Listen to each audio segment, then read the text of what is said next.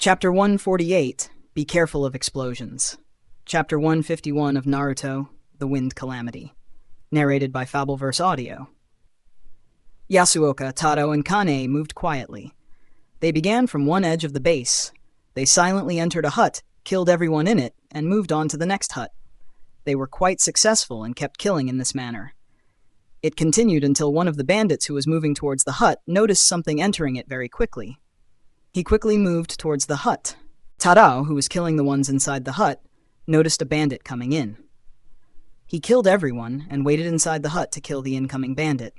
But the bandit never entered the hut. Instead, he stopped around 10 meters away from it. Tadao frowned. If he doesn't come in quickly, then the smell of the blood will spread. Tadao lost his patience and ran outside towards the bandit. The bandit noticed and screamed, "Intrude!" Tadao cut his neck before he could finish. Unfortunately, that yell alerted everyone. However, they weren't worried. They had already killed over half the bandits. All three immediately hid behind the huts. They waited for the bandits to rush out. The scream had made all bandits rush out. Kai was displeased at being disturbed. He left his tent grumpily. As soon as the bandits exited the huts, they were ambushed. Another 10 bandits were killed. Fujin thought, not bad, these guys are neat. Anyways, there don't seem to be any traps here. Is it just a brainless rogue ninja? The remaining bandits were terrified. They prepared themselves for a fight. Kai screamed, "Konoha scums! Die!" He immediately made a move towards Yasuoka. Yasuoka's eyes widened as he noticed that Kai had chakra. He immediately made hand signs. Water release, fish spit jutsu. Yasuoka spat a jet of water at Kai. However, Kai scoffed. Water release? Worthless. He made hand signs as well. Lightning release, lightning bolt jutsu. He extended his finger towards the incoming jet of water. A small bolt of lightning was released through his finger. It hit the jet of the water and traveled through it to Yasuoka. Yasuoka didn't expect it. The lightning hit him and shocked him.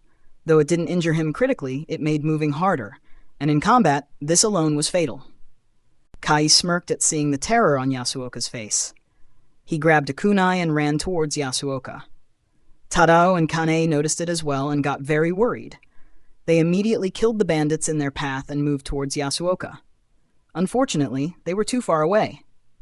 Yasuoka's life flashed in front of his eyes as he saw Kai approaching him. He barely managed to grab a kunai and raise it, but his movements were very slow.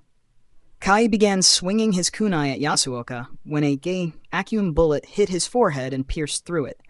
His body was thrown behind by a couple of meters due to the momentum of the vacuum bullet. Yasuoka, who had almost given up on his life, was stunned. So were Tado, Kane, and the bandits. The bandits immediately began running. Fujin had been sensing continuously but didn't find anyone else, so he decided to make a move. After all, losing a ninja on his first mission as a team leader won't look good. Tadao and Kane exchanged glances and thought, didn't he say that he only knew it of wind nature manipulation? Fujin, who was still alert, suddenly became very serious. He made a hand sign and yelled, "Moe back!" The trio were surprised. Tadao and Kane immediately moved backwards. Yasuoka was still struggling. Fujin's wind clone appeared behind him. He grabbed Yasuoka's collar and tossed him behind. At the same time, he extended his other arm towards Kai. A spinning shield of wind appeared in front of the clone. Kai's body suddenly exploded. The explosion burnt everything within a radius of 10 meters and sent dust and small pebbles flying for a long distance. The spinning shield of wind was destroyed as well. But no debris flew past it, and hence Yasuoka was safe. However, Tadao and Kane were injured lightly by some pebbles. So were the bandits. Fujin frowned. He created 5 wind clones. 3 stayed around him, while the other 2 flickered towards the bandits and killed them all. Fujin thought, what the hell? Did he carry 100 explosion tags to take revenge on the one who kills him? No, why would anyone do that? The more likely case is that someone used him as a booby trap. But who? And for what purpose? Fujin wasn't sure of his analysis, but it was on point. I had sent a few dozen prisoners to the Land of Fire. They were instructed to act as bandits, or else Kumo would come after them again. Every one of these ninjas had seals inscribed on their bodies. Seals that would explode with a huge force after being killed. In order to ensure that they won't surrender, all of them were threatened with terrible consequences to either themselves or their loved ones. A's target was to reintroduce uncertainty for trading caravans in the Land of Fire. And he would also hit Konoha's ninjas. Most of the prisoners he released could easily kill genins. It'd be especially good if they killed younger genins. And if they were killed by chunins or junins, then the explosion could have a slight chance to kill them as well. For Konoha, who had just begun recovering, such a loss could be a setback. Unfortunately for A, in this particular instance, his opponent was a ninja who loved his life too much to fall for such a trick. But if A was to learn of the disappointing performance of Kai, he wouldn't care much. Kai and his bandit group had already killed 3 trading caravans mercilessly. When this news spreads, it'll create panic among the traders, and they won't trust the Land of Fire to provide them with complete safety. Even after all the bandits were killed, Fujin didn't sense anyone, so he flickered on the nearest tree to the explosion and said, "Gather here." The trio nodded and began moving towards Fujin. The genins now looked at Fujin in a new light. Without him, it was very likely that they might have not returned alive. Fujin created a shadow clone who gathered and stored whatever remained of Kai's body in a scroll. Fujin asked, "How are your injuries?" Yasuoka said, "I am fine. My body was restricted a bit by the electric shock. It has recovered." Tado said, "I am fine too, just some scratches from the pebbles." Kane said, "Same here." Fujin nodded. None of them had any serious wounds. Yasuoka asked, "Fujin, you are a sensor, right? Did you sense that ninja before we attacked?" Fujin shook his head and said, "No, I didn't sense any chakra from him. I guess either he knew how to suppress his chakra or had some sort of seal that allowed him to hide his chakra from sensors." Yasuoka's face became grim. If such events happened frequently, then their risk while doing rank C missions would increase exponentially. Both Tado and Kane had grim faces too. Fujin understood why their faces were grim, but didn't say anything. Fujin's shadow clone had stored the dead body and then gathered all the survivors in the camp. There were 8 young girls. All were very afraid due to their horrible experience and the gore around them. Fujin asked, "Are any of you good with first aid?" Kane said, "Me." Fujin said, "All right, apply the necessary first aid to them. We will move away quickly." Kane applied first aid to them and comforted them a bit. Seeing that they were Konoha ninjas, the girls relaxed slightly. The group moved away a few kilometers before setting up a camp to rest. They rested for the night and began the journey back to Konoha the next day. Since the civilian girls also traveled with them, the journey back took 1.5 days. After returning to Konoha, they handed the girls to the proper authorities and went straight to the mission center. Fujin reported the details of the mission to Shichiro. Shichiro was surprised. He said, "I didn't think that such a new bandit group would have such a strong ninja." He sighed in relief. "I am glad I chose Fujin, else some of them might have died." Shichiro had seen many of his classmates die. He didn't want to see more dying. He handed a paper to Fujin and said, "Fujin, as the team leader, you have to write the mission report. Please fill in the details in this form and describe how the mission went and any observations you made." Fujin nodded and took the form. Shichiro continued, "Since this mission involved a Chunin-level ninja as the enemy, I will upgrade your mission to rank B. Your rewards will also be increased from 50,000 Ryo to 500,000 Ryo. Hearing that improved the moods of the genins. With 10 times the rewards, they could afford to not take a mission for almost a year. They could perform safe rank D missions for some money if they needed it.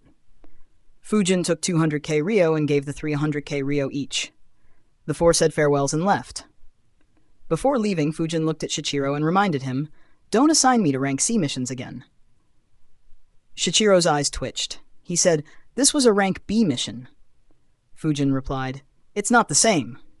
If you assign me another rank C, I'll refuse to take it." Without waiting for his reply, Fujin left.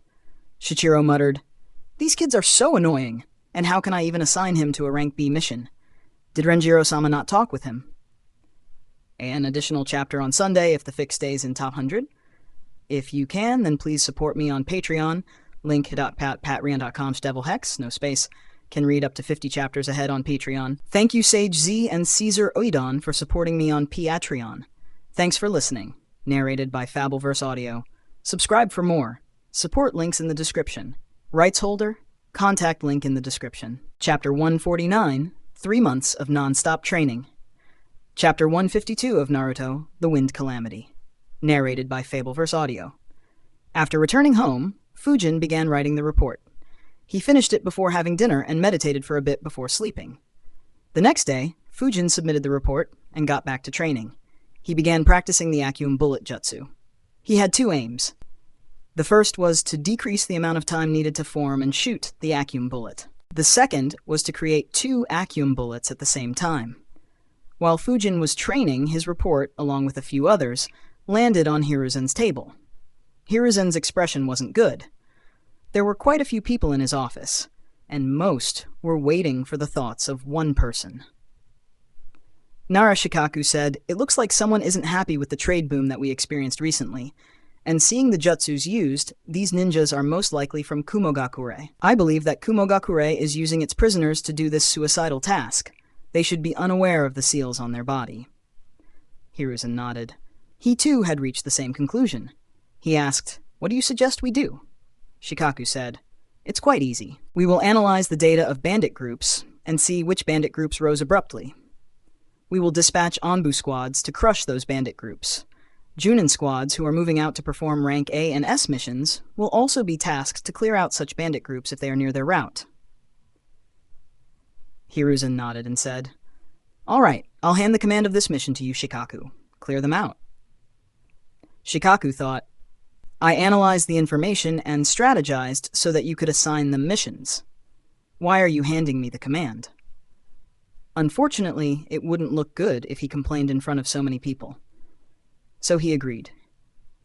In the next week, every single of these groups was eliminated by Shikaku with the help of Anbu, Root, and Junins. Though A's goals were successful initially, they didn't affect Konoha much overall. After a week of training, Fujin analyzed, "I managed to improve my control over the Acum bullet and decrease the time needed to use it considerably. But I had no success at all in forming the second Acum bullet. I guess Hiruzen was right. Since he couldn't create another Acum bullet at the same time, he decided, all right, from now on, I'll focus entirely on Fuinjutsu." He created a shadow clone with 10% of his chakra. The clone flickered to the library. Fujin created a bunch of more clones. 4 of them split in 4 different directions and began and activated their chakra field. Fujin sensed the chakra fields and thought, "I would have loved to master Fuinjutsu at home. But my house doesn't have enough space for my clones. Oh well, it's not like my house can hide me from Byakugan or that perverted crystal ball. Besides, the training ground rarely has any visitors. The only 2 who visited me here so far are Renjiro and Taro, so it should be safe. Anyways, if someone does see me, I'll just say that my grandpa asked me to learn it to prepare for Flying Thunder God Jutsu. Haha. My skill at Fuinjutsu becoming public shouldn't have any effect on me now. Only the surprise element will be lost." While his clone went to the library, Fujin started with the finger carving seal. It was very easy, and he mastered it within a few minutes. He opened a scroll and summoned the items that will be needed to practice and waited while meditating. Library. Fujin's shadow clone entered the B section of the library. He grabbed the Advanced Fuinjutsu Theory and Sealing Tag scroll. He sat down and read how to create the sealing tag. He also checked the new symbols that he would have to learn to create it. After 15 minutes of careful reading, he made a hand sign. Shadow Clone Jutsu. A shadow clone appeared next to him. As soon as the new clone appeared, the new clone dispelled itself. As soon as the clone dispelled himself, Fujin received the memories. Knowing all the information needed to learn the sealing tag, Fujin made a hand sign. He used Shadow Clone Jutsu repeatedly until he created 10 clones. He thought, "This is my first time, so I'll limit myself to 10 clones. If my head is fine, I'll create more." Fujin and the 10 clones began creating the sealing tag individually. The 4 sensor clones kept an eye out for any intruders, while the clone in the library began reading information on other seals. Fujin and his 10 clones practiced for half an hour. Fujin dismissed his clones. Memories of the clones rushed into his head, causing a small headache. Fujin thought, that wasn't bad. Working on the same thing reduces the impact of sudden memories. I can try with 15 this time. Fujin meditated for a few minutes to properly understand the gains of all 10 clones and combine all information into one. After 5 minutes, he began using Shadow Clone Jutsu again. While making the clones, he thought, I need to get the multi-Shadow Clone Jutsu. Creating them one by one is kinda tedious. That said, how do I ask Hiruzen or Renjiro for a forbidden jutsu? He thought for a bit, but couldn't come up with anything reasonable. He thought, leave it. I'll ask when the opportunity presents itself. Till then, I will consider this as a form of training to master the Shadow Clone Jutsu. I still can't do it without that last hand seal. Fujin continued learning Fuinjutsu in this manner. Eventually, he increased the number of Shadow Clones to 20. For 3 whole months, no one disturbed him. In these 3 months, Fujin managed to learn to create the Explosion Tag, Sealing Tag, Chakra Suppression Seal, Barrier Tag, 5 Elements Tag, Cloth Binding Technique, Silence Seal, Anti-Byakugan Seal, Anti-Sharingan Seal, Stealth Seal, Light Absorption Seal, Training Seal, Resistance Seal, Gravity Seal, and a bunch of other seals. While he didn't learn all the seals, he learned enough to be able to replicate the meditation room from the tower. He also managed to create storage seals that can store living beings and tested them with some rats. While he couldn't be considered a Fuinjutsu master yet, he was very close. In these 3 months, he also kept increasing the difficulty of his morning physical workout. He had increased the training seal's power to 68%. In addition, he also practiced his ninjutsu once a week. During this period, Eiji contacted Fujin twice to view the 2 times when the Fuinjutsu master that he invited inscribed seals on his house. Fujin observed the process carefully. He didn't recognize the Fuinjutsu master. But the Fuinjutsu master was definitely more skilled than him. However, Fujin recognized all the seals he inscribed. There wasn't any funny business. While Fujin made massive progress, one thought popped up often in his mind. Why am I not being called for any missions? I expected that I would be assigned to a few B-rank missions at least. After all, shouldn't Wind Element Ninja be in demand in a village where most have the Fire Element? However, he never did anything about it. He was very happy with the progress he was making with Fuinjutsu. Finally, Fujin's training in isolation was disturbed. While he was practicing a seal, a Chunin entered Training Ground 23. One of Fujin's clones sensed him and dispelled himself. Fujin and his clones received the memories. In a few seconds, all items were packed and stored in the scroll. Fujin kept the scroll back and dispelled his clones. The Chunin didn't realize that he was sensed. In a few seconds, he arrived where Fujin was. Fujin saw him. He looked like in his late teens. The Chunin said, "Hey Fujin, I am Hatake Ryota. You have been assigned to our squad for a mission. Come with me." Fujin nodded and followed him. He dispelled his clones that were sensing. Fujin wondered, why exactly did I not get any mission for 3 months? Did Hiruzen spy on me learning Fuinjutsu and decide to give me a break? But that doesn't sound like him at all. Fujin's analysis couldn't have been farther from the truth. 2 days ago in the Hokage office, Hiruzen asked, "Takao, can you tell me the status of Renjiro's students?" Takao answered, "I'll have to check, Lord Hokage. I'll let you know later." Hiruzen nodded. A few hours later, Takao entered the Hokage office. Hiruzen saw that he had a rather strange expression. Takao said, "Lord Hokage, I checked the information about Renjiro's students. Hyuga Hoka joined a Chunin squad arranged by his father. He fulfills the typical Hyuga role in a squad. He has led in 7 rank C missions and participated in 3 rank B missions. Uchiha Miko joined the Uchiha police force. In addition, she has led in 3 rank C missions and participated in 5 rank B missions. Both Miko and Hoka have shown great promise." About Fujin. Hiruzen was looking forward the most to Fujin's performance. But he wondered, what exactly did Fujin do for Takao to make such a strange face? Takao said, Fujin has led in just 1 rank C mission about 2 weeks after that rank A mission. The mission got upgraded to rank B, but he completed the mission without any casualties. But after that, he took no mission at all. Hiruzen was surprised. He didn't understand Fujin's behavior. He asked, "What has Fujin been doing?" Takao said, "I did some research. He booked Training Ground 23 for 9 months. He has been visiting it daily and spends most of his time there. Hiruzen said, I can understand Fujin training, but why didn't he take any missions? Takao said, I am not sure. Hiruzen thought for a bit. Suddenly, it hit him. He said, wait, don't tell me. Additional chapter on Sunday if the fic stays in top 200. AN, if you can, then please support me on Patreon. Link w.patreon.com/devilhex no space. Can read up to 50 chapters ahead on Patreon. Thanks for listening. Narrated by Fabelverse Audio. Subscribe for more. Support links in the description. Rights holder? Contact link in the description.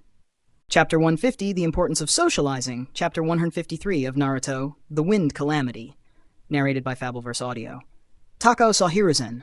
He wondered, what did Lord Hokage realize for him to be so surprised? Hiruzen thought, no wonder Fujin never did any mission. He never joined a team. From what Genki had said, Fujin stayed alone and never interacted much with others. Renjiro noted the same thing and said that Fujin preferred being and acting alone. So Fujin has no contacts outside his small bubble of friends, and most of those friends are still in their Genin squad or in the academy. He shouldn't be in touch with any Chunins other than maybe his academy teachers, and since he is an orphan, no one arranged for him to enter a squad. And with both his teammates being from big clans who were arranged in squads by their families, he was left with no one to make a team with. Hiruzen said, Takao, call Sarutobi Tamotsu to my office. Takao nodded and left the office.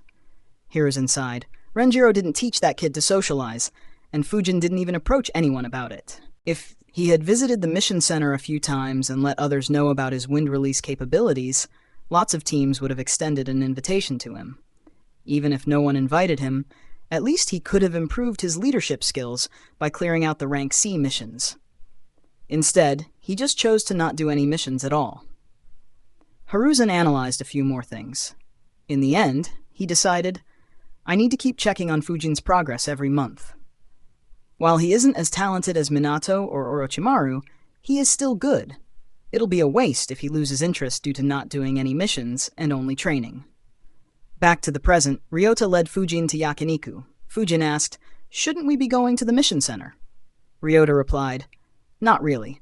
Meet up with the team first. We will accept the mission officially tomorrow. Fujin wasn't sure what Ryota was up to, but he followed him in. Ryota led him to a table where 3 other people and a dog were sitting.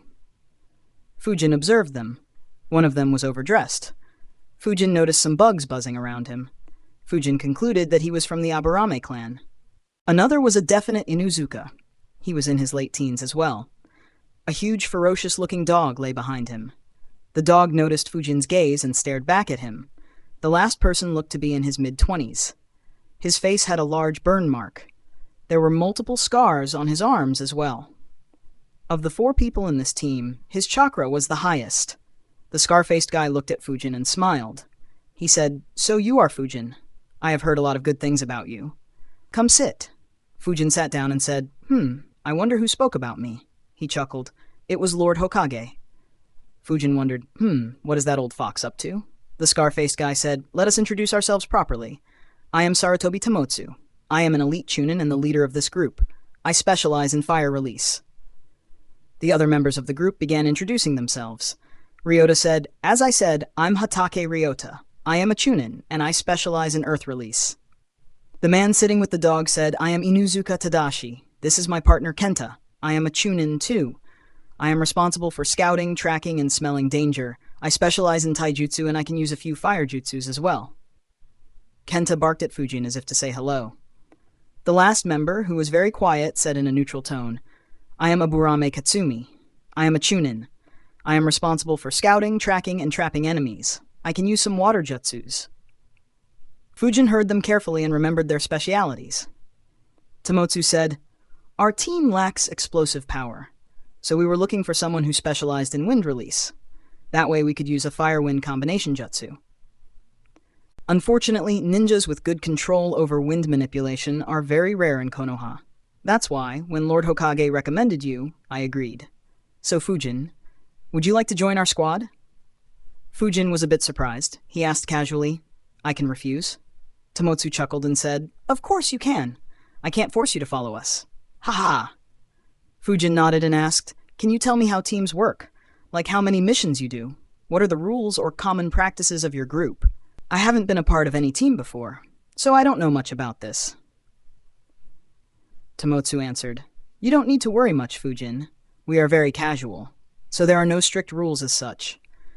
The most important thing is to give your all in the mission and maintain good teamwork. Also, never abandon your teammates. If you are found slacking or putting your teammates at risk, then we won't keep you in the team anymore. Of course, the same applies to the rest of us too. Fujin nodded. What Tomotsu said was basic. Tomotsu continued, As for missions, we only do rank B missions. We take them continuously with a few days break between missions, depending on how tired we are after the missions. The reward money is equally divided among all team members. When you are a part of the team, all your rank B missions will be with us. You can take up missions with other teams only if we take a long break. I wouldn't recommend wasting time on rank C or D missions, but you can take them on your own on rest days if you want. The only exception would be if Lord Hokage assigns you on a separate mission, or if you get invited for a rank A mission. In that case, give preference to those missions. Of course, let us know that you'll be busy on those missions, if possible.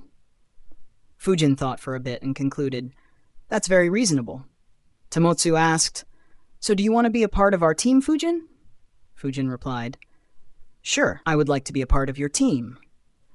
He sighed and said, Besides, I haven't been assigned any mission for 3 months, so I don't really have any other choices. On hearing Fujin, Ryota, Katsumi, and Tadashi had weird expressions. Tomotsu had an idea.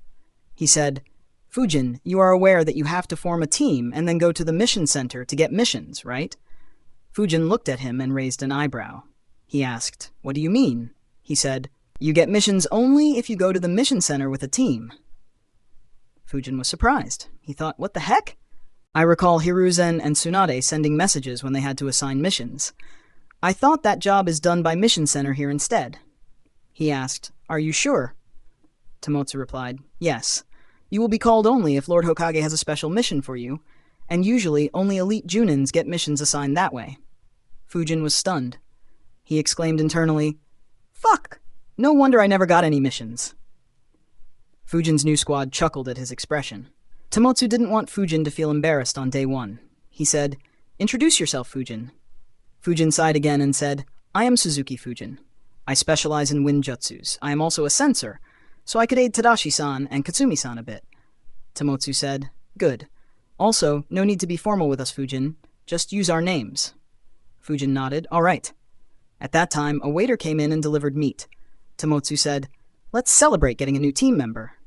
The group began eating while chatting casually. At one point, Fujin asked, Tomotsu, how do you become an elite Chunin? Is there an exam similar to the Chunin exam? Tomotsu said, No, there is no exam. You get assigned this rank by doing missions. The missions that you complete are analyzed by the village. When they are satisfied with your performances, they promote you to elite Chunin. Fujin was surprised. He asked, On what parameters do they decide? Tomotsu replied, Well, the basic requirements are your strength and overall capability. If you have any obvious weakness, you won't be promoted to elite Chunin. Once you meet those requirements, they check your mission record. There are no fixed criteria regarding the missions, so I can't comment on what parameters they check here. But it'd be safe to say that you need to have completed at least 50 rank B missions. Fujin thought and said, Oh, thank you. Tomotsu smiled and said, No worries. There are a couple more things that you should know about elite Chunins. Other villages aren't as strict as Konoha while promoting to Junins. So most elite Chunins from Konoha can go up against Junins of other villages. So don't expect to be promoted quickly. Also, if you want to be promoted to Junin or special Junin ranks, then you first need to be an elite Chunin. Otherwise, you won't be considered for Junin promotions. Fujin nodded. He had expected that. After eating the food, Tomotsu said, I have already accepted a mission. Tomorrow we will escort a noble from the land of rice back to his country. Meet up at the gate at 11 a.m. and bring enough supplies for a couple of months. Fujin and the others nodded and left. After leaving, Fujin headed back to the training ground. Additional chapter on Sunday if the fic stays in top 2. If you can, then please support me on Patreon. Link, Patreon.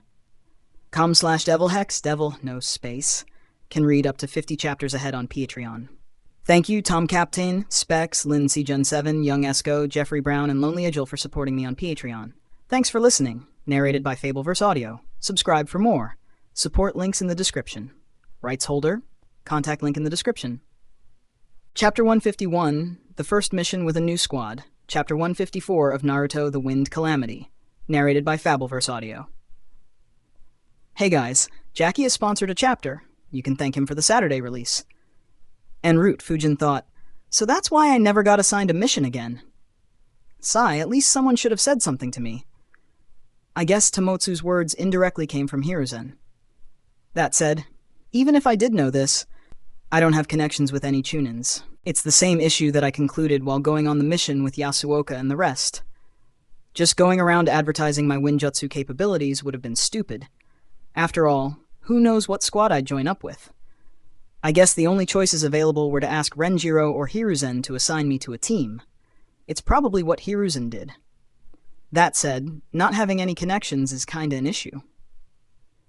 I didn't give much thought to this earlier, as this is the world of the strong.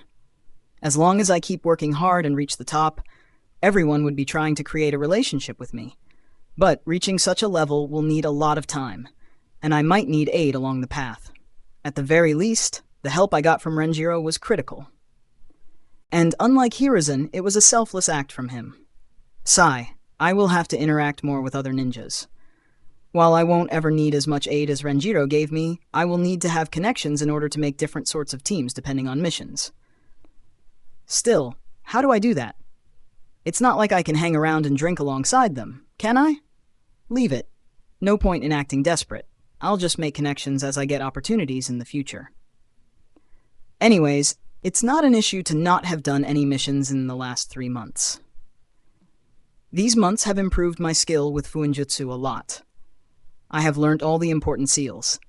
In terms of effectiveness, I should be on par with seal masters.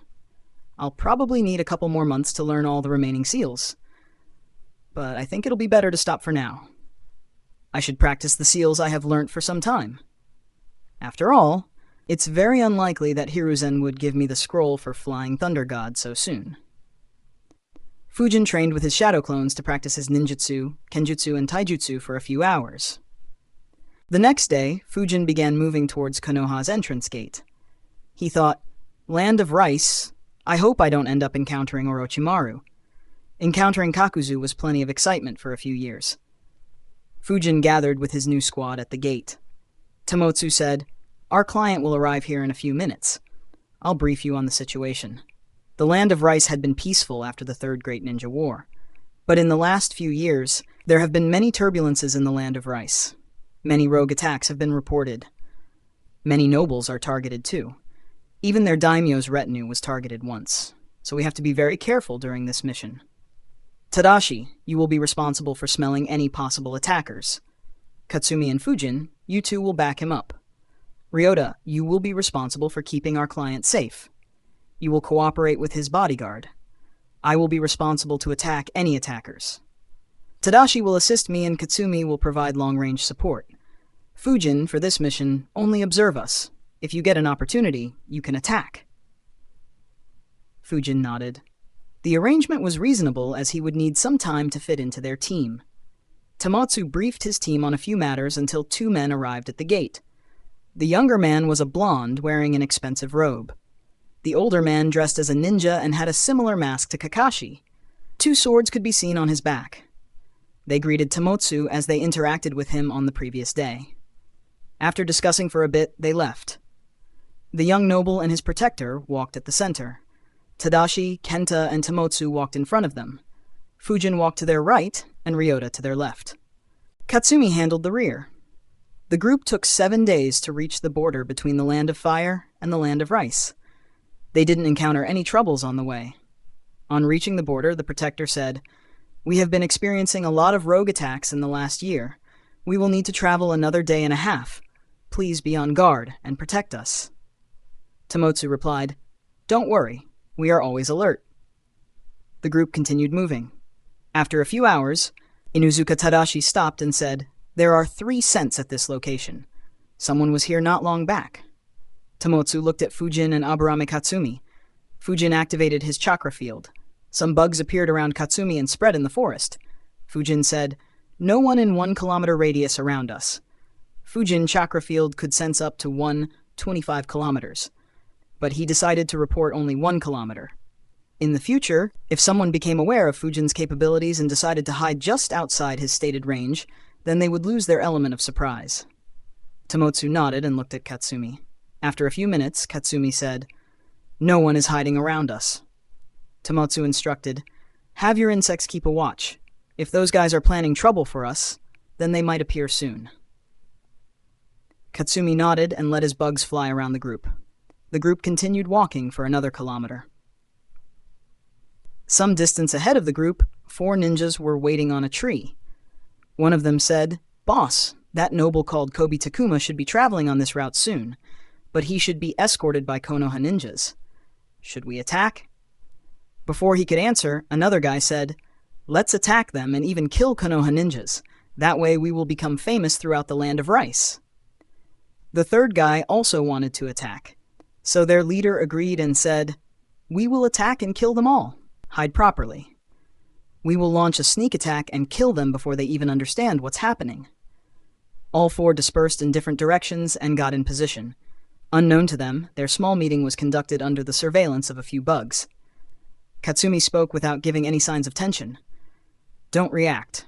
4 rogue ninjas are planning an ambush ahead, about 1.5 kilometers from here." Tomotsu asked, "How strong are they?" Katsumi replied, "Not sure, guessing at Chunin level." Tomotsu instructed, "All right, keep moving this way. When we are close, Katsumi and Tadashi will attack. Ryota and Fujin will defend. Fujin, don't sense them." No one replied to Tomotsu, and the group kept moving forward. The noble and his bodyguard were tense but didn't show it. They were already prepared to get attacked. Around 500 meters from the ambush spot, Tadashi said, "I can smell them." Katsumi said, "My bugs have passed me their location as well." Tomotsu said, "Good. Attack as soon as you can." The group walked until they were just 100 meters from the ambush spot. Suddenly, Tadashi, Kenta, and Katsumi disappeared. They moved stealthily through the forest towards the ones waiting in hiding. Fujin's eyes glowed as he observed them. He checked the ambushers and thought, "Chunins? At max, those guys are genins. Only one has Chunin-level chakra reserves." Tadashi and his dog were faster. They reached their opponent first. Their opponent didn't see them until the last moment. When he heard something and checked behind him, Tadashi stuck his kunai into his back while Kenta bit his throat. Another attacker was a few meters away from Tadashi. He was shocked at seeing one of them being killed so quickly. He shouted to alert others and grabbed his weapon. However, Tadashi and Kenta suddenly began spinning. Man-beast taijutsu, fang over fang. The ninja hadn't seen such a technique before. Both Tadashi and Kenta hit him. Their claws ripped his throat. Both stopped and looked at their victims and thought they were only jinins. On the other side of the road, Katsumi watched from a distance as his bugs devoured one of his opponents. The last remaining member of this group was their leader. He was terrified by the screams of his underlings on the other side and the bugs eating one of his men in front of him. He began making hand signs in a panic when Katsumi said, "Give up. Your death is a certainty." He was humiliated but kept making hand signs. Suddenly, he felt something bite his chest. The tense situation made him ignore the pain, but suddenly his hands and legs trembled. His knees fell to the ground. Katsumi said, "You shouldn't fight when your clothes are full of my poisonous bugs." The enemy fell to the ground. He could see some bugs crawling out of his shirt. Tomotsu appeared behind Katsumi and asked, "Is it done?" Katsumi said, "Yes. Looks like only he was at the Chunin level, though it's doubtful that someone like him can have a bounty." Tomotsu said, "Even if he doesn't, we can use his head to improve relations with the daimyo slightly, so collect it." Katsumi nodded and stored his head in a scroll. The group continued their journey. You can sponsor chapters through Patreon for additional releases. Thanks for listening. Narrated by Fabelverse Audio. Subscribe for more. Support links in the description. Rights holder? Contact link in the description. Chapter 52, Boring. Chapter 155 of Naruto Wind Calamity. Narrated by Fabelverse Audio. Holy crap, 1,200 Power Stones last week. Let's keep it up, guys. Let's cross 1,200 this week as well. As the group proceeded ahead, they were attacked again on 2 occasions. However, in both instances, all enemies were killed without Fujin getting any chance to fight. Fujin wondered, are there so many rogue ninjas in this country? Or is Orochimaru trying to influence the environment here? After all, he shouldn't be able to create a hidden village while the daimyo still exists. Then again, for him to kill off a daimyo in secret shouldn't be much of an issue. Fujin wasn't able to arrive at any conclusion, so he dropped the thought. On the day after, they reached the location and completed the mission. Without waiting, the Konoha team left back for Konoha. As they were running on branches, Tamotsu asked, "So Fujin, how did you feel this mission was?" Fujin answered, "Well, it was kinda boring." Tamotsu laughed at that answer. He said, "Yeah, most missions are boring. If we have exciting missions all the time, then we won't live for long." Fujin thought, "Yeah, that's true. Still, this is very boring." Ryota said, "Most rank B missions are like these. Our missions get interfered with by rogue genins and chunins. They are very easy to kill off." Tamotsu added, "If the missions involve rogue junins or ninjas from another major village, then it'll be categorized as rank A or S, or the Anbu will handle them." Fujin nodded and said, "Yeah, that makes sense." Tamotsu said, "Don't worry, I'll give you a more active role in future missions." Fujin smiled and thanked him. However, internally he sighed. What's the use of having an active role against such enemies? They will die without even seeing me. It's fine for now, but I will need to find a way to get better missions after I'm done with my training plans. The team returned to Konoha without any issues and divided the rewards equally. They had a group dinner before leaving for home. Tamotsu asked the group to meet again in the mission center after a week. Fujin began meditating after reaching home when he heard a knock on his door. He wondered, who'd come to visit at this time? He opened the door to see a familiar face. That person worked in Eiji's shop. He said, "Fujin-kun, the work on your house is completed. Eiji-sama wants to show it to you tomorrow at 9 a.m.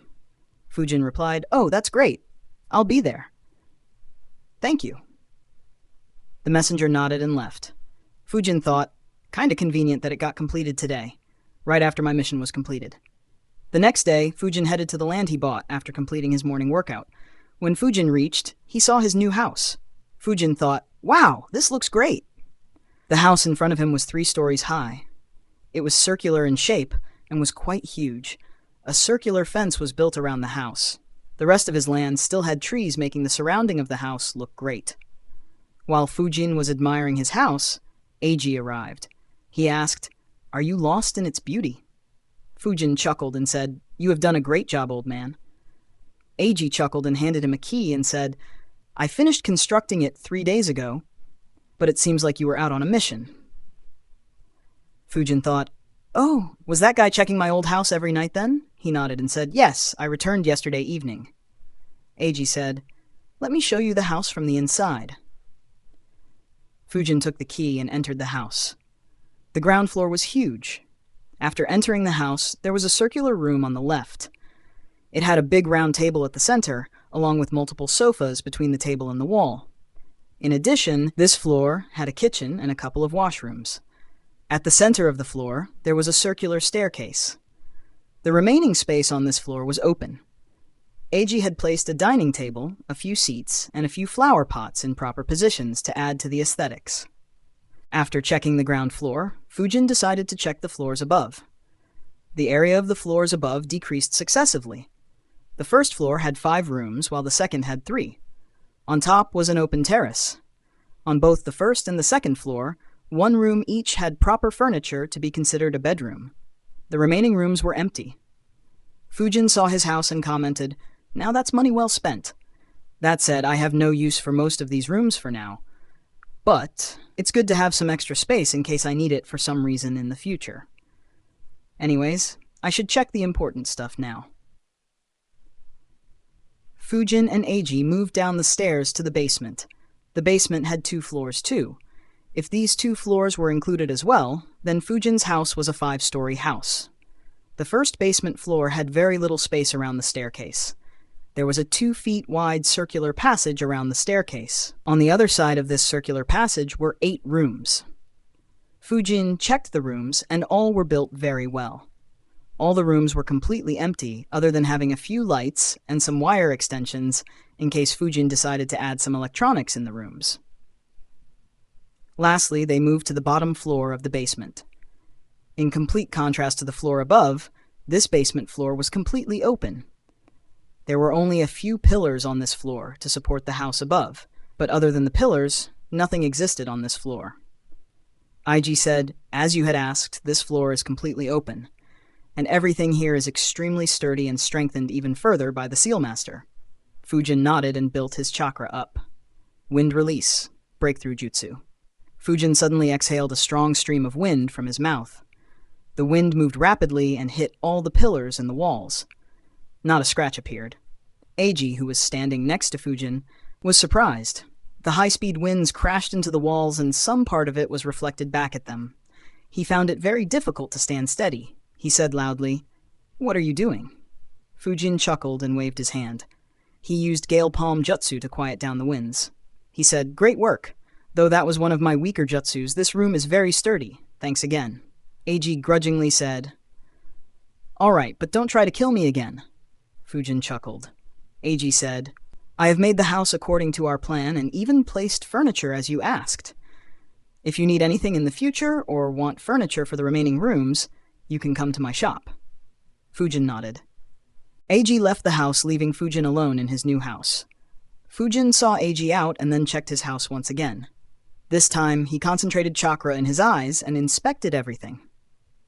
After half an hour, he concluded, "All right. I know I am being overly cautious, but there doesn't seem to be anything wrong in the house, and all the walls are as sturdy as Eiji promised them to be.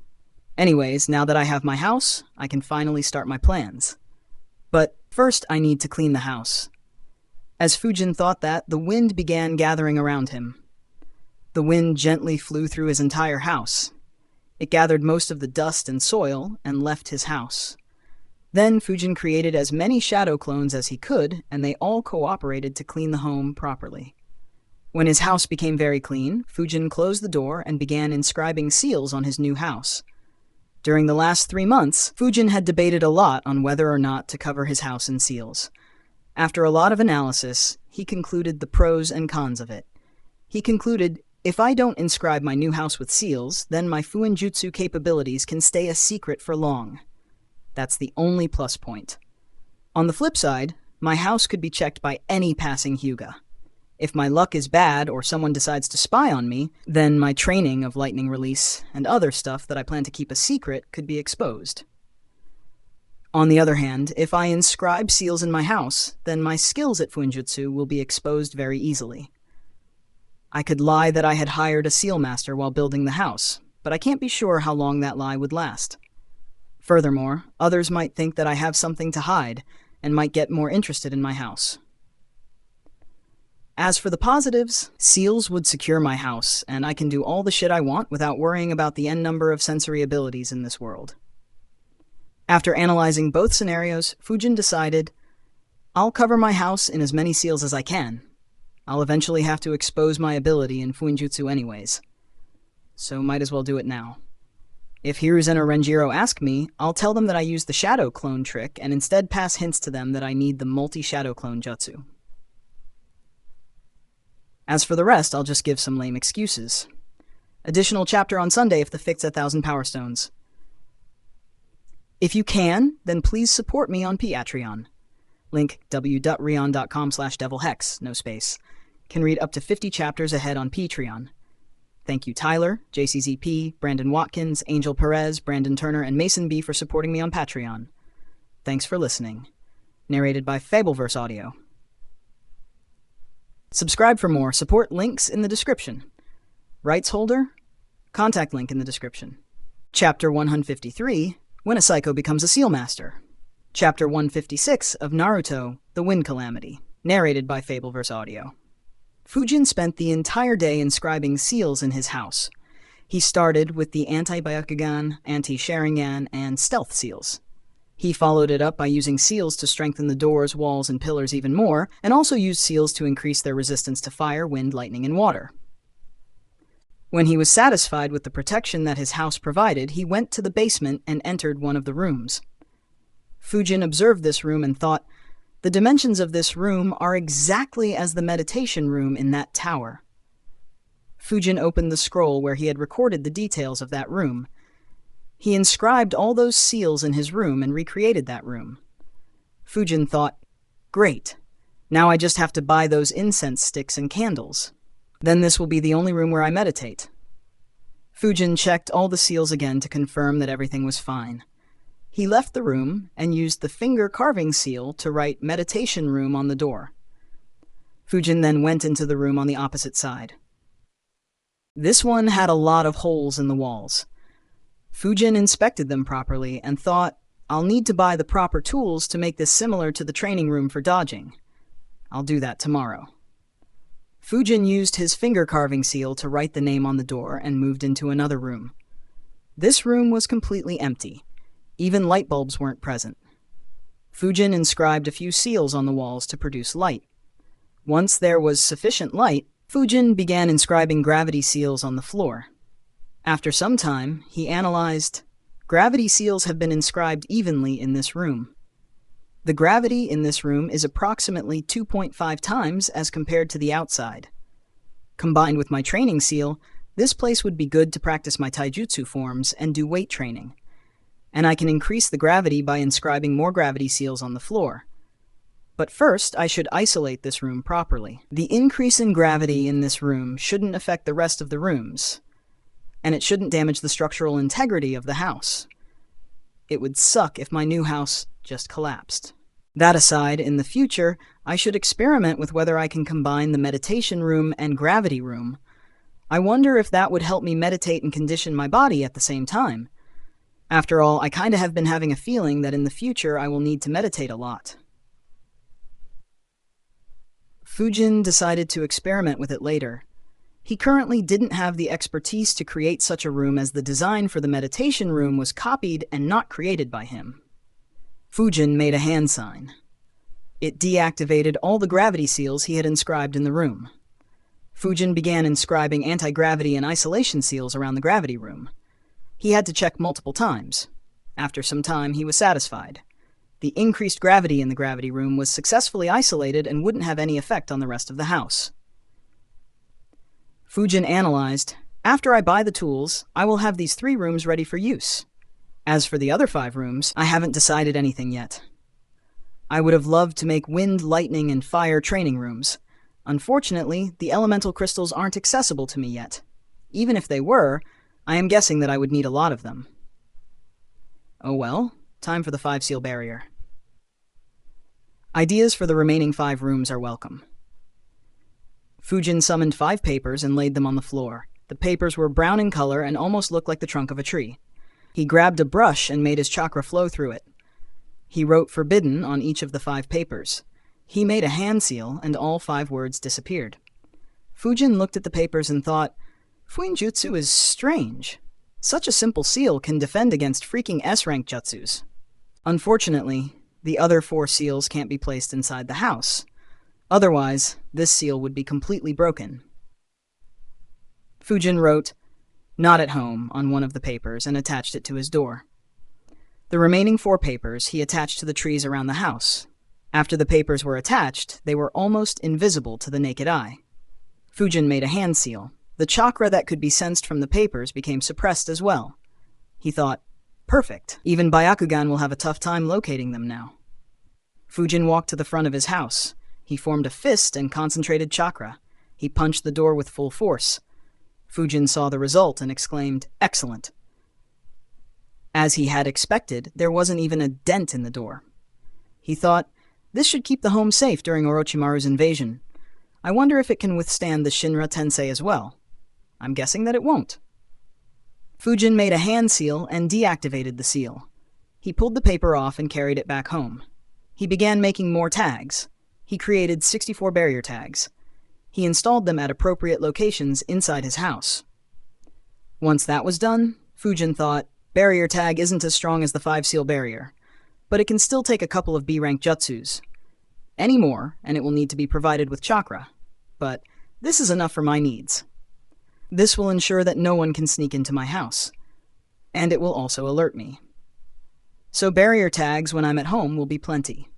When I'm not at home, the 5-seal barrier will be up. With the barrier set up, Fujin began wondering whether he could use any more seals to make his house more secure.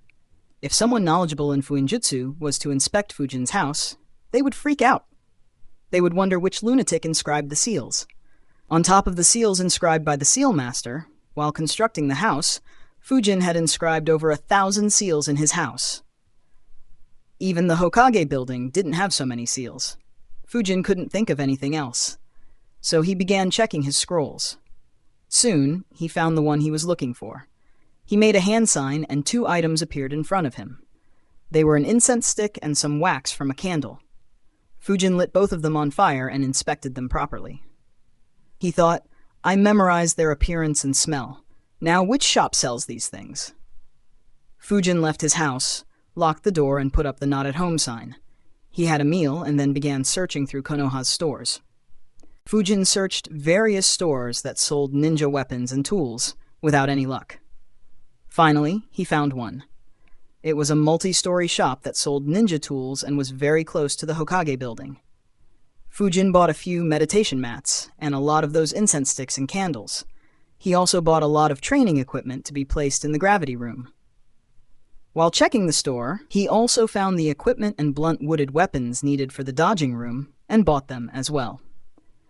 After that, Fujin bought groceries, utensils, and other necessary items for his house. He also took all the items that he needed from his old house, vacated it, and completed the formalities and procedures related to it.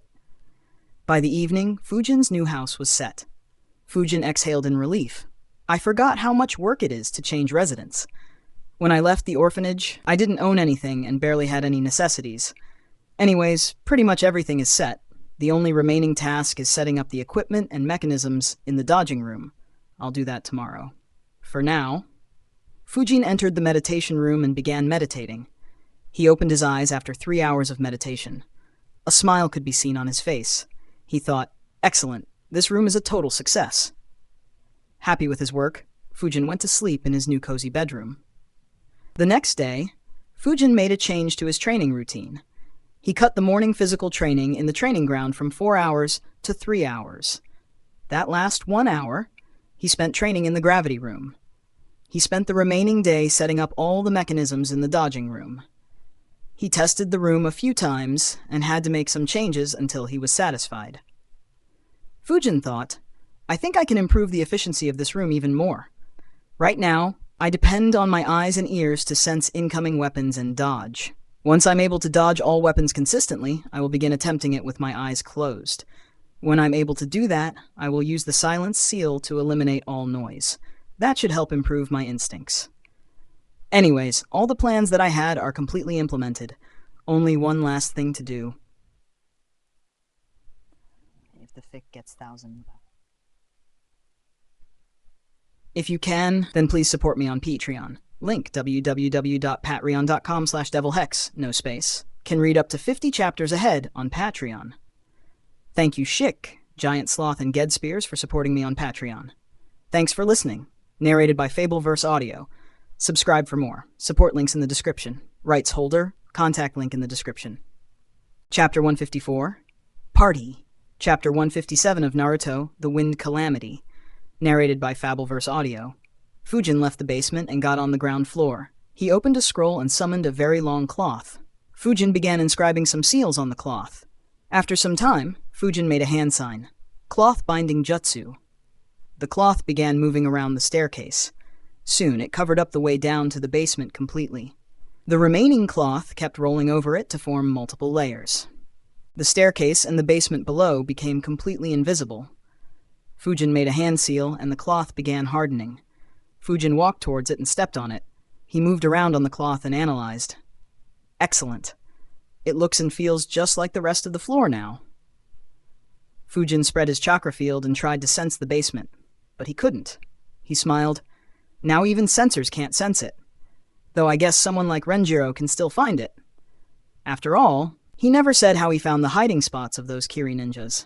Anyways, it's fine. It's not like I really need to hide anything there. The main purpose of this is just distraction. In the future, if I'm suspected of doing anything fishy, then Konoha is sure to check my house. They will waste a lot of effort to check my house and find nothing in here at all. Ha ha ha. And it'll let me know that I'm being suspected, and I can preemptively take some precautionary measures. Of course, until then, I can keep improving my seals even more, and make the defenses even sturdier. Heh, how fun it'd be if I can have half a dozen types of barriers, and a few dozen traps in my home. And all that to hide nothing. Fujin laughed at that thought. He calmed down thinking, anyways, now that the house is ready, I should call a few people in. Miko and Hoka had asked me to invite them, and I can invite Renjiro as well. Should I invite others? Who all? I can invite Genki in, though he would probably not like to be among kids. I should also invite Teru, Yori, and Hana, but probably best to not have them alongside Renjiro. As for my new team, I have just met them, so probably not a good idea to invite them right now. I could mention it after the next mission, so in what order to invite? Fujin thought for a bit and decided, I'll invite my old team first. Then I can invite Hoka again to hang alongside our classmates. Genki, I'll call later. Fujin made 3 shadow clones. The first one flickered towards the Senju clan compound. The other 2 waited for a bit and left for Uchiha and Hyuga clan compounds. The clone headed to the Senju clan reached first. Unfortunately, Renjiro was out on a mission. The clone passed a message about his new house and left.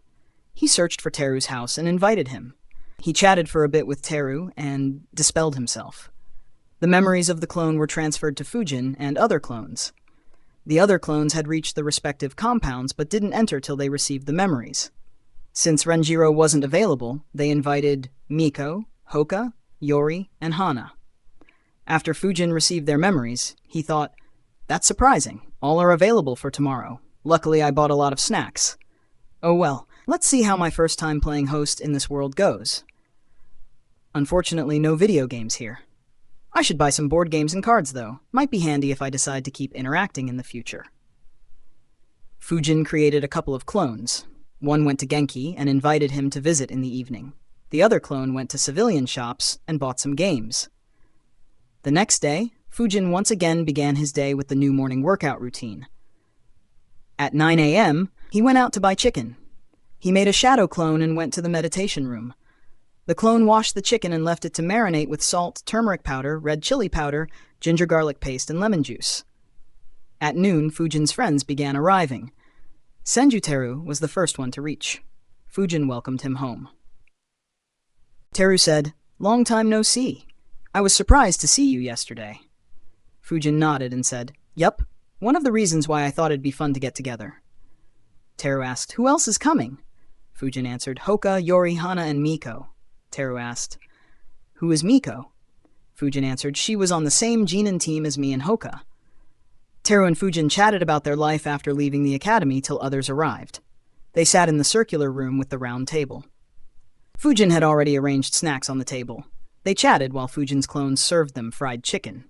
Hana commented, "This is delicious, Fujin. I didn't know you were such a good cook." Teru agreed with her. "Yeah, this is good." Fujin said, "Thanks. I'm glad you guys liked it." Teru looked at Fujin and asked, "So Fujin, how did you manage to buy such a huge house? Aren't they expensive?" Hoka added, "Yes, this house is bigger than my house, and Fujin lives alone here." Fujin answered, "It wasn't very expensive as it is towards the outskirts of the village. Most of the money came from mission rewards." Yori asked, "Mission rewards? I have been doing missions for a year longer than you. I have completed 19 rank B missions and still don't have that kind of money." Fujin chuckled and said, "We did 3 rank A missions with our sensei." Yori was riled up. "What? 3 rank A missions? How? I haven't been to even 1. Miko laughed and teased him. "That's right, Yori, and of those 3, we did 2 back-to-back. Teru sighed and said, "You guys lucked out by getting Renjiro-sama as your sensei. He's a badass." Yori snorted and said, "Who cares about that? I bet I can beat all 3 of you by myself." That pissed Miko off. She yelled, "Bastard! What did you say?" Yori replied, "You heard me." Miko activated her Sharingan, stood up and said, I'll take you on one-on-one right here. Yori also activated his Sharingan, stood up and said, "Try me. You aren't the only one with Sharingan." Fujin thought, "Oh, he activated his Sharingan too?" Fujin coughed. Miko and Yori looked at him. He said, "I just built this house. If either of you fights, I'm tossing you both out." Both calmed down a bit. They didn't want to ruin a new house. The others chuckled at their reaction. Fujin grinned and said, "Besides, if you want to fight, then I have booked the training ground closest to here. Let's go and check Yori's claim there." He thought, why did I even bother buying board games? The best way to build a bond in this world is to fight. Well, other than using talk no jutsu. Teru chuckled and asked, "You booked a training ground? Did you anticipate that Yori would start a fight?" Fujin said, "Not really. I booked a training ground for a few months." Hana was surprised. She asked, "A few months?" Fujin said, "You guys use your clan grounds for training. I don't really have that option." Teru said, "Still, a training ground for a month would cost around 75,000 Ryo. That's almost worth one rank B mission. Are you sure you aren't secretly loaded, Fujin?" They began moving towards the training ground. Fujin said, "Well, I did win a few million Ryo by gambling some time back, so training ground costs aren't really an issue." The group was surprised. Miko furrowed her eyebrows and nagged. "Fujin, you are gambling. Have you been wasting your time and risking your money in gambling after our team was disbanded?" Fujin was surprised. He stared back at Miko. After a few seconds, he commented, "You are taking after your mother well." Miko's face immediately became red. She looked away. Fujin said, "And no, I gambled before our team disbanded." Hoka asked, "When?" Fujin smiled and said, "During the Chunin exams." Hoka and Miko took a few seconds to realize. Both their eyes widened as they looked at Fujin. They said, "You didn't." Fujin chuckled and didn't reply. Yori asked, "You didn't what?" Hana realized it as well as she said, "You bet on yourself during the Chunin exams?" Fujin replied, "Bingo. I bet most of my money on myself." Miko cursed, "Asshole, we were participating in it too." Even Hoka was displeased. Fujin chuckled and said, "Sorry, but it was kinda good money." Both snorted. Soon they arrived at the training ground. Yori looked at the destruction around him and asked, "Did a hurricane pass through here?" Fujin chuckled and said, "I guess you could say so. Anyways, how do you guys want to fight? One-on-one or something else?" Miko said, "I'm kicking Yori's ass first." Yori snorted and replied, "I can beat all of you together." Fujin chuckled and said, "All right, let's have a battle royale then. All 6 will fight, and no one will form teams." Teru said, "Oh, that sounds fun. When do we start?" Hoka shouted, "Now! AN, please let me know your thoughts on this chapter and whether you'd like more such chapters in the future. P.S. Writing about such events isn't really my thing. So even if the majority says yes, the number of such chapters will be very low. I will just try to have these when the opportunity presents itself. If the majority say no, then I won't write such chapters in the future.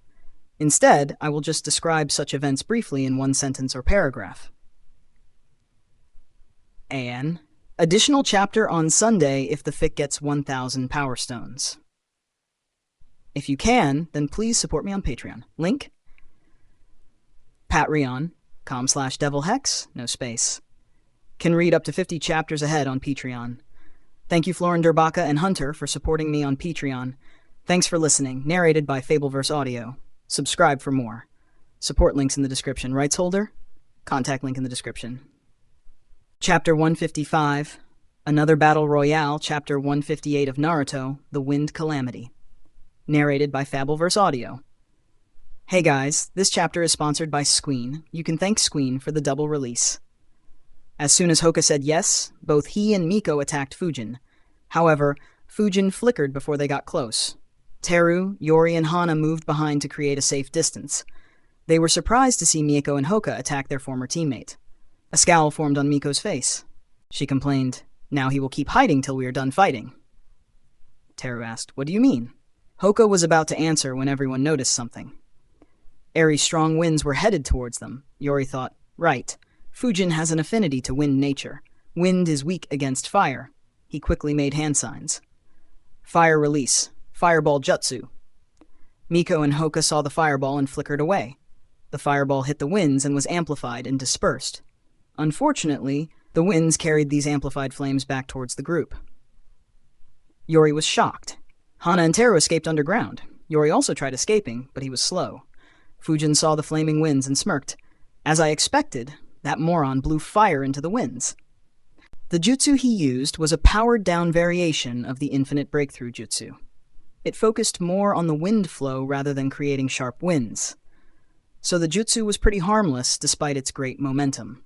At most, it could send someone flying for a few meters. The flaming winds hit Yori. However, his resistance to fire was quite high. He wasn't injured much. Just some of his clothes caught fire, but he doused them quickly. Unfortunately for him, Fujin wasn't his only opponent. His words were fresh in the minds of Hoka and Miko. Both flickered and appeared next to him. Yori's Sharingan noticed them flickering towards them. He immediately tossed shurikens at them. Miko neutralized his shurikens with her own, while Hoka attacked from a range with Akyum Palm. At such a close distance, Yori couldn't dodge. The Akyum Palm hit one of his chakra points and sealed it. It disoriented him. Hoka noticed the opportunity and attacked him again. 8 trigrams, 16 palms. Yori tried struggling, but he was no match for Hoka's taijutsu. Hoka sealed Yori's chakra points. After getting his last hit, Hoka said, "You are out." He placed his palm on Yori's chest and pushed him towards a tree. However, at the same time, he heard, "So are you." Teru appeared under Hoka and grabbed his legs. Earth Release, Headhunter Jutsu. Hoka was dragged underground, leaving only his head above the ground. Teru placed a kunai on his forehead. Hoka cursed internally, "Shit, I got distracted." He sighed and said, "I give up." At the same time, Mieko launched shurikens at Teru. Teru immediately blocked them all with the kunai. They both began fighting. Hana stayed away from Teru and Miko and just observed them. Fujin too observed from a distance while thinking, "Did they forget about me?" His eyes wandered towards Hana. He commented, Looks like I am not the only one who likes to wait till others are exhausted and injured. Unfortunately, there are no rewards for winning." Wind Instantaneous Body Jutsu. Fujin flickered along with the wind. Hana, whose attention was majorly on Teru and Mieko, was also keeping an eye on Fujin. Though she didn't expect Fujin to move so quickly, she was prepared to face him. She attacked him with the gentle fist style. The basic rule, while fighting against a Hyuga, is to keep a distance. But Fujin was interested in measuring his progress, so he engaged Hana in taijutsu. Hana's strikes were on point, but Fujin blocked all the attacks with ease. His speed was much faster than hers. He never allowed her fingers or palm to touch his body. Hana was shocked. How much did he improve in just over a year? I can't even touch him. After blocking her continuously for a minute, Fujin concluded, in terms of taijutsu, she isn't anywhere near Hoka's level. Not seeing any point in extending it any further, Fujin decided to attack. Hana attacked Fujin again, but he grabbed her wrist and threw her into the air. He exhaled a gentle but strong wind at her, which sent her flying back towards a tree. She flipped in the air and landed on the tree on her feet. Fujin said, "You have lost." Hana had a complicated expression. She nodded. Fujin smiled and left towards Teru and Miko. Hana saw him leaving and thought, though they didn't say anything, I am the only genin in this group, and I'm the weakest. I need to work hard or else I will never be at their level. Fujin guessed Hana's inner turmoil. After all, being the only one who wasn't promoted to a chunin would hurt, especially considering that she was only 11. Miko and Teru were engaged in a tough fight. Teru was superior in speed and taijutsu. Even in ninjutsu, he had an edge with earth and water elements, but he had to be very careful about not looking into her eyes. Suddenly they heard, "You two didn't forget about me, did you?" Immediately they looked towards Fujin. He was sitting on a branch. As soon as they saw him, Fujin exhaled strong winds towards them. Both made hand signs and escaped underground. Fujin muttered, "While escaping underground is a good defense, it doesn't mean that you can abuse it without any consequences." Fujin jumped off the branch. Chakra gathered on his fist. He punched the ground right above them. Cracks formed on the ground. The impact of the punch could be felt underground. Teru felt the shockwaves and frowned. He wondered, is Fujin good at earth release as well? Teru made a few hand signs. The ground around him hardened. It protected him from the shockwaves. However, Mieko was hit. She escaped above ground, only to have a kunai placed at the back of her neck. Fujin said, "You have lost." A scowl formed on Miko's face. She gave up unwillingly while complaining in her heart. I always manage to detect and neutralize sneak attacks in mission. Why do I fall to his sneak attacks every time? As soon as she gave up, spikes formed on the ground and launched at Fujin. Fujin instantly flickered out of the way. His eyes glowed as he watched Teru's location underground. More spikes and spears kept forming and launching at Fujin. Fujin dodged all. He thought, while hiding underground isn't always good, if someone hides like a porcupine, then I don't have a second way of dealing with them. Just a cume bullet, but that might kill him, so not usable in this situation. Realizing that he was only wasting his chakra, Teru left the underground. He said, "You have grown strong, Fujin. I didn't expect your wind release to improve so much." Fujin replied, "So have you. I never thought you would develop a porcupine-like battle tactic." Teru smirked. This battle tactic was very annoying. He enjoyed using it against Yori. Fujin said, "Want to end this the old way?" Teru replied, "With our fists? Sure." Both rushed towards each other. Their fists clashed. They followed up with a flurry of punches and kicks. Teru was stronger and faster than Hana, but Fujin was still faster and stronger than him. In a minute, Fujin landed 7 hits on Teru. Fujin kicked at his chest, but Teru raised his forearms in defense. The kick landed on his forearms and sent him flying for a few meters. Fujin didn't pursue him. Teru flipped in the air and landed on his feet. He complained, "Shit! What have you been eating?" Fujin just grinned without replying. Teru said, "I'll use my full power. Be careful, this is the taijutsu of my clan." Chakra began gathering around Teru's fists and feet. Fujin could see it clearly. He understood what Teru was up to. A smile crept on his face. Teru didn't understand why Fujin was smiling. He sent a punch straight at Fujin's chest. Fujin formed a fist and gathered chakra in it. He punched Teru's fist. Both the punches clashed. Teru's eyes widened in shock as he felt the strength in Fujin's punch. Fujin applied more force and sent him flying. Teru flipped in the air once again and landed on his feet, but this time he was sent flying for 25 meters. And he skidded backwards a few meters more. He asked, "How do you know Senju Taijutsu style?" Fujin said, "Did you forget who my sensei is?" Teru smiled bitterly. "I didn't think he would teach it to someone outside the clan." Teru shook his right hand and said, "I give up. I can barely feel my right hand anymore." Fujin said, "Yeah, mine kinda hurts too." He thought, I should check whether Kakuzu's skin-hardening jutsu is in the library. It might be a perfect combination with the Senju Taijutsu style. Maybe I should discuss it with Renjiro. Initially had planned solo fights, starting with Mieko's Yori, expanding the argument in the previous chapter, but felt that the fight might become much longer that way, so decided to go with a battle royale with a lot of chaos and sneak attacks. Let me know if in the future you guys would like chaotic fights during missions as well, instead of multiple 1v1. Additional chapter on Sunday if the fic gets 1,000 Power Stones. And you can sponsor chapters through Patreon. Thanks for listening. Narrated by Fabelverse Audio. Subscribe for more. Support links in the description. Rights holder? Contact link in the description. Chapter 156, Questioning Life Choices. Chapter 159 of Naruto, The Wind Calamity. Narrated by Fabelverse Audio. With the fight over, the other 4 gathered around Fujin and Teru. Mieko looked at Yori and taunted. "Yori, how does it feel to brag and get eliminated first?" Yori argued back. "You guys cheated. The rules said no teams, but you 3 cooperated to deal with me." Mieko scoffed. "Who said they could take all 3 of us by himself?" Yori was about to argue more, but Teru said, "Drop it, Yori. There's no point in arguing." Yori snorted and stayed quiet. The group discussed for some time their jutsus, battle tactics, and so on. After an hour, they dispersed. Fujin went back to his home while thinking, "Not bad, this went much better than I thought. I never thought we would spend most of our time talking about jutsus and tactics. Was surprisingly insightful." After reaching home, Fujin cleaned up the mess and waited for Genki to return. He made a shadow clone and sent it to the library. The aim was to find Kakuzu's skin-hardening jutsu and any other good jutsu available in the B section. Sometime later, Genki arrived. His jaws dropped on seeing Fujin's house from the outside. He thought, what the hell? Why does he need such a huge house? And where did he get the money for this?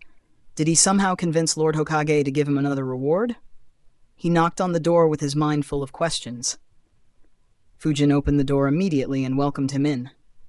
Genki awkwardly said, "It looks like you are doing very well, Fujin." Fujin didn't understand the context, so he just nodded and said, "Yes, sensei." Genki sighed internally. He realized that Fujin didn't understand him. Fujin asked, "Would you like to have something, sensei?" Genki was surprised. He asked, "What do you have?" Fujin answered, "Well, I have some snacks, and can cook a few pieces of fried chicken quickly." Genki said, "Sure." Fujin made a shadow clone who got to work. Genki saw the clone and thought, he is using clones for this? Don't tell me he made such a huge house to accommodate his clones. Genki said, "While your clone cooks, tell me what all you have experienced after graduating Fujin." Both sat down as Fujin began telling Genki most of the unimportant events. Genki listened carefully while asking questions or passing comments, compliments, and criticisms. They ate the fried chicken while discussing. After they finished chatting, Genki asked, "Fujin, did Lord Hokage give this house to you as a reward?" Fujin tilted his head and asked, "Does Lord Hokage give houses as rewards?" He looked down and muttered softly, "Did I just get scammed? I should go and ask him." Genki heard that and freaked out.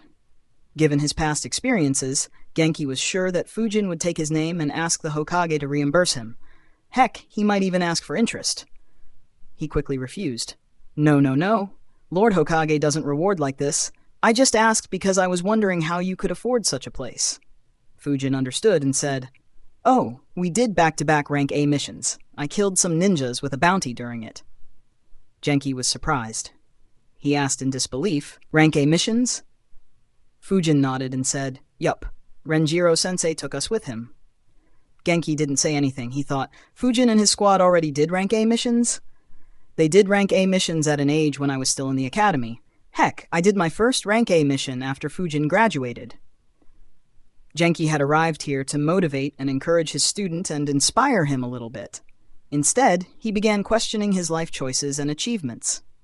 He recalled how he introduced himself as an elite chunin to every class he taught.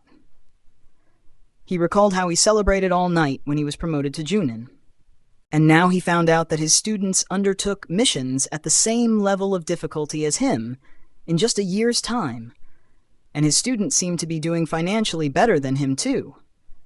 Genki sighed in his heart, thinking, "When I taught the class, I always thought that I will feel pride when my students surpass me and have great achievements. I never imagined that I'd be depressed. In all those thoughts, I was already old and my students were in their 20s. Fujin didn't understand why Genki was lost in thoughts. He said, "Unfortunately, the missions were classified, so I can't tell you the details, sensei." Genki replied, "It's fine. Anyways, rank A missions are very dangerous. It's fine when someone as strong as Renjiro leads, but don't try it without him." Fujin nodded. Even with Renjiro, they almost died. Though it was likely that Renjiro's presence attracted Kakuzu. Fujin asked, "Are you still teaching, sensei, or are you doing missions?" Genki answered, "I was promoted to junin after you guys graduated, so I have been doing rank A missions." Fujin's eyes brightened. He said, "Congrats, sensei." Genki smiled. Some of his pride returned, though it was fated to be crushed again. Fujin asked, "Can you invite me on rank A missions, sensei?" Genki immediately refused. "No, they are too dangerous." He thought, "What the hell? I thought he admired me. Instead, he just wants to take advantage of me." His greediness hasn't decreased one bit. Fujin said, "Come on, sensei. I can handle myself as long as I am not facing junins, and my sensor skills and wind nature manipulation provide the perfect support." However, Genki remained adamant. "No." Fujin looked at Genki with a deadpan expression. Genki thought, "Why is he looking at me like this?" He became a bit uncomfortable and asked, "What?" Fujin said, "At least give a proper argument." Genki sighed and said, "I am a newly promoted junin. I am not our team leader, so I can't bring you along anyways." Fujin thought for a bit. "That is reasonable. Still," Fujin sighed and said, "All right, sensei, but at least recommend my name if you need someone with a skill set like mine." Genki finally nodded and said, "All right, but don't keep your hopes too high." Fujin smiled and nodded. Genki gave Fujin some advice on how to take care of the house and left. After he left, Fujin sighed, "Playing host is too much work, though it should be fine once in a while." Also, none of my guests today noticed the basement. Looks like this cover is good enough. Fujin created a shadow clone. It dispelled itself almost immediately. The memories of the clone were passed to the clone in the library. It dispelled itself. Fujin received the memories and was surprised. Wow, I didn't think there was so much good stuff that I never checked. The jutsu Kakuzu used is called the Iron Skin Jutsu. In addition, many barrier jutsus are also placed in the B section. They will be good to have alongside my Fuin Jutsu. There is also the Summoning Jutsu. Rashomon.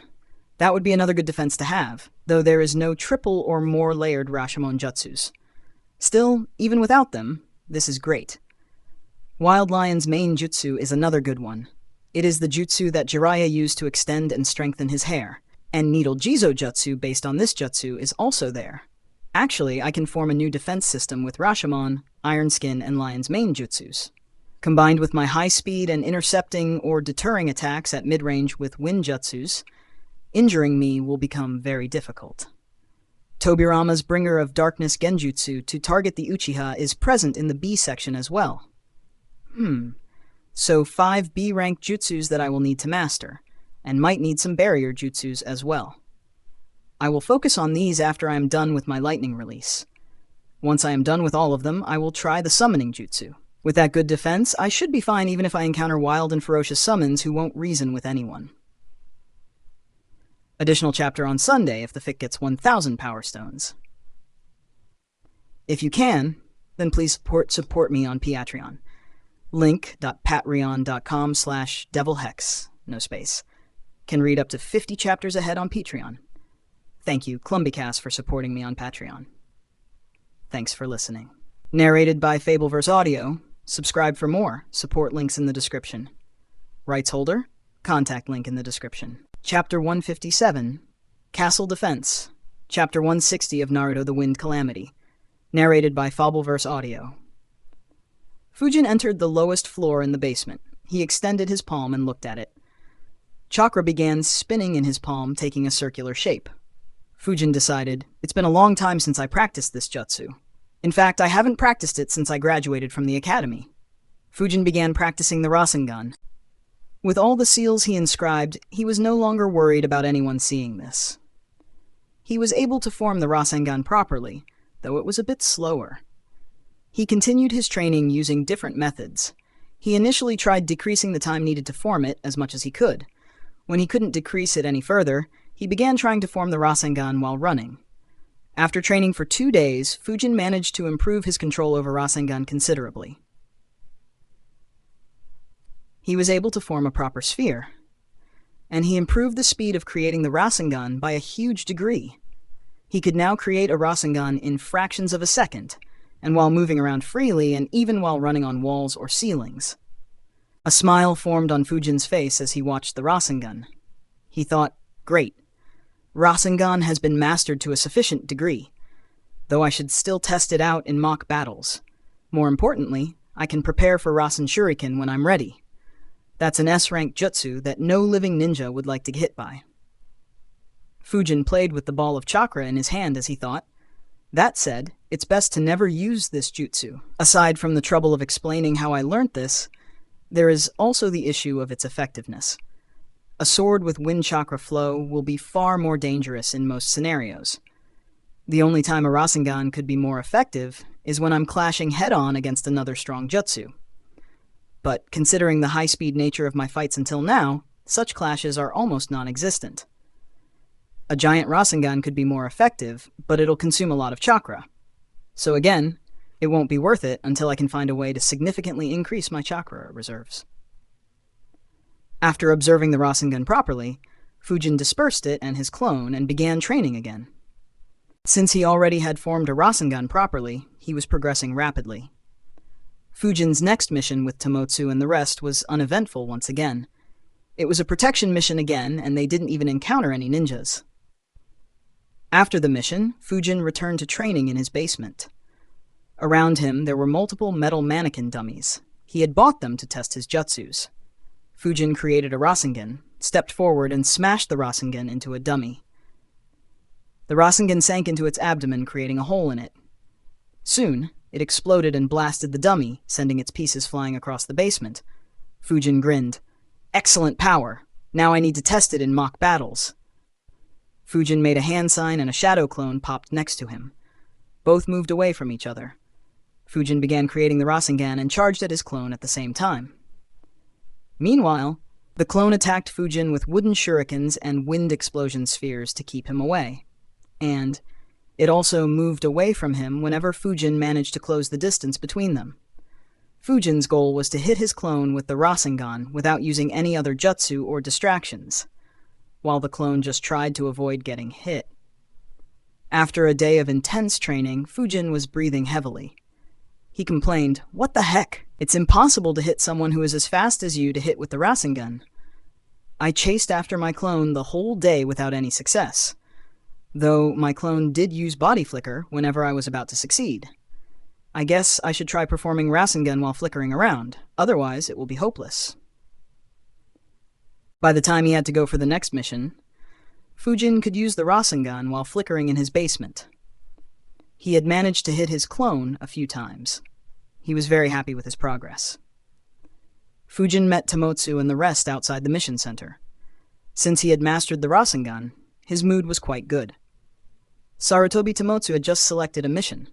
He said, "Since our last two missions didn't have much fighting, I have selected one where our opponents could be strong. Our mission is in the land of noodles. The daimyo of that country received intel that some rogue ninjas are going to attack his castle. He is afraid that his current forces won't be able to stop them." Inuzuka Tadashi grinned and said, "Now that sounds like a fun mission." Fujin nodded and asked, "It does, but why is this mission only rank B? I would assume that a threat to daimyo would be classified as a rank S mission." Ryota said, "Could be multiple reasons, like maybe the threat isn't that big." Tomotsu added, "Or, the teams that undertake rank A or S missions can deter those guys from attacking, and they might postpone their attack until these teams leave." Fujin said, "That makes sense. I didn't think that a daimyo would be that brave." Tomotsu chuckled and said, "Don't say that loud. Anyways, my guess is that daimyo and his family have already escaped to a safe place. They probably left behind body doubles to trick their opponents into attacking the castle. Anyways, let's leave." The group nodded and left immediately. After a day of travel, they reached their destination. The group observed the castle from a distance. It was a moderate-sized castle with a wall surrounding it. Tadashi said, "So this is the castle that we have to defend." Ryota said, "It isn't as big as I thought, though it ain't a bad thing. At this size, we will be able to defend it properly." Tomotsu asked, "Do you think you can make use of the walls, Ryota?" Ryota answered, "It's tough to say. Even if I could, it won't be much helpful against ninjas. At max, I can get a few surprise kills." Tomotsu said, "Depending on our opponents, just that might be enough to give us an edge. Anyways, let's go." They traveled quickly and reached the castle. Tomotsu handed the mission scroll to the gatekeeper, and they were allowed to enter the castle. As soon as they entered, a ninja flickered in front of them. He said, "Thank you for coming to protect us. I am Akira Sotan. I am responsible for the defense of this castle." Tomotsu said, "I am Sarutobi Tomotsu. Let's enter the castle. You can brief us with all the details." Sotan nodded and led the Konoha team to a room in the castle. Everyone took their seats.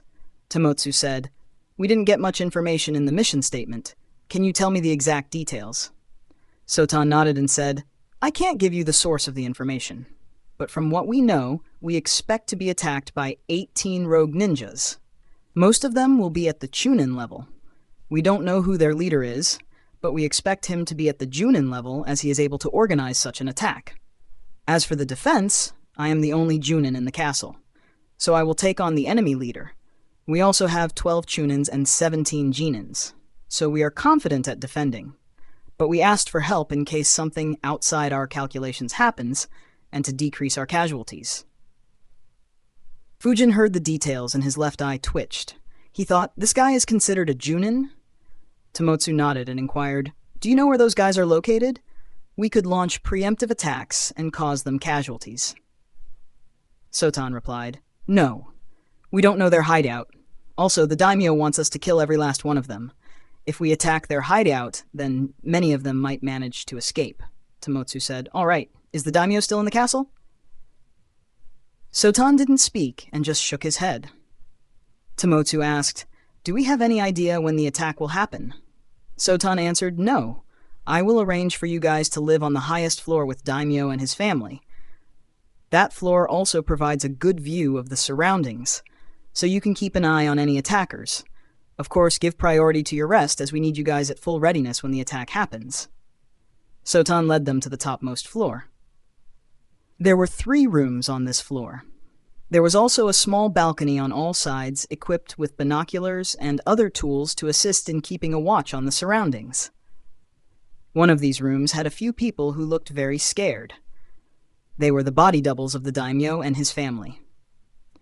Sotan explained the defenses and traps that they had set up and asked whether Tomotsu and his subordinates would like to set up more.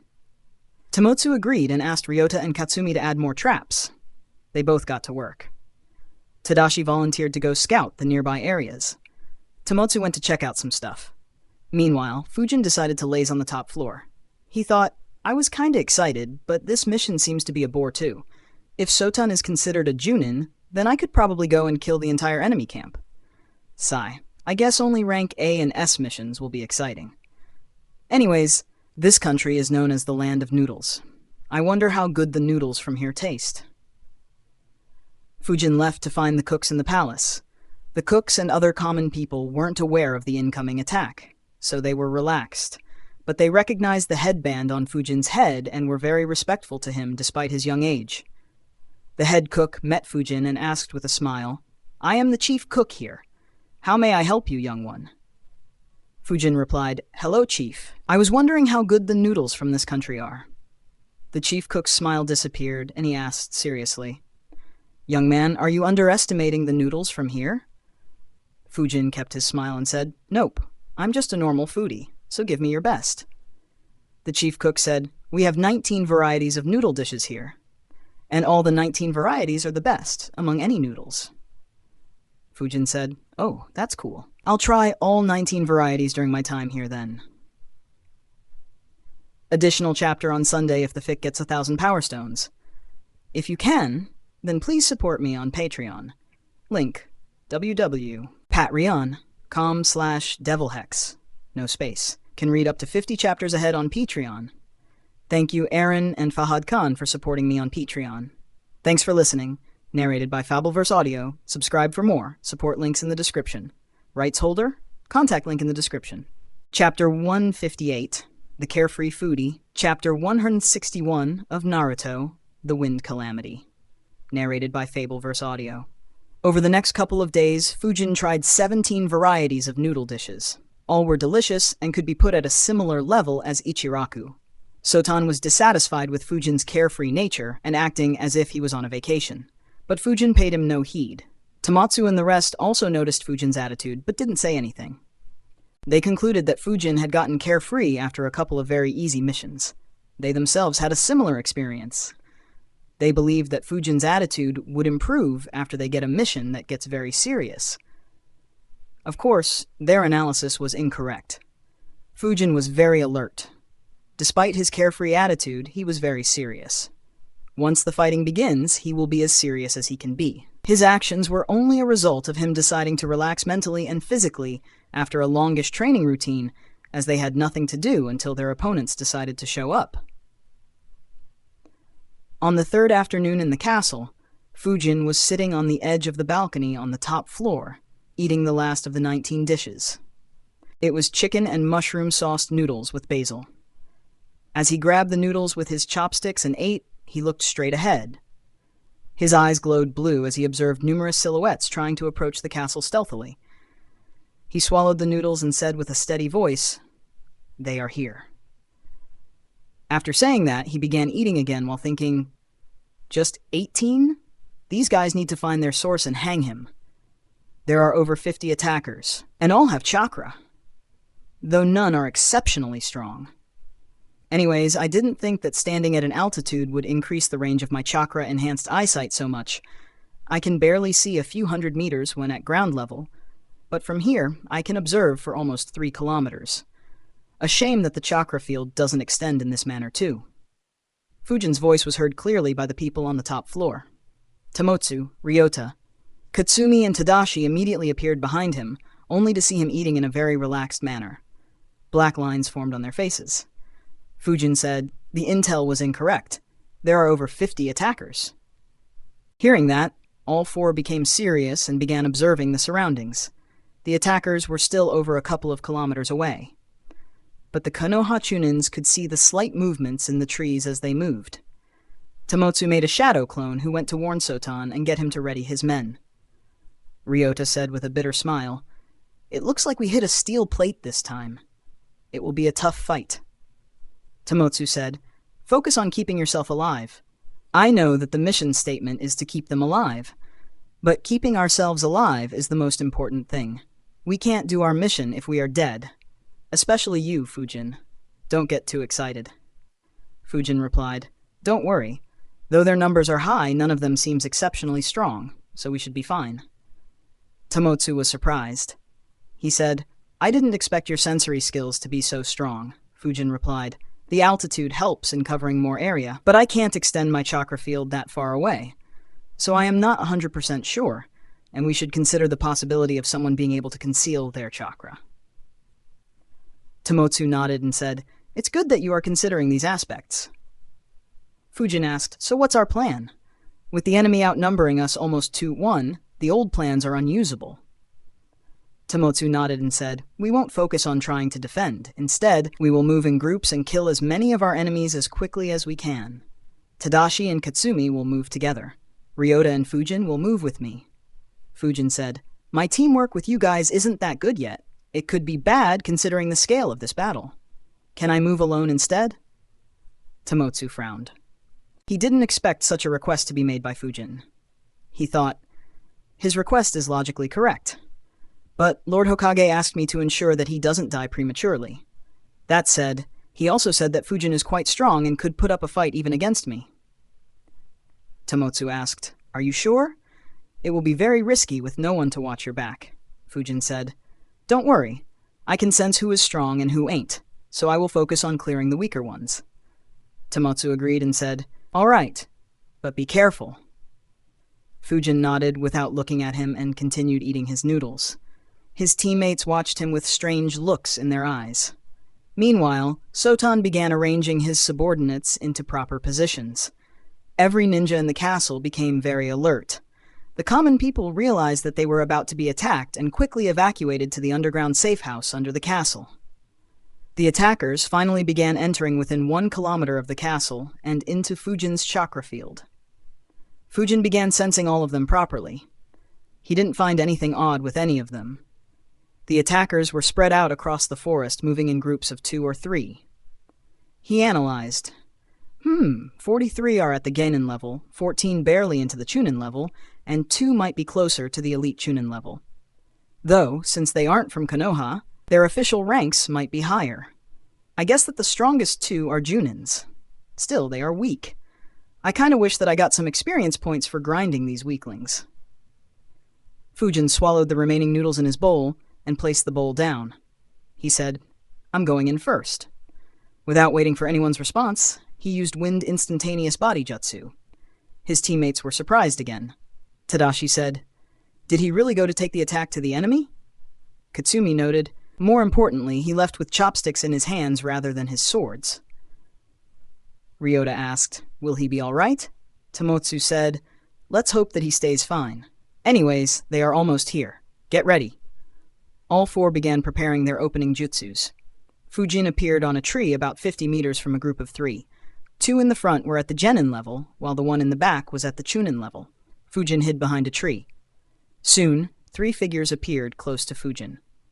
Chakra flowed through the 2 chopsticks Fujin was holding. Fujin threw them at the 2 Genins. Both chopsticks pierced through their throats. They dropped down while holding their throats. The Chunin in the back was shocked. They hadn't even reached the castle walls yet. Before the Chunin could shout to attract attention, a sharp wind cut across his throat. He too joined the dead Genins. Fujin flickered to the nearest group. He killed 2 groups, consisting of a total of 5 Genins in a row, before getting to the rear of the attacking forces. Fujin's kills were done very silently. The enemy group wasn't aware of his actions. After killing 8, he set his target on one of the Junins. Behind the enemy lines, there were no obstacles for Fujin. He flickered close to the nearest Junin. After getting in range, he attacked from behind. Wind release, Akyum bullet jutsu. The Junin and his 2 subordinates were moving ahead confidently. They were sure about winning. However, the Junin suddenly felt some danger and moved to his left. The Akyum bullet grazed past his right arm, leaving a cut. The Akyum bullet kept going ahead and pierced through multiple trees. They were shocked and quickly turned around to confront the sneak attacker. Fujin was surprised. He dodged. I guess it might not be so boring after all. The Junin and the 2 Chunins didn't see anyone behind them. Fujin had already flickered after attacking. One of the Chunins asked, "Who attacked us, boss?" The Junin said, "Stay on alert. The enemy should be watching us. And don't get hit by his attack." They stayed on guard for a few seconds, but no new attack happened. The Junin frowned. Is someone trying to kill me? Or is it just a tactic to stop me here? No, that attack was strong. I have to keep my guard up. The 3 stood with their backs to each other, watching every direction. Soon, some noise was heard from one direction. 2 Windgale wolves appeared and pounced on them. The Chunins immediately threw a kunai with an explosion tag on each wolf. Both wolves were dispersed. However, when they were distracted by the wolves, Fujin silently flickered behind them and used air bullet jutsu. The Junin realized and shouted, "Dodge!" He immediately moved away. But the 2 Chunins were distracted by the wolves. Both got hit by multiple bullets. One of the bullets pierced through one of their hearts, while another pierced through the head of the other Chunin. As soon as the Junin dodged, he threw shurikens at Fujin. However, Fujin flickered out of the way. The Junin was angry at how easily 2 of his subordinates died. He shouted, "Bastard! I will kill you." Fujin didn't reply. Instead, he threw a few shurikens at him. The Junin easily blocked them with his kunai. However, while he was blocking, Fujin's shadow clone attacked with air bullet jutsu from the rear. The Junin once again dodged quickly. A few scratches appeared on him, but none were life-threatening. The Junin realized he had a clone attack us with those wolves while his main body sneak attacked us. And now he has done the reverse. What a troublesome opponent. Meanwhile, Fujin was thinking, does he have eyes at the back of his head? AN, we reached the Power Stone's goal. A chapter will be released on Sunday. If you can, then please support me on Patreon. Link www.patreon.com/devilhex. No space. Can read up to 50 chapters ahead on Patreon. Thank you Nomori, K0D4S, and Art Jokia for supporting on Patreon. Thanks for listening, narrated by Fabelverse Audio. Subscribe for more. Support links in the description. Rights holder? Contact link in the description. Chapter 162, K-Order 159, The Ghostly Swordsman. Chapter 162 of Naruto, The Wind Calamity. Narrated by Fabelverse Audio. Hey guys, this chapter is sponsored by Terrence Smith. Thank him for the double release. While Fujin was fighting, the remaining forces reached the castle walls. The fight had begun. However, with Sotan holding back the second Junin, the Konoha Chunins began cutting through enemy ranks with ease. After dodging Fujin's attack, the Junin opened a scroll and made a hand sign. The scroll opened in a way that it circled around him. Soon, dozens of kunais with explosion tags were launched from the scroll. Fujin immediately used infinite breakthrough jutsu while his clone hid underground. The jutsu stopped all the kunais heading towards Fujin. They all exploded. The explosion, however, also dispersed Fujin's jutsu and created a lot of dust cover. The Junin took the opportunity of the dust cover to run away from Fujin. He thought, is that a kid or a monster? How does he know so many jutsus? I don't want to fight him. This attack can fail for all I care. Fujin noticed him running and thought, did he really not figure out that I am a censor? And why hasn't he used any jutsus? As he was running, he suddenly jumped. But his legs were still caught by Fujin's clone. He lost his balance and was about to fall on his face. However, to Fujin's surprise, he managed to get a hold of himself immediately. He pointed his right arm towards the ground to ensure that he didn't fall on his face. At the same time, he threw a kunai at Fujin's clone with his free hand. Unfortunately for him, the clone had caught his legs with just one purpose. The clone immediately exploded. The majority of the force of the explosion was focused on his palms. The explosion completely ruined his 2 legs. His left leg was blown into 2. His right leg was burned to the bone and was barely attached. He yelled hoarsely in pain. His yells stopped the next second when an air bullet pierced through his heart, killing him. Fujin made a clone to collect his body as he thought, what a strange opponent. His survival instinct was top-notch. He could dodge deadly attacks from blind spots with ease. The only reason why my clone managed to grab his legs is that act itself didn't have any possibility of harming him, which is probably why he was slow at jumping. But he didn't use any jutsu at all other than summoning those exploding kunais. Could it be that he didn't know any good jutsu at all? Fujin analyzed for a few seconds before concluding, yes, that is probably the case. I have to admire his perseverance to train to this extent without any proper system. If he was a part of any of the major villages, he might have actually become a famous Junin. Sigh. I should be glad that I transmigrated to Konoha. If I wasn't a part of the major villages, then I would only have the knowledge of learning wind manipulation, Rasengan, and chakra control exercises.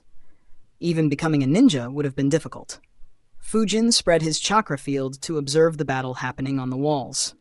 The battle had just begun and was at full force. Fujin unsheathed a sword. Chakra began flowing through it as he thought, oh well, time to harvest some lives. Wind instantaneous body jutsu. Fujin appeared close to where the fighting was happening. He had already eliminated 11 enemies, bringing the total numbers close to equal. A Chunin from the Land of Noodles was engaged in an intense battle against a rogue Chunin. However, he was shocked when he saw a sword cut off his opponent's head in one swing. But before he could see the face of the swordsman, he had already disappeared. The same scenes began happening all throughout the battlefield. 16 ninjas fell to Fujin's sword with this tactic. With the Land of Noodles ninjas getting free, they began ganging up on the enemies. Soon the rogue ninjas were at a complete disadvantage. The leader of the rogue ninjas frowned upon noticing this. He didn't understand how this was happening. Seeing the tides of the battle change, all 5 Konoha Chunins focused on the enemy leader and appeared around him. His face became very ugly. He thought, how the fuck did I fail so badly? He stopped fighting and said, I surrender. Sodan was surprised. He stopped attacking and said, all right, don't resist. He knocked the enemy out and restrained him. Soon after, the other rogue ninjas were killed as well. Sotan sighed in relief. He looked at Tamotsu and said, thank you. Without your warning and help, we would have been in a very difficult spot. Sotan was fully aware of the capabilities of his subordinates.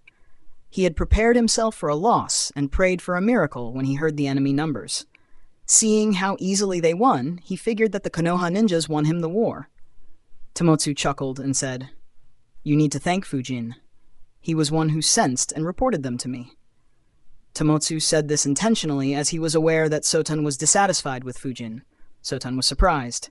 He recalled how he was angry at Fujin. He thought, thank God I didn't say anything, and asked the chefs to ensure that he got our best food. He bowed to Fujin and said, the Land of Noodles will remember your assistance. Thank you, young man. We are in your debt. Fujin was surprised. He thought, wow, a 180-degree turn, and even faster than Sasuke. Looks like he really loves his village. Makes sense, I guess, considering that he stayed behind to defend. Fujin said, you are welcome.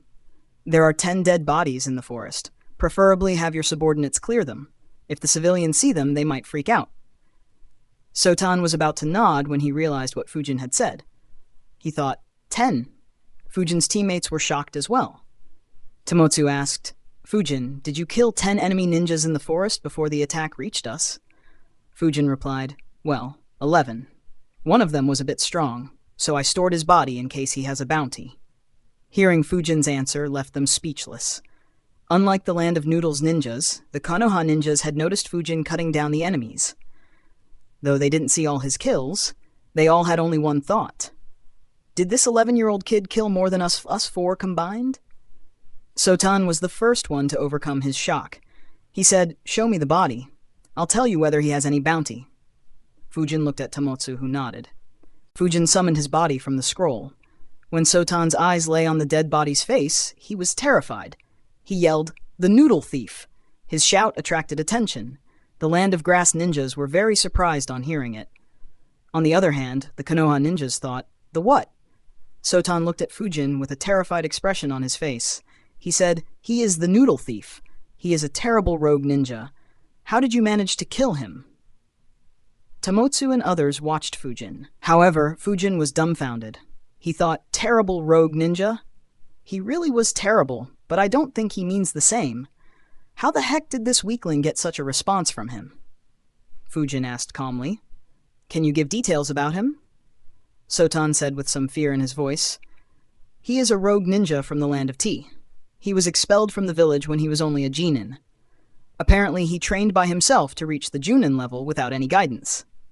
He migrated to this country and began stealing our caravans when they exported noodles. He used to only attack caravans that weren't guarded by ninjas or only guarded by genins. We were forced to issue a rank B protection mission for every caravan we set. We issued rank B, rank A, and even rank S missions to hunt him down. Unfortunately, no matter what we did, no one ever managed to find him. He was so good that we never even received any information on the jutsus that he specialized in. Due to him, we lost noodles worth tens of millions. Ryoan have to spend millions on protection every year. In the end, our daimyo issued a 13 million ryo bounty on his head, hoping that someone might kill him. Fujin was shocked. What the fuck? This weakling has a 13 million bounty. And how the fuck did he survive against rank S missions? Don't tell me that his freakish survival instincts warned him every time and enabled him to hide properly from the hunters. Or did he just find a perfect hiding spot? Fujin's analysis was on point. The noodle thief had found an old base created in secret by the Land of Water during the Third Great Ninja War. The base was difficult to spot naturally and was made to be a perfect hidden base with the help of Fuinjutsu. Post the war, Kirigakure got embroiled in a civil war, and the base was forgotten. In addition, his survival instincts always alerted him when someone very strong was out to hunt him, ensuring that he stayed hidden. Due to this, his reputation got built rapidly. Unfortunately, his instincts didn't kick in this time until he was attacked by Fujin and his lucky run was over. Seeing that Fujin wasn't saying anything, Sotan stopped asking and said, Lord Daimyo will be thrilled to know that you managed to neutralize him. Wait here for a day. Lord Daimyo should arrive at the castle by tomorrow morning. Tamotsu agreed to stay back another day, as they needed some rest as well. While Sotan was talking with them, the ninjas from the Land of Noodles were talking about their fights. Soon, they all began talking about the ghostly swordsman who helped many of them. For years to come, the legend of the ghostly swordsman will be spoken in this country. Many would speculate that Fujin was the ghostly swordsman, but none would be sure as they never saw the face of the ghostly swordsman. AN, you can sponsor chapters through Patreon. Thanks for listening. Narrated by Fabelverse Audio. Subscribe for more. Support links in the description. Rights holder? Contact link in the description. Chapter 163, Chaoter 160, Future Daimyo's Invitation. Chapter 163 of Naruto, The Wind Calamity. Narrated by Fabelverse Audio. Hey guys, this chapter is sponsored by Artjokia. You can thank Artjokia for the Saturday release. Konoha Chunins retreated to their room after the battle was over. Tadashi couldn't resist but asked, Fujin, how did you manage to kill a Junin? Fujin shrugged and said, he was very weak. Ryota asked, he is a Junin. How can he be weak? Fujin chuckled and said, if he was in my Chunin exam, I am sure that he won't even get promoted to Chunin. Fujin's teammates suddenly had strange expressions. Initially, they assumed that Fujin was being modest, but now, Fujin had implied that the students in his Chunin exams were stronger. Ryota asked, what do you mean? Didn't he know some sort of secret jutsus? Fujin said, during our fight, he had plenty of opportunities to use jutsus, but he didn't use any. Even in death, he didn't use any jutsu. So most likely, he didn't know any jutsu at all. He just had a very strong survival instinct that allowed him to dodge multiple killing blows. I guess that he was just lucky to never be discovered. Fujin's answer left them dumbfounded. Tadashi's chin dropped. He exclaimed, you've got to be kidding me. His dog Kenta barked in agreement. After the moment of disbelief passed, Tamotsu said, Fujin, about the bounty reward. Fujin looked at him and asked, "What about it?" Before Tomotsu answered, Fujin said, "Oh, we divide the bounty rewards as well, right?" Tomotsu nodded. Fujin said, "All right." Tomotsu smiled. He was hoping that Fujin would answer this way. If Fujin had refused to share, he would have kicked him out of the team. He said, "While we do usually share such bounty rewards, all the work was done by you in this case. So you can keep the entire reward. Does anyone else disagree?" Fujin was surprised to see that no one showed any dissatisfaction. He asked, "Are you guys sure? I don't mind dividing the reward equally." Fujin really didn't mind. After all, money wasn't much help in this world. The stuff that could aid Fujin in getting stronger, such as the elemental crystals, couldn't be bought with money. At the very least, it couldn't be bought with just a few million ryo. Tomotsu said, "Yup, we are sure." Fujin didn't insist anymore and just nodded. He thought, wow, never thought an entire group would say no to millions of ryo. If this was my old world, even the richest person would have said yes without a single thought. Heck, I'd be worried whether they would plot something when I sleep. So many cases where friends and even family turned on each other just for money, despite doing well financially. Fujin looked at the smiling faces of his teammates and sighed in his mind. How good it'd have been if that monkey-fox hybrid was as kind as them. The next morning, Daimyo, his family, and the guards returned to the castle. Satan updates him on all the events. After doing some preparations, they organize a small ceremony and invite the Konoha ninjas. The Konoha ninjas arrived. The room was big and almost occupied the entire floor. At the center of the room was a long conference table with chairs around it. Fujin observed carefully. The daimyo sat at one end with a couple of samurai bodyguards standing next to him. The daimyo was very old. In the chairs adjacent to him, a young man and a young girl were sitting. A few more officials sat next to them. Sotan asked the Konoha ninjas to take the seats opposite the daimyo. Tomotsu sat on the chair exactly opposite the daimyo, while Fujin and the rest sat in adjacent chairs. The young man beside the daimyo said, "I am Chikara. I thank you for doing the job so efficiently. Despite our estimates being incorrect, we were able to eliminate all the enemy with 0 losses thanks to you." Tomotsu replied with a smile, "No need to thank us, it was our mission." Chikara and some of the subordinates of daimyo praised the Konoha ninjas a lot. They paid additional monetary rewards to them due to the increased difficulty of the mission.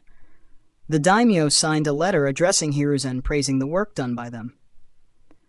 After an hour of boring talks mixed with great food, Fujin was given the 13 million ryo bounty. Chikara, who presented the bounty, said, "Sotan couldn't stop singing praises of you. Are you also the ghostly swordsman who helped out others?" Fujin replied, "Nope, I am just a normal swordsman." Chikara observed Fujin's face, but he couldn't read anything.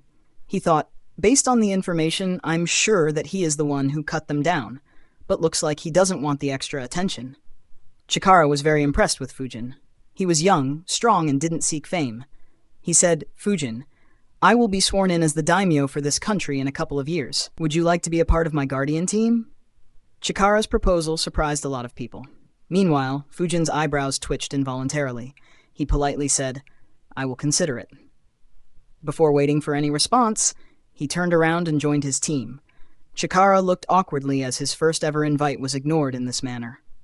Knowing his inexperience, the old daimyo finally spoke. "The land of noodles will be in your debt. If you ever want to or have time, feel free to visit us." He looked at Fujin and continued, "Our chefs will have the best dishes prepared for you. As for the ghostly swordsman, I will see that no one mentions him being you." Fujin nodded while thinking, "This old guy is smart." After some more formalities, the Konoha team left. While leaving, Ryota said, "Wow, I thought you would accept Fujin.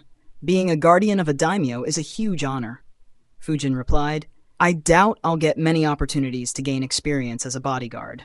And it's unlikely that they will suffer a bigger threat than the last attack anytime soon, so it would be very boring."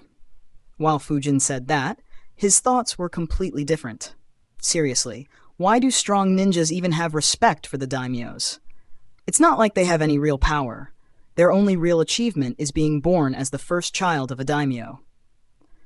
I am surprised that someone like Danzo or any other psycho didn't get rid of them and took control of all the finances and management of entire countries.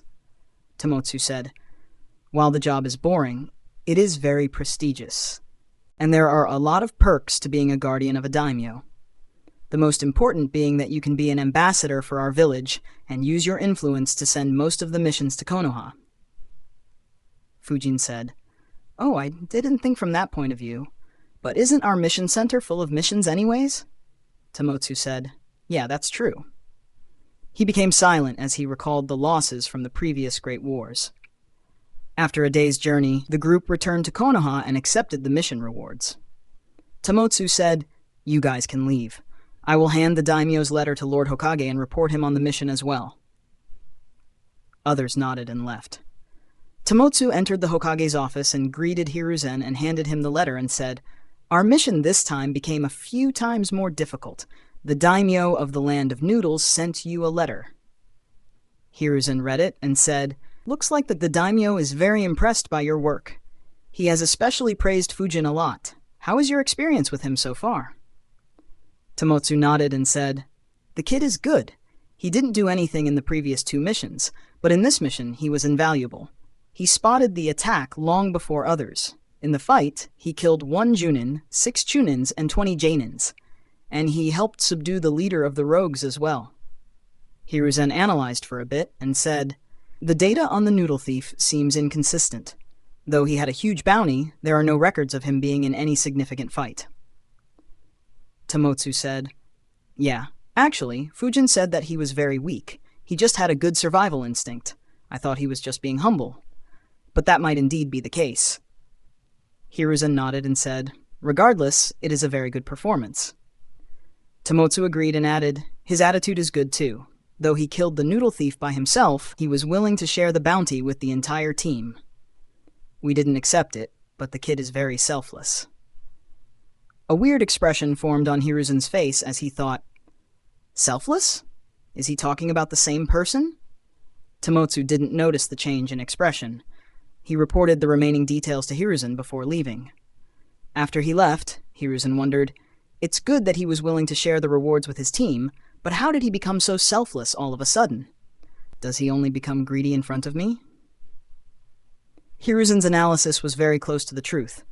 Strong ninjas like Hiruzen and Renjiro knew a lot of jutsus that Fujin wanted, and it didn't cost them anything to teach apart from maybe time, so he will always use any means necessary to get some jutsus from them. As for money, in Fujin's eyes, Hiruzen handled all finances of Konoha, and Konoha was the richest hidden village. So he operates under the assumption that Hiruzen is loaded. Chikara was the daimyo of the land of noodles during canon time. He was shown in a filler where Ino took place of the girl he had come to propose, as that girl was self-conscious due to her weight. AN, you can sponsor chapters through Patreon. Thanks for listening. Narrated by Fabelverse Audio. Subscribe for more. Support links in the description. Rights holder? Contact link in the description. Chapter 161, Training Lightning. Release Chapter 164 of Naruto the Wind Calamity. Narrated by Fabelverse Audio. Win 1549 Power Stones. Amazing work, guys. We beat the goal by 349, lol. Let's crack 1600 this week. After reaching home, Fujin thought, I guess that's the highest level of difficulty a rank B mission can get. Looks like my self-analysis of being Junin level wasn't incorrect. Unfortunately, Konoha wouldn't promote me anytime soon. Also, tougher missions would mean that my life will be at more risk. My calculations were right. I should use this time to strengthen myself as much as I can. Fujin entered one of the rooms in the basement and turned on the lights. The room was empty. Fujin took out a scroll and summoned a few devices. There was a transformer, an ammeter, an ohmmeter, rubber boots, rubber gloves, and a few wires. Fujin wore the boots and began arranging the setup while thinking, in order to avoid suspicion, I memorized the training process for all 5 elements long back. Only training methods for yang and yin elements aren't available in the library. For the lightning element, the way to train is a bit complicated as compared to wind and earth. Though at the same time, it is straightforward. I just have to endure shocks in increasing intensity to master it. I will first need to measure the resistance of my body, and then I will have to use the transformer to subject my body to increasing voltages.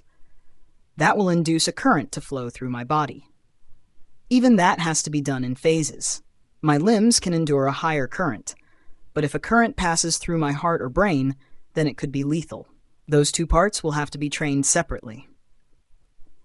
Anyways, the first step of learning lightning release is being able to withstand 10 ampere current through my whole body for 1 minute. The second step is to produce that much current on my hands. With these 2 steps alone, I will be able to learn lightning jutsus up to rank B. Rank A and S will need me to be able to resist and produce a stronger current. That said, increasing the intensity of the current that I can produce will strengthen the lower rank jutsus. Of course, on the flip side, I can use rank C and lower jutsus after being able to produce a current of 100 milliamperes. But it won't be very strong. Fujin completed the setup. He created a shadow clone to control the voltage. The setup had 2 open-ended wires. Fujin grabbed one with his left hand. He taped the second wire to his upper arm. This way, the current would enter his hand, pass through his arm, and leave through the wire attached to his upper arm. The clone set the output of the transformer to 10 and switched it on. The current began flowing through Fujin's body. A number appeared on the ammeter, which was attached to the circuit. It read 0.125 milliamps. Fujin began calculating. 0.125 milliamperes for 10 volts would mean that my body resistance is 80,000 ohm. The scroll said that I should be able to feel the current when it reaches 1 milliampere. He looked at his clone and said, "Increase it to 80 volts." His clone nodded and increased the output of the transformer. Immediately, Fujin began to feel a slight tingling sensation through his arm. Fujin let the current flow through his arm for a minute. He looked at his clone and said, "Increase to 200 volts." His clone increased it. The current rose to 2.5 milliamps. It still wasn't painful for Fujin. Fujin recalled the details in the scroll. The scroll was right at stating that we will feel the current at 1 milliampere. At 5 milliamperes will feel very disturbing to a normal human being, but it won't be very painful. From 6 milliamperes, it will start getting painful. From then on, the muscles will start losing control. If a normal human is hit by this, he will just let go of the object that electrified them involuntarily. Beyond 17 milliamperes, a normal human will begin experiencing extreme pain. He can't let go of the object, and there is a chance of death. Beyond 100 milliamperes, pumping of the heart becomes uncoordinated and nerve damage begins. At 2 ampere, there will be a high chance of cardiac arrest, internal organ damage, and severe burns. Death becomes very likely. But as a ninja who has trained my body using chakra, my endurance could be higher. It will still be very dangerous, though. I should be very patient once it begins to hurt. He said, "Increase it to 400 volts. The clone increased it and said, "Don't forget that the body's resistance will suddenly decrease after 500 volts. Fujin nodded and said, "Yes, but the decrease in resistance is due to the outer layer of the skin breaking down. Due to my training, it might be higher for me. Anyways, keep an eye on the ammeter. If the value suddenly begins increasing, turn the switch off. A second or 2 of high current won't be lethal. Besides, there is also the fuse which will melt at 100 milliamperes. Never thought I'd end up reading some research papers for writing fanfic. Anyways, the above data is true IRL, though there can be some variations. The formula for calculating resistance that Fujin used above is R equals Y or I. A normal human body has resistance between 1K and 100K ohms, depending on some factors. P.S. This goes without saying, but don't try anything like this at home. Fujin is able to survive and adapt only due to chakra, so don't try unless you can use chakra. If one of you has transmigrated from Naruto world to here and knows how to wield chakra, please let the rest of us know how to use it too." The clone nodded. Fujin kept raising the voltage slowly. After half an hour, the clone had increased the output of the transformer to 4,000 volts. A 50 milliamps current passed through Fujin's arm. Fujin thought, "Finally, I can feel some pain. Looks like my endurance is around 8 to 10 times higher than a normal human when it comes to electricity." He took some time to get used to the pain. Once the pain subsided, he increased the voltage more. At 5,000, the reading on the ammeter was 62.5 milliamps.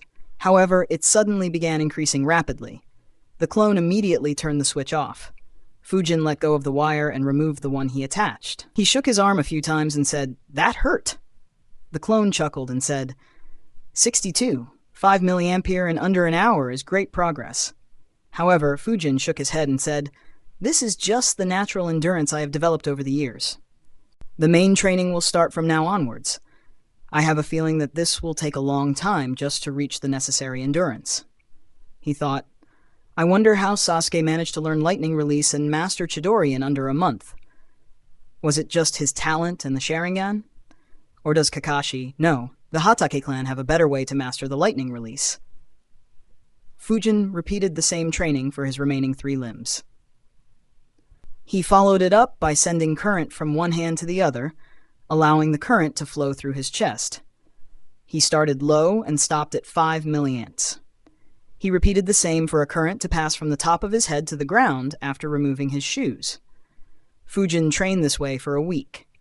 By then, he could endure currents of 500 milliamperes passing through his limbs and 100 milliamps through his whole body. He also managed to generate a current of 250 milliamps on his hand. In these 7 days, in order to avoid any suspicion, he also went to the training ground for an early morning workout and after lunch to practice his wind release and wind acume technique for a couple of hours daily. The lightning training also had a great effect on Fujin's physique. Fujin noticed, in addition to learning lightning release, this method has a great effect on my body. I can feel my body getting slightly stronger due to those electric shocks.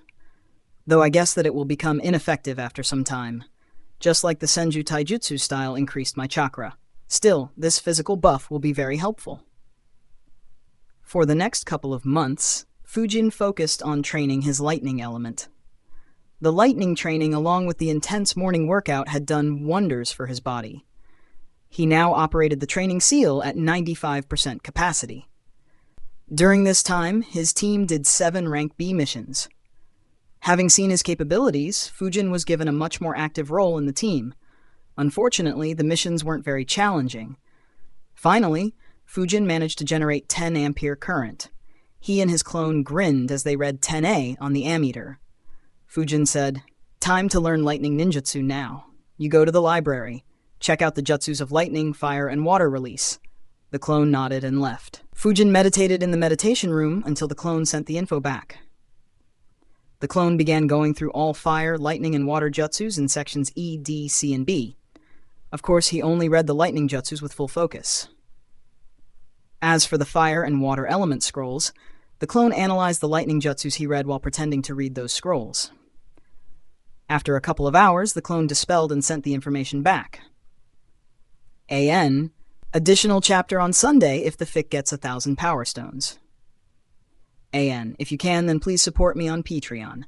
Link www.patreon.com/devilhex, no space. Can read up to 50 chapters ahead on Patreon. Thank you, Negro, Israel Campechano, and Templar for supporting me on Patreon. Thanks for listening. Narrated by Fabelverse Audio. Subscribe for more. Support links in the description. Rights holder? Contact link in the description. Chapter 162, Should I Form a Personal Force? Chapter 165 of Naruto, The Wind Calamity. Narrated by Fabelverse Audio. Fujin's eyes in the meditation room suddenly opened. A frown formed on his face when he received the information. Wind and lightning are indeed a bad combination. Though the clone found decent ninjutsus, there wasn't a single lightning jutsu that could complement my current skills. He analyzed for some time before concluding, looks like other than Raikage's lightning cloak mode and Sasuke's Kirin, the remaining lightning jutsus won't be of any use to me when it comes to improving my strength. So, that leaves only concealment. Alright, I'll form a new combat system based on my lightning jutsus. I won't use any wind jutsus or jutsus that can connect me with Konoha except the Shadow Clone and Body Flicker jutsus. The basis of this new system will be speed complemented by high accuracy and high penetration power attacks. While I don't have any immediate need of creating such a persona, I am currently in a very peaceful phase with a lot of free time. It's best to create this combat system before my life becomes hectic. With that decided, time to start learning the jutsus. I'll start with... Fujin's thoughts were interrupted as he heard a doorbell. He wondered, who'd come to visit at this time? Is Renjiro back? No, the chakra signature is too low. Fujin went up to check. Before opening the door, he sealed up the entrance to the basement. Fujin opened the door to see 5 faces that he didn't recognize. After a few seconds, he recognized a couple of them and was surprised. He thought, well, what a surprise. I nearly forgot about these 2. I wonder why they are here. Aoki Daisuke said with a bit of nervousness. Hey Fujin, how have you been? Tatsuya also greeted Fujin. And they are the orphans who joined the academy alongside Fujin. Fujin said, I have been doing well. How about you 2? Anyways, come in. The 5 young boys entered his house. Daisuke looked around the house with marvel. He was already surprised when he saw it from the outside. He exclaimed, Your house is magnificent, Fujin. Fujin said, Thanks. They sat in the circular room. Fujin asked, So what brings you here? Also, who are these 3? Daisuke introduced them. They are our good friends. They are Anzai Buncho, Handa Bunjiro, and Arie Ryoma. They are our best friends from our class and are orphans just like us. Fujin checked each one of them. All seemed normal. He said, Hey. They greeted Fujin back. Fujin noticed a bit of nervousness on Daisuke's face. He said, Fujin, we actually came here because we wanted to ask for your help. Fujin asked, What help? He said, Actually, we are struggling in the academy.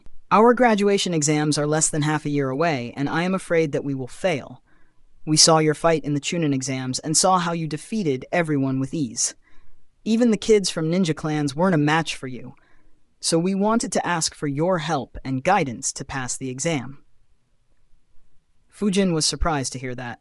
It wasn't just the request that surprised him, but rather the change in Daisuke. He thought, I know that the adults in this world are scheming bastards, but how the fuck did this straightforward guy become such a smooth talker? He perfectly blended flattering with the request, such that it wouldn't seem too much, and instead look very genuine. Seeing that Fujin was not answering made the 5 boys a bit nervous. They had decided to let Daisuke do most of the talking as he was familiar with Fujin. But as Fujin didn't reply, Tatsuya asked, Fujin. Fujin replied, Can you tell me what have you learnt so far? And what areas are you struggling in?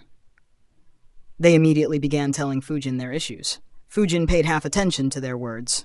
As for the remaining half, he was thinking, what to do? I have no interest in teaching them.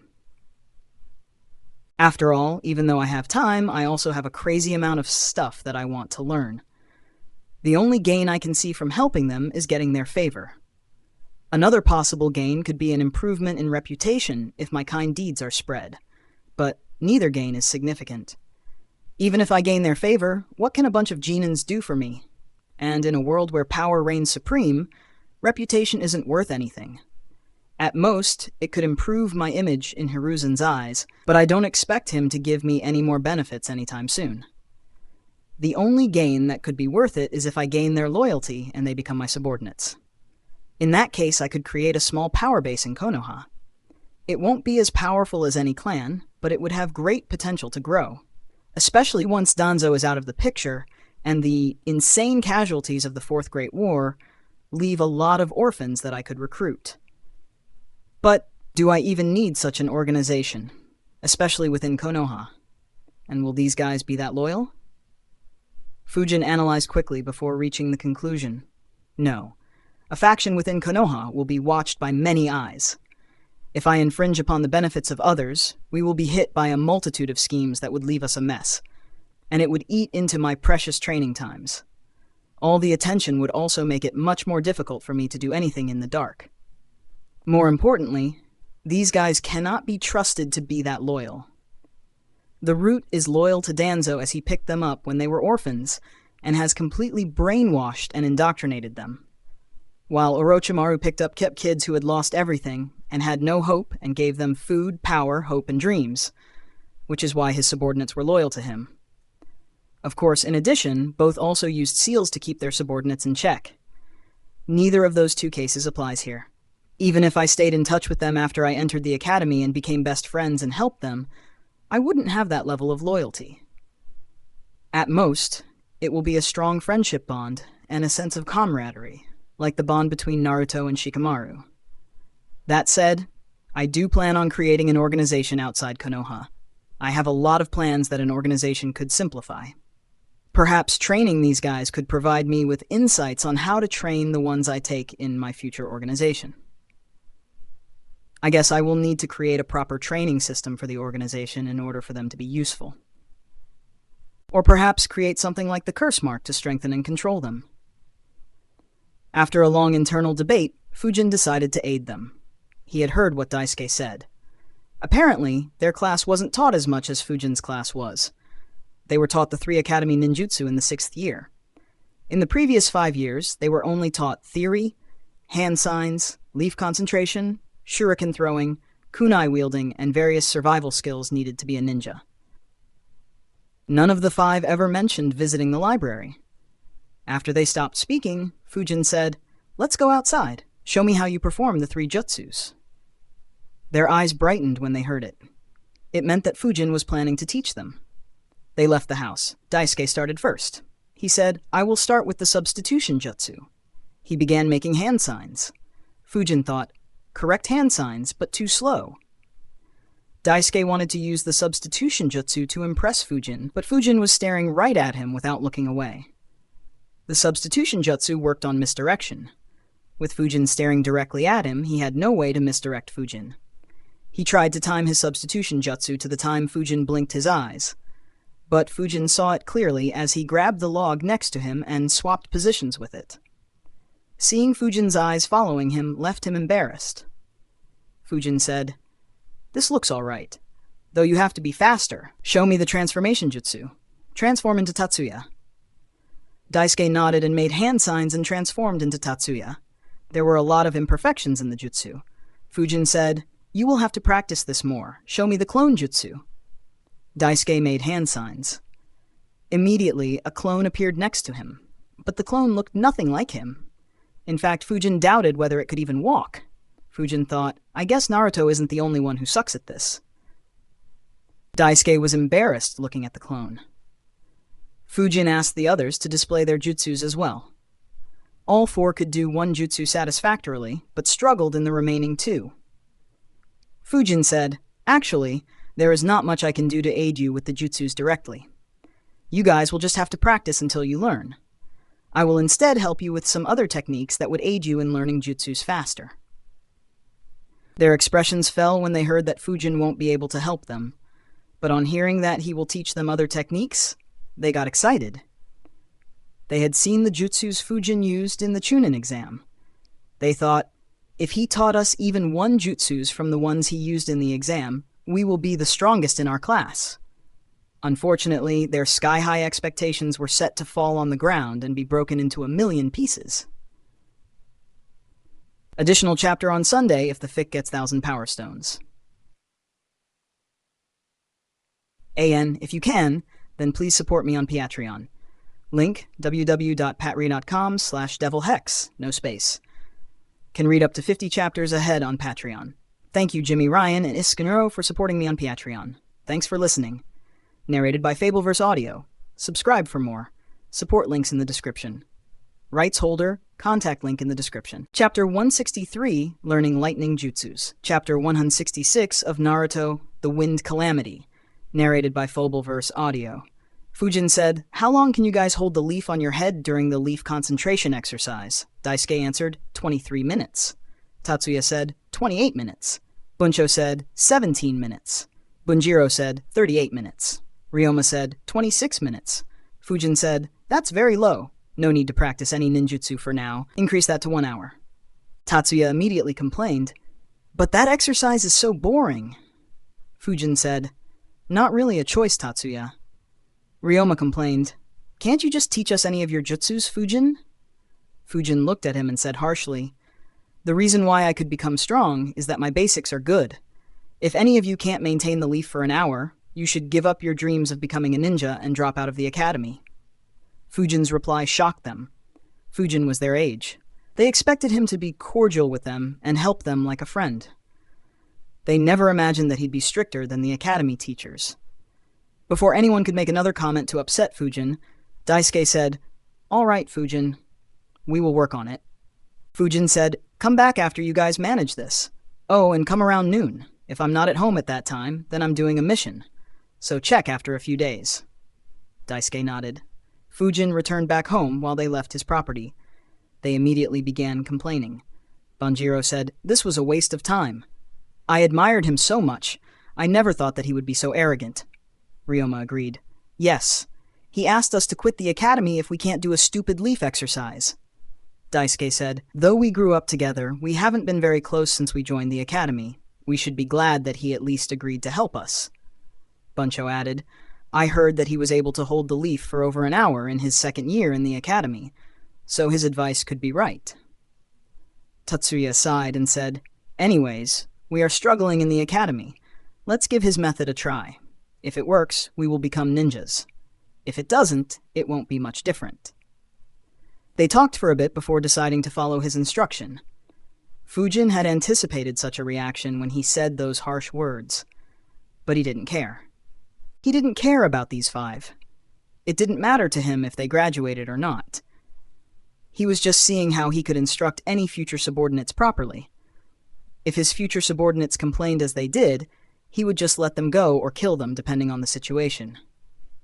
He didn't have the time to raise someone who was both lazy and untalented. Fujin left this whole episode behind him and began deciding which jutsu he should start with. He entered the bottom basement and thought, "My clone picked 11 jutsus to learn. However, 3 of them are very inconvenient to use in battle. However, these 3 look like they are preparatory jutsus for Raikage's lightning cloak. I guess Konoha managed to deduce some of the steps to learn it. Not really surprising. But they didn't manage to completely deduce it, though there is a possibility that they did deduce it but didn't put it in the library. Another 3 jutsus are a series of jutsus. The D and C rank variants will be dropped in the future. Another jutsu has potential but is highly inaccurate. That leaves me with 1 utility jutsu, 1 defensive jutsu, 1 long-range jutsu, and 1 mid-range jutsu in addition to the rank B jutsu. Konoha's stock of lightning jutsus is disappointing. Another issue is that there is no lightning instantaneous body jutsu, so long-range escape with this element isn't possible. I'll have to depend on the flicker jutsu. Anyways, I'll start with the series and then move on to the 3 preparatory jutsus. Even though they don't have much use on the battlefield, they might be able to strengthen my body further." Fujin made hand signs and extended his right arm straight. A lightning bolt formed in his palm and shot towards the metal statue and barely missed it. Fujin analyzed, "Wow, learnt in 1 try. I suppose now that I have learnt so many jutsus, I'll have an easier time learning new jutsus, especially if it's only a D-rank jutsu. Anyways, it looks like I will have to perfect the aim of this lightning bolt jutsu. Then I can move on to the lightning blast jutsu. Shouldn't take long." Fujin began practicing. In a few hours, he managed to gain 100% accuracy with the jutsu. The lightning bolt jutsu didn't do much damage. At best, the opponent will suffer minor electric shocks, though it could paralyze the opponent temporarily. Fujin moved on to the lightning blast jutsu. It was a C-rank jutsu. It worked the same as the lightning bolt jutsu. The only difference was that instead of 1 lightning bolt, it would attack the target with a continuous blast of lightning. The jutsu would continue hitting the opponent until the user decided to stop it or doesn't have the chakra to keep it up. Fujin managed to learn and aim it correctly in under a day. However, he realized a crucial issue. Though I can aim properly, I can't control the intensity of the shocks perfectly. Only in around 15% of cases, it was as intense as I wanted it to be. Fujin sighed in relief. "I'm glad I didn't try those jutsus before realizing this issue. It could have been bad. Sigh, I keep underestimating this world. There is danger even while learning a jutsu. Anyways, this issue shouldn't affect me while learning the lightning beam jutsu. I'll train my control after learning this jutsu." Lightning beam jutsu was a B-rank jutsu. This jutsu was just a powered-up version of the lightning blast jutsu. It could fire a beam twice as wide as the lightning blast jutsu. The shocks from this jutsu would be very painful and fatal. Even if someone dodges this jutsu, they could still be attacked if they are within 2 feet of the beam. Due to the high power of the jutsu, small lightning arcs are expelled occasionally from the beam that can hit anyone in the vicinity and cause more damage than the lightning bolt jutsu. 3 days after Fujin began learning the jutsu, Fujin was standing in front of a metal statue. He made the hand signs and aimed his right palm at the statue. Lightning appeared in his palm and a beam was fired at the statue. The lightning beam hit the statue. The statue kept getting hit by the beam for 30 seconds when Fujin finally stopped it. The statue was in a bad shape. The face had melted and couldn't be called a face anymore. Multiple cracks had occurred on the surface of the statue. Fujin smiled. "All right. Single target mid-range jutsu learnt. Now I should work on control." Fujin returned to the room where he had endured electric shocks. He opened his scroll and took out a few items. He set up a circuit. The circuit had an 80 kilo ohm resistor and an ammeter connected with a wire. Another couple of wires were connected to the other end of the ammeter and the resistor. These wires were left open. N had initially decided to do this exercise with a bulb instead of an ammeter. Fujin would have had to control his electrical output properly, or the bulb would have exploded, but it made more sense to do it with an ammeter. This way there won't be a risk of injury from the explosion, and he can test his control for whichever magnitude he wants. Fujin grabbed the wires and began generating electricity with his right hand. The current flowed through the circuit, and values began appearing on the ammeter. Fujin decided, 3 ampere current. Let me try to keep it at 1 ampere for 10 minutes. Then I will try keeping it stable at other amperes. I should also check this with the voltmeter instead of the ammeter to check both readings. The resistance of the resistor doesn't decrease like the human body, but it would still be better to check. Fujin began practicing. His control improved slightly, but not much. The lightning was very unstable. Fujin could easily provide the max power continuously, but controlling it at lower levels was challenging. He kept practicing till he had to go on a mission. His team gathered outside the mission center. Tomotsu went in and accepted a mission. He came out and said, "I accepted a mission to the Land of Frost." Apparently, a family heirloom was stolen. They issued a rank B mission to retrieve it. The opponents will be rogue ninjas from Kumogakure. Fujin, your wind jutsus will be important to counter their lightning release. Fujin nodded. The group made some preparations and left the village. The group traveled across the Land of Fire and the Land of Hot Water to enter the Land of Frost. The journey took a day and a half before they finally reached their destination. Additional chapter on Sunday if the fic gets 1,000 Power Stones. AN, if you can, then please support me on Patreon. Link w.patreon.com/devilhex, no space. Can read up to 50 chapters ahead on Patreon. Thank you, Cameo11, Andrew Sully, Nanu, and Majest for supporting me on Patreon. Thanks for listening. Narrated by Fabelverse Audio. Subscribe for more. Support links in the description. Rights holder? Contact link in the description. Chapter 167. Kyoto 164, a chakra metal sword and ice keke genkai. Chapter 167 of Naruto, the Wind Calamity. Narrated by Fabelverse Audio. Hey guys, this chapter is sponsored by 1995. You can thank him for the double release. The Land of Frost didn't have a ninja force. While they did have some in the past, their army was destroyed in the Second and Third Wars by Kumogakure. Right now, they only had a few ninjas for the protection of the daimyo and the city. All their missions would be issued to Konoha or Kumo. Tomotsu briefed Fujin on the details of the Land of Frost en route. Tomotsu also warned his group saying, "I don't have the exact information, but I heard some rumors about our Anbu squad clashing with some ninjas from the Land of Frost. So keep your guard up in case this mission is a trap." Everyone nodded. They entered the city as soon as they reached it. After going through some formalities, the group was received by an old politician and his bodyguard. Fujin and his group observed their client. He was very old, probably in his 80s. His back seemed to have been bent permanently, and he walked with the help of a walking stick. A samurai acted as his bodyguard. The old man introduced himself. "I'm Konda Kunio. I'm happy to see that Konoha sent a strong group for my mission." Tomotsu asked, "Konda? Are you related to the daimyo?" Konda Kunio smiled and said, Looks like you are well informed as well. The current daimyo is my nephew. Tamotsu said, "Can you tell us more about the mission?" The mission statement didn't have much information. Kunio nodded and said, "For generations, we had a family heirloom passed through our family. It was a sword made from chakra metal. Unfortunately, we had a break-in last week and our sword was stolen. We did some investigation and found that the thief was a rogue ninja who was formerly from Kumo. His name is Saigo Rikyu. He used to be a chunin.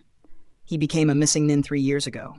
We discovered that he has created an organization and has set up multiple bases in our country. We don't have the ability to track and kill him."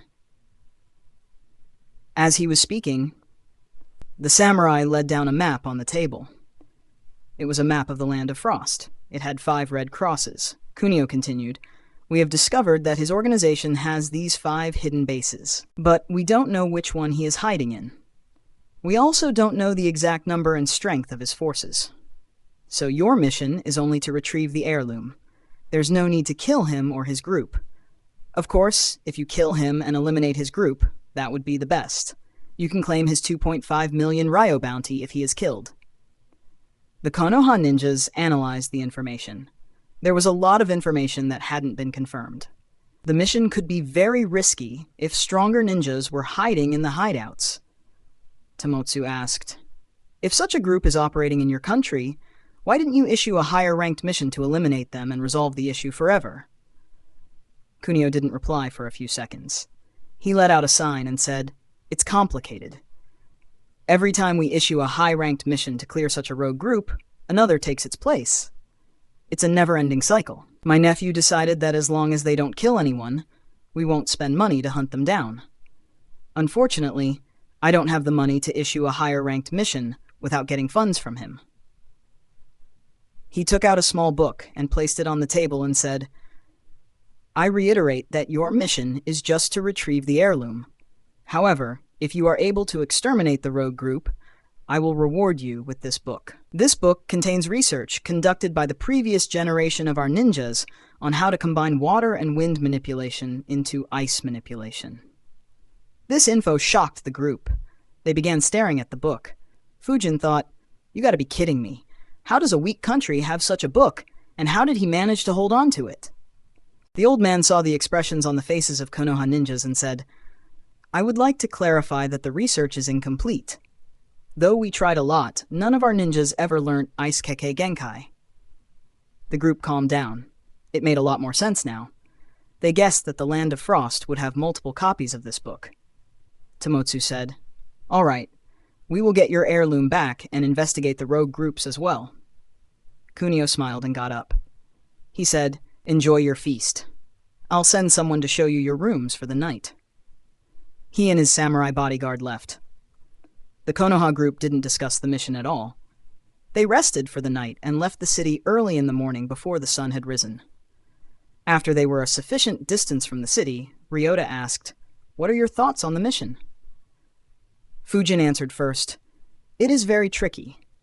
We don't know how many are in his organization. We can't even be sure that he is the leader. If he is just a lackey instead of a leader, then this mission will be very difficult." Tamotsu nodded and said, "You are right. It will be a rank A or even S in that case. Considering the risk involved, focus on your safety first. The mission comes after the safety of our group, so don't be impulsive, especially you, Tadashi." Tadashi's ninja dog, Kenta, barked in agreement. Tadashi replied, "Hey, I have enough control over myself." The group ignored him and continued forward. They reached the first hideout. It was a small hill with multiple caves in it. Tadashi said, "I don't smell anyone inside the hill. I do smell some scents, but they aren't fresh." Katsumi said, "I will send my bugs in to check." He sent a few bugs to investigate the hill. The remaining group stayed a considerable distance away. After some time, even the bugs returned empty-handed. Tamotsu looked at Fujin. Fujin spread his chakra field and shook his head. "I don't sense anyone." Tamotsu said, "All right, let's check the next hideout." The group checked the nearest hideout, but didn't find anyone once again, so they moved to the third location. There was a huge waterfall at this location. Apart from the river and some sparse trees around it, the area was open. Ryota asked, "Where is the hideout here?" Tadashi said, "I don't smell anyone." Kenta barked in agreement. Fujin asked, "Should I try to sense right away?" Tomotsu said, "No, let Katsumi check the area first." Fujin nodded. Katsumi's bugs scouted the location but didn't find anything either. Fujin spread his chakra field. He didn't pick up any chakra either, but he felt something weird. He looked at the waterfall. Chakra gathered in his eyes as he focused on it. He said, "There is a cave at the bottom of the waterfall, but the entrance is blocked with a wall of rocks which look natural." Tomotsu asked, "Do you sense someone hiding there?" Fujin answered, "No, but I have a weird feeling, as if my chakra field can't enter deep into the cave, and as if something is trying to hide from my eyes." Ryota asked, "What do you mean?" Fujin said, "During my last mission with Renjiro-sensei, we encountered a squad from Kiri who hid underground perfectly using fuinjutsu. I have a feeling that the same might be the case here." As he said that, Fujin thought, "Well, I can't tell that I live in a house that is filled with seals, can I? It has helped in getting familiar with how seals feel when I try to sense them." Hearing Fujin, everyone frowned. Tomotsu said, "Fuinjutsu? That's troublesome. Even more troublesome is the fact that they have someone who could be a seal master." He looked at Fujin and asked, "Are you 100% sure that this place is guarded by fuinjutsu?" Fujin shook his head. Despite his familiarity with the seals, he still couldn't guarantee. Tomotsu asked, "Is there any way we could enter undetected?" Fujin replied, "Unless we have a much superior seal master, nope." Tomotsu asked, "What would you recommend?" Fujin said, "The best way would be to destroy the cave behind the waterfall. That way, most of them will die inside. We can stay far away and observe who stays alive and comes out. We can decide whether to attack or escape then." Fujin looked at Ryota and asked, "Do you have any earth jutsu that could make the entire waterfall collapse?" Ryota said with a deadpan expression, "Of course not." Tomotsu said, "None of us has any jutsu. Fujin, if we enter the cave, would we be ambushed?" Fujin said, "Likely not. The initial part of the cave seems clear. They are probably hiding inside, though I'm not 100% sure."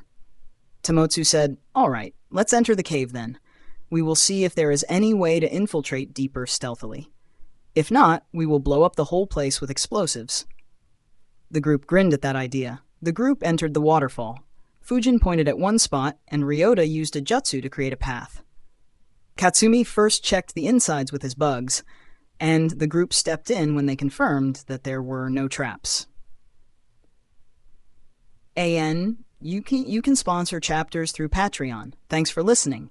Narrated by Fabelverse Audio. Subscribe for more. Support links in the description. Rights holder? Contact link in the description. Chapter 165. Safe Hideout? What's that? Chapter 168 of Naruto the Wind Calamity. Narrated by Fabelverse Audio. The Konoha ninjas entered the cave silently and checked it out. There was nothing in the cave. Fujin stood in front of a wall and focused chakra in his eyes. He wouldn't have noticed it a few months back, but due to practicing fuinjutsu so much, he could see some seals in the wall. He smirked and thought, at best, the one who made these is a seal master, and not a grandmaster. It'd have been difficult to explain how I knew it was a grandmaster, and convince these guys to retreat, had that been the case. Still, this is a great hideout. For starters, there was nothing around the place that would cause suspicion. This cave itself has 2 layers of camouflage. The waterfall and the wall, one of which is natural, and the other is indistinguishable from the natural wall. Even if someone still managed to find this cave, they would think that it is only a small cave, and wouldn't suspect a bigger cave inside. Perhaps the only vulnerability of this hideout is the ones hiding inside it. If they didn't leave any trail, it'd be almost impossible for the Land of Frost forces to find this place suspicious. Fujin said, "I think they are behind this wall." Tomotsu nodded. The whole group planted a few dozen explosives on that wall. Fujin and Ryota used Earth Military Movement Jutsu to enter the cave walls and planted over 400 explosion tags where Fujin asked them to. As Fujin could see the seals, the rogue ninjas who were hiding inside weren't alerted. Fujin's squad left the waterfall and moved a few hundred meters away. Tomotsu asked, "Is everyone ready?" The group nodded. Everyone made a hand sign. Tomotsu picked up a stone and said, "We will set off the explosion when this stone touches the ground." He tossed the stone in the air. At the moment it touched the ground, all 5 ninjas activated the explosion tags they planted. Inside the cave, there were 14 rogue ninjas. They were aware that the Land of Frost would try to find them, perhaps even issue a mission, but they weren't worried. They had recently stocked up their supplies and were planning to hide there for a month or more. In the cave, Nishio Kuranaga was trying out the chakra sword. He held the sword in his right hand and tried to extend his chakra through the sword. The chakra flowed through the sword very smoothly. He felt as if the sword was an extension of his own arm. Suddenly, the chakra flowing through the sword was converted into lightning in the blink of an eye. Almost all of the other rogue ninjas were watching this. They were surprised at how skilled Kuranaga was. Saigo Rikyu said, "Damn, boss! You are on fire! It's as if the sword was crafted for you." However, Kuranaga shook his head and said, "No, you have done a great job. This sword is amazing. I am surprised that this weak little nation had something so good." Rikyu grinned and said, "It was their family heirloom. They might still have some good stuff that we can try to steal." Kuranaga nodded and said, "Yes, I'm interested too, but not now. They might have issued an A-rank mission to Konoha or our former village to hunt you down." Rikyu immediately got serious and said, "Yes, they must be hunting for me now." Kuranaga smirked and said, "Don't worry. As long as you are loyal to me, I will guarantee your safety. Besides, those morons don't know about me. Even if they manage to track this hideout, they will just feed my new sword." Hearing him, everyone calmed down and began cheering. After all, Kuranaga was the true leader of this group of misfits. The investigation carried out by the Land of Frost ninjas never discovered him, so their information was incomplete, and this incomplete information could very well be fatal. As the rogue ninjas were celebrating, the explosion tags began exploding. The entire hidden cave began shaking. They didn't understand what exactly was happening. One of them yelled, "What the fuck is happening? Did an earthquake hit us?" Another one of the ninjas had his eyes closed as he sensed. His name was Fumihiko Mokuami. He was a rogue ninja from the Land of Water and was a seal master. He said, "Someone has planted hundreds of explosions around our cave. Take cover immediately." Everyone began using defensive jutsus. However, the number of explosions was too high. The cave soon crumbled. Rocks rained down upon them. The ground under them began collapsing. Explosion tags began exploding very close to them. All the large-scale defensive jutsus were torn down, leaving every man for himself. The explosions also disabled all seals. The Konoha ninjas could now use their senses to observe the ones hiding inside. Fujin was the first one to speak. His voice was very serious as he said, "There is a Junin among them. Their total number is 14. Everyone is at least a Chunin." The entire group became very serious. A Junin from Kumo along with 13 Chunins would be very difficult to handle. Tomotsu said, "Let's pay attention from a distance and see how many survive. I will decide whether to attack or retreat." He looked at Katsumi, who nodded his head. The explosions broke all the cave walls. Water from the waterfall began pouring into it and submerging the entire cave. The rogue ninjas who were struggling with explosions, debris, and unstable footing suddenly had to deal with a strong water wave as well. Kuranaga grabbed Rikyu and began making his way out of the cave through the water. Mokuami created a barrier around himself and began making his way out as well. In all, the explosions killed 3. Another 5 were killed when rocks fell on them, and 1 more was killed due to suffocating underwater. The 5 who made it out had some injuries on them. Only Mokuami and Kuranaga were completely fine. They expected to be ambushed as soon as they got out. However, there was no attack. Instead, there was another trap for them. Katsumi had some of his bugs move along the water that flooded the cave. These bugs could survive underwater and were very poisonous. They managed to bite all except Mokuami, who was protected by a barrier. As soon as they landed outside the waterfall, their legs began shaking. Kuranaga said, "Fuck! I'm poisoned." He looked around to see 3 more being in the same situation as he was. He looked at Mokuami, who wasn't even a bit hurt, and yelled, "Bastard, did you betray us?" Mokuami quickly defended himself. "I have done no such thing." Kuranaga didn't trust him and said, "First we were attacked despite your seals, and now all but you are poisoned. How would you explain that?" Kuranaga unsheathed his chakra sword as he spoke. However, he didn't attack and instead kept his attention on an incoming ambush. Seeing that they wouldn't clash, the Konoha ninjas made a move. Tomotsu said, "I will take on the Junin. Ryota, take on the unharmed guy. Others finish off the rest and come to help us." The group nodded and flickered. The rogue ninjas noticed them and prepared for a fight. Mokuami said, "They are Konoha ninjas. Perhaps you four were poisoned by bugs. They couldn't poison me due to my barrier." Koranaga snorted and focused on the Konoha ninjas. The Konoha group flickered until they were just 20 meters from the enemy. Fujin was at the center. Tomotsu and Tadashi were on both his sides, and both had made hand signs. Fire release, great fireball jutsu. At the same time, Fujin used infinite breakthrough jutsu. The three jutsus combined, creating a massive firestorm. While their missions over the last couple of months weren't challenging, Fujin did improve his teamwork alongside the group a lot. The rogue ninjas were surprised by the huge firestorm heading for them. Koranaga yelled, "Get underwater!" The rogue ninjas immediately dove into the river they were standing on. Ryota, Tadashi, and Tomotsu followed them underwater. Katsumi didn't join them as most of his bugs were ineffective underwater. While Fujin didn't go, as he didn't want to face an experienced lightning user underwater. Under the water, Koranaga saw the Konoha ninjas following him. He immediately became angry. They dare to fight me underwater? He made hand signs. Lightning release, false darkness. He released a spear of lightning from his mouth at Tomotsu. Tomotsu watched the incoming lightning spear with a grim expression as he thought, "I didn't expect him to use such a strong jutsu despite being poisoned." He threw a kunai with an explosion tag at the incoming spear. It exploded right before reaching the spear. The explosion dispersed the spear. However, since they were underwater, the current began spreading through the entire area. The Konoha ninjas, as well as the rogues, were electrocuted. Among the rogues, 3 had an affinity to the lightning element. They were fine. While Mokuami once again insulated himself with the help of seals, only 1 rogue was shocked. On the side of the Konoha ninjas, all the 3 who went underwater and the dog were shocked. Though it didn't injure them, the shock had a paralytic effect on them and hindered their movement.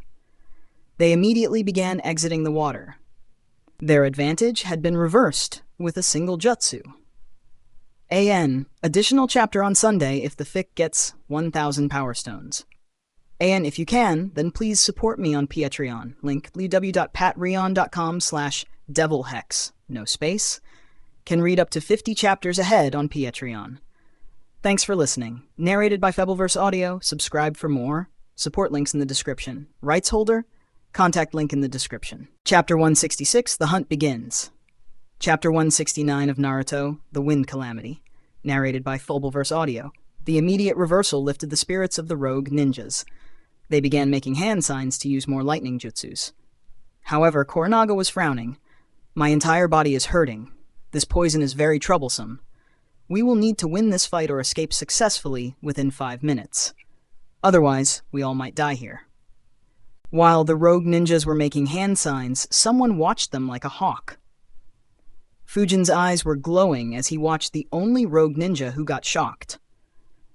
Acume cores began forming in his mouth. He shot 2 acume bullets at the same time. During the last 2 months of training, Fujin had finally learnt to use 2 acume bullets at the same time. 1 vacuum bullet was shot at Koranaga, while the other was shot at the paralyzed rogue. Koranaga noticed the attack and immediately moved out of the way while weaving hand signs. However, there was another ninja just behind him who didn't notice the attack. The bullet hit his right thigh and pierced through it. As for the paralyzed rogue, the acume bullet pierced through his head and killed him. The deadly attack shocked them once again and reminded them of the seriousness of the situation. Koranaga launched False Darkness once again. This time it was aimed at Fujin. Fujin noticed it and used acume bullet jutsu once again and shot 2 bullets at the incoming lightning spear. His bullets tore through the lightning spear and dispersed it. Koranaga had to dodge them once again. He frowned. "Wind user, things just keep getting worse." Tomotsu, Tadashi, Ryota, and Kenta exited the water. Katsumi helped them to get on the shore. All breathed heavily. Tadashi gritted his teeth and complained, "Shit! That bastard is strong!" Ryota agreed. "Yeah, and the lightning element restricts me too much. Luckily, Tomotsu at least neutralized it. Otherwise, we might have been in a lot of trouble. Tomotsu said, "Though our movement will be hindered a bit, they are poisoned by Katsumi's bugs. We just have to hold on for around 5 minutes and they will begin losing their ability to move." Katsumi nodded and said, 4 more minutes left. It will be best if they escape. That way we can just hunt down their unconscious or dead bodies." Fujin noticed that all his team were on the shore. The rogue ninjas who were under the water were approaching him, and the seal master from the group was weaving hand signs for a water jutsu. Not wanting to be surrounded, he flickered to his team. When he reached them, he heard Katsumi softly whispering, "Focus on stalling them. It's fine if they escape." A second after he flickered, a water dragon formed where he was standing. The rogue group exited the river and stood behind the water dragon. As soon as they exited the river, Katsumi's bugs attacked them. His bugs had already spread over the river and swarmed them. The rogues had noticed the bugs when they were underwater. They immediately launched explosion tags on them. Mokuami launched his water dragon at the Konoha ninjas. However, Fujin countered with a giant ball of wind. It hit the water dragon's head and exploded, neutralizing it. Fujin followed it up with a dozen air bullets. However, the enemy managed to dodge. The Konoha ninjas who were electrocuted earlier stood up on their feet. However, their movement wasn't very fluent. Koranaga observed their movements. He analyzed, "We could attack and try to kill them, but the wind user will be tough to overcome. He can keep neutralizing our jutsus and keep us at a distance. Every second that he stalls will be lethal for us. While that bug user is probably responsible for our poison, his bugs are an even bigger threat than the wind user. We should escape while their mobility is hampered. No, I should." Without saying anything, Koranaga suddenly flickered away. Mokuami had expected him to do this and flickered away as well. The other two were shocked. However, within a second, they tried escaping as well. Fujin was surprised at how they suddenly ran away. He thought, "Wow, that leader just abandoned them and ran." He made a hand sign. A shadow clone with 10% of his chakra appeared. He flickered immediately. Just 2 flickers, and he appeared behind the rogue who was running away on 1 foot. The rogue ninja noticed him and threw a few shurikens at him and began weaving hand signs. However, the clone dodged all shurikens with extreme ease. A sword appeared in his hand and he swung the sword at the enemy. Realizing the threat, the rogue ninja moved backwards. However, a sword slash was released from the sword. The clone watched as the enemy's head was split from his neck. While the clone was fighting, Fujin created another shadow clone and 10 wind clones which chased after the remaining 3. After finishing off his opponent, the first clone also joined the chase. Tomotsu looked at it and said, "Good work." Fujin nodded and asked Katsumi, "Did you plant your bugs on them?" Katsumi nodded and said, "All except the guy who used the water jutsu. They are poisoned as well." Fujin and Katsumi stayed on guard while the others warmed up to get rid of any issues they might have in moving around. After a couple of minutes, they began chasing. Fujin said, "The one who was injured is dead. The others are escaping in different directions." Tomotsu looked at Katsumi, who told them the exact locations. He instructed, "All right, Fujin and Tadashi will hunt Saigo Rikyu. The rest of us will hunt that Junin. Ignore the third ninja for now." Everyone nodded and split off. Fujin analyzed, "Good decision. The main mission is to retrieve the sword, while the additional rewards are basically for bringing Rikyu's head. And with the enemy poisoned, they just need to wait until that Junin to just die by himself." Koranaga and Rikyu quickly began consuming the antidotes they had. They had a general-use antidote that could neutralize the poisons of the bugs from the Aburame clan. Their situation improved slightly. The pain and dizziness they were experiencing began decreasing. Both smiled. The speed of Fujin's clones was much faster than theirs. His clones began catching up with the enemies. The wind clones chasing Rikyu were the first ones to catch up.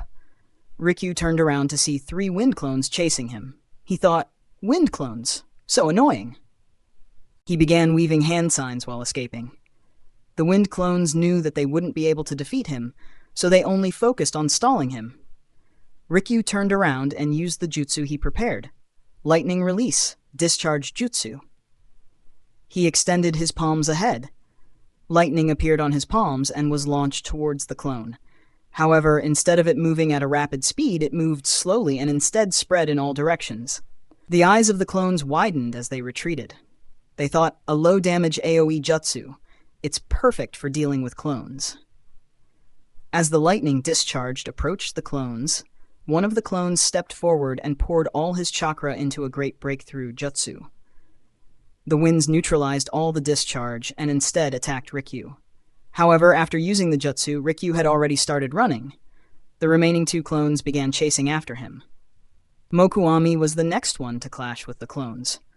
Unlike Rikyu, he waited on top of a small lake for the clones to catch up. As soon as the clones appeared in sight, he began making hand signs. He thought, I could have hidden perfectly. Unfortunately, this kid is a censor. He would have figured out the general area and I would be trapped. I have to finish the clones before the ninjas begin sensing me as well. One shadow clone and 3 wind clones approached him and noticed him weaving hand signs.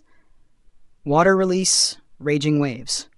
Mokuami spat out water in all directions. Just like Rikyu, his aim too was to use a wide-range attack to dispel the clones. One of the wind clones again moved forward and used all his chakra to use an infinite breakthrough jutsu to nullify the enemy jutsu. The wind clashed with the water and sent the water back to Mokuami. The remaining clones flickered to close the distance while preparing a jutsu. Wind release, air bullet jutsu. All 3 clones used air bullet jutsu at the same time. The shadow clone aimed his bullets at Mokuami, while the wind clones cut off his escape routes. However, Mokuami stood his ground. A barrier appeared around him.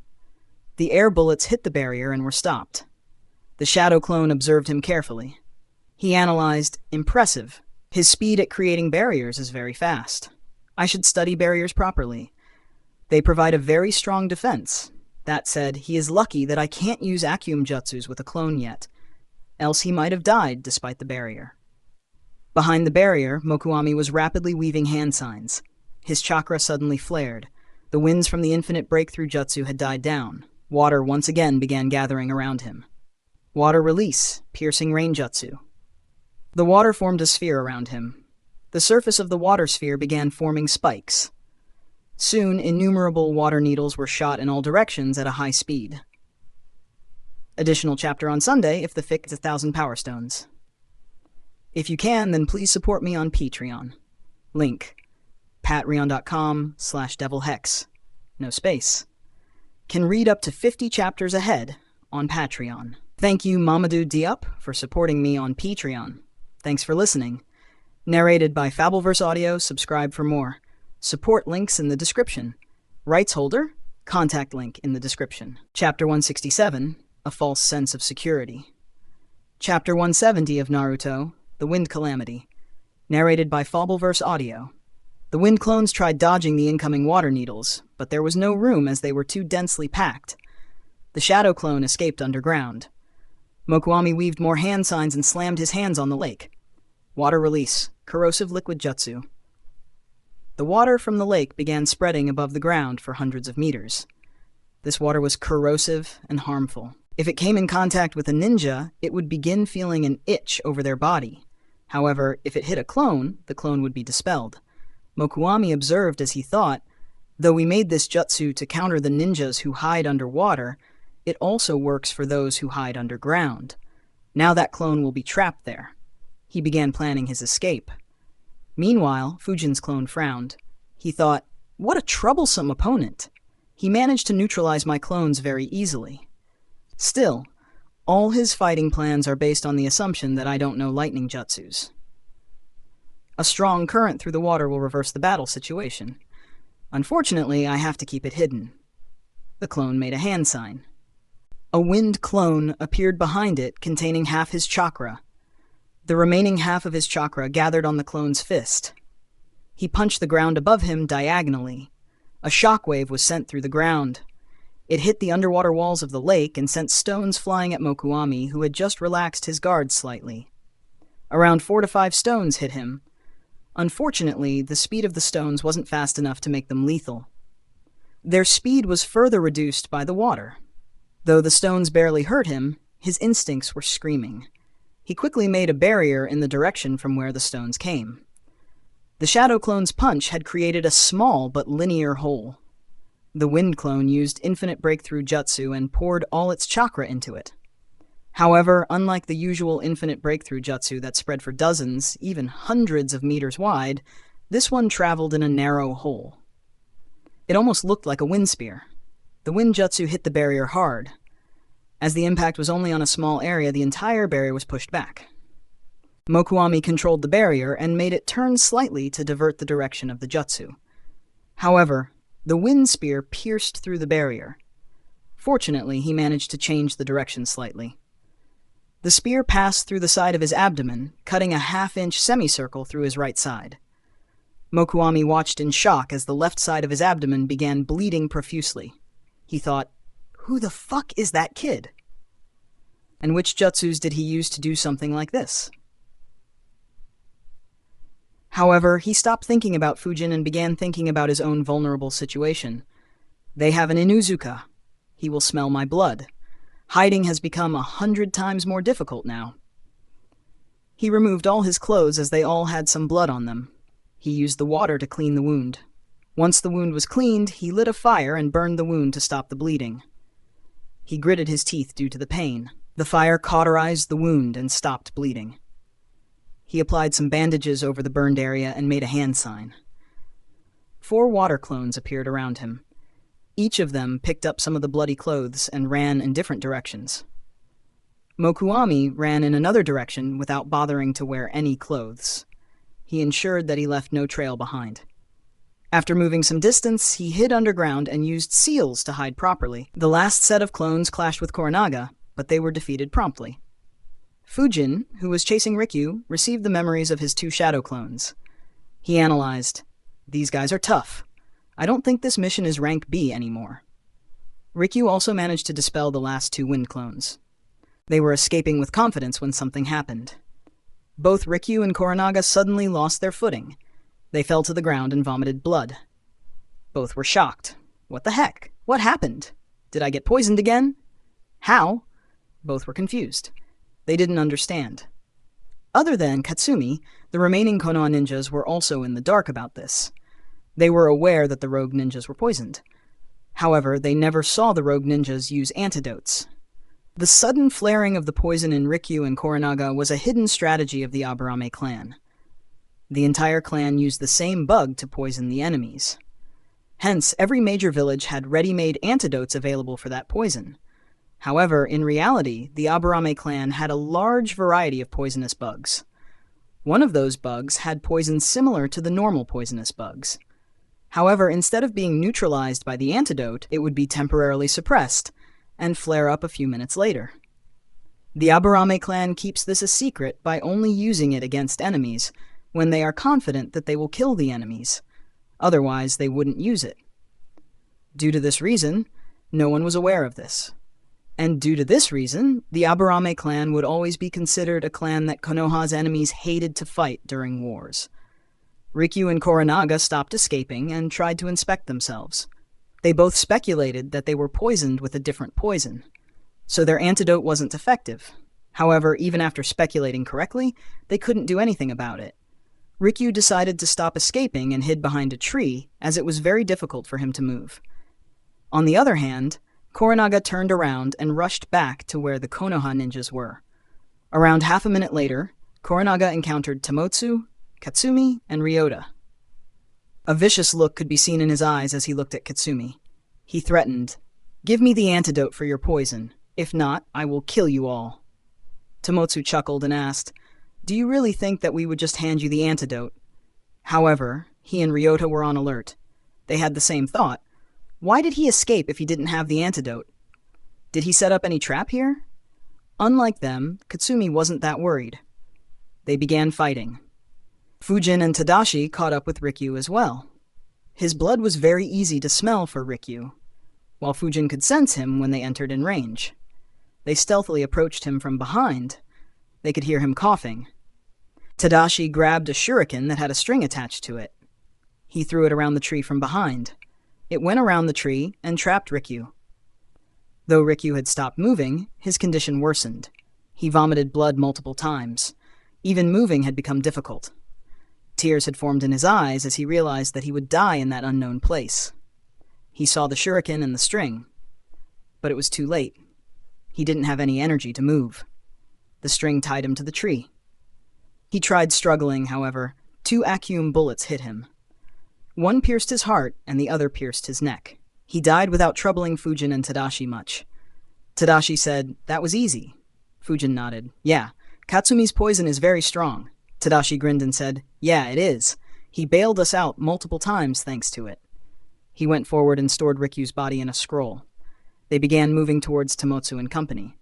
Tadashi asked, "Any idea what's happening at other places?" Fujin shook his head and said, "No. They are both strong. They managed to defeat my clones. I think my clones managed to injure that water user, but I'm not sure." Tadashi replied, "All right, anyways, that Junin is also poisoned, so Tomotsu and others should be able to win easily." Fujin nodded. They moved quickly and arrived where Koranaga was fighting in a few minutes. The scene surprised them. Tadashi quickly rushed towards Tomotsu and Katsumi and asked, "Are you guys fine?" Fujin also followed him. Both were bleeding. Katsumi's left leg was dyed in blood. Tomotsu's right arm also seemed to be bleeding in multiple spots. Koranaga's dead body was lying a few meters away from them. Tomotsu said, "It's fine. He was stronger than we expected, and the poison made him very desperate." They began applying first aid to them. Katsumi's left leg had multiple nails embedded in it. Koranaga had charged the nails with lightning and used them to attack from range, as Katsumi always maintained a distance from him. Meanwhile, since Koranaga was targeting Katsumi, Tomotsu decided to engage him at close range.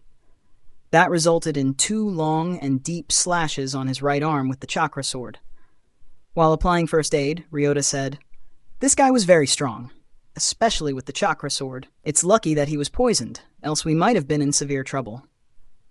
Tomotsu agreed. "Yeah, I thought I could take on him. Unfortunately, he was stronger." While the first aid was being applied, a few of Katsumi's bugs were moving inside Koranaga's dead body. They were cleaning all traces of the poison in his body. Due to this, if anyone inspects his dead body, no one would find the poison that was used. Hence, they won't be able to make the antidote. All Aburame clan ninjas who use this poison would use this method to keep their poisons a secret. If they weren't sure about the kill and the fact that they would get access to their dead bodies first, they would only use the normal poisonous bugs. We reached 1K stones. Chapter will be uploaded on Sunday. Enjoy your weekend, everyone. And if you can, then please support me on Patreon. Link patreon.com/devilhex. No space. Can read up to 50 chapters ahead on Patreon. Thanks for listening. Narrated by Fabelverse Audio. Subscribe for more. Support links in the description. Rights holder? Contact link in the description. Chapter 168, A New Team. Chapter 171 of Naruto, The Wind Calamity. Narrated by Fabelverse Audio. Bonus chapter. Not only did we reach 1K stones, we also reached our goal of 6K stones. Let's target 650 stones this week. After removing all traces of the poison, the bugs left the dead body and returned to Katsumi. Ryota had finished applying the first aid, and he sealed Koranaga's body in a scroll. Ryota said, "He is sure to have a good bounty." Fujin picked up the chakra sword and said, "I don't think it would compare with this sword, though."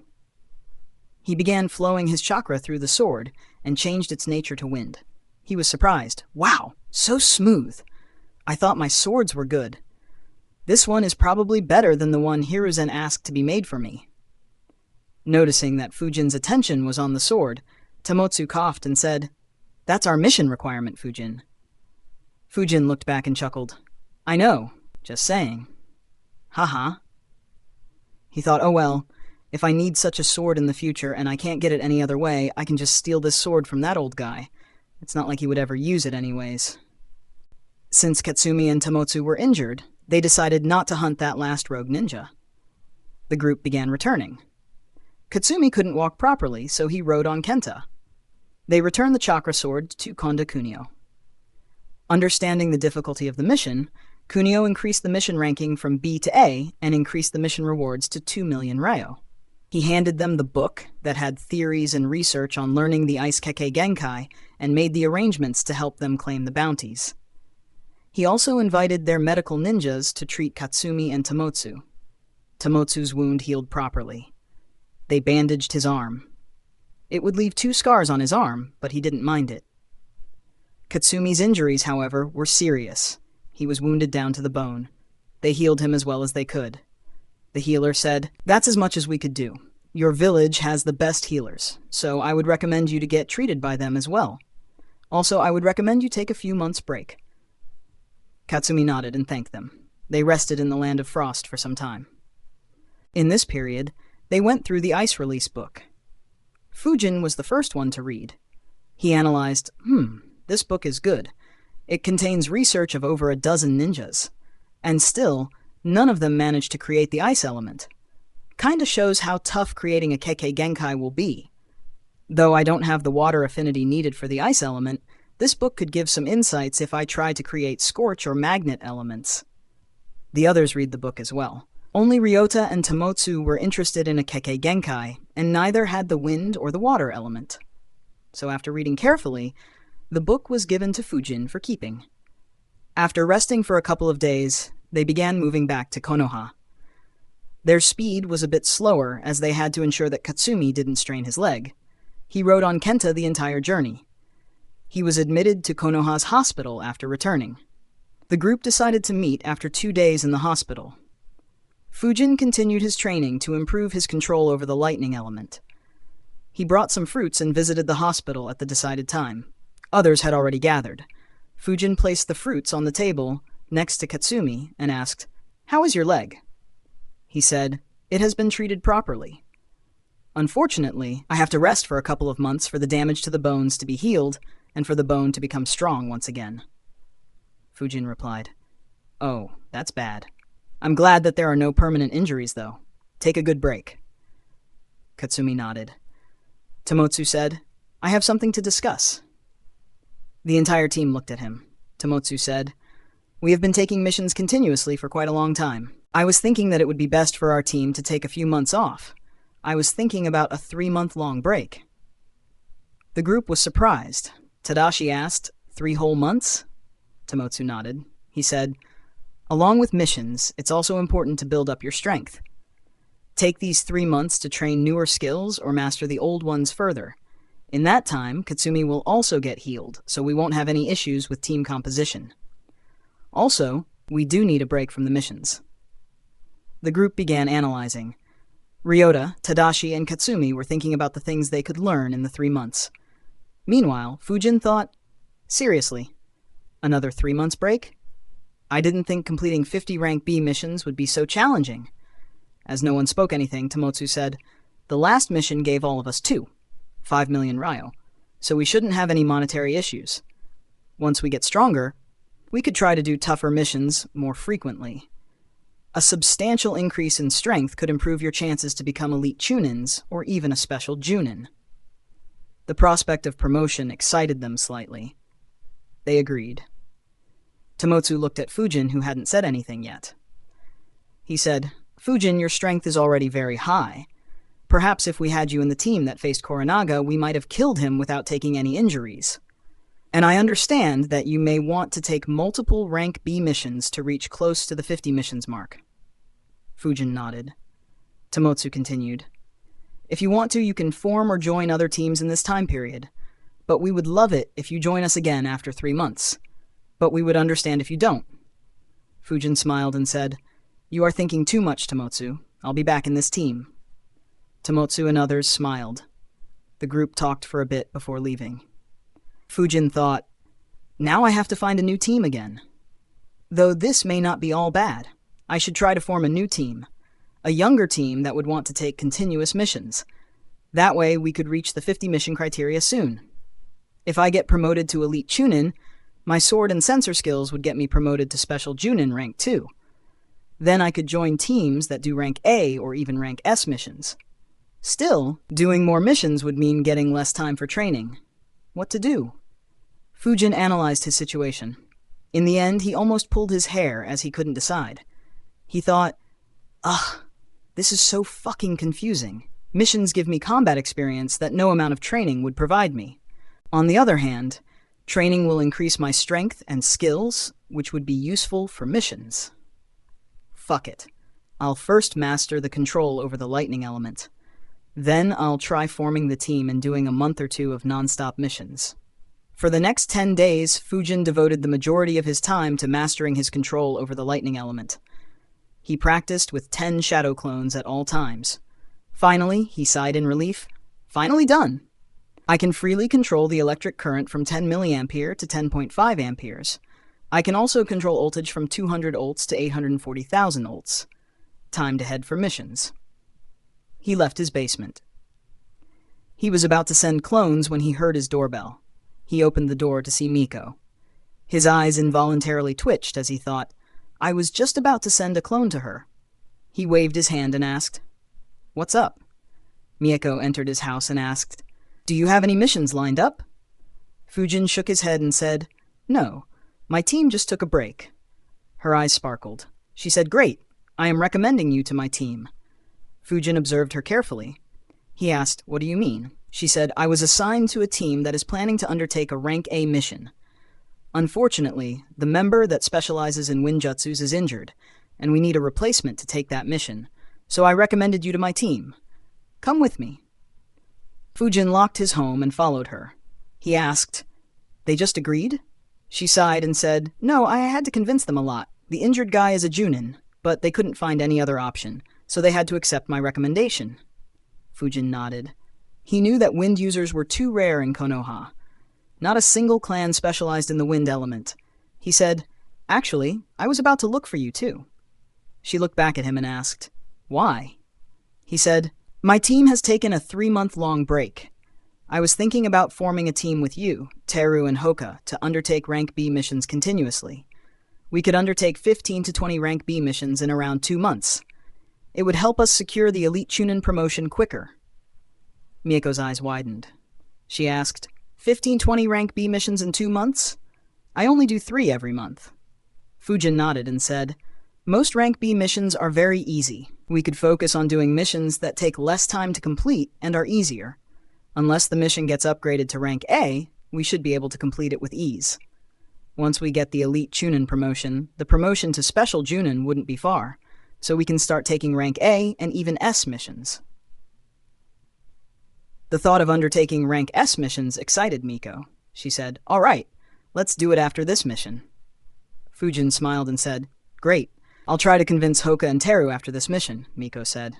I'll join you. Fujin said, That will be helpful. The two reached the Uchiha compound. Miko led Fujin to a house where her team was gathered. Additional chapter on Sunday if the fic gets 1,000 Power Stones. AN, if you can, then please support me on Patreon. Link, w.patreon.com/devilhex, no space. Can read up to 50 chapters ahead on Patreon. Thank you Shadow Sages and Cosmix Ronin for supporting me on Patreon. Thanks for listening. Narrated by Fabelverse Audio. Subscribe for more. Support links in the description. Rights holder? Contact link in the description. Chapter 169, Missing Children, Chapter 172 of Naruto, The Wind Calamity. Narrated by Fabelverse Audio. As soon as Fujin entered the room, he saw 6 Uchihas looking at him. He thought, Ugh, I forgot that her squad is an all-Uchiha squad. I hope that it doesn't attract any unwanted attention. Among the 6 Uchihas, 3 seemed to be in their 30s, 2 in their 20s, and the last one was just a year older than Fujin. One of them said, So this is Fujin? Not bad, his chakra is quite high for his age. Fujin wondered, he can tell chakra without using his eyes or sensing? Miko said, Yes, Uncle Akihiko. She looked at Fujin and said, Fujin, this is Uncle Akihiko. Just like Sensei, he is an elite Junin too. He will be heading this mission. Fujin nodded and respectfully said, Pleased to meet you, Akihiko-san. Uchiha Akihiko smiled and said, No need to be formal, Fujin. You can call me Uncle as well. Fujin replied with a smile, All right, Uncle Akihiko. While he was speaking, he thought, Not bad. I was afraid that all of them would be arrogant to the core. At that moment, the Uchiha, who was slightly older than Fujin, scoffed and said, Miko, are you sure that he is strong? We don't want any slackers joining us. Besides, can he really replace Uncle Tienosake? Fujin looked at him and thought, Never mind. I concluded too soon. Miko rebuked him. Shunko, you can't even defeat me. Fujin is even stronger than me. Akihiko calmed the kids down. Calm down. Shunko, learn to work with your teammates. And Miko, don't insult your teammates. Fujin, don't mind Shunko. Fujin nodded. There wasn't much change in his expression, but he was surprised.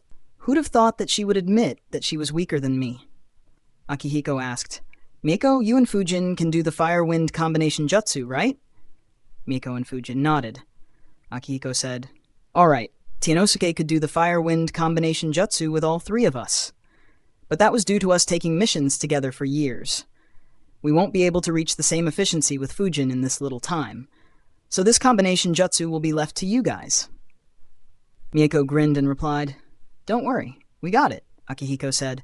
The mission is an emergency. It is a rank A mission issued by Kusagakure.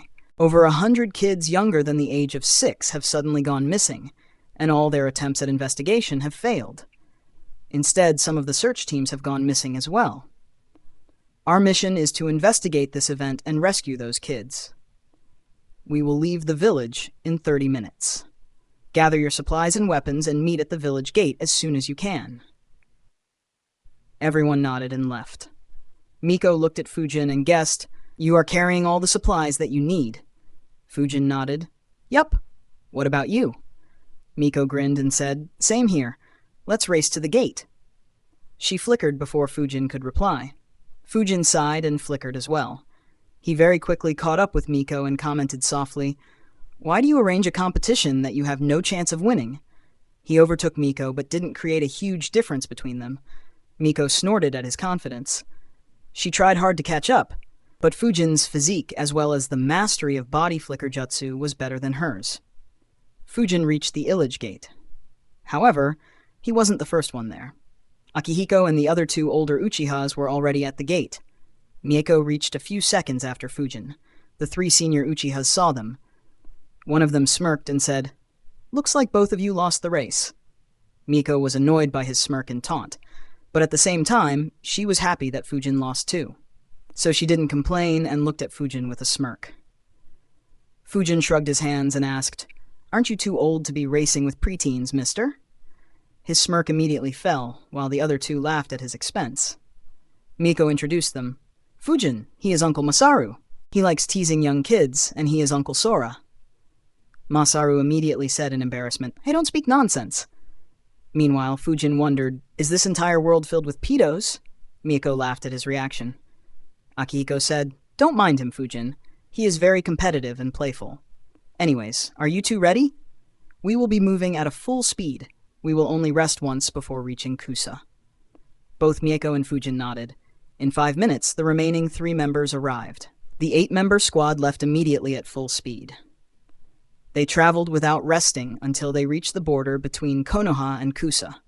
They took a break at a border patrol camp in the Land of Fire so that all could rest at the same time without any worries about external threats.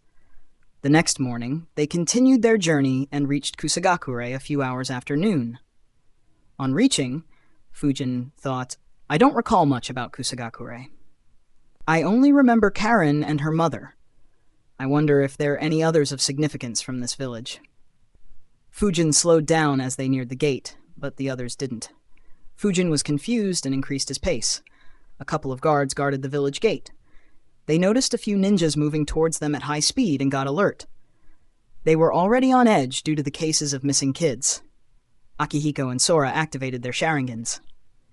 Sharingan Genjutsu, both guards were placed under a Genjutsu. They collapsed. Fujin was speechless. He thought, what the fuck? And I thought that this guy was normal. Akihiko said, Masaru, stay here with the kids and interrogate them. Others follow me. Akihiko, Sora, and 2 others went inside the village. Masaru, Fujin, Miko, and Shunko stayed back. Masara said, I will release the Genjutsu on them. Miko and Shinko, you cast a new Genjutsu on them and interrogate them. I will observe. They nodded and stepped forward. Masaru made a hand sign and released the Genjutsu. The guards woke up, but were confused. Miko and Shunko casted new Genjutsu on them.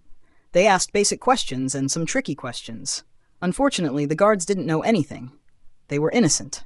Their actions were noticed by the villagers. Seeing their guards being subdued caused panic among the villagers.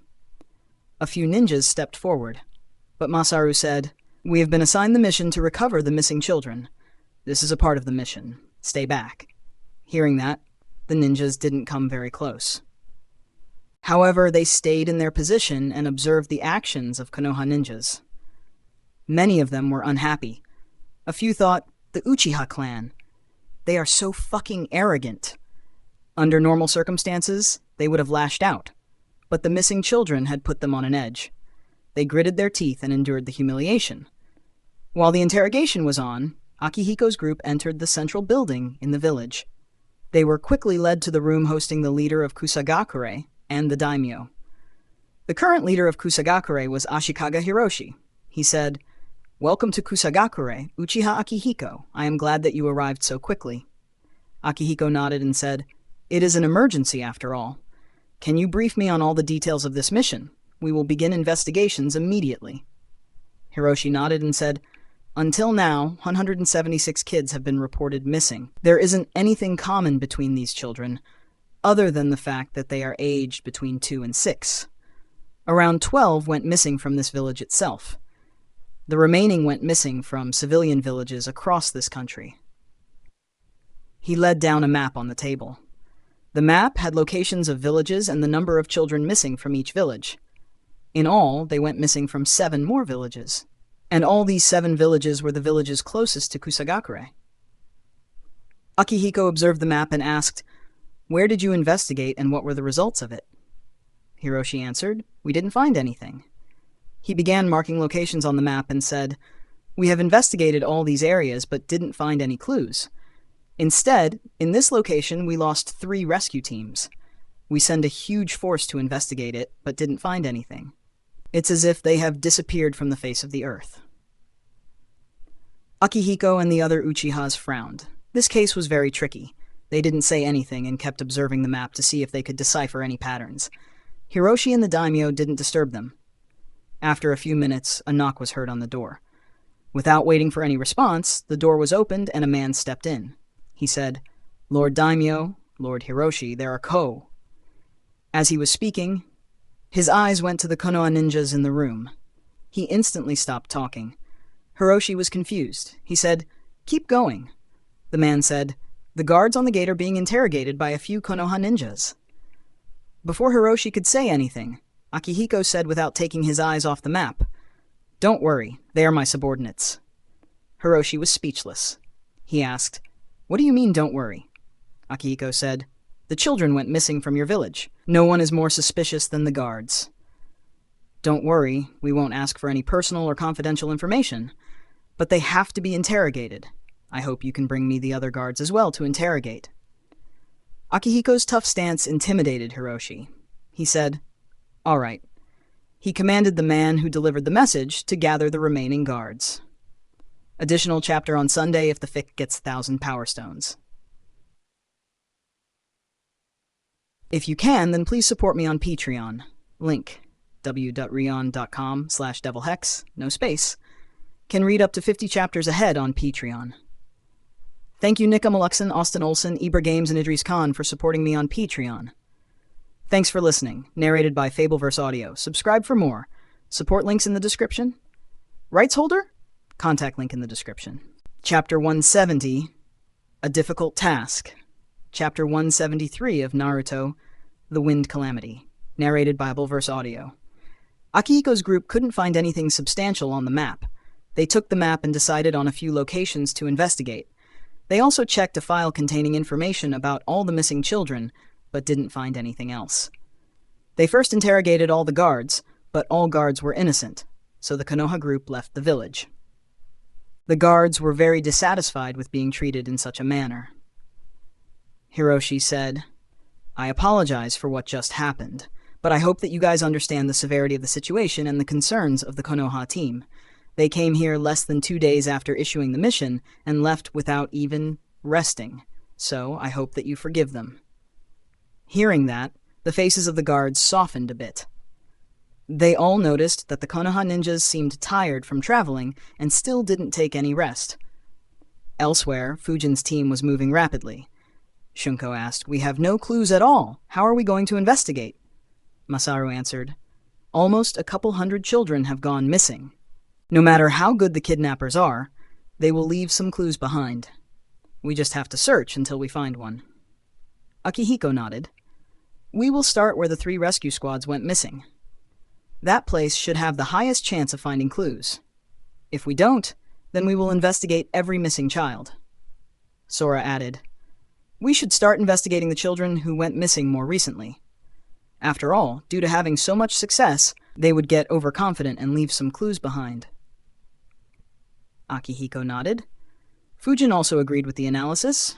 He wondered, exactly who would kidnap young children in this world? If they had Kekkei Genkai, then Kumo would have been the suspect. But these are just normal kids. Is someone planning on creating a root-like organization and hence kidnapped these kids? Fujin analyzed the possibility and concluded, yeah, that could be the case. Kusa's military isn't strong. They got hit by both Konoha and Iwa in the Second and Third Great Ninja Wars. So creating a secret force here would be convenient. And they could keep kidnapping more children in the future to increase their numbers. But which force would that be? I don't recall any major player from Kusa in Naruto, unless they were discovered and destroyed, or they never got enough strength to be relevant. Another point to consider is, should I use such a tactic while trying to build my force in the future? Fujin analyzed the feasibility of his idea. After some time, he decided taking in young kids and training them would require at least half a decade for them to be worth anything. It will be too much effort for little reward, and very difficult to do without proper organization. More importantly, this act is completely morally bankrupt. While I am not morally upright and don't mind doing some evil stuff, kidnapping young kids and making life miserable for them is too much for me, especially without any huge benefits. Not to mention, if I were to get caught in this act, I would certainly be hunted and killed, so not worth doing it. Especially considering the vast number of kids whose lives are already hell in this world. I would be better off just recruiting them. After all, those kids would genuinely admire and respect me, and would be willing to work their hardest to get out of that terrible life. As Fujin was deep in thought, Miko looked at him and asked softly, Hey, what are you thinking? Fujin looked at her and answered, I was thinking about which scums would kidnap little kids and separate them from their parents. Unfortunately, I couldn't get to any conclusion. Miko sighed. Yeah, there are terrible people everywhere. If we find them, I will be torturing the shit out of them. Fujin chuckled at her anger. He said, Now that I think about it, it's been quite a few months since I went on a killing spree. Miko looked at him with a deadpan expression and said, You kill very quickly and efficiently. They feel no pain at all and die in an instant. Leave them to me. I have a new genjutsu that I want to test. A sadistic grin appeared on her face. Fujin said, I think you would be a perfect fit in the T&I department of Konoha. Miko looked at him and said, The Uchiha police force has our own T&I department, though we don't use it much as we mostly police the common citizens. Fujin said, Oh, I didn't know that. Akihiko announced, Stay on alert. We are reaching that location. Everyone raised their alertness to the max. Akihiko stopped. Others stopped behind him. The area was covered with huge grass that was up to 5 feet tall. However, it was the same as everything around it. The only distinguishing factor was a few spears planted around the area to mark it. Akihiko said, Kusagakurenins planted this area with spears to mark where the rescue teams went missing. Miko said, The grass is very tall in this country. It will be difficult to investigate properly. Akihiko smirked and said, Yes, and hence, it will also be difficult to cover up any traces left. Everyone except Fujin, use your Sharingans to find clues. All Uchihas activated their Sharingans and began investigating. Though no one said anything, it left Fujin standing alone awkwardly. He saw Shunko looking at him with a smirk aiming at belittling him. Miko, too, looked back at Fujin and grinned to tease him. Fujin looked back with amusement, thinking, Why are you so excited about doing manual labor? He took out a scroll. Both Miko and Shunko watched with curiosity. He opened it and summoned an instant noodle cup, a thermos bottle containing hot water, and a couple of chopsticks.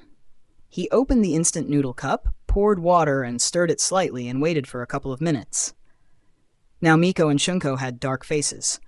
Both complained in their minds, Why does he get to eat while we have to work? Heck, I haven't eaten anything since the morning. They tried ignoring Fujin, but the smell of noodles began spreading. Fujin thought, I'm glad that I bought so many instant noodles from the land of noodles. He began eating. While eating, he kept his eyes on the Uchihas who were working hard in the grasslands. Shunko immediately complained out loud, Hey you, why are you eating while we are working? Fujin looked at him and slurped the noodles. He pointed at his eye and calmly said, I don't have the Sharingan eye. You do. Good luck with searching. Shunko was irritated at that response. He yelled, Why you? However, Akihiko interrupted him. Shunko, get back to work. A scowl formed on his face, but he didn't dare to disobey Akihiko. He looked at Fujin grudgingly and got back to work. Fujin wondered, Miko was very arrogant too when I met her. If not for Renjiro and perhaps me, she would have remained that arrogant. I wonder if Itachi was just fed up with all the arrogant pricks around him and decided to pull the plug. The group kept searching for a few minutes when Sora said, There are some footmarks here. Everyone immediately appeared next to him. Fujin wondered, Where are these footmarks? However, Akihiko said, Good work. They began following the footmarks. Fujin followed, thinking, The investigative powers of Sharingan are impressive. Even after focusing chakra in my eyes, I can't see anything at all. They walked for around 40 meters before stopping. All Uchihas frowned. Masaru said, The footsteps have ended here. Shunko asked, But how? How could they stop here? Akihiko said, They walked from there until here. From here, they traveled through other means. They either went through under the ground, flew above it, or teleported. Sora made a hand sign and disappeared underground. Miko asked, How will we track them if they flew or teleported? Akihiko said, We can't. We will have to find a new clue. Sora appeared from the ground and said, There are no traces underground. Akihiko said, Looks like they are using reverse summoning. No wonder there were no clues to be found. Fujin asked, How will we find them if they reverse summon themselves? If we assume that they kidnapped the children by reverse summoning too, then there won't be any clues at all. Miko and Shunko too had the same query. Akihiko answered, Yes, there won't be any clues while they escape. However, there will be clues of them entering the village and reaching the kids. Fujin thought and replied, That makes sense. Except that there are probably hundreds of people who enter and leave the villages on a daily basis. Unless they entered the village through illegal routes, it would be very difficult to trace them. Masaru smirked and said, Don't underestimate our eyes, kiddo. Just stay back and observe the magic. Akihiko said, Enough talking. This place is a dead end. Let's go to the villages and check. The group began moving quickly towards the nearest village. AN additional chapter on Sunday if the fic gets 1,000 Power Stones. AN. If you can, then please support me on Patreon. Link w.patreon.com/devilhex, no space. Can read up to 50 chapters ahead on Patreon. Thank you, Calbeer, Cryptic Jerry, and Burning Chicken for supporting me on Patreon. Thanks for listening. Narrated by Fabelverse Audio. Subscribe for more. Support links in the description. Rights holder? Contact link in the description. Chapter 171, The Impossible Trail, Chapter 174 of Naruto, The Wind Calamity. Narrated by Fabelverse Audio. While moving, Akihiko observed the map. He said, This village is Tsumagoi. It was the 5th village to have its children kidnapped. We will separate into 3 groups. I, Sora, and Masaru will lead each group. Mieko, Fujin, you two will come with me. Genji and Shunko will be with Masaru. Haru, you will work with Sora. Everyone nodded. Akihiko continued, We will visit the homes of the missing kids, one by one, and see from where they went missing. We will investigate that location and check any trails from that location until we find the right one. The group moved at full speed and reached the village in less than an hour. They met up with the village chief and divided into the 3 groups. Each group had an official from the village leading them. Miko and Fujin followed Akihiko. They reached a small home. The official knocked on the door. In a few seconds, a middle-aged woman opened the door. Fujin could observe that her health didn't seem very good. Inside the house, he could see a middle-aged man and 2 old people. She said in a weak voice, Kaito-sama, is there any news about my daughter? Kaito was the official who had joined the group. He said, We are working all the time. We will find them soon. These Konoha ninjas have arrived here to look for them. Please cooperate with them. The woman looked at Akihiko. Akihiko asked, "Can you tell me where you last saw your daughter?" The lady said, "She had gone out to play with her friends. They all went missing." She began sobbing. Akihiko asked, "Can you lead me to the playground?" The woman nodded. Her husband came out and said, "I'll also come with you." Akihiko nodded. The group headed to the playground. On reaching, they saw that the playground had been sealed and barricaded. Kaido said, "We restricted entry to the playground after the kids went missing."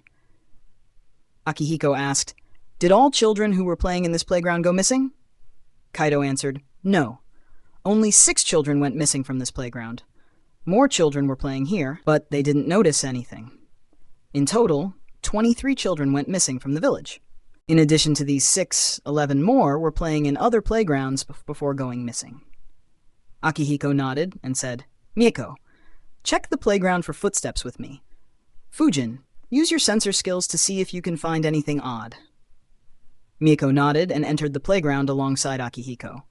Meanwhile, Fujin wondered, did he just give me a useless task just to make me feel included? He spread his chakra field and observed by focusing the chakra in his eyes, but couldn't find anything.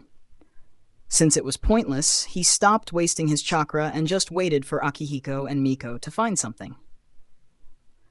Akihiko and Miko had their Sharingans active the entire time. They looked at the entire playground to observe the footprints. Most of the footprints had already been messed up due to the winds and the investigation carried out by Kusagakure ninjas.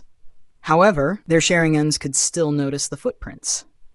After searching for around 10 minutes, both Akihiko and Miko arrived at the same end of the playground. Akihiko looked back and called everyone. Fujin, Kaito, and the kids' parents walked towards him. Akihiko looked at the parents and said, "You guys can go home. I will try my best to find your daughter and bring her back safely."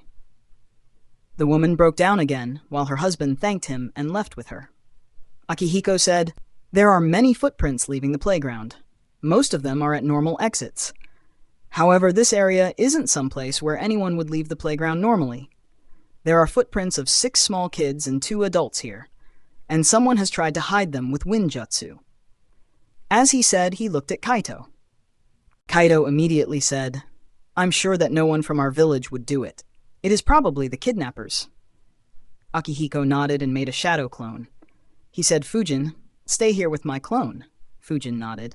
Akihiko, Miko, and Kaito followed the footprints. Akihiko's clone said, "We will ensure that no one disturbs the playground.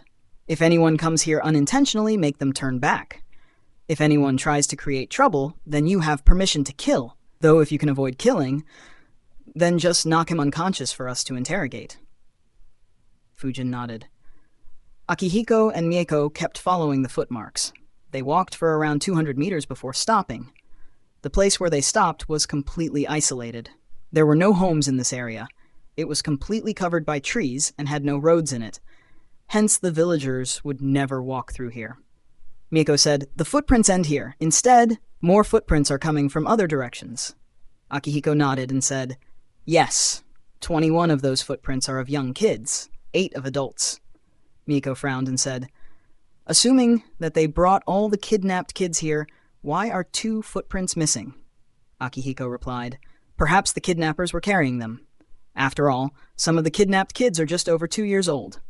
Kaito interrupted them and asked, "Were all the kidnapped kids brought here?" Akihiko nodded and said, "Most likely." He asked in excitement and hope, "So can you track them from here?" Unfortunately, his hopes would be dashed. Akihiko said, "It isn't that easy. Though there are many footmarks coming to this place, there are very few that go away. None of the kids walked away from here, so it will be difficult to trace them." Kaito frowned, but didn't say anything. Mieko asked, "What now, uncle?" Akihiko said, "Let's wait for Sora and Masaru to arrive here. We will try to backtrack the footprints to see how they arrived here. We can be more sure of the result if all 3 teams reach the same conclusion." Mieko nodded. They waited. After around 15 minutes, Sora's team arrived. Masaru's team arrived a few minutes later. All 3 teams had reached the same conclusion.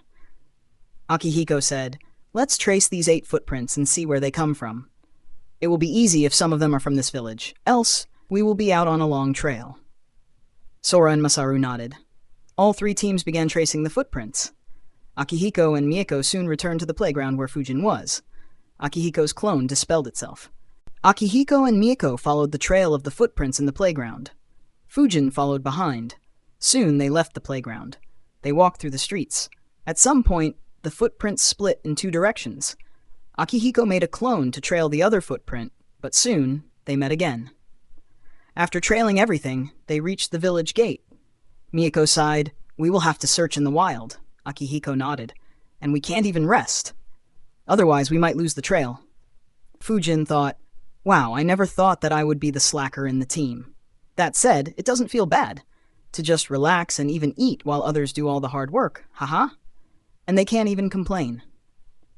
Masaru and Sora's teams also reached the gate. They too sighed at the amount of work they would have to do. Akihiko looked at the officials and said, "We found a trail, so we will investigate it. See to it that no one in the village damages the trails that we saw." They nodded. The Konoha ninjas left the village. All of them ate a soldier pill. The Uchihas ate it as using the Sharingan continuously was eating up their chakra, while Fujin ate it as they won't be waiting for any breaks. As they were moving, Shunko complained, "It is very difficult keeping a track of the trail in this grassland." Masaru replied, "Yes, and finding a new trail is even more difficult. We couldn't find any proper trail to backtrack in the previous location. That is why, once you find a proper trail, don't let it go to waste." Shunko nodded helplessly. The task was already difficult due to the grassland. It was made even more difficult by the use of wind and earth elements to hide the footprints, and all other clues were eliminated by the kidnappers. There was no scent to use, just microscopic footprints that were difficult even for the Sharingan to see. The group trailed the footprints for over 14 hours. Finally, they reached the end. The footprints went towards a mountain. There was a small village being built on one side of the mountain. It looked to be built very recently. Additionally, the mountain had a huge cave. The mouth of the cave was 10 meters wide and 15 meters high. The Sharingan observed the chakra signatures inside the cave. Fujin too saw them.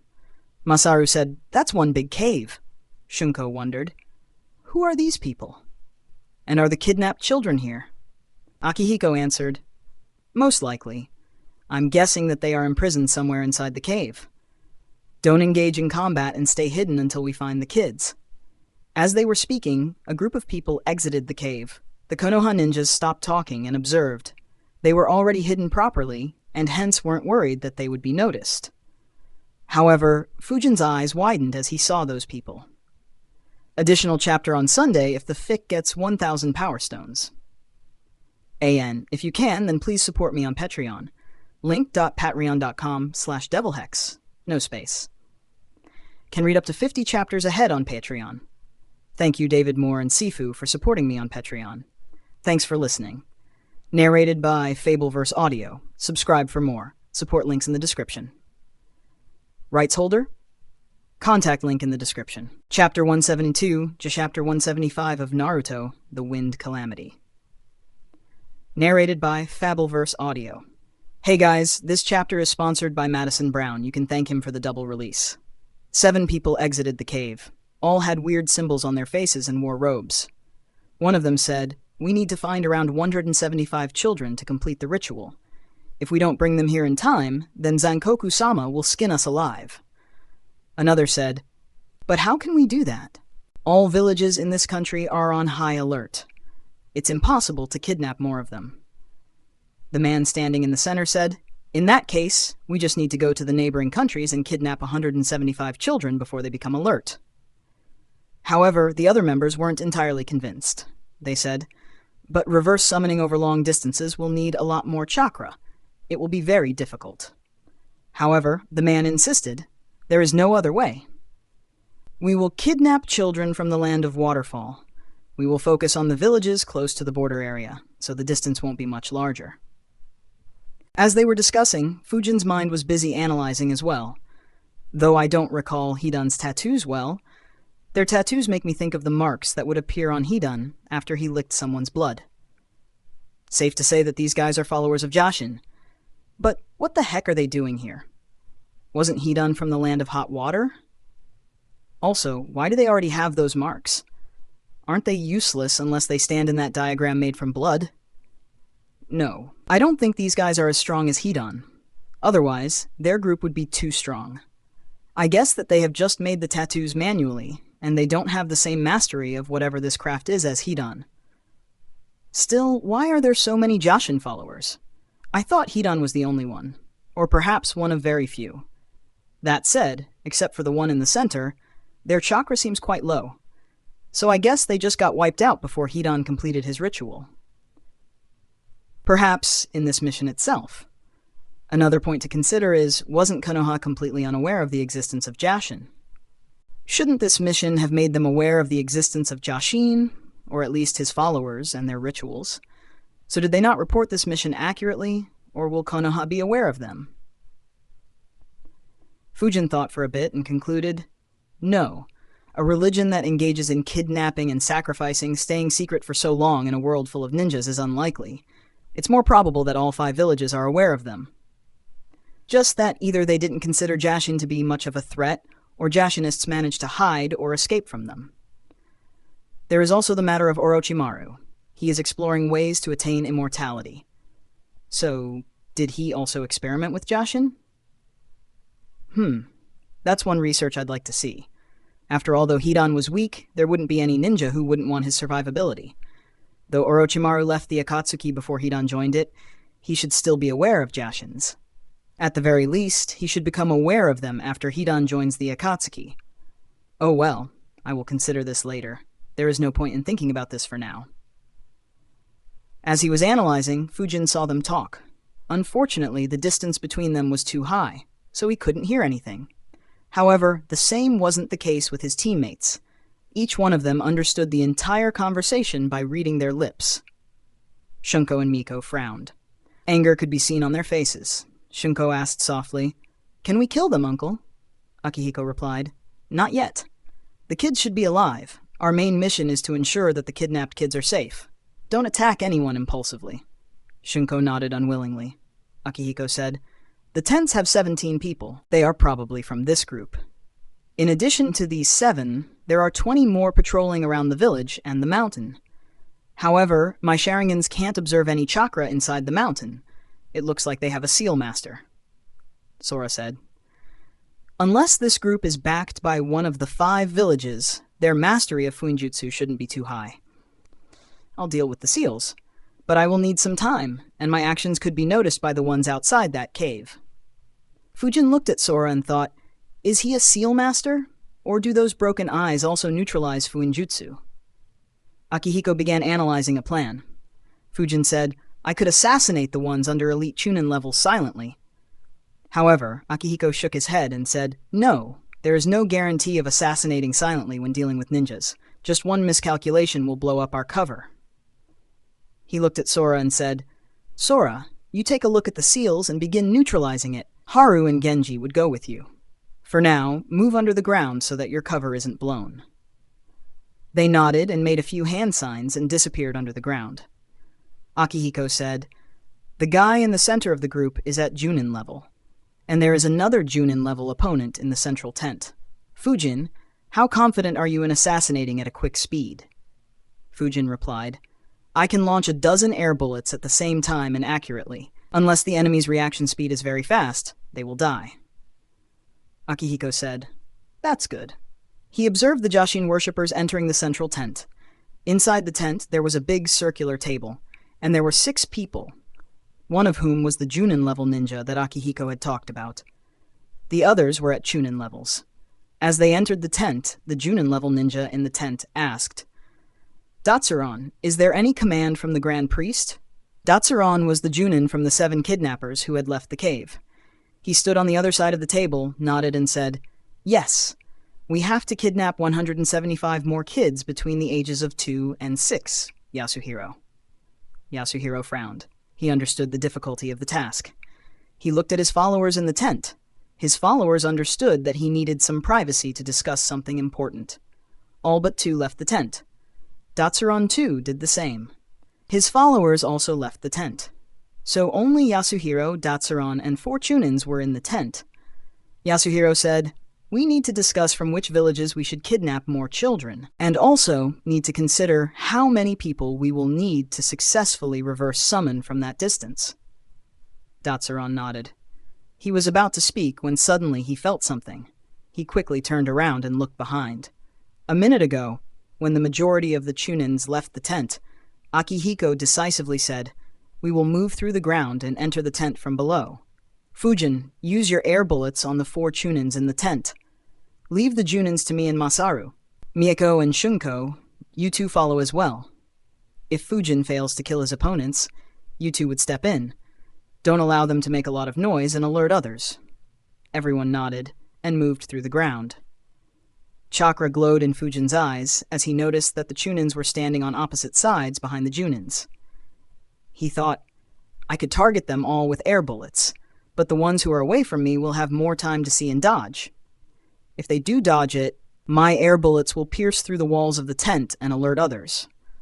So I will have to aim such that my bullets pass through the roof of the tent instead. That way, no one will be alerted." He made a shadow clone. Fujin's clone got in position under the 2 Chunins standing behind Yasuhiro, while Fujin got in position under the Chunins behind Datsuron. Masaru stayed next to Fujin's clone, while Akihiko stayed next to Fujin. At the same time, both used air bullet jutsu. The Chunins never saw the attack coming. All 4 were hit successfully. The air bullets pierced through their body and went through the roof of the tent. At the same time, Masaru and Akihiko also made their moves. They left the ground and attacked Yasuhiro and Datsuron, respectively. Yasuhiro and Datsuron both turned around quickly. However, they were disturbed by the sight of their followers being killed so suddenly. They saw Akihiko and Masaru and became ready to fight. However, their eyes met with the 3 Tomoe Sharingans. Both instantly fell into genjutsu. They stopped struggling and stood still. Fujin observed that and thought, "I always knew how strong the Sharingan is. But seeing 2 Junins fall under the genjutsu so easily with just 3 Tomoe Sharingans is still so shocking." Meanwhile, Akihiko and Masaru looked at Fujin and thought, despite all the praises she had, Mieko probably still underestimated this kid, killing 4 Chunins in an instant at the mere age of 11. Very few could claim to have such an ability at that age. Mieko and Shunko left the ground. Shunko was shocked at how efficient Fujin was. Akihiko said, "Good work, Fujin." He looked at Masaru, who nodded and made a hand sign. The ground in the tent began moving. The bodies of the dead Chunins and any blood in the tent began moving inside the ground, and new soil was excavated out. Soon, all signs of them were buried under the ground. Akihiko looked around and said, "There are still some blood drops on the tent. We won't be able to use this tent." Masaru nodded. AN, additional chapter on Sunday if the fic gets 1,000 Power Stones. You can sponsor chapters through Patreon. Thanks for listening. Narrated by Fabelverse Audio. Subscribe for more. Support links in the description. Rights holder? Contact link in the description. Chapter 173, The Uchiha Way. Chapter 176 of Naruto, The Wind Calamity. Narrated by Fabelverse Audio. Fujin, Akihiko, and Masaru had moved very quickly and silently. The 7 Chunins who had left the tent didn't hear anything suspicious from the tent. They did hear some noise when the 4 Chunins fell to the ground, but it didn't alert them much as they guessed that their leaders were frustrated by the difficulty of the next mission. Inside the tent, Akihiko looked at Datsuron and asked, "Who are you?" Datsuron answered, "I am Datsuron, a follower of Lord Jashin." Akihiko asked, "Who is Lord Jashin?" As Datsuron answered, pride could be felt in his voice. "He is the god who we worship. He will save humanity." His reply surprised the Konoha ninjas. They all looked at him like he was an idiot. Mieko asked, "Is he being serious?" Shunko exclaimed, "Did he kidnap hundreds of children for a fake god?" Akihiko sighed and said, "There are lunatics like him all over the world." He asked, "Tell me how many people you have with you and their power levels." Datsuron said, "We are led by Zankoku. He is the Grand Priest and is organizing a ritual for Lord Jashin. He has 7 priests under him, including me. Each priest has 3 to 7 devotees under them, and every devotee has 3 to 7 servants serving them. A priest is as powerful as a Junin. A devotee is as powerful as a Chunin, whereas servants can go up against Jinins. In total, We have 37 devotees and 140 servants." The number alarmed the Konoha ninjas. Masaru muttered, 7 junins, 36 chunins, and 140 genins. They are as strong as a normal ninja clan." The others nodded. This mission could no longer be classified as a rank A mission. Fujin thought, 2 consecutive missions getting upgraded to the next rank. I wonder if this one would result in casualties as well. "I need to be on guard." Akihiko asked, "How strong is the Grand Priest?" Datsuron said, "I am not aware of his strength." Akihiko frowned. Fujin said, "If we assume that he is as strong as an elite Junin, then this mission would be very difficult." For once, Miko and Shunto didn't disagree with Fujin.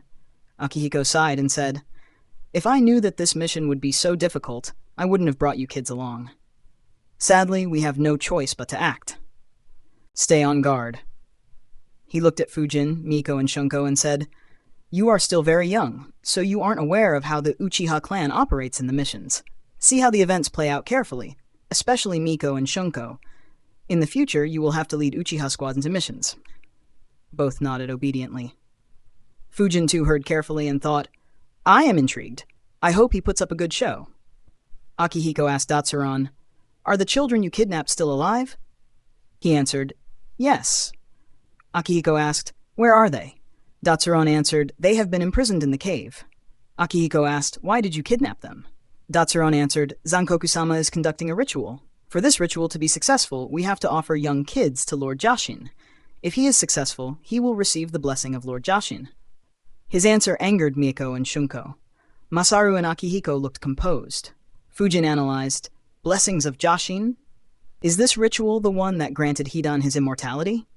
Did he also have to kill hundreds of young kids, or did he use a different method?" Akihiko continued asking, "When will the children be sacrificed?"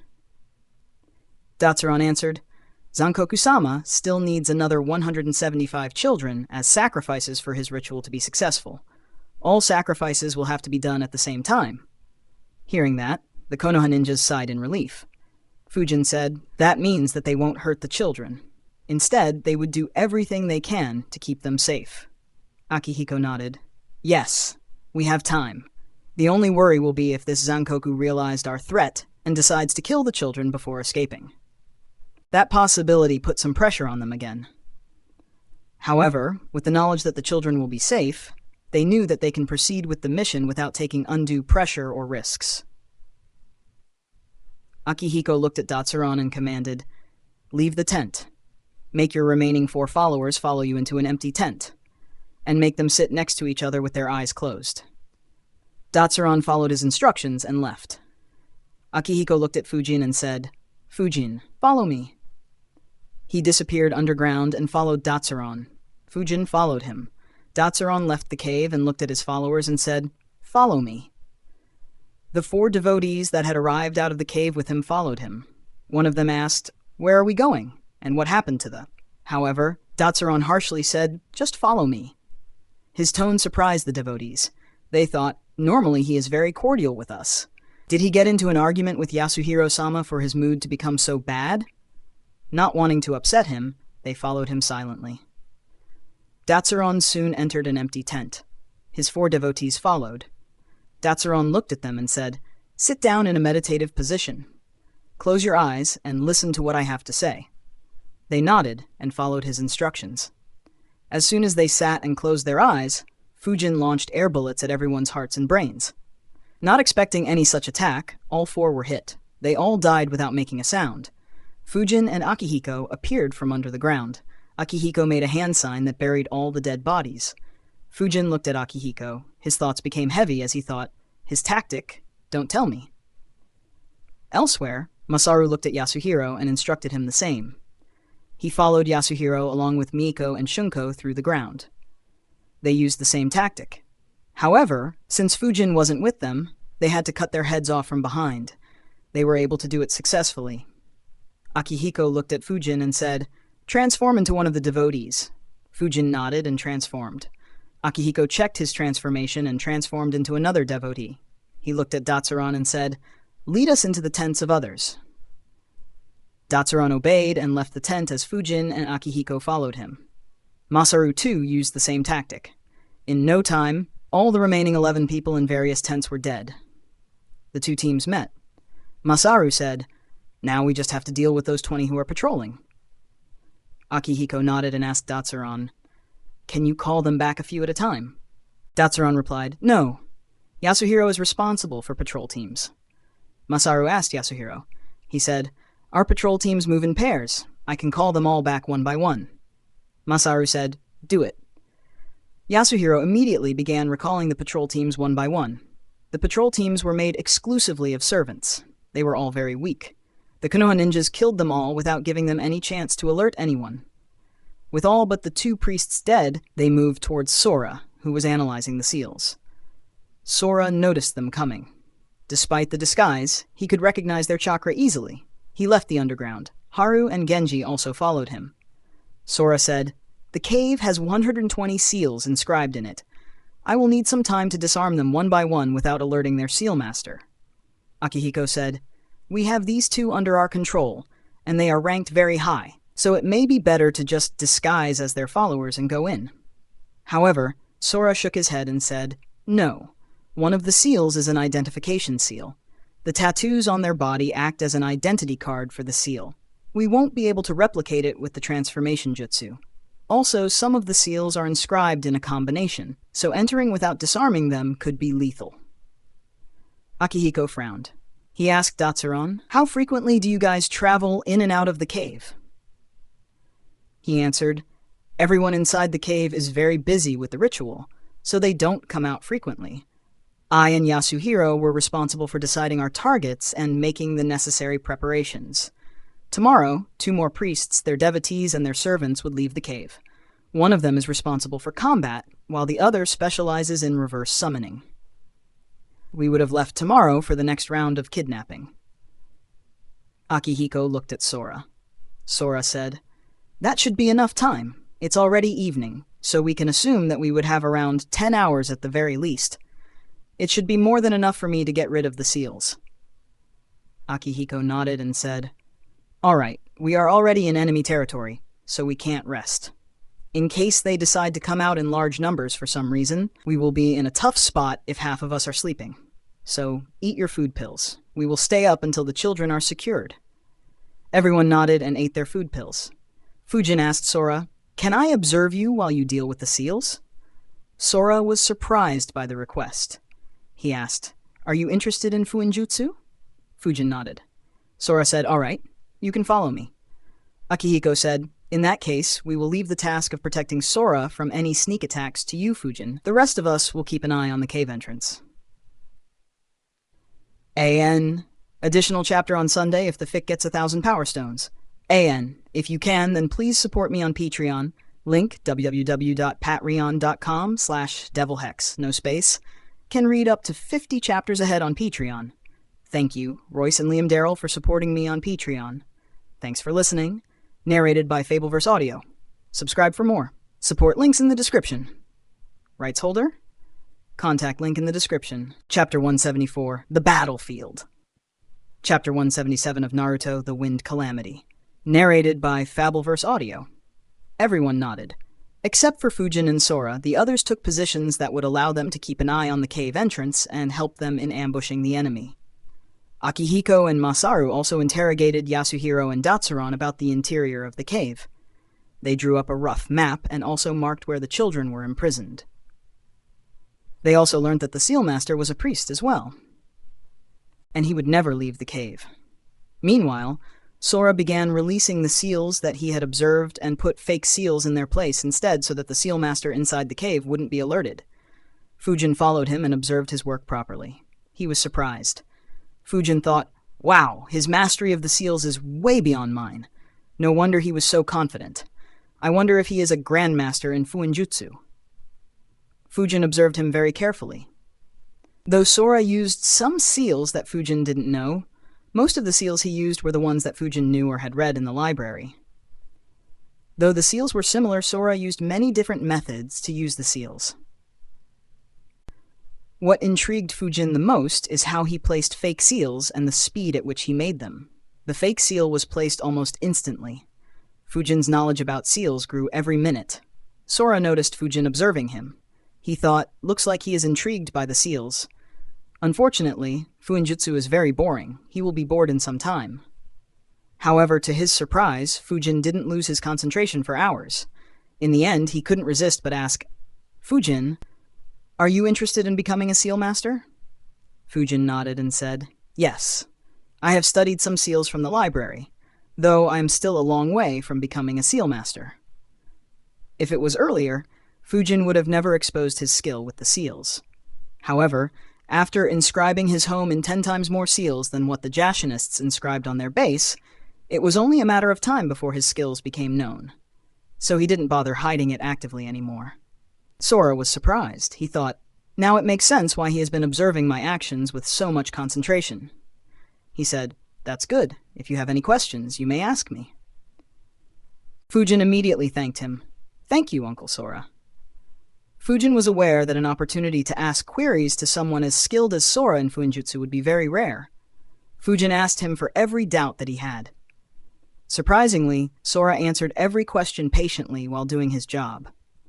This continued until 4:30 a.m., when Sora was finally done. The group soon gathered together. Sora said, the seals won't alert them of our presence any longer.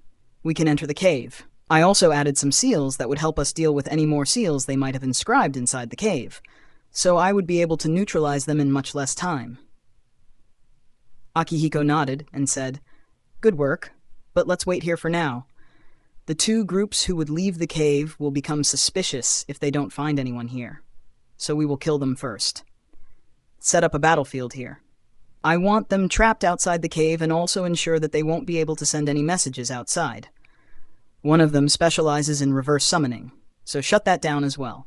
Sora smirked and said, all right. He immediately got to work. He began inscribing seals in front of the cave entrance. Once they were done, he inscribed seals all around the place. There were seals to block sounds, chakra, light, etc. Seals to create an illusion for anyone who'd watch from outside to prevent any suspicion, and seals that prevented summoning and reverse summoning. In addition, he also created barriers to surround the entire place. It included a barrier on the ground to prevent any earth element users from escaping underground. He also sealed the escape to the sky by creating another barrier to prevent anyone from sending messenger birds or messages through any such means. In half an hour, Sora had inscribed seals in the area between the cave and the tents. Fujin watched thinking, fuck, this is like those battlefield killer moves I read in novels. Stepping into this area and engaging in a battle with him would almost be a death sentence. Unless the enemy is significantly stronger than him, there is no way to get out. Worst case, he can still trap them here temporarily. Fujin immediately made a decision. I want it, but not this one. It is too slow. Once I reach the Grandmaster level, I'll create a battlefield that I can deploy in seconds. It will be my hunting ground. With his work done, Sora approached Akihiko and said, it's done. Masaru smiled and said, let's kill those bastards.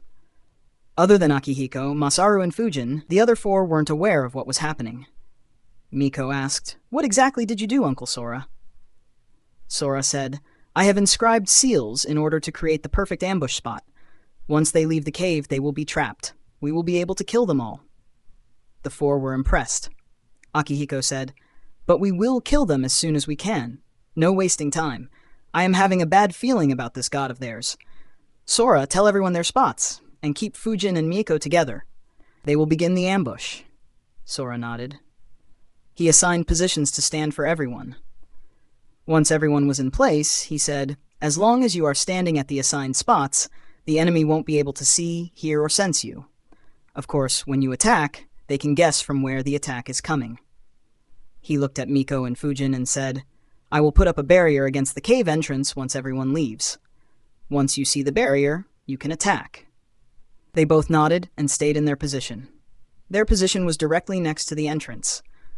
Once the barrier was up, they would launch their jutsu. Everyone else was standing in such spots that they wouldn't get in the line of fire. They waited patiently for the Jashinists to leave the cave. They waited for half an hour, then 2 hours. However, no one left the cave. Miko was very annoyed. She complained, when will those lazy asses come out of the cave? Fujin sighed and said, They aren't going to come faster if you keep yelling. Miko's shoulder dropped. She muttered, "Maybe they would if I left this stupid battlefield." Fujin looked at her and wondered what Sora would think if he heard what Miko said. Thanks to the seals in their spot, other than them, the others didn't hear what they were speaking. So he alone had to hear her complaints. Finally, at around 7:30 a.m., some people began appearing from the cave. All Konoha ninjas readied themselves for a battle. They watched carefully as the Jashinists were leaving the cave. In all, 35 people left the cave. 2 of them were priests, 9 were devotees, and 24 were servants. As they left the cave, they entered Sora's battlefield. However, not a single person felt anything strange. Some left in silence, some were chatting casually, and a few were excited about kidnapping more children and separating them from their parents. They talked as if it would be the greatest offering to their god. Sora and Akihiko paid close attention to the entrance of the cave. Their Sharingans observed as deep into the entrance as they could. As soon as the last person entered the battlefield, Akihiko nodded. Sora made a hand sign and a barrier sealed them, cutting all access to the outside world. Fujin and Miyako saw it. Both immediately built up a huge chakra. Wind release. Infinite breakthrough jutsu. Fire release, majestic destroyer flame. Miko converted a quarter of her chakra into fire and expelled it from her mouth. The Jashinists weren't expecting any attack. Suddenly feeling the heat on their back shocked them. They turned around to see a sea of flames heading at them. However, the very next moment, a massive wind hit the sea of flames. It made the fire burn even more fiercely and made it spread out. In addition, the winds themselves were extremely sharp. The wide range of the jutsu meant that none of them would be able to dodge it. The Jashinists who were closer to the cave had no chance of resisting. They were burned alive. Luckily for the 2 priests, they were among the first ones to leave the cave. They immediately made hand signs to use defensive moves. One of them used the water prison jutsu to protect himself, while the other slammed his hands on the ground to use earthwall jutsu. Some of the devotees also tried using jutsus. 3 tried escaping underground. 4 decided to hide behind their priests, while 2 panicked and couldn't do anything. Unfortunately, the attempt to pour chakra into the ground to raise an earth wall by the priest was blocked by the barrier. The 3 devotees who tried to escape underground were also blocked. They were shocked. They looked ahead to see dozens of servants being engulfed by the fire. The priest looked at his fellow priest and immediately jumped into his water prison. The other priest allowed him in. The fire finally engulfed them. The priests sighed in relief when the fire didn't penetrate the water prison. However, all of a sudden, a huge cut appeared on the water prison. It entered half a foot into the prison. The priests who had just put their guard down immediately began pouring their chakra into the water prison. A chapter will be uploaded on Sunday. If you can, then please support me on Patreon. Link www.com/devilhex, no space. Can read up to 50 chapters ahead on Patreon. Thank you, Johans, for supporting me on Patreon. Thanks for listening. Narrated by Fabelverse Audio. Subscribe for more. Support links in the description. Rights holder? Contact link in the description. Chapter 175. That's just pathetic. Chapter 178 of Naruto the Wind Calamity. Narrated by Fabelverse Audio. AN, forward of our 1650 goal by 147 power stones. Let's try it once again, guys. The fire died after around a minute. The priest finally stopped the water prison jutsu. They looked around them and were stunned. It looked like a picture from hell. All their servants were dead.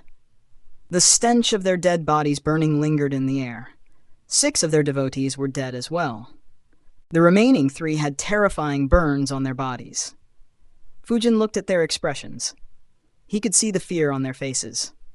He sighed and thought, in a world like this, I can understand people being cruel.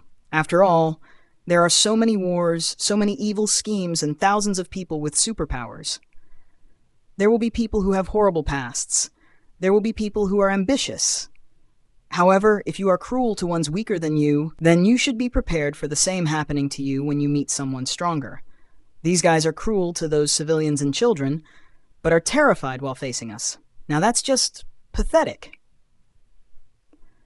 The Jashinists were usually the ones who looked at others in contempt. However, if they could hear the contempt Fujin had for them, they might die just of shame. The remaining Jashinists noticed Fujin and Miko, who had left their spots earlier. One of the devotees yelled, "Ho are why?" However, even before they completed their question, a kunai pierced through the hearts of each of the remaining devotees. At the same time, Akihiko and Masaru flickered in front of the two priests and cast a genjutsu on them. Despite being on alert due to the crazy ambush, they weren't on guard against the Sharingan. Both immediately fell under their genjutsu. The ambush battle was won in less than a couple of minutes. Except for Akihiko, Sora, and Masaru, the others were surprised at how quickly the fight was over. Miko exclaimed, "They were defeated so quickly." Fujin thought, "I was right. The utility of this battlefield is crazy. I have to make one too." Masaru smirked and said, "That's the magic of Sora's battlefield. The enemies always get caught off guard. And against the Fire-Wind combo, only water or earth jutsus could protect them. But the barrier blocks most of the earth jutsus, so it leaves just one element to defend within a fraction of a second." Akihiko looked at Fujin and Miko and said, "Your combination jutsu is very good. It pretty much finished the fight." After praising them, Akihiko and Masaru began interrogating the priests. Fujin looked at Miko and asked, "Which jutsu did you use? It was much stronger than your Fireball or Fire Dragon jutsu." Miko smirked and answered, "This is one of the strongest jutsus of my clan. It is called Majestic Destroyer Flame Jutsu." Fujin was surprised. He thought, "No wonder that felt slightly similar. It's the one Madara used against the ninja army. I thought it'd be rank A or S jutsu. Then again, the scale of her jutsu is probably not even a tenth of what Madara did in the war, even with my aid, and yet she looks so exhausted." Miko looked at Fujin, who was in his thoughts, and said, "What are you thinking?" Fujin replied, "Nothing. Your jutsu is very strong, and it combines perfectly with my infinite breakthrough jutsu. It is much better than when we use the Great Breakthrough alongside Fireball or our Elemental Dragon jutsus." Miko nodded and said, "Yes, it spreads like a sea. That's why the combination got stronger." Fujin looked at her and said, "Yeah, but it also drains a lot of your chakra." Miko said, "Yeah, I lost a quarter of my chakra. Though it'll be fine as the soldier pill should regenerate my chakra soon." Fujin nodded. His chakra was already recovering. Akihiko and Masaru interrogated the priests similar to how they interrogated the other two. The information they received was the same. Masaru said, "We won't get any new information from them." Akihiko nodded. "Yeah." He grabbed a tanto and swiped it horizontally. The head of the priest he was interrogating flew in the air. Fujin observed carefully, thinking, "I wonder if he'd get up like Hidan." Masaru asked, "Why did you kill him? Won't it be convenient to use them?" Akihiko shook his head and said, "They are supposed to leave today. If we use them to infiltrate the cave, it will raise suspicions. And since it will cause suspicion, it's better to just use the transformation jutsu. Besides, controlling Junins costs a lot of chakra." Masaru said, "All right." He killed the other priest. Datsuron and Yasuhiro were also beheaded. Fujin was surprised. He wondered, "I was sure that they would use them to infiltrate. Was my analysis wrong? Anyways, at the very least, none of them has Hidan's immortality. I wonder if the Grand Priest would be any different." Akihiko laid a map on the ground and said, "Take a close look at this." Everyone gathered around the map. This was the map of the interior of the cave that he made after interrogating Datsuron and Yasuhiro. Shunko commented, "This cave is huge." Akihiko nodded. He said, "The cave has 3 layers and has a lot of room on each layer. The lowest layer is the one where the Grand Priest is making the arrangements for the ritual. All the remaining 3 priests, including the Seal Master, are helping him. The children are kept at that level too." Fujin asked, "Will we directly infiltrate into the lowest layer?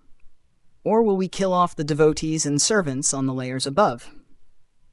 Akihiko answered, "Though their numbers sounded high, their fighting power is quite weak. The priests aren't as strong as us Junins, while the devotees and servants are very weak compared to any of us. A good fire-wind combination jutsu can wipe them all out. So I am not worried about their interference. We will focus on moving to the lowest level after making some preparations. The major issue is that all the children aren't kept together.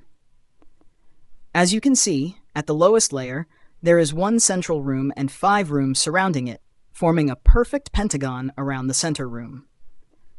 The children have been divided into these 5 rooms equally. Sora, you and Haru will be responsible for keeping the kids safe when we reach the lowest level. You two will have to make shadow clones so that you can cover all 5 rooms. Others will help me in defeating the enemy. Everyone nodded.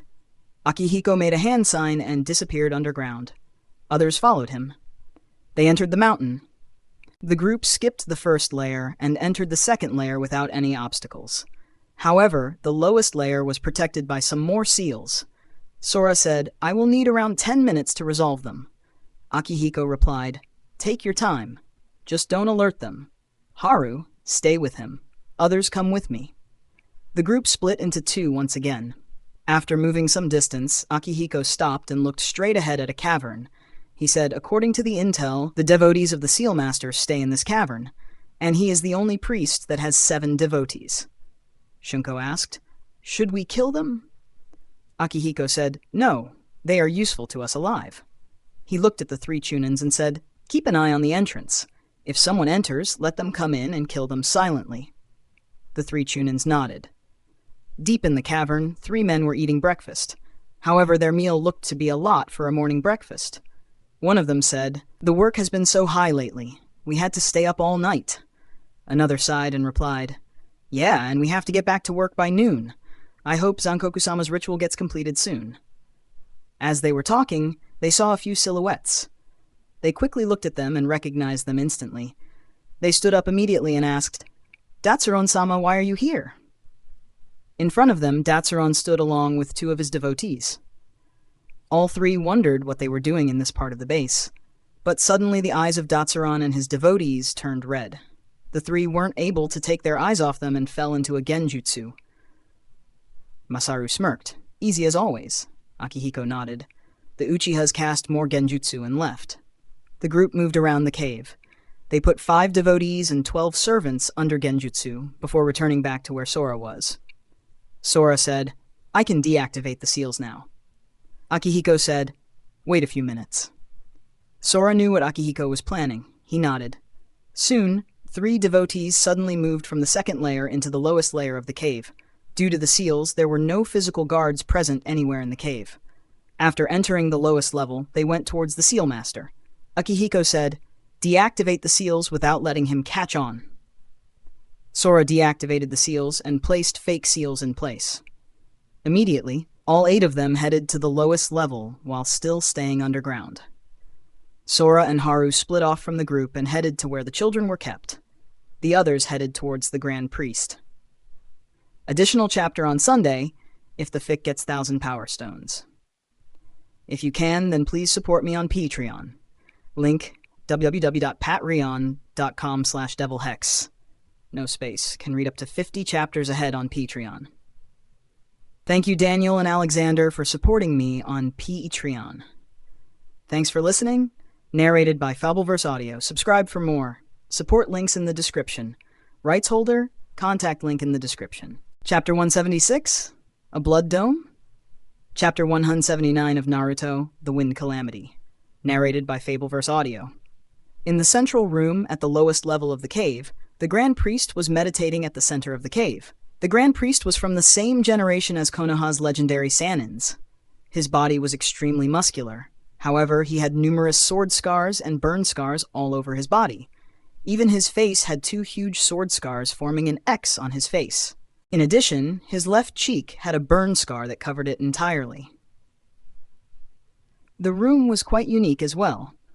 There was a circle dug into the ground that surrounded the entire room. It was about 3 inches deep and 6 inches wide. 5 straight lines were dug from this circle into the 5 rooms that surrounded the central room with the same depth and width. In addition, an equilateral triangle was dug such that it was inscribed in the circle. There were also 7 pillars in the room. They were all equidistant from where the Grand Priest was meditating. Most importantly, blood flowed through the circle and the triangle. In addition, the ground and the walls were covered with mysterious symbols. The devotees and the servants were working on drawing even more symbols as the priest supervised. On one of the pillars, an old man sat. He had a long white beard that extended up to his abdomen. However, in contrast to his beard, his head was as bald as a desert landscape. Like the Grand Priest, he too had a few sword scars on his body. However, unlike him, the old man's body was very fragile. He wore a clean silver robe and observed everyone around him while stroking his beard. He thought, "The preparations for the ritual are almost over. Soon, we will only be missing the children. Once Datsuron and the rest bring the children, we will add the blood of the children from the 5 rooms to this room and begin the ritual. Then we can begin the ritual." The old man, who thought about killing 375 children with no remorse or pity, was the one who had placed seals in the cave. As he was observing everyone's work, he noticed 3 devotees approaching him. He looked at them and asked, "Why aren't you 3 resting?" One of the 3 devotees laughed awkwardly and said, "Isamu-sama, the ritual is so close to completion. We were excited and couldn't sleep, so we decided to help complete all the preparations before sleeping." The old man looked at them and thought, "Not bad. Unlike the other priests, all my devotees are extremely dedicated to Lord Jashin." He said, "Good, with your help, the work should be done in the next 3 hours. Aid your fellow devotees." The trio nodded and went past his pillar towards other devotees. Everyone continued working as normal. However, they were ignorant about the calamity that was about to befall them. The Konoha ninjas were hiding in the walls of the room. Fujin concentrated chakra in his eyes while others had their Sharingan activated. They were waiting for Sora and Haru. In a few minutes, Sora set up barriers to isolate the rooms that held the kids from the central room. As soon as the barrier was up, Fujin and Miko built up their chakra and exited the cave walls. Their entrance instantly attracted dozens of eyes. All the 3 priests looked at them too. The Grand Priest also opened his eyes. However, before anyone could act, their eyes could only see a firestorm. Fujin and Miko both used their respective jutsus. Fire Release, Majestic Destroyer Flame, Wind Release, Infinite Breakthrough Jutsu. The combination jutsu threatened to consume everyone in the circular room. The sudden attack caused a lot of panic.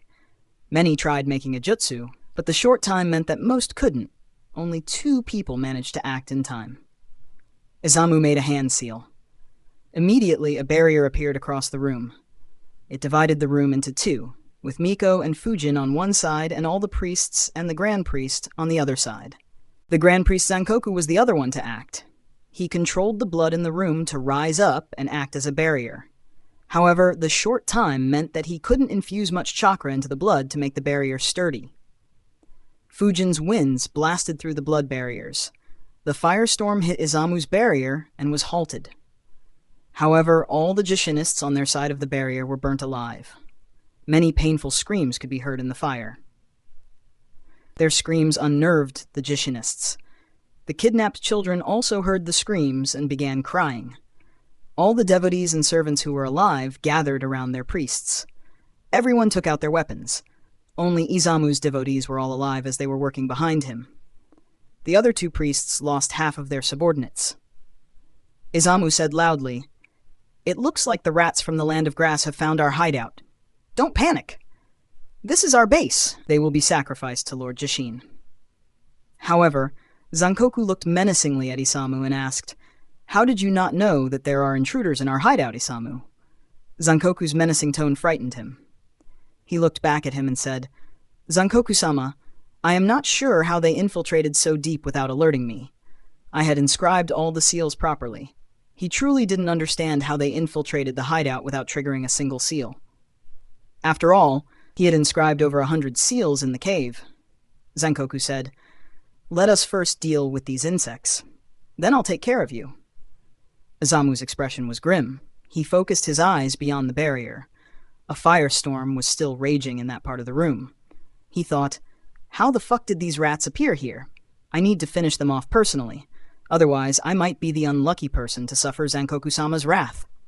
He made a hand sign intending to activate the seals that he had placed in the room. However, at that time, 2 swords pierced through his body. This sequence of actions shocked all the Jashinists. They looked at Isamu with stunned expressions. Even Zankoku was shocked. He initially suspected that Isamu had betrayed them, but now Isamu was betrayed by his own devotees. Isamu's face was full of disbelief. He turned his head around and looked at his two devotees. He asked, H? Why? He died without understanding why his obedient devotees killed him. The remaining 5 devotees of Isamu were the ones who had the highest impact other than Isamu himself. They looked at their fellow devotees in rage and disbelief.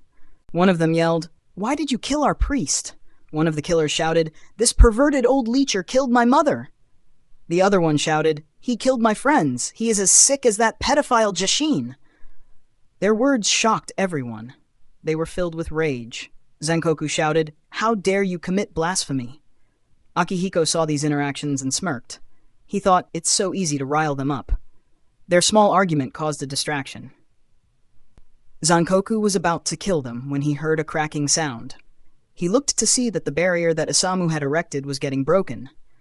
Without Isamu providing chakra to it, the barrier could no longer hold the combination jutsu back.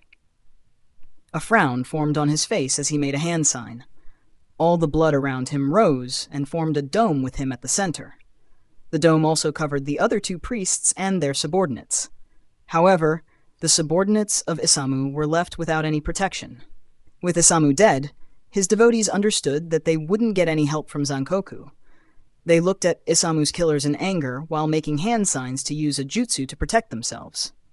However, the 2 who killed Isamu began attacking the devotees who were making hand signs. This enraged them even more. They shouted, "You killed our priest, and now you 2 want to eliminate us too?" In a rage, 4 devotees attacked the 2 traitors. The 2 traitors resisted. They were about to engage in an all-out fight when 2 kunais pierced the back of 2 of those devotees. They turned around to see one of their fellow devotees killing them. They exclaimed, "You 2?" At that instant, the barrier finally broke. The firestorm hit the blood dome and the subordinates of Isamu. All of Isamu's subordinates were burned alive like the others who had already died. However, the blood dome stayed strong. Fujin and Miko's combination jutsu wasn't able to pierce through it at all. Fujin thought, "This is new. He is using the blood that was flowing in the room like a water element user would use water. I wonder if all water affinity ninjas can do this, or is this something different? Also, his chakra is very strange. I have never sensed a chakra like his. It's quite high but is unstable, and it gives a different feeling as compared to normal chakra." From within the blood dome, Zankoku too observed Fujin and Miko. AN, additional chapter on Sunday if the fic gets 1,000 Power Stones. And if you can, then please support me on Patreon. Link www.patreon.com/devilhex can read up to 50 chapters ahead on Patreon. Thank you, Zeke Boyer, for supporting me on Patreon. Thanks for listening. Narrated by Fabelverse Audio. Subscribe for more. Support links in the description. Rights holder? Contact link in the description. Chapter 177, A Bloody Battle. Chapter 180 of Naruto, The Wind Calamity. Narrated by Fabelverse Audio. Zankoku observed the 2 kids as he thought, hidden leaf headbands, and that girl is an Uchiha. There should be more. No wonder that old buffoon's followers betrayed him. As he was analyzing, Zankoku immediately looked at the ground below. He muttered, "As I thought." Wanting to take advantage of the combination jutsu, Akihiko and the rest decided to do another surprise attack from the underground. However, due to having meditated in this room for several days, and due to the preparations he had made for the ritual, Zankoku noticed a few ninjas infiltrating from the ground. He focused chakra on his right leg.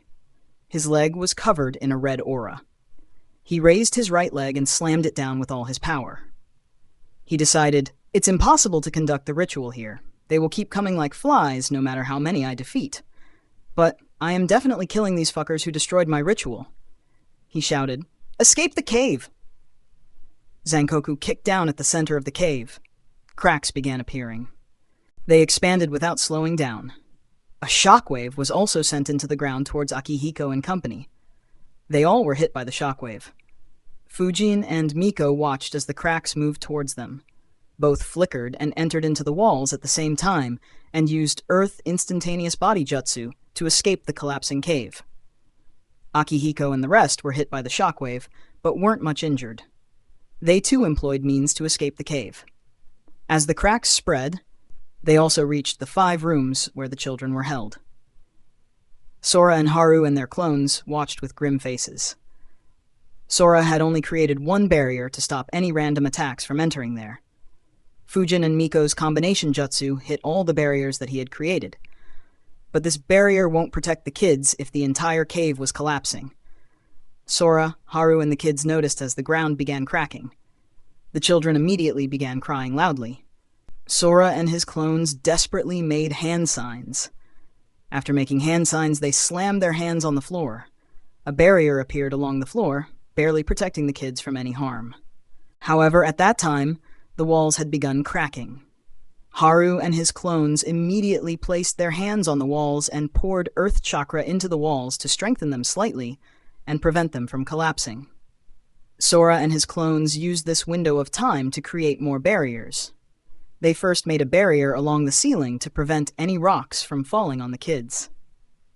They followed by creating more barriers to protect the children from all sides and ensure that the floor and the ceiling were connected properly. Right when the last barrier was erected, the entire cave collapsed. Fortunately, due to the barriers, the children were safe.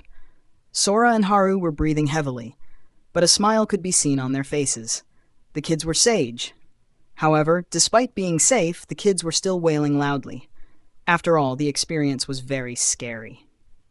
Sora and Haru looked at them. Haru and his clone made a hand sign. They cast genjutsu on all the children and made them fall asleep. When the kids fell asleep, he and his clones all fell to the ground. Sora looked at him and said, "You have lost a lot of your chakra." Haru replied while breathing heavily, "Yeah, I poured almost all my chakra into the walls." Sora said, "Yeah, good job. If you hadn't, I wouldn't have managed to complete the barriers in time. Anyways, take a rest. The soldier pills should begin recovering our chakra, but we won't be able to participate in the fight above. We will ensure that the kids stay safe." Haru nodded and sat in a meditative pose. Sora too joined him. While meditating, he thought, that chakra spike just before the impact was different. I guess there is more depth to this god after all. That said, he will be no match against the Sharingan. This mission is over. Fujin and Miko were the first ones to leave the cave and appear outside. They saw as the mountain in front of them crumbled. Fujin said, "That guy is much stronger than I expected." Miko nodded. "Yeah, his chakra is almost as high as Sensei, and it doesn't seem humane." Fujin agreed. "Yeah, his chakra makes me feel sick. I wonder why that is." At that time, Akihiko and his group emerged from the underground. There were no casualties in their group. A few seconds later, the Jashinists also began appearing. Every Jashinist who was at the lowest level survived. However, in the above layers, all the servants died. Only the 7 devotees made it out alive. Their group now contained 1 Grand Priest, 2 priests, 8 devotees, and 20 servants. Akihiko looked at the Jashinists and said, "Miko, save your chakra. Fujin, give me a big one." Without a word, Fujin used another infinite breakthrough jutsu at the Jashinists. Akihiko followed by expelling a huge amount of fire into Fujin's jutsu. Though their combination wasn't as good as Fujin and Miko's, it was still very threatening. The wide range meant that it couldn't be dodged. Zankoku snorted, "How many times will you use the same trick?" He joined his hands together, almost as if he was praying. His chakra suddenly spiked. A few gallons of blood appeared from the ground and began floating in the air. "Bloody shield jutsu! Bloody death jutsu!" The blood immediately took the form of a large screen to block the incoming jutsu. The Konoha ninjas thought that would be it. However, small needleheads formed on the surface of the screen. Thousands of needles made of blood were launched at the Konoha ninjas. Fujin expected the firestorm to deflect all the blood needles. However, they just pierced through the firestorm with ease without changing directions. Masaru stepped forward and slammed his hands on the ground. Earthwall jutsu. A giant earth wall appeared in front of the group. However, the blood needles pierced through them as well. The Konoha ninjas were surprised. Fujin immediately flickered out of the way. So did the rest except Shunko. He was slow to react. His eyes saw the wall being penetrated, but his body was slow to react. His Sharingans watched the dense blood needles coming at him, and he barely moved to dodge the attack. A bunch of blood needles scratched his body, leaving him with 10 to 12 cuts. Fujin wondered, "What the heck is with this blood? It's almost as penetrative as my wind vacuum technique jutsus." A similar thought ran through the minds of the Uchihas as well. The jutsu was very lethal. Akihiko quickly scanned Shunko with his Sharingan. The wounds on him weren't lethal. He looked at Zankoku and had a bad feeling. A huge grin could be seen on Zankoku's face as he made the seal of confrontation with his left hand. Akihiko followed his gaze and looked at Shunko. His eyes widened as he saw the chakra gathering on the spots where the cuts had appeared. He yelled, "Shunko, move away." Shunko didn't understand why he said so, but still jumped backwards. Unfortunately, 12 explosions took place on his body at the same time. His loud shriek could be heard. Akihiko immediately flickered next to him, but stayed at arm's length. He created a shadow clone to check on him. The Jashinists smirked at seeing their leader handling the enemies by themselves. Their morale was raised. They all got on the attack. However, even before they could get on the attack, Fujin, Masaru, and Mieko got on the attack. They didn't know what had happened with Shunko, so they stayed clear of all blood controlled by Zankoku. Fujin attacked them with the air bullet jutsu from a range, while Masaru and Mieko used Phoenix Sage fire jutsu. Their aim was to restrict the movement and kill off the weaker enemies. Unlike the earlier instance, this wasn't a large-scale jutsu, so Zankoku didn't waste his chakra to put up a huge defense. Without his help, the servants were sitting ducks for the Konoha ninjas. 12 servants died in this attack. The devotees and priests were safe, but their jutsus were disturbed. Akihiko and Genji looked at Shunko in this short window of time. They examined his injuries. Fortunately, his life wasn't in danger. He was still conscious. Akihiko said, "It looks like when he was cut, some of the blood that guy controlled was left on Shunko's body. Only that blood exploded. That's why the injuries aren't lethal." Genji nodded. He agreed with the analysis. Akihiko said, "Carry him away from here. He is in no condition to fight." Genji nodded. "All right, I'll take care of him." He carried Shunko and flickered away. Akihiko looked at Zankoku with a serious look on his face as he wondered, what the heck is his jutsu? I thought he controlled external blood similar to water, but this looked more like the explosion release than a variant of water release. He noticed Fujin, Miko, and Masaru keeping the enemy busy and decided, it doesn't matter. This farce has gone on too long. Time to end this battle. Additional chapter on Sunday if the fic gets 1,000 Power Stones. AN, if you can, then please support me on Patreon. Link, www.patreon.com/devilhex, no space, can read up to 50 chapters ahead on Patreon. Thanks for listening. Narrated by Fabelverse Audio. Subscribe for more. Support links in the description. Rights holder? Contact link in the description. Chapter 178, Blood Can Heal? Chapter 181 of Naruto, The Wind Calamity. Narrated by Fabelverse Audio. Fujin, Miko, and Masaru were keeping the Jashinists busy. After his big jutsu, Zankoku didn't attack much. His priests and devotees were the ones who were counterattacking. Fujin kept flickering around the place. Seeing an opportunity, he flickered right behind the enemy lines and fired another round of air bullets. However, one of the priests turned around and countered with water bullets without using any hand signs. Each of his water bullets hit Fujin's air bullets and neutralized them. In addition, another 4 water bullets were headed at Fujin. Fujin fired a vacuum bullet at the priest and flickered away. The priest smirked and fired a water bullet to intercept the vacuum bullet. Both attacks clashed. The priest's smirk died when he saw Fujin's attack piercing through his as if it was just air. He immediately moved to his side. The vacuum bullet missed him by just a few inches.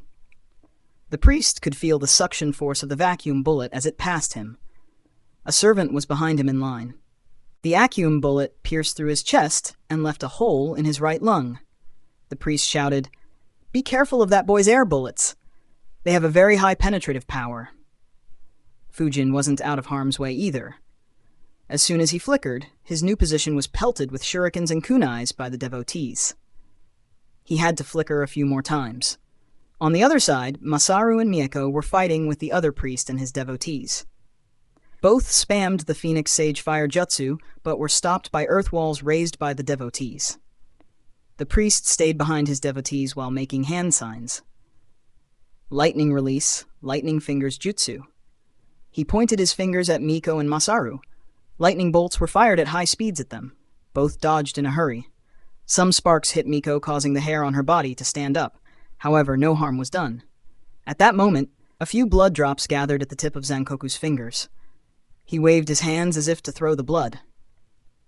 Those blood drops moved at a very high speed at Fujin and the other two. Fujin noticed it immediately. He immediately flickered and got out of the way. He formed 2 Acume bullets in his mouth and fired them at Zankoku. Miko and Masaru dodged as well, but their positions were attacked further by the other priest. They had to keep dodging. Zankoku dodged Fujin's Acume bullets with ease. Fujin frowned. These guys are good. I guess these two are his strongest priests. Winning against them won't be easy. Not to mention that this Grand Priest is definitely at least at elite Junin level. What is Akihiko doing? Akihiko, who was observing the situation, made the confrontation hand seal right when Zankoku dodged Fujin's attack. When he moved, he had come closer to 3 devotees. All of a sudden, 2 devotees attacked the priest who was keeping Fujin at bay. They grabbed their kunais and attacked the priest's back. At the same time, the 2 devotees with the earth element attacked the priest who specialized in lightning release. The devotees slammed their hands on the ground and the priest was attacked by multiple stone spears. As for Zankoku, the 3 devotees around him immediately rushed towards him. Fujin noticed this situation and was surprised. He thought, what the heck did these Uchiha Junins do exactly? How can they control so many Chunin-level ninjas so perfectly? First 3 in the cave, and now these 7, despite it being more than just a few minutes since they cast the Genjutsu. I don't recall any ninja being controlled in this way in the original series, except maybe the 4th Mizukage. Still, Obito had the Mangekyo. Fujin's thoughts were cut short as he was surprised by what he was witnessing. A water wall appeared behind the priest that he had engaged earlier. The kunais of his devotees were blocked. He made a hand sign and water spears appeared from the wall and impaled his devotees. The priest with the lightning element jumped out of the way. He fired 2 lightning beams that pierced through the heads of the devotees that attacked him. Blood appeared on the fingerprints of Zankoku. He smiled as he launched them at the 3 devotees surrounding him. 3 drops pierced through each of their chests. They coughed some blood. Unlike Fujin and Miko's surprise, Akihiko and Masaru weren't surprised at all. Akihiko analyzed, we already got 1 Junin by this tactic. The others will keep their guard up. Anyways, their lower-level fighting force is pretty much wiped out. It's still our advantage. Besides, the 4 devotees who attacked the priests died. However, the 3 devotees who attacked Zankoku were still alive. They all made a hand sign. A dozen explosion tags appeared on their bodies. Their eyes went red as they made them explode at the same instance. Zankoku, who was grinning at how easily he thwarted the Uchiha's tactic, was surprised. He yelled, "Fuck!" A thin layer of blood began forming on his body. The explosions went off. The bodies of the devotees were decimated. The explosion ripped through the thin blood layer and hit Zankoku's body with full force. The 2 priests, the remaining servants, and the lone devotee were shocked. They yelled, "Zankoku-sama!" Akihiko and Masaru smirked as they thought, it's over. With the leader dealt with, they only had to deal with the 2 priests. Defeating them wouldn't be much of a challenge. Fujin was surprised. He thought, the Sharingan definitely has a lot more depth to it. I didn't think I'd reach such a conclusion despite knowing about Izanagi, Izanami, and the crazy things Mangekyo can do. Fujin looked at the 2 priests and wondered if he could sneak attack them. He sighed. Unfortunately, despite the shock, they are still at full alert. I guess catching a Junin off guard in battle won't be possible. The smoke of the explosion finally cleared away. Zankoku was still standing on his 2 feet. However, all his clothes were destroyed. His flesh had burn marks all over his body. His right eye had been destroyed by the blast. A lot of his blood had spilt on the ground around him. Fujin shot a Acume bullet at him as he thought, he is still standing. Have to ensure that he is dead. After all, who knows what crazy abilities these Jishinists have? Surprisingly, Zankoku saw his attack and moved out of the way. Soon, the blood on the ground rose and covered him, forming a cocoon-like structure around him. The Konoha ninjas were shocked. Not wanting to see anything crazy, Fujin shot multiple air bullets at him. However, his attack was intercepted by water bullets once again. Miyako and Masaru too tried attacking, but they were intercepted as well. Akihiko decided to not attack impulsively and kept his eye on Zankoku. In a few seconds, Zankoku stepped out from the blood cocoon. However, when he did, all the Konoha ninjas were shocked. Akihiko muttered, "How? Even the best medical ninja doesn't have this efficiency." Zankoku's wounds were all healed. Only horrible scars were remaining on his body. The only wound that still could be seen was his eye. It wasn't healed. Fujin wondered, was he healed by Jashin's blessings? Or is it due to his blood jutsus? After all, he hasn't completed the ritual to gain Jashin's blessings, right? If this healing is only due to blood jutsus and not due to Jashin, then it would be a very important jutsu to learn. Though it leaves scars on the body, I don't mind them. After all, what use is looking good if I am not even alive? Zankoku looked viciously at the Konoha ninjas. He said, "Kill everybody." The Jashinists were excited at his order. However, suddenly, the priests and Zankoku attacked the remaining devotee and servants. All were killed off. The Konoha ninjas were caught off guard by this development. Akihiko thought, "Oh well, saves us the effort. Now we have the numerical advantage." Zankoku said, "Now no one will backstab us. You two, don't look into those red eyes, else I will have to kill you too." The priests nodded and said, "Don't worry. We know how to deal with the Uchihas." Akihiko flickered behind Fujin and said, "You and Miko take care of the lightning user. Your wind manipulation should have an advantage." Fujin nodded. Both he and Akihiko flickered next to Miko and Masaru. Akihiko said, "Masaru, you take care of the water specialist. Miko, aid Fujin against the lightning specialist. Leave the main enemy to me." Both nodded. Miko stepped next to Fujin and said with a grin on her face, "Time to kill our first Junin." Fujin smirked and replied, "Your first Junin kill." Miko looked at Fujin and exclaimed, "You already killed one?" Akihiko interrupted them and said sternly, "Pay attention, they are making a move." They stopped speaking and focused entirely on their enemy.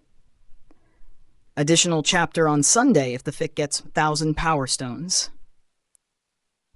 N. If you can, then please support me on Patreon. Link www.patreon.com/devilhex, no space. Can read up to 50 chapters ahead on Patreon. Thank you, Philip and Mike, for supporting me on Patreon. Thanks for listening. Narrated by Fabelverse Audio. Subscribe for more. Support links in the description. Rights holder, contact link in the description. Chapter 179, Fierce Clash in the Grasslands. Chapter 182 of Naruto, The Wind Calamity. Narrated by Fabelverse Audio. The two priests weaved hand signs quickly. Water release, waterfall jutsu. Lightning release, false darkness jutsu. One of the priests expelled a huge amount of water at the Konoha ninjas. It formed a huge wave and headed towards the Konoha ninjas. The other fired his lightning jutsu into the water, electrifying it. A smile formed on Fujin's face. This isn't like that noodle thief. These guys are strong. Fujin gathered a huge amount of chakra. For the first time in a long while, he showed off his entire chakra. The sudden spike in his chakra gained the attention of the Uchihas around him. They were about to do multiple flickers when they felt Fujin's chakra spiking. Miko looked at him and wondered, when did his chakra grow so much? It is almost as high as some of the Junins in my clan. Akihiko and Masaru were shocked as well. They both thought, what chakra? It's almost as if he is from the Senju or Uzumaki clan. Akihiko thought, if he doesn't get involved in the coup, then his future will be very bright. While Masaru thought, shit, his chakra level isn't far away from my own level, Fujin rapidly converted his chakra into the wind element. Wind release, infinite breakthrough jutsu. He exhaled a huge wind. It hit the incoming electrocuted water wave. The high-speed winds halted the water wave. It pierced into the wave and neutralized the electric charges within it. However, the water wave also absorbed the winds and didn't allow them to move towards the Jashinists. Both jutsus neutralized each other. The water fell down on the ground and spread slowly in all directions. Fujin's jutsu also raised a huge dust cover over the battlefield. Seeing the opportunity, Fujin began forming a couple of Acum bullets. He could sense their positions accurately. He was about to shoot out the Acum bullets when his eyes widened. He and the Uchihas immediately flickered away. A fraction of a second after they flickered, dozens of blood drops passed through their previous location at a very fast speed. Fujin frowned. Shit, that bastard used the same tactic. and was faster than me too. Zankoku had the same idea as Fujin. He too used the chaos created by the two wide-range jutsus to sneak attack. Unfortunately, all the Konoha ninjas had very good senses, so his sneak attack didn't have any effect. After flickering, Masaru weaved hand signs and slammed his hands on the ground. Earth release, ground-splitting jutsu. The ground in between them began cracking. As a result, all the water due to the earlier jutsu began draining into the ground. Fujin observed it and thought, nice. Fighting a lightning user over water would have been annoying. As soon as the water began draining, Akihiko weaved hand signs. Earth release, earth flow spears jutsu. Masaru's jutsu had loosened up the ground. Akihiko took advantage of it. Hundreds of stone spears began appearing on the ground. In an instant, they were launched at the Jashinists. The faces of the Jashinists became grim. They realized, first that massive wind jutsu, now back-to-back large-scale earth jutsus. These guys aren't weak. Blood immediately began gathering around Zankoku. At the same time, one of the priests weaved hand signs and extended his arms forward. Lightning release, static wave jutsu.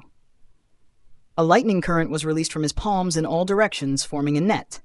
The incoming stone spears hit it. Almost all the stone spears crumbled. The rest slowed down. The priest smirked. Earth jutsus are very weak against lightning. However, the debris was still headed towards the Jashinists. But a blood dome formed around the Jashinists.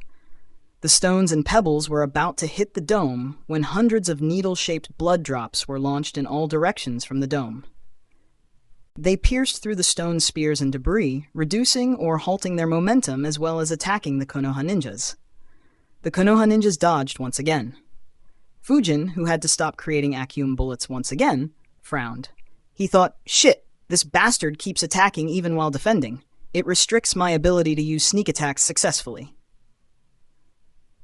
Mieko noticed Fujin's frown and commented with a smirk, now you know how I and Hoka feel while fighting you. Fujin replied, pass smart comments later. Any idea how to deal with them? I'm afraid we will run out of chakra faster than that bloody priest.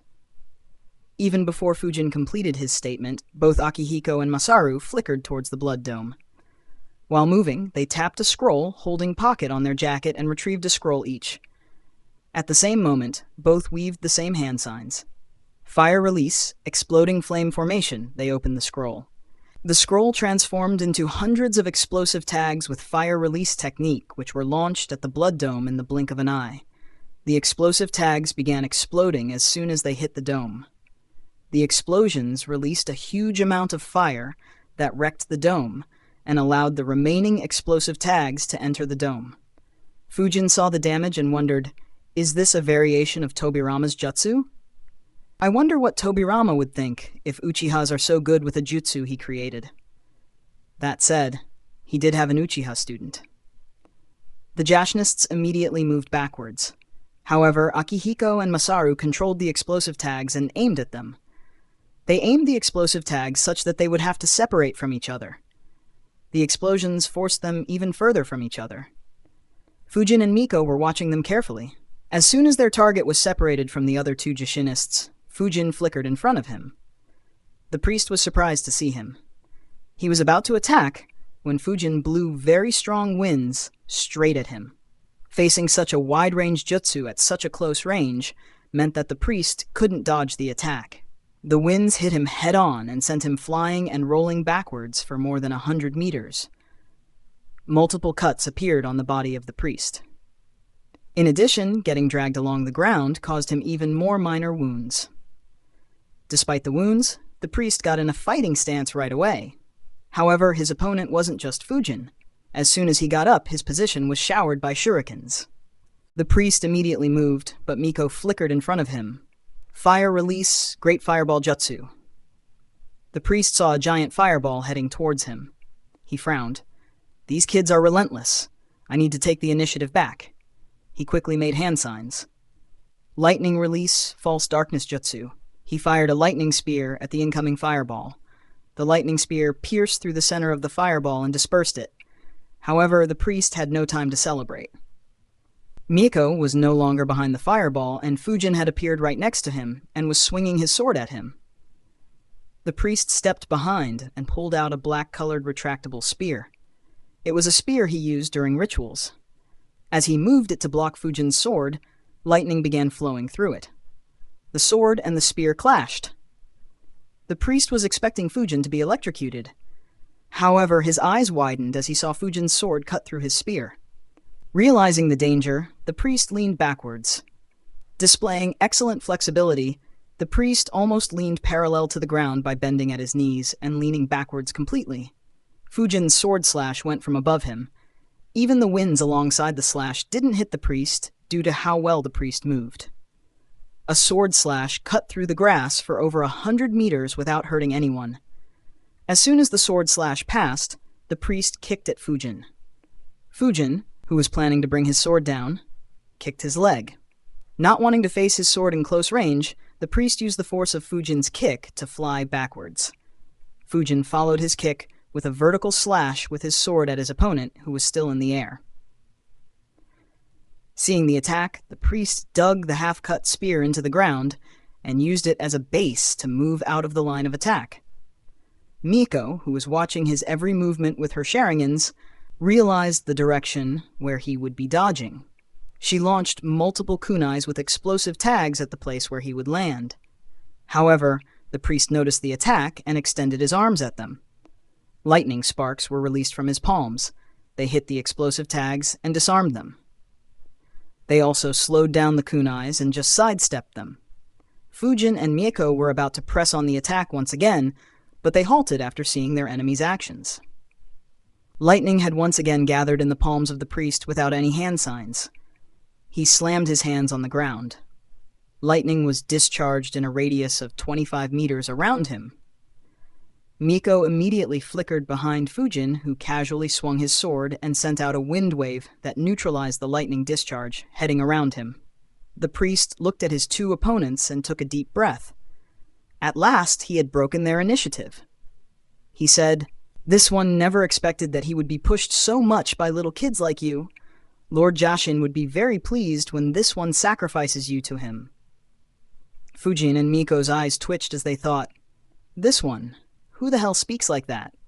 However, without replying, both Fujin and Miko pressed on the attack once again. The priest, who had just found some respite, was once again in a tough situation. Additional chapter on Sunday if the fic gets 1,000 Power Stones. AN. If you can, then please support me on Patreon. Link w.patreon.com/devilhex, no space. Can read up to 50 chapters ahead on Patreon. Thank you, Willie De Silva, for supporting me on Patreon. Thanks for listening. Narrated by Fabelverse Audio. Subscribe for more. Support links in the description. Rights holder? Contact link in the description. Chapter 180, Akihiko vs Zankoku. Chapter 183 of Naruto, The Wind Calamity. Narrated by Fabelverse Audio. Fujin and Miko both had spent a lot of their chakra due to the jutsus they used earlier, so they attacked the priest with Kenjutsu and Taijutsu. Due to the threat of Fujin's sword and Miko's Sharingan, the priest was having a tough time. Despite the advantages, Fujin or Miko didn't manage to land any hits on him. However, the priest couldn't help but complain in his mind. What the fuck does Konoha teach in their academy? I spoke in such a hilarious tone, and I provoked them, but they kept attacking me without a single emotion on their face. I expected these brats to say at least something to give me some time to catch my breath and attack first. Some distance away from them, Akihiko and Masaru too had entered into fights. They successfully separated all the Joshinists. Akihiko took on Zankoku, while Masaru took on the remaining priest. As soon as he was far away from Zankoku, Masaru attacked the priest. He flickered in front of him and launched a fireball at him. However, the priest created a water wall to defend himself and counterattacked with sharp jets of water. Masaru dodged while closing in on the distance between them. The priest frowned while moving backwards, as he thought, "He is strong. I can't get into a taijutsu fight with an Uchiha, and I have to avoid looking into his eyes. So annoying. I hope Zankoku-sama wins quickly and comes to aid me." As the priest decided to stall and fight defensively, the fight entered into a stalemate. The priest's water jutsus completely shut down Masaru's fire jutsus. Though Masaru resorted to earth jutsus, they didn't have much effect on the priest. Some distance from them, Akihiko and Zankoku faced each other. Like all Uchihas, Akihiko launched a huge fireball at his enemy. He launched shurikens into his fireball to double up. Zankoku waved his arm. A blood wall appeared in the path of the fireball. The fireball hit the blood wall and exploded. Though the explosion didn't reach Zankoku, it cleared the path for the shurikens. Zankoku's attention was entirely on Akihiko, so he didn't notice the shurikens until they were very close. He immediately moved out of the way, but a few shurikens left cuts on him. Without giving him any respite, Akihiko pressed on the attack. He flickered in front of him and attacked with a tanto. Zankoku grabbed a retractable spear and used it to block the tanto. While he blocked, Akihiko's Sharingans noticed the cut wounds on his body closing by themselves. He kept attacking, however. His expression grew grim. Akihiko analyzed. His self-healing is off the charts. The only one I have heard about having such healing is the first Hokage. But how can this lunatic have such a healing ability? And what are its limits? If he can heal non-stop, then it wouldn't matter how many times we hit him. He will still keep healing. Zankoku looked at Akihiko's face and guessed his thoughts. He smirked and said, "That's right. No matter how many times you wound me, I will always heal. Your whole squad is doomed to die at my Han." He suddenly stopped speaking and stood still. Akihiko smirked. "It doesn't matter how much you can heal. Once you look in the eyes of an Uchiha, it's all over."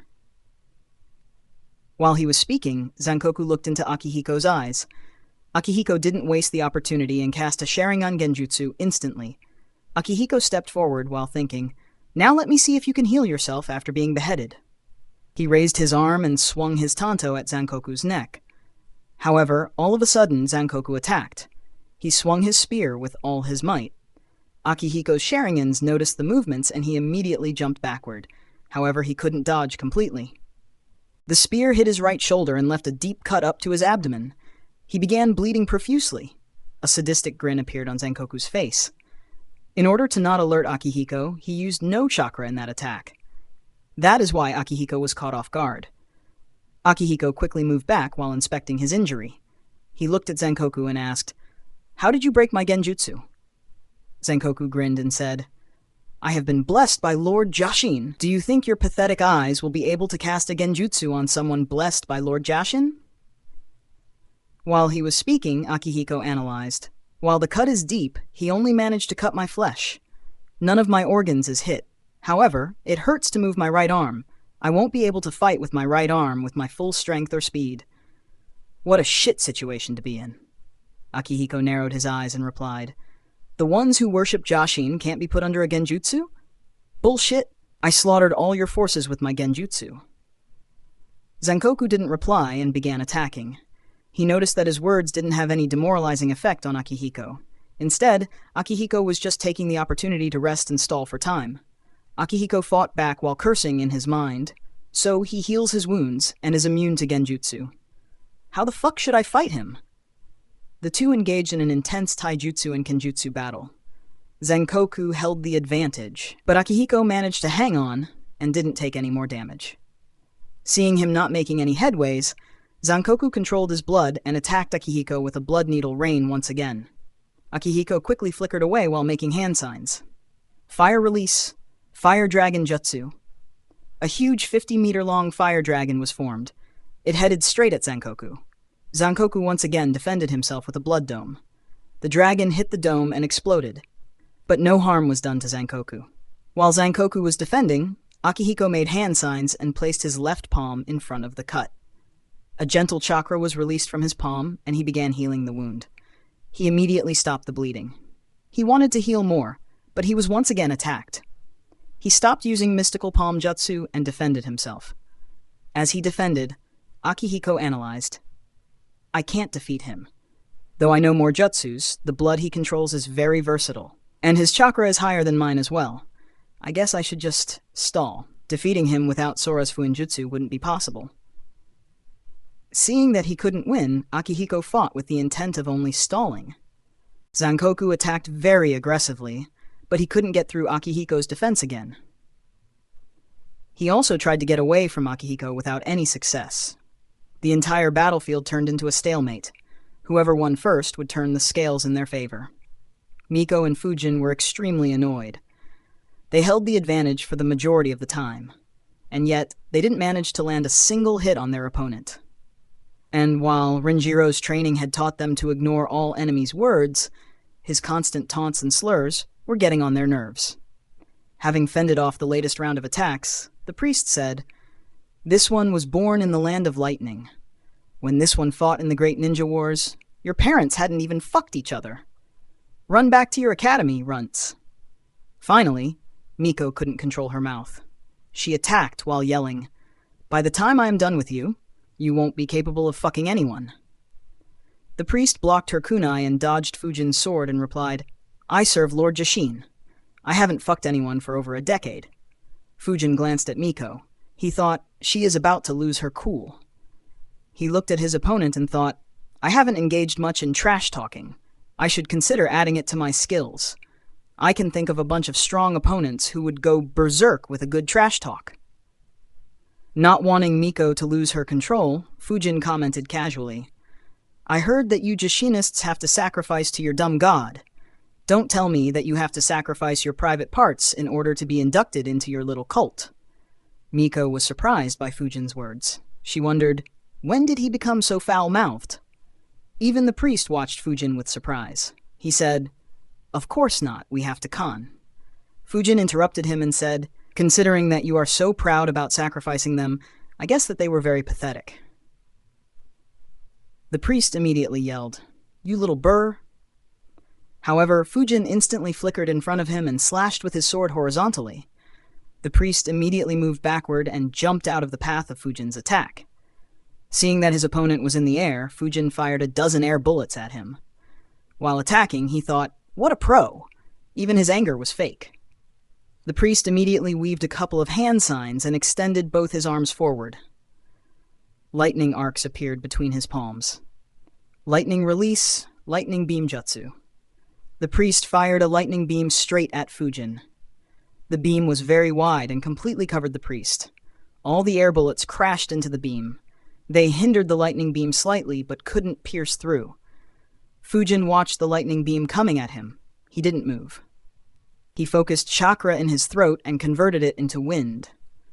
When the beam was just a meter away from him, he opened his mouth and fired a Acum bullet. However, unlike Fujin's earlier Acum bullets, this one was huge. It would be more appropriate to call it a Acum cannon instead. It pierced straight through the center of the enemy's lightning beam and dispersed most of it. The priest was shocked. He tried to use the force of his own jutsu to move out of the way while in the air. Miko was surprised as well. Launching an attack in such a way meant that Fujin won't be able to dodge. However, realizing the risk Fujin took, Miko flickered close to the priest to attack him. It looked like this fight would finally have a result soon. A chapter will be released on Sunday. If you can, then please support me on Patreon. Link, www.patreon.com/devilhex. Can read up to 50 chapters ahead on Patreon. Thank you Sage Z, Seba, Panda, and R. Mugford for supporting me on Patreon. Thanks for listening. Narrated by Fabelverse Audio. Subscribe for more. Support links in the description. Rights holder? Contact link in the description. Chapter 181, A Close Call. Chapter 184 of Naruto, The Wind Calamity. Narrated by Fabelverse Audio. Hey guys, this chapter is sponsored by Squeen. You can thank Squeen for the double release. The recoil from his jutsu helped the priest move away from the line of Fujin's attack. However, it wasn't enough. The Acum cannon grazed the right side of the priest's abdomen and tore a huge chunk of it. His wound began bleeding immediately. His liver and intestines were damaged. At the same time, whatever remained of the lightning beam rained down on Fujin. Fujin extended his left arm forward to block it. All the lightning charges hit his left arm, and lightning flowed through his body. Fujin endured while thinking, not bad. Due to my training in the lightning element, this attack doesn't feel much, though if I took the entire beam head-on, it would have hurt. Anyways, I now see why Renjiro emphasized the importance of undertaking missions. Though deciding to counterattack was risky, the danger allowed me to perform my jutsu even faster. I wanted to create a wind Acum beam. The center of the beam would be made of vacuum. It would be only a few micrometers wide, but would be very long, as it would have to extend across the entire length of the beam. Instead, I managed to create a much stronger Acum bullet. I will call it Acum Cannon after I train it properly. Though the result wasn't what I envisioned, it is still a very good improvement. While Fujin was enduring the electric shocks, Mieko flickered next to the priest while weaving hand signs. Fire release, Phoenix Sage Fire Jutsu. She fired 6 small fireballs at the priest. 2 of these were headed at him, while the other 4 cut off his escape routes. The priest, who had just suffered a huge injury, now had to face another attack. She smirked. It's over. Unfortunately for Miko, her calculations were horribly wrong. Humiliated at being injured to this extent, the priest entered into a frenzy. His eyes turned reddish as he exerted all his chakra. A high amount of lightning gathered on his palms. He screamed in rage as he attacked his surroundings indiscriminately. The lightning hit the fireballs and deflected or dispersed them. The grass around him was hit, and it caught fire. Miko was very close to him and was in range as well. She tried to flicker but wasn't fast enough. Lightning bolts hit her and made her scream in pain. The lightning electrocuted her and left multiple burns on her body. She fell to the ground in pain and was unable to control her body properly. Seeing that his opponent was vulnerable, the priest grinned. He immediately moved towards Mieko while pulling out another retractable spear and making lightning flow through it. Fujin's expression grew grim. He had just finished enduring the previous attack. He flickered instantly. While Fujin, Mieko, and Akihiko were engaged in intense battles, Masaru was under no threat. His opponent acted like a turtle and defended everything Masaru threw at him without counterattacking. A water wall was erected in front of the priest. On the opposite side, a dozen explosive tags exploded. The wall collapsed, but the priest was unharmed. Masaru had a frown on his face. He cursed in his mind. Not only does this bastard defend well, but he also does so without even looking at me. The priest was relaxed when he suddenly sensed danger. He immediately jumped up while weaving hand signs. Half a second after he jumped, a fire dragon erupted from the ground and moved straight at him. The priest completed his hand signs. Water release, water prison jutsu. A water prison formed around him. The fire dragon hit the prison and exploded, but the priest was safe. However, his expression wasn't good. He analyzed, who attacked me from there?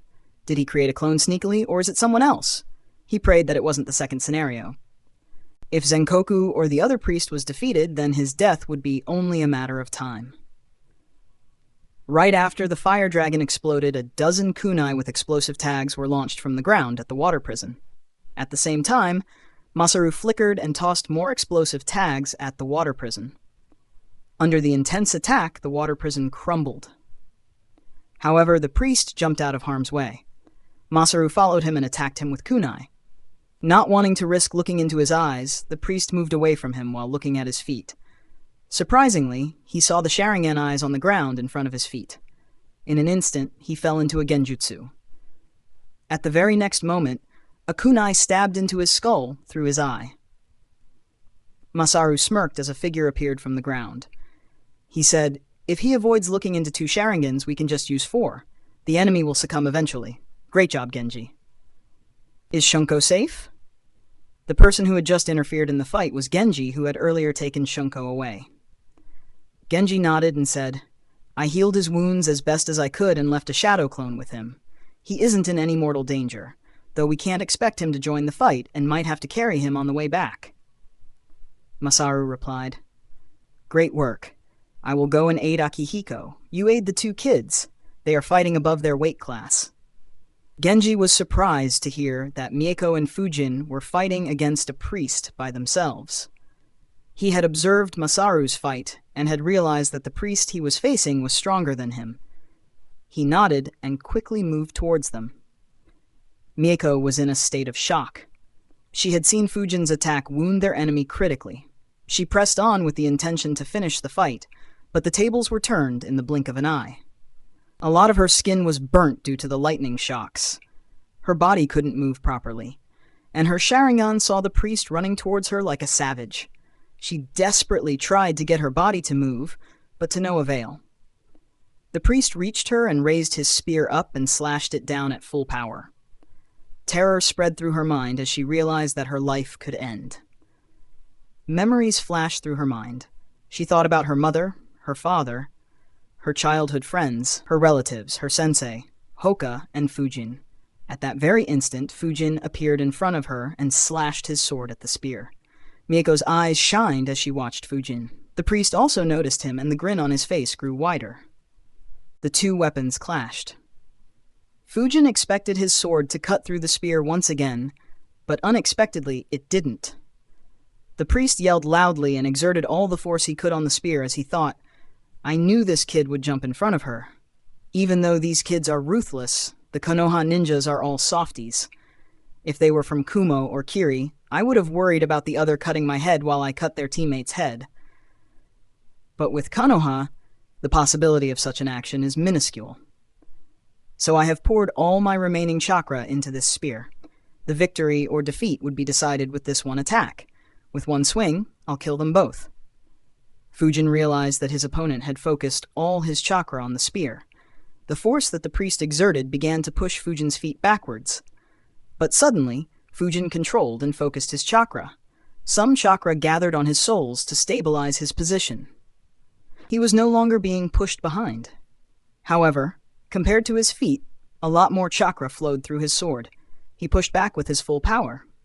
A crack appeared on the spear. The priest's eyes widened as he saw his spear being cut into two once again. He watched as the sword continued ahead. He tried to move, but his body was too exhausted to respond in time. The sword reached him and severed his neck. His severed head had a look of disbelief as he watched Fujin. His last thoughts were, to think that I would die at the hands of a kid.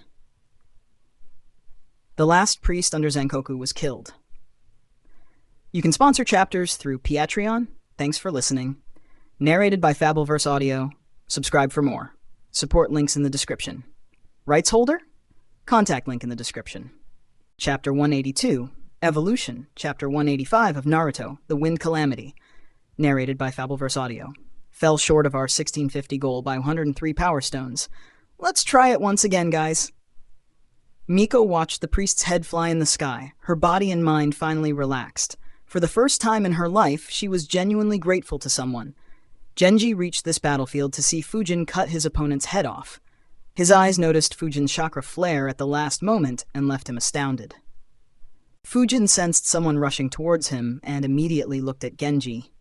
Seeing that it was an ally, Fujin relaxed. He turned his attention to Miko in order to check her injuries. However, he suddenly stopped. A surprise could be seen on his face. Genji flickered next to him and looked at Miko. His expression grew grim on seeing her injuries, but suddenly, shock could be seen on his face. Miko didn't understand why Fujin and Genji were looking at her like this. Soon, a huge smile broke on Genji's face. He exclaimed in excitement, "Miko, your Sharingans have evolved into two-tome Sharingans!" Miko was shocked to hear that. After a moment, the shock passed and excitement rushed in. She tried moving, but the pain brought her back to earth. Seeing her grimacing in pain, Genji said, "Don't move. I will heal you as much as I can first."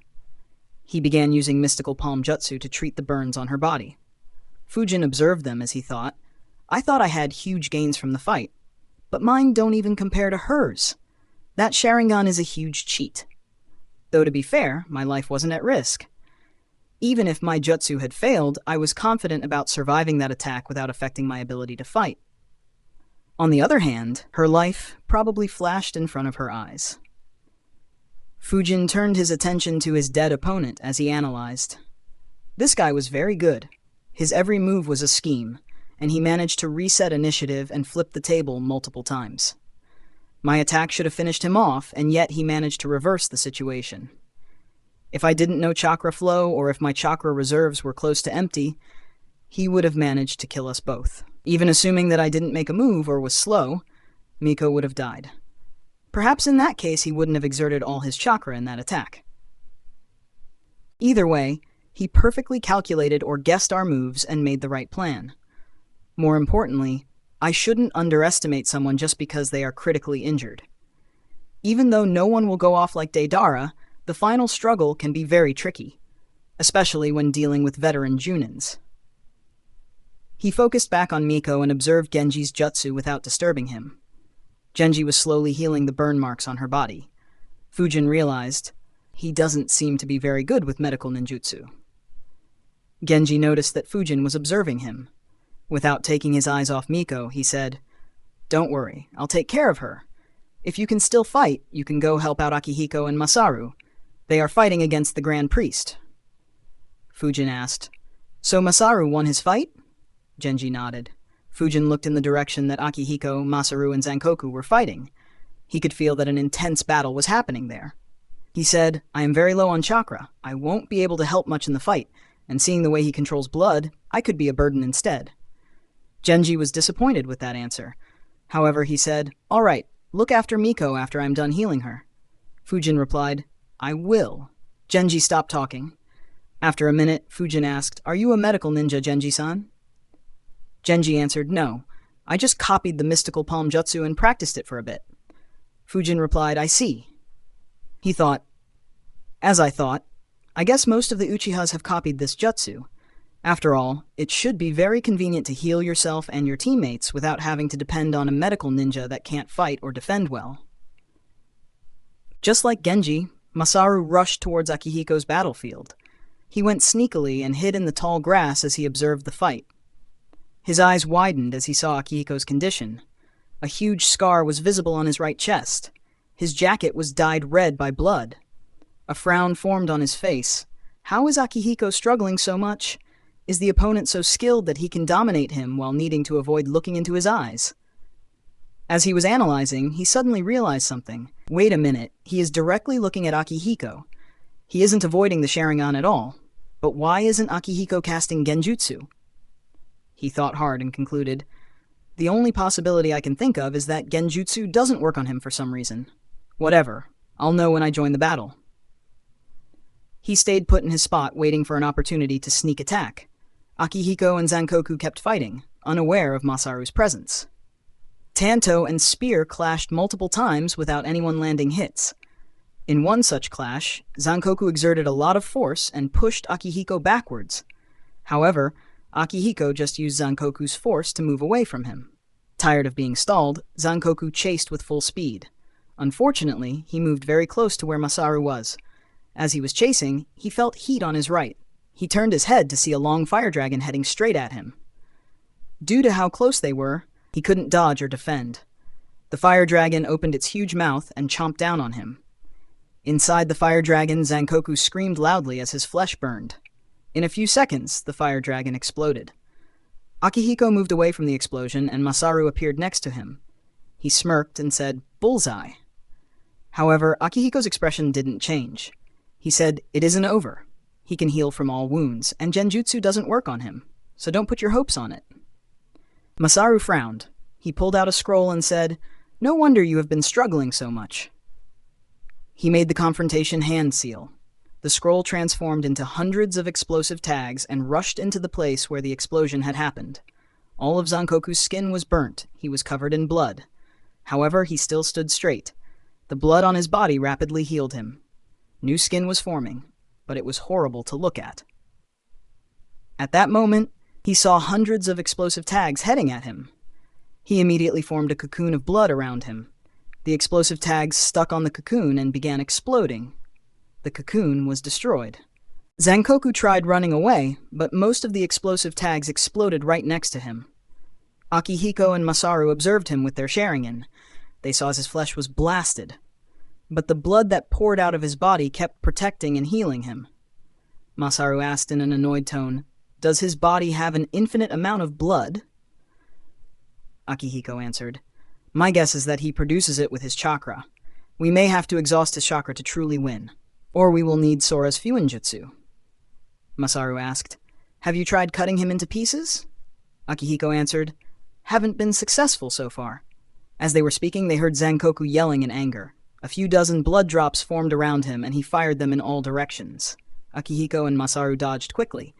Akihiko said, "That's why. Every time I manage to get an upper hand, he resets my advantage with a wide-range jutsu, forcing me to evade." They saw an intact Zankoku walk out of the smoke. However, his body was horrible to see. He had no clothes on his body, and his entire body was covered in horrible scars. Masaru said, "He looks disgusting, but this is indeed annoying. Our chakra is already about to run out. As they were about to engage in another round of battle, Genji was done healing Miko. He said, I have healed your burns. They won't be harmful to you, but don't move around a lot. I can't deal with the damage the lightning might have inflicted on your inner organs. Fujin, look after her. I'll go help out Akihiko. Fujin nodded. He saw Genji leaving. He made a hand sign and a shadow clone appeared next to him. Without speaking, the shadow clone followed Genji's path. Miko asked, Why did you make a shadow clone with so little chakra?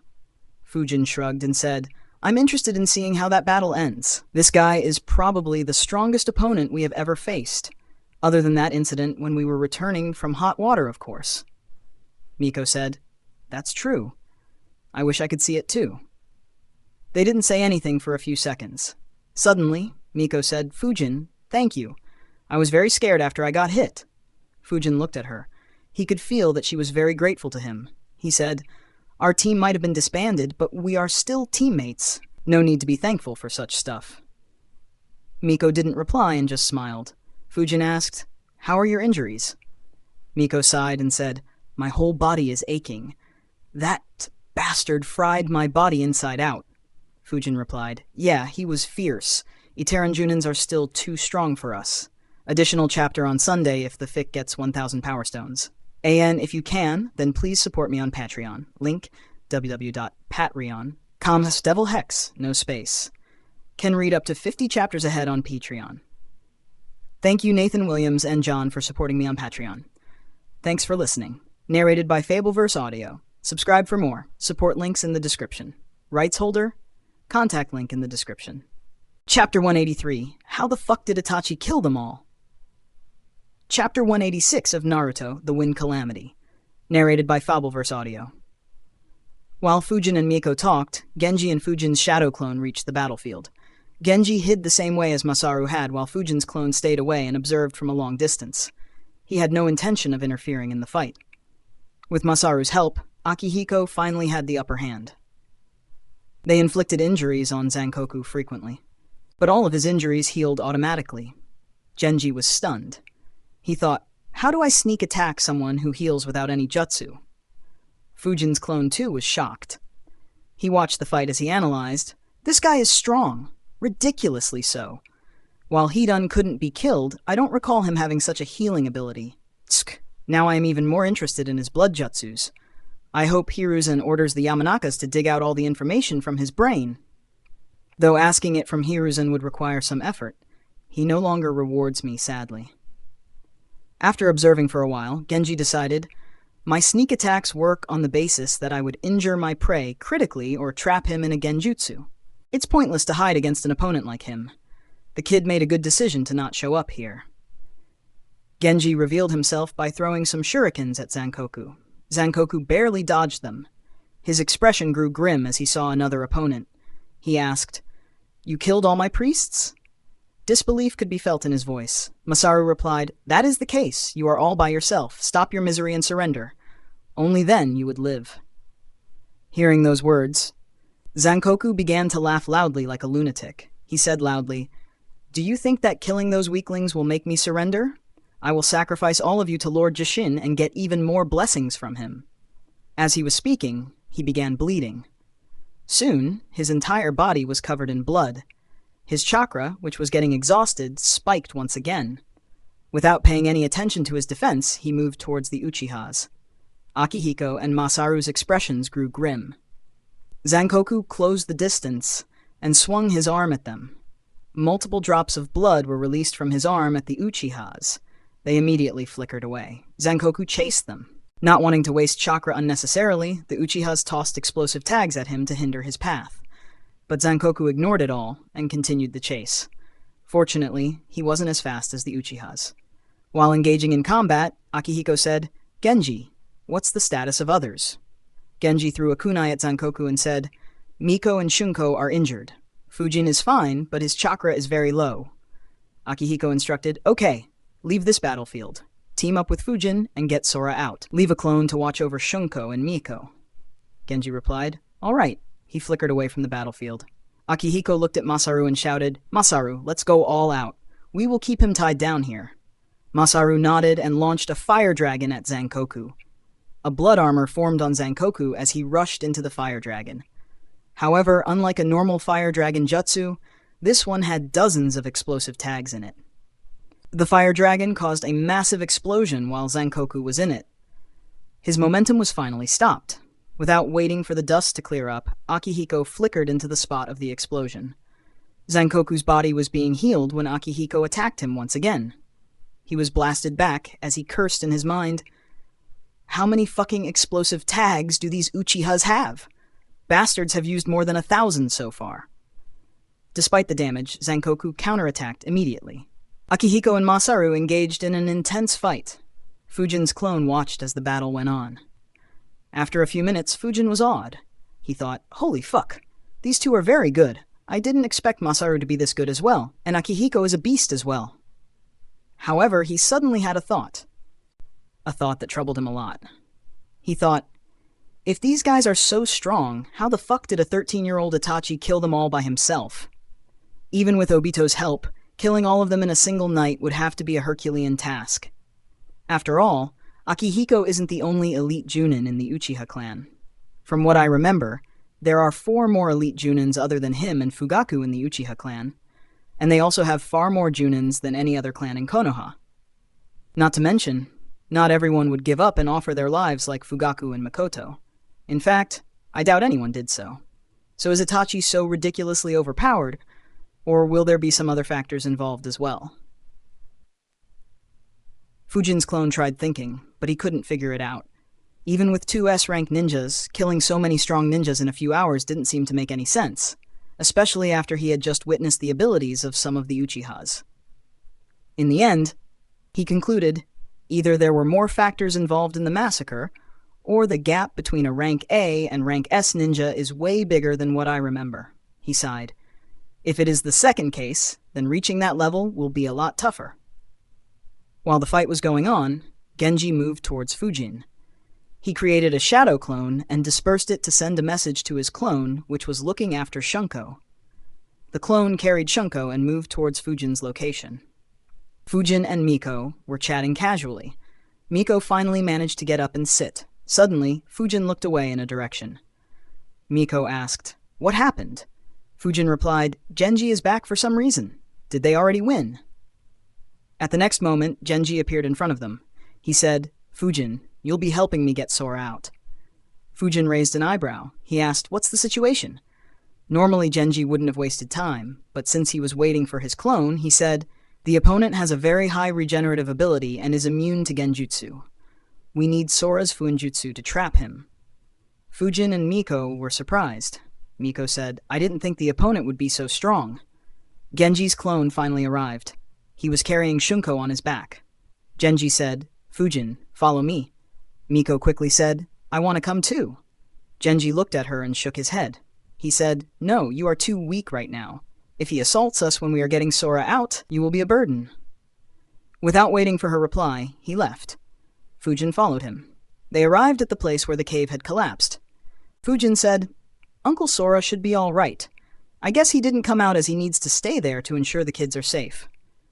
Genji nodded and said, "Yeah, I guess that he created some barriers to keep them safe, so getting the kids out will put them at risk. Let's just go down and see what the situation is." He made hand signs and disappeared into the ground. Fujin followed him. After reaching down, they both noticed 5 pairs of chakra signatures. Fujin said, "The one in the north has the highest chakra level.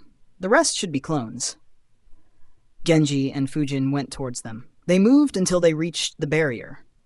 Genji knocked on the barrier. Sora and Haru were meditating to regain their chakra quickly. As soon as they heard the knock, both opened their eyes and looked at the spot Genji tapped. Seeing that it was allies, they relaxed.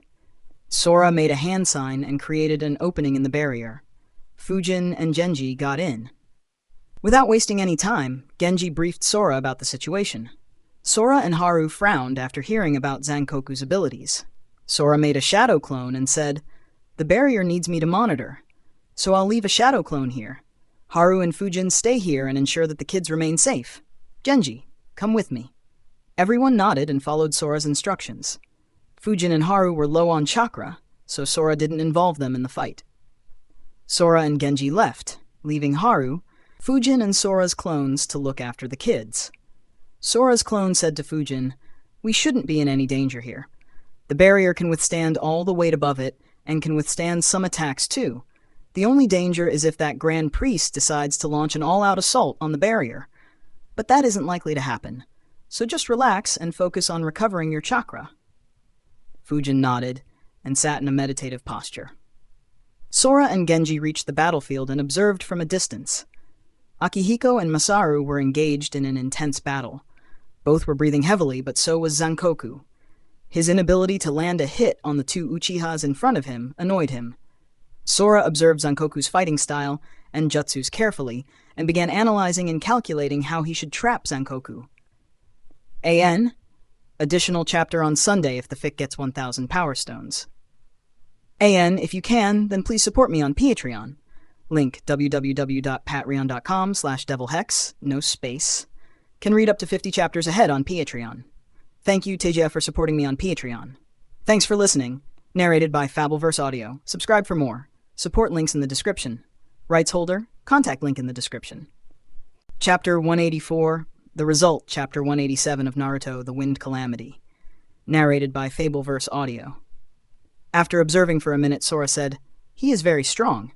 I'm surprised that someone so strong has managed to keep his identity and ability hidden for so long."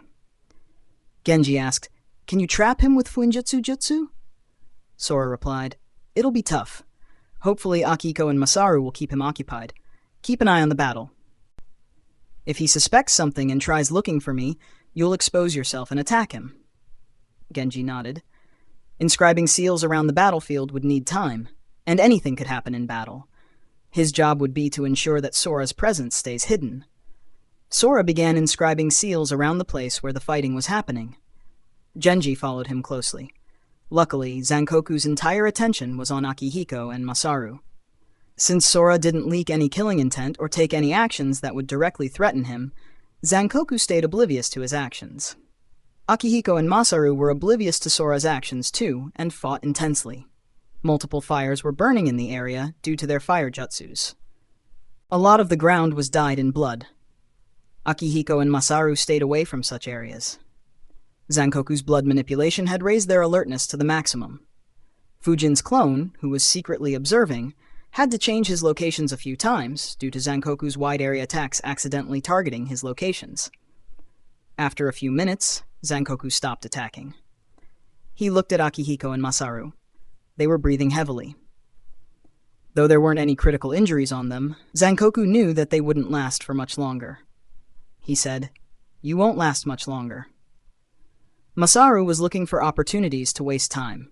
He said while breathing heavily, "We can still go on for hours. You haven't seen anything yet." Zankoku laughed and replied, "And how would you do that without any chakra? It's only a matter of time before you drop dead. But I have an offer for you two." Akihiko squinted his eyes and asked, "What offer?" Zankoku answered, "Serve Lord Jashin. I'll accept you as my priests and teach you the ways of Lord Jashin. When I complete the ritual, I will become the strongest person in the world. Then you can rule the world alongside me." Both Akihiko and Masaru were speechless by his confidence. However, neither showed it on their face. Akihiko stayed quiet for some time before saying, "I need a few minutes to think." However, Zankoku said, "No, tell me your answer right now. Either you agree, or you die." Akihiko put on a thoughtful face. He looked at Masaru and asked, "What are your thoughts?" Masaru thought and answered after a few seconds, "His proposal is tempting, but what about our families? We can't abandon them." Zankoku heard his answer and said, "When you serve Lord Jashin, all your fellow believers are your family. If you want to, you can convert your current family too." Masaru replied, "That sounds good, but what if my wife or son doesn't want to follow Lord Jashin? You know, the new generation doesn't believe in God." His question stumped Zankoku. However, Zankoku soon realized that something was amiss. He looked at them. 2 spears made of blood appeared in his arms as he threatened, "Enough wasting time. Give me your answer now." Masaru said, "Akihiko, I will trust your decision." Anger formed on Akihiko's face. He looked at Masaru and shouted, "Why the fuck do you always leave tough decisions to me? For one fucking time, think with your own brain." Masaru barked back, What the fuck do you mean? Didn't you go around saying that you are the leader since you were a kid? So make a fucking decision. Akihiko shouted back. Why, you runt? However, his shout was interrupted by Zankoku throwing the spears at them. Both immediately dodged. Zankoku's face, which already was full of horrifying scars, was dark. He said, Do you two think that I am a fool? A smirk formed on Akihiko and Masaru's lips. Though they didn't say anything, anyone could see their answer. Zankoku was about to attack again when he felt a chakra behind him. He quickly turned around to see Sora some distance from him. A smile could be seen on his face as he made the confrontation hand seal. In the next second, a barrier appeared around Zankoku. Zankoku quickly moved and punched the barrier with full force, but there was no dent on the barrier. He quickly tried escaping underground, but there was a barrier on the ground as well. Soon, more barriers began forming. Zankoku was trapped in a 3-layer barrier formation. He was inside the first layer. Akihiko and Masaru stood in the second layer. Sora and Genji joined them. They stood outside the barrier under which Zankoku was trapped. Realizing the danger, Zankoku attacked the barrier with full power in order to break free. His attacks made the barrier shake, but it didn't break. Masaru smirked and taunted him. You should have surrendered when you had the chance. Zankoku stopped struggling and sat down. He replied, The barrier is strong, but not strong enough. Once my chakra recovers, I can break through it. And though I am trapped, you can't attack me either.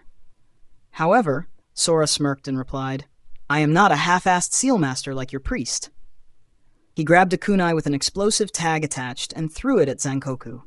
The kunai traveled through the barrier like it was air. Zankoku's eyes widened. A blood barrier appeared in front of him. The explosive tag exploded, but he was safe. Sora said, This barrier allows one-way travel, meaning we can attack you however much we want to, and you can only endure our attacks without being able to counterattack. How long do you think you will last? Zankoku's expression became grim. Immediately, layers of blood surrounded him. A multi-layered cocoon formation of blood protected him. Masaru taunted, Our chakra might have hit rock bottom, but we still have thousands of explosive tags. How long do you think you will last? Without another word, the Uchihas encircled the barrier. Everyone began throwing explosive tags into the barrier. Huge explosions took place in the barrier. The Uchihas, who were standing outside it, didn't feel anything at all. Slowly, the layers of cocoons began breaking apart. Fujin's clone couldn't hear their words, but sweat dropped as he saw that scene. He thought, How shameless! This is just bullying. They used so many explosive tags during the fighting. And now they have used at least 100 more. Do Uchihas don't know the difference between a normal paper and an explosive paper tag? No wonder Miko was spamming explosive tags in the Chunin exams. It's as if they have a printing factory to make them. After enduring a few hundred explosive tags, all of Zankoku's defenses crumbled. His body began taking the explosions head-on. His body tried to heal itself, but the amount of damage he was taking was too high. Akihiko was observing him carefully with his Sharingan. He kept observing until his chakra reserves ran out. He instructed, Stop! Immediately, all Uchihas stopped. Akihiko grabbed his tanto. Chakra flowed through it. He threw it inside the barrier. Zankoku had no energy to move. The tanto sliced through his neck and beheaded him. The 4 Uchihas observed him to see if he could still heal up. So did Fujin's shadow clone. He wondered, will he be alive like Hidan? Or does he not have the same sort of immortality that Hidan will have in the future? Zankoku's body didn't move. He was dead. Akihiko looked at Genji and said, Make a shadow clone and check him. Genji nodded and made a shadow clone. The clone entered the barrier and checked. Zankoku's body was in terrible shape. The explosions had destroyed a lot of his flesh. Whatever flesh he had was completely burnt. Both his eyes were destroyed. His nose, ears, and lips were destroyed too. Even his bones were cracked in many places. After inspecting, Genji's clone said, He is completely dead. Akihiko and Masaru sighed in relief. They had fought him the most and knew what frightening vitality he had. Akihiko said, Sora, seal his body properly. We will study him thoroughly. Sora nodded and began sealing Zankoku's body. Akihiko said, In the mission report, we will mention his abilities and say that his body was thoroughly destroyed by our explosive tags. Nothing was left behind. Don't tell Haru or the kids about this either. You can tell Haru later, but no word to the kids. On hearing that, the three Uchihas became serious and nodded. Sora asked, "Is it due to?" Akihiko interrupted, "Yes, the relationship between the village and the clan is deteriorating. Though Fugaku-sama is against the coup right now, it is probably unavoidable unless the village elders stop mistreating us. If the coup does happen, then the abilities of this guy would help us immensely if we can learn them." Everyone nodded. They had seen what fearsome abilities Zankoku had. If multiple Junin-level Uchihas could control their blood in a similar manner, or even get just the self-healing ability, then defeating them would become very difficult. Only an S-rank ninja could defeat them quickly. Fujin's clone didn't hear their words. After seeing Sora seal Zankoku's body, he dispersed himself.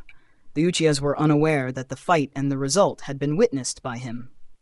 AN additional chapter on Sunday if the fic gets 1,000 Power Stones. And if you can, then please support me on Patreon. Link www.patreon.com/devilhex, no space. Can read up to 50 chapters ahead on Patreon. Thank you, True, for supporting me on Patreon. Thanks for listening. Narrated by Fabelverse Audio. Subscribe for more. Support links in the description. Rights holder, contact link in the description. Chapter 185, The Dangerous Uchiha Clan.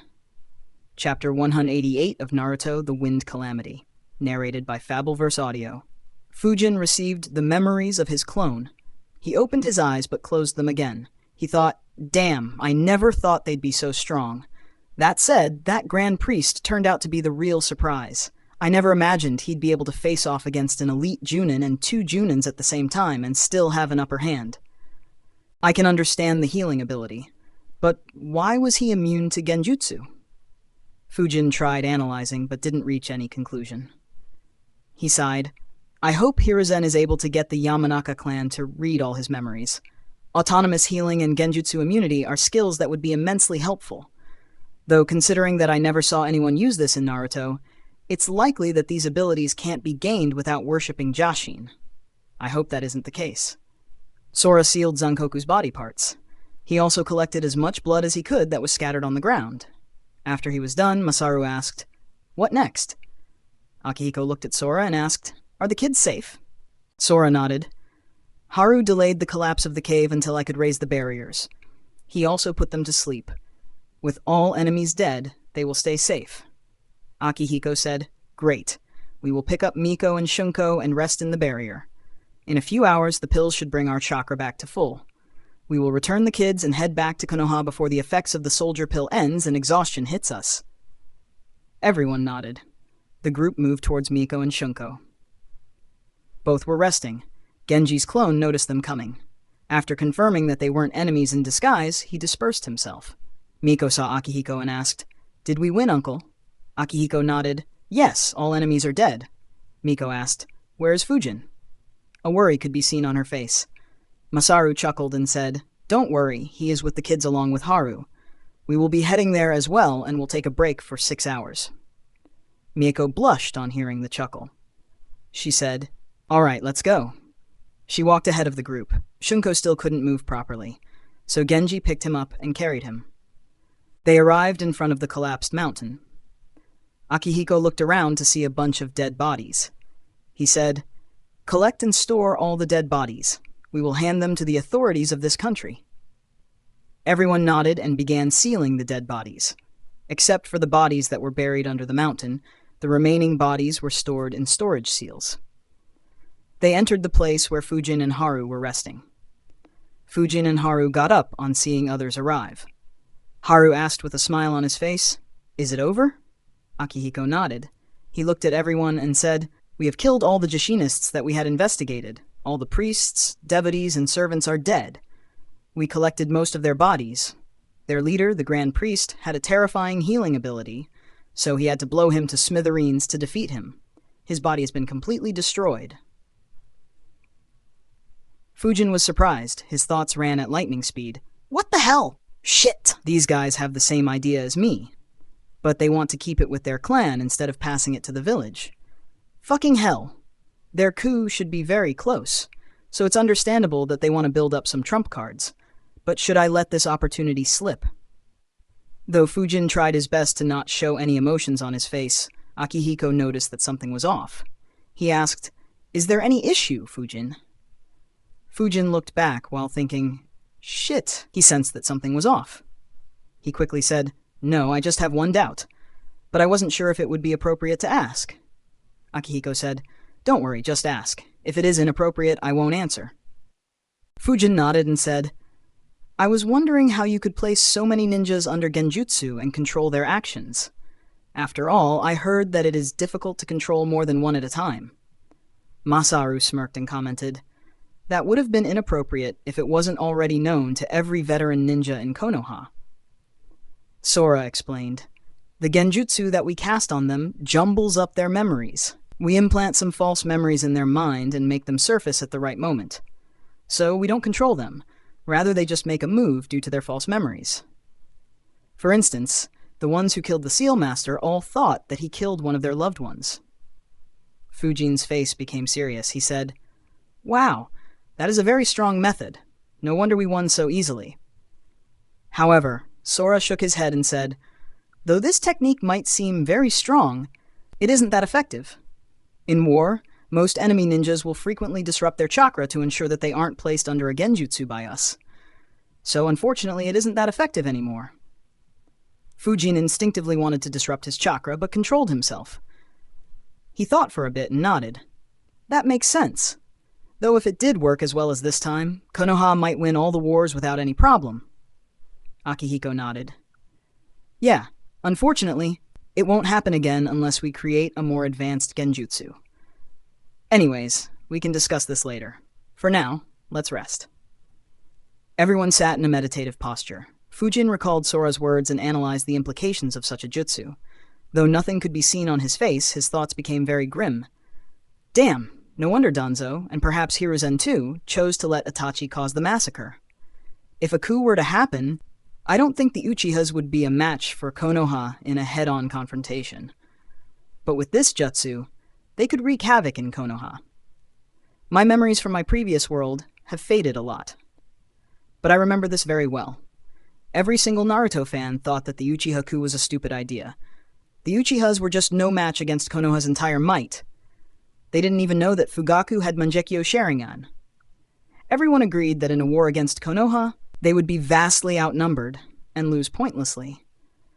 But with jutsus like these, their chances wouldn't be low. They could plant fake memories into multiple ninjas. When they launch a coup, they would trigger these memories and cause chaos within every clan and prevent or delay them from joining the war. After all, we aren't at a war. Normal ninjas won't go around disrupting their chakra for no reason. And since Uchiha control the police force, coming in contact with many ninjas isn't an issue for them. More importantly, the way Sora spoke implied that they don't have a better way to control multiple enemies, but he didn't speak about controlling just one. Assuming that they have stronger genjutsus which can't be broken off normally, the Uchiha's chances of winning a coup would rise even more. If they could cast a genjutsu on some clan patriarchs, then they could even get allies in the coup. Especially Fugaku with his Mangekyo. Obito was able to control a perfect Jinchuriki despite not having any genjutsu-based Mangekyo ability, so Fugaku placing some clan leaders under his control isn't very far-fetched. In addition, if they were to plant some fake memories into Anbu or Root members, they could launch sneak attacks on Danzo and Hiruzen too. So the coup would definitely not be a one-sided affair. Instead, it would be a bloody war. A war that would shake the foundations of Konoha and likely trigger the Fourth Great Ninja War. A war that would likely wipe Konoha off the map. Fujin sighed in his mind.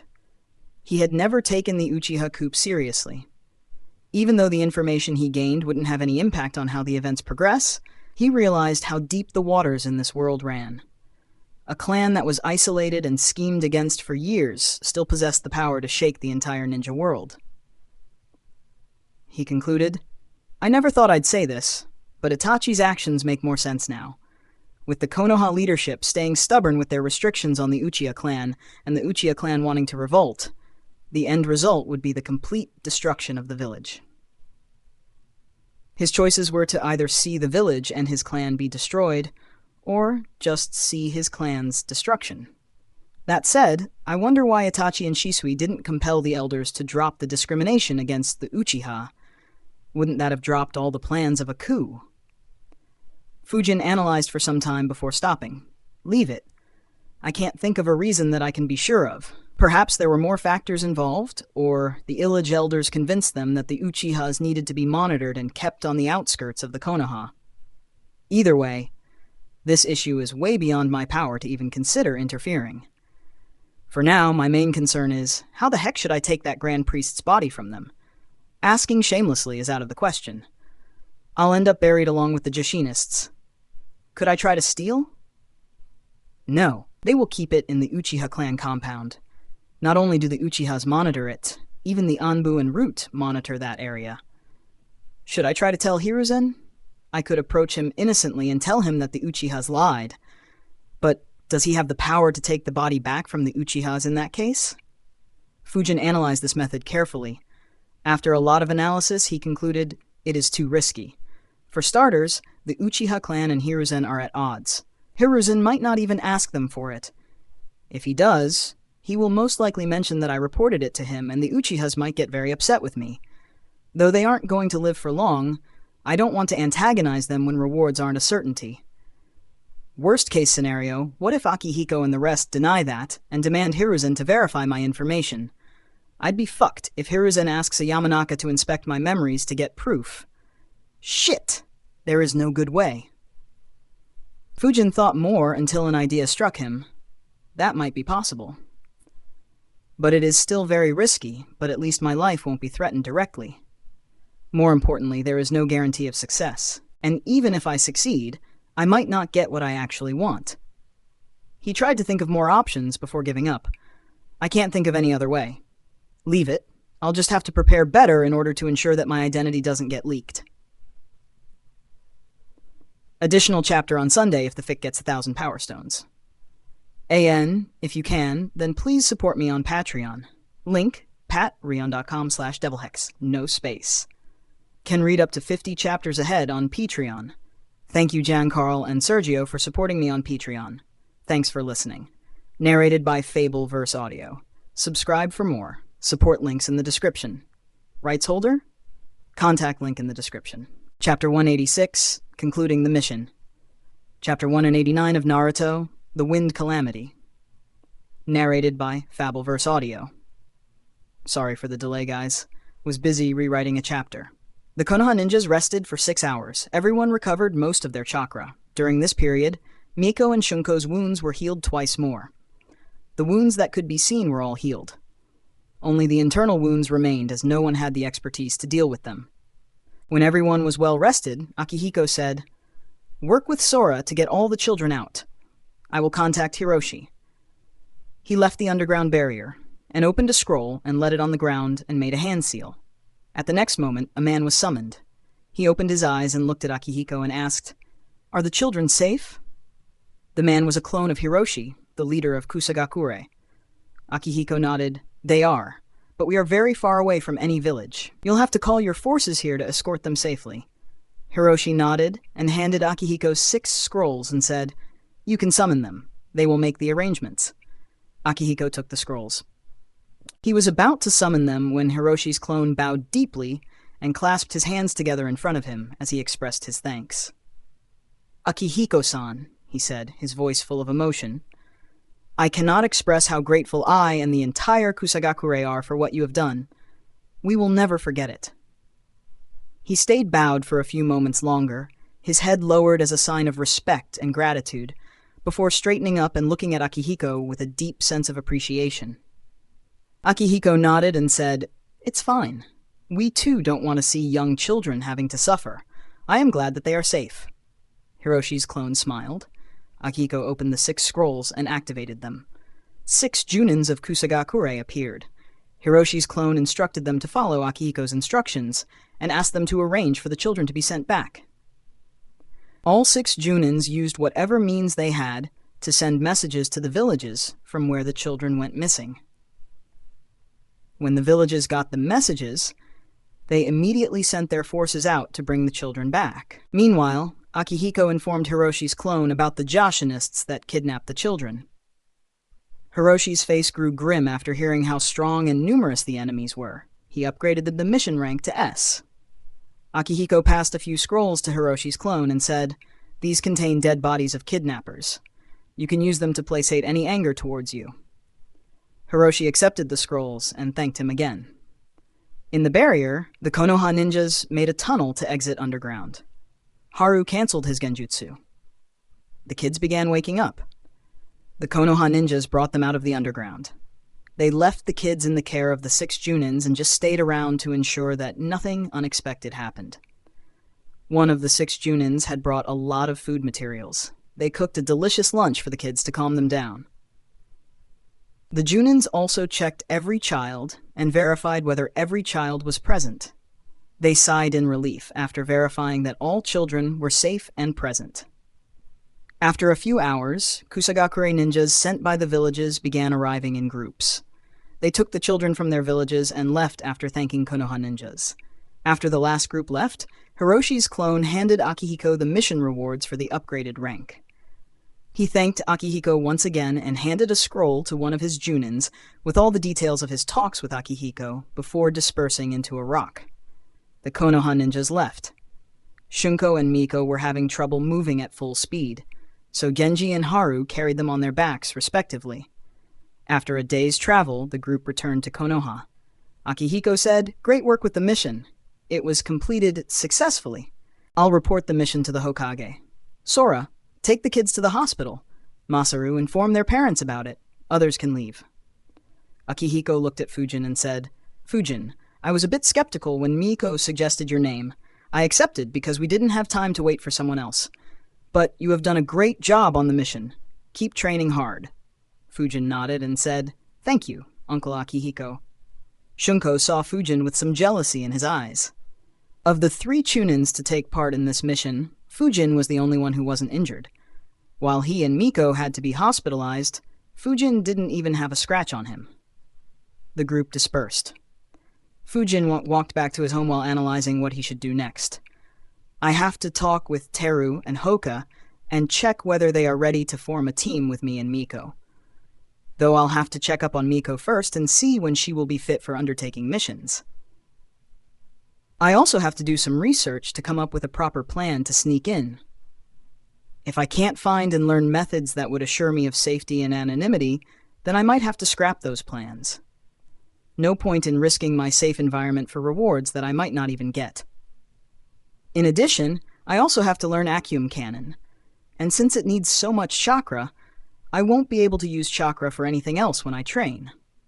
Once I learn it, I will get back to training lightning release jutsus. The next set of jutsus will focus on enhancing my body. They should be exciting. Anyways, it's late afternoon. Though the traveling and fighting have been exhausting, my soldier pill should last until tomorrow afternoon, so I might as well train like crazy today. I'll take a 24-hour break when the drawback of the pill hits me, though I should check on Miko in the evening." Fujin made a hand sign. A shadow clone appeared next to him. Without a word, he flickered away. Meanwhile, Fujin rushed to Training Ground 23. He went to the center of the ground and sat to meditate as he went through his memories of using Acuum Cannon Jutsu. He visualized the jutsus while analyzing. "I wanted to make a very thin but long vacuum core. However, my attempt failed and I ended up creating a way bigger vacuum bullet core, and hence managed to pour a lot of wind chakra into it. So it became faster and more powerful." Fujin got up and began forming the vacuum core. Soon he poured wind chakra into the jutsu and expelled Acuum Cannon at the tree in front of him. The cannon hit the tree at the center. It didn't just create a hole in the tree, rather the impact of the jutsu exceeded the width of the tree. The top half of the tree was sent flying into the air. Any tree up to 150 meters in line with that tree was destroyed similarly. A smile formed on Fujin's face. Powerful. Very powerful. I don't think any normal defense can withstand this attack. The only ones that possibly could resist might be Raikaiji's defense and Susanoo. I wonder how this attack will fare against Gaara's defense and Rashomon. Still, the preparation time of this jutsu is more than twice that of the Acuum bullet. The chakra needed is close to 8 times it. I need to modify the vacuum core to be more efficient for such a huge size. And I need to see if I can achieve a similar result by using less wind chakra. Otherwise, breaking defenses would be the only thing this jutsu is capable of. Fujin began working on his ideas. He tried changing various shapes for the vacuum core, but didn't have any success in improving the jutsu. He trained until his chakra ran out. Not having any success, he went to his home and freshened up and rested for a bit. In the evening, he bought a few dango and went to see Miko. After reaching the room, he saw that Miko and Shunko were both resting in the same room. He walked to Miko's bed and said, "Hey, how are your injuries?" Miko snatched the box of dango from his hands and said as she opened it, "I am doing well. It's just that since I was hit by such a strong lightning jutsu, the doctors want to keep monitoring my internal organs for a few days. I'll be released in 4 days." She opened the box and began eating rapidly. Fujin's eyes twitched as he said, "You know that they can't run away, right?" Miko said with her mouth full. "They ran away last time." Fujin needed a few seconds but realized what she meant. He replied, "Ah, your mother! That makes sense. Ha ha ha." Fujin's laugh annoyed her, but she kept eating till she finished every last dango. A smile appeared on her face. She looked at Fujin and said, "Now if she gets angry, I can put most of the blame on you." Fujin waved his hand and said, "Running away is my speciality, so don't worry, she won't have anyone but you to yell at." Miko snorted in displeasure. "AN. We already reached 1K. Let's go beyond 7K stones this week. AN. If you can, then please support me on Patreon. Linked by patreon.com/devilhex. No space. Can read up to 50 chapters ahead on Patreon. Thank you, Jum, D-Malf, and Eric for supporting me on Patreon. Thanks for listening. Narrated by Fabelverse Audio. Subscribe for more. Support links in the description. Rights holder? Contact link in the description. Chapter 187, Vacuum Cannon Jutsu. Chapter 190 of Naruto, The Wind Calamity. Narrated by Fabelverse Audio. Fujin said, "I'll talk to Hoka and Teru about forming a team." Miko apologized with a dejected look. "Sorry, I can't accompany you right now, but we can go on missions after 4 days." However, Fujin shook his head and said, "No, take a week's rest. We will take missions when you are back to full strength. And don't worry about taking a few days to recover. I'll need some time to master my new jutsu." Miko asked, "Is it that cannon-like jutsu you used on our opponent?" Fujin nodded. Miko snorted with some annoyance. "You are getting stronger once again." Fujin looked at her with deadpan eyes. "My eyes didn't evolve mid-fight." A grin formed on Miko's face. She smugly said, "That's right." Fujin thought, "I have always been curious about how Sharingan works, as every 3 Tomoe Sharingan wielder is ranked at Junin or higher rank. Is it just everyone's hard work, or does Sharingan's advancement bring other benefits to the Uchihas?" Fujin asked. "By the way, do you feel anything different or any improvements after your Sharingan evolved?" Fujin's question surprised Miko. She fell into thought. Even Shunko paid full attention to Miko. After some time, she said, "I feel like my chakra reserves have improved slightly, but the increase isn't very high. It's probably around 15 to 20%. More importantly, my chakra seems to be slightly denser, and I am guessing that my eye powers will be stronger." Fujin nodded and replied, "That's a great improvement." He analyzed, not too overpowered, but still very good nonetheless. Assuming that the improvements are higher when advancing to 3 Tomoe Sharingan, it would make sense why every Uchiha with 3 Tomoe Sharingan would be a Junin, especially considering that any advancement in Sharingan needs them to suffer emotional trauma or something similar. Anyone who experiences that will be more likely to train intensely. Miko stared at Fujin, who was lost in thoughts. She asked, "What are you thinking?" Fujin casually replied, "Nothing. I'm just wondering whether you'll have any chance against me now." Immediately a tick mark appeared on Miko's forehead. She muttered, "One of these days, I'll trap you in a genjutsu and do things to you that you could never imagine." Fujin was caught off guard by her reply. He thought, "Shit, since when did she become a pervert? Ninja village my ass, it should be called a pervert village." Fujin said, "Yeah, right. Anyways, I'll see you later. Get well soon."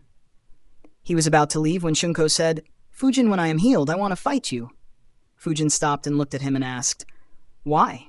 He said, "Though I don't want to admit it, you performed better than me in the mission. I want to fight with you to prove that I am stronger. Fujin looked at him with a deadpan expression. What's in it for me? He turned around and said, I have no interest in fighting you. Fujin's attitude offended Shunko. He felt that Fujin was insulting him. He shouted, Are you afraid of fighting an Uchiha? Fujin replied without turning around, Not really. I just don't have any time to waste. After speaking, he disappeared from the room. Shunko was very annoyed. He asked Miko, Is he always this arrogant? Miko was thinking, a fight between these two? It would be fun to see Shunko go crazy in rage in a few minutes. As annoying as Fujin normally is, he reaches the highest level of annoyance while fighting. Shunko asked again, Miko? Miko looked at him and said, You are just weak, Shunko. Miko's reply annoyed him even more. He said, Do you think that a civilian orphan is stronger than all Uchiha? Miko replied, Not all Uchiha, just you. If it was Itachi who asked, I am sure that Fujin would have accepted. Shunko immediately complained, Hey, it's not fair to compare me with Itachi. However, Miko crushed every bit of his pride when she replied, Why? Aren't you the same age as him? Shunko was left without any words. He just turned his head away from Miko and sulked alone. Comparing him with Itachi was indeed very unfair. After all, Itachi was an Anbu captain, a rank that signified that he was strong enough to be considered as Junin and even go against elite Junins. After leaving the hospital, Fujin treated himself to a huge meal and returned to training. After experimenting with all shapes, he reached the conclusion that staying with the same shape as the Acuum bullet core would be ideal. He used the jutsu again, but frowned. No, though this shape is ideal, something doesn't feel right. He sat in meditation to analyze where the problem was while he recovered his chakra. After running multiple calculations, it finally hit him. Right. I am maintaining the exact ratios I use in the Acuum bullet core. I don't need to maintain the same ratios. I only need the deepest layer of the Acuum core to be huge. Shit, this is so basic. Why did I miss such a simple thing? He thought for a bit before sighing, I got too excited. I need to keep myself calm and not lose myself in celebrating little achievements. He formed an Acuum core in his mouth. It had the shape of a cone in the front, while its body was cylindrical. A very thin chakra film surrounded it. It was encased by another layer of Acuum, which was divided into 6 parts. However, compared to what Fujin was doing earlier, this layer was very thin. Its thickness was the same as it would be when Fujin used the Acuum bullet jutsu. Thin threads of chakra flowed through this layer of Acuum. Soon, it was covered by another thin chakra film, and wands began flowing around it. Fujin opened his mouth and launched the jutsu at the tree in front of him. A smile formed on Fujin's face as it ripped through all the trees in front of Fujin. He thought, Good. I only needed 5 times the chakra this time. I saved 37.5% chakra without sacrificing the speed or power of the jutsu. With some practice, I should be able to perform it at the same speed as Acuum bullet jutsu. And if I have enough time, I could make it more deadly by forming a much larger central vacuum core. With the form perfected, Fujin spent the rest of the night alternating between practicing Acuum Cannon, meditation, and physical workout. He finally stopped at 8 a.m. He left the training ground while breathing heavily. Good. I only needed 20% more time as Acuum bullet. With time, it will improve even more, but there won't be any point in wasting more time to try to reduce the time needed forcefully. Satisfied with his progress for the day, Fujin went to Ichiraku. He sat on the stool and rested his arms and head on the table and said, Bring me 1 bowl of every ramen.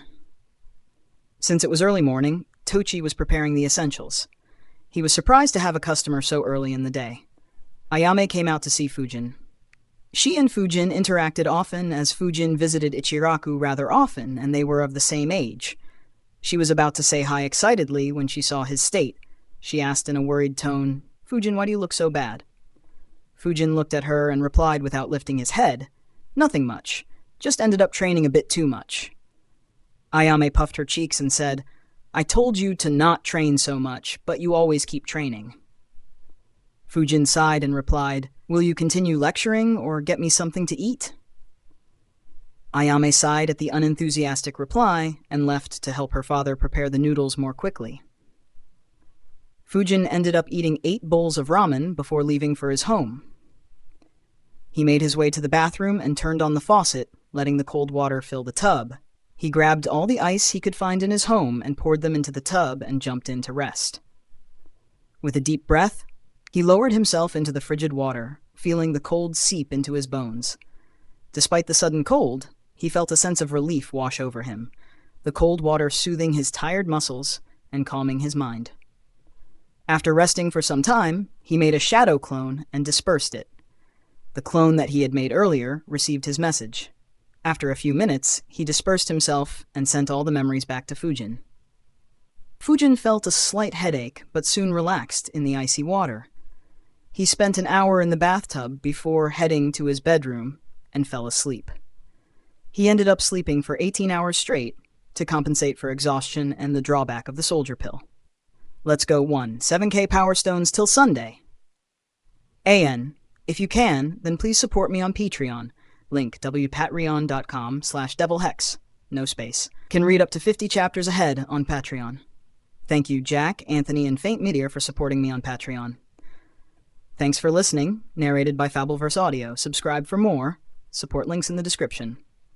Rights holder. Contact link in the description. Unexpected guest. Chapter 191 of Naruto, The Wind Calamity. Narrated by Fabelverse Audio. Hey guys, this chapter is sponsored by Terrence Smith. You can thank him for the Saturday release. Fujin woke at 4 a.m. and stretched his hands. He looked out of the window to see that it was still dark outside. He thought, damn, it feels like I have been sleeping for days. He began freshening up while thinking, I am really not in the mood to train today. Fujin wondered if he should take another day off. In the end, he sighed and left for the training ground, thinking, I won't get strong enough if I train only when I feel like it. I need to continue grinding. It's pretty much the only reason I have an advantage over my peers. He began with his intense morning workout. As he trained, he thought, no wonder there are so few S-rank ninjas. I come from a world where such powers were a dream of pretty much everyone. And yet I am getting tired of the continuous training. For those who are born in this world, to keep training like this is very unrealistic. Only the select few who choose to keep training non-stop or are blessed with godly talent would even have a chance of reaching that level. No, even those guys eventually stop training. Though Hiruzen is as strong as he is, I doubt that he has trained seriously in years. After all, pretty much all Kage bury themselves in politics and administration. No wonder Guy surpassed them all. After all, no matter what level he was at, he kept his training at maximum intensity every single day. Having motivated himself, Fujin trained as hard as he could. After the morning workout, he practiced the Acum Cannon Jutsu a few times and rested for half an hour. After catching his breath and eating a few ration bars, he went to his basement. He decided, time to learn the next set of lightning jutsus. Rank D Burst Jutsu, Rank C Lightning Transformation Jutsu, and Rank B Electric Skin Jutsu. Fujin made the hand signs for the Burst Jutsu. He transformed some of his chakra into lightning and began expelling electric currents from his body. If someone saw Fujin, they would see lightning flowing through Fujin's body. Fujin focused his attention and analyzed, another easy jutsu. Though it makes sense. After all, the only purpose of this jutsu is to teach new genins how to control lightning chakra properly. Its only battle use is that if someone is stupid enough to touch me while I am releasing such electricity, then they would be electrocuted. However, Fujin tried taking a step forward but had a lot of difficulty in doing so. He sighed and released the jutsu. However, while using this jutsu, the user can't move. The electric currents hinder my movements instead of assisting them. So anyone who uses this in battle is pretty much a sitting duck. Still, this jutsu should be quite useful to get my body used to electric shocks and allow me to understand how to release lightning from any part of my body. Fujin repeated the jutsu 4 more times. He didn't have any difficulty using it. He tried making the jutsu more usable by releasing lightning from just one part of his body, but failed to do so. He concluded, looks like this jutsu won't be helpful for that. I guess that the way to do this would be to first manage to do this jutsu without any hand signs. Once releasing lightning becomes second nature to me, doing that will become very easy. But I should learn the other 2 jutsus first, as they are quite similar, but better. Fujin decided to learn the lightning transformation jutsu next. He weaved the hand signs for the jutsu. Soon, lightning appeared on his body. His entire body was covered with lightning. He tried to take a step forward, but suddenly stopped. That fucking hurts. The lightning around his body dispersed. Fujin shook his left leg while thinking, so embarrassing. The lighting around my body zapped my left leg. I guess it makes sense, as the lighting I released was much stronger than with the burst jutsu. Fujin waited until his left leg felt normal. Though it stung him, it was only for a few seconds, so he wasn't injured. He analyzed, I am not ready to use this jutsu yet. I should treat my body with the burst jutsu continuously and slowly increase its power output. That way, my body will slowly get used to electricity. Once I develop a sufficient degree of endurance, I can try the lightning transformation jutsu. A shame, really. I was kinda excited to try this and the electric skin jutsu. Lightning transformation will allow me to move at tremendous speeds.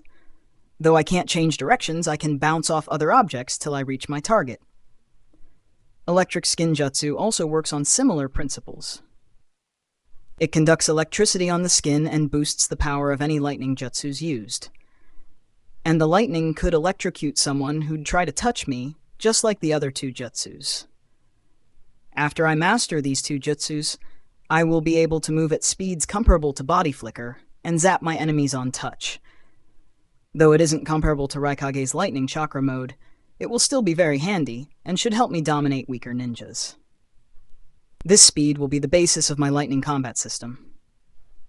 Fujin began training his body to endure lightning with the help of the burst jutsu. He increased the power of the jutsu gradually such that he would be able to endure, but his body would feel pain. The jutsu used very little chakra, so Fujin kept at it for hours until he realized something. Shit! While it ached initially, now this pain feels good. He was left speechless by the development, and a bit worried as he muttered in a sigh, I hope I don't develop any weird fetishes. I have no interest in becoming another perverted ninja. Fujin kept training until he was interrupted when he heard his bell ringing. Fujin wondered, who'd come to see me at this time? He stopped training and spread his chakra field. Outside Fujin's door, a man was standing. He had a very peculiar expression on his face. He muttered, when did this brat learn Fuinjutsu? And why the hell is his house covered in hundreds of seals? Even I can't be sure that I have identified all the seals. Fujin was surprised by who he sensed. He muttered, he is back? I wonder where he was for so long.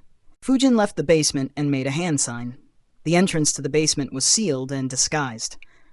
Fujin walked to the door wondering, will he be able to sense the basement? Fujin opened the door and said very respectfully, hello, sensei. Welcome to my humble house. Renjiro's eyes twitched once again. He thought, your home is anything but humble.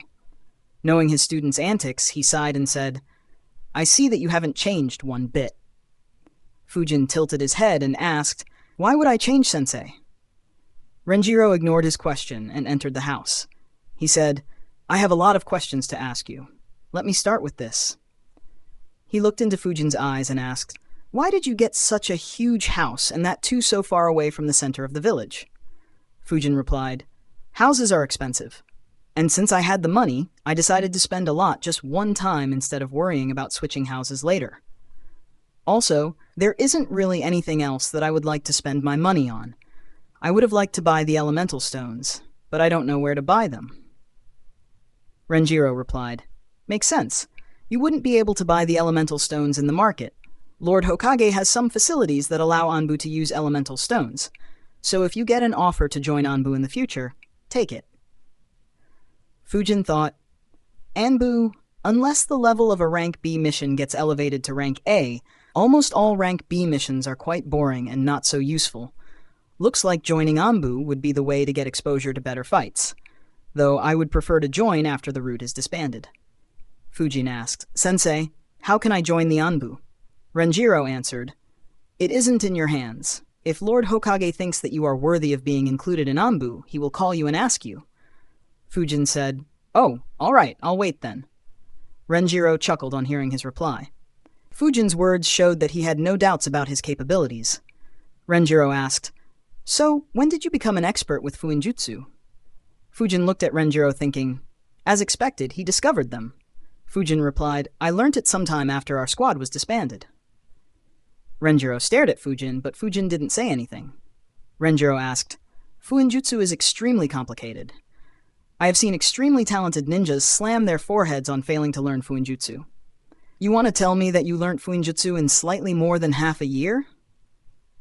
Fujin replied, Complicated?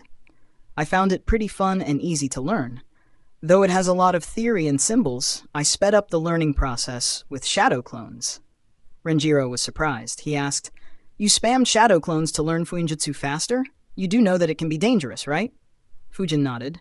Yeah, it gives headaches, so I was careful with the number of clones and what they were learning. While speaking, he looked up at Renjiro. Renjiro identified the look in Fujin's eyes. He had seen it numerous times. Fujin continued, But my biggest headache was to use the shadow clone jutsu a dozen times every single time. Sensei, could you teach me the multi-shadow clone jutsu? Renjiro was left speechless. He thought, I have just returned from a 3-month-long mission. And this brat doesn't even take 3 minutes to ask me for a jutsu, and he does it so naturally, too. AN, you can sponsor chapters through Patreon. Thanks for listening. Narrated by Fabelverse Audio. Subscribe for more. Support links in the description. Rights holder? Contact link in the description. Chapter 189, Another Get-Together.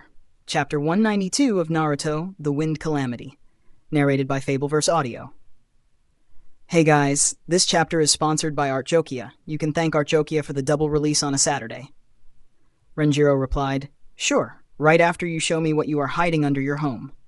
Fujin wasn't surprised. He nodded and replied casually, Sure, that sounds like a fair deal. He walked to the staircase and made a hand seal. Renjiro followed thinking, meaning that it's not a fair deal. The stairways to the basement appeared. Fujin and Renjiro entered the basement. Fujin showed him the meditation room, gravity room, and dodging practice room. Renjiro was impressed with his student. He said, You have done a great job with the seals. These are among the best training rooms I have seen. That said, no one puts so much effort into training rooms either. Fujin said, To be honest, the advantages they provide aren't very significant. I just had a lot of time on my hands and needed to practice inscribing seals. Renjiro replied, Though the benefits provided by the rooms are very small, they will add up over time. Fujin nodded. Yeah. Renjiro asked, Why are the other rooms empty? Fujin replied, I don't have any ideas regarding any more training rooms. If I get my hands on some elemental stones, I can make a few elemental training rooms like in the tower in the Forest of Death. But that doesn't seem like an option for now. I'll just set up what I want in those rooms if I have any good ideas. Renjiro nodded. He realized that Fujin had left a lot of space for any future use he might have. Both headed down to the lowest level. A weird expression formed on Renjiro's face once again. He asked in a confused voice, Why is this entire floor empty? Fujin had already cleared all the mannequins. He said, I designed this place to try new jutsus and have some space to move around freely. Renjiro looked at Fujin and asked, Is this all you were hiding? Fujin looked back at him and asked, What were you expecting, Sensei? An elemental stone mine? Renjiro's face went dark because of Fujin's question. He thought, his tongue sure has gotten sharper. He commented, Nothing much, just something worth hiding. Fujin smirked in his mind while thinking, Who'd hide something worth hiding in their home? That's the first place anyone would look for in case they are ever suspected. Fujin ignored his comment and asked, Anyways, Sensei, you promised to teach me the multi-shadow clone jutsu. Renjiro replied, I am tired. I'll just show you the hand signs and how it is done. You can practice by yourself. Renjiro made the hand signs. Soon, 5 shadow clones appeared around him. Renjiro explained to Fujin how the shadow clone and multi-shadow clone jutsus were different. Fujin followed his instructions and weaved the hand signs. Multi-shadow clone jutsu. Immediately, 5 shadow clones appeared around him. Fujin smiled. Another jutsu down. This one will be very helpful. Renjiro said, That's good. Just practice until you have it down. Also, this is a forbidden jutsu as it can lower your chakra to dangerous levels. So be careful of how many shadow clones you try to make. Having taught Fujin for almost a year, Renjiro wasn't concerned about him messing up as long as he knew how cautious Fujin was. Fujin nodded. All right, sensei. He dispersed his clones. The two began leaving the basement. Fujin asked, By the way, sensei, where were you for so long? Renjiro replied, I was assigned a rather long and difficult mission. I returned yesterday. What about you? How many missions did you go on, and anything interesting? Fujin and Renjiro began chatting. Fujin filled him in on his missions. Fujin's mission experience was as he expected. He was surprised just twice.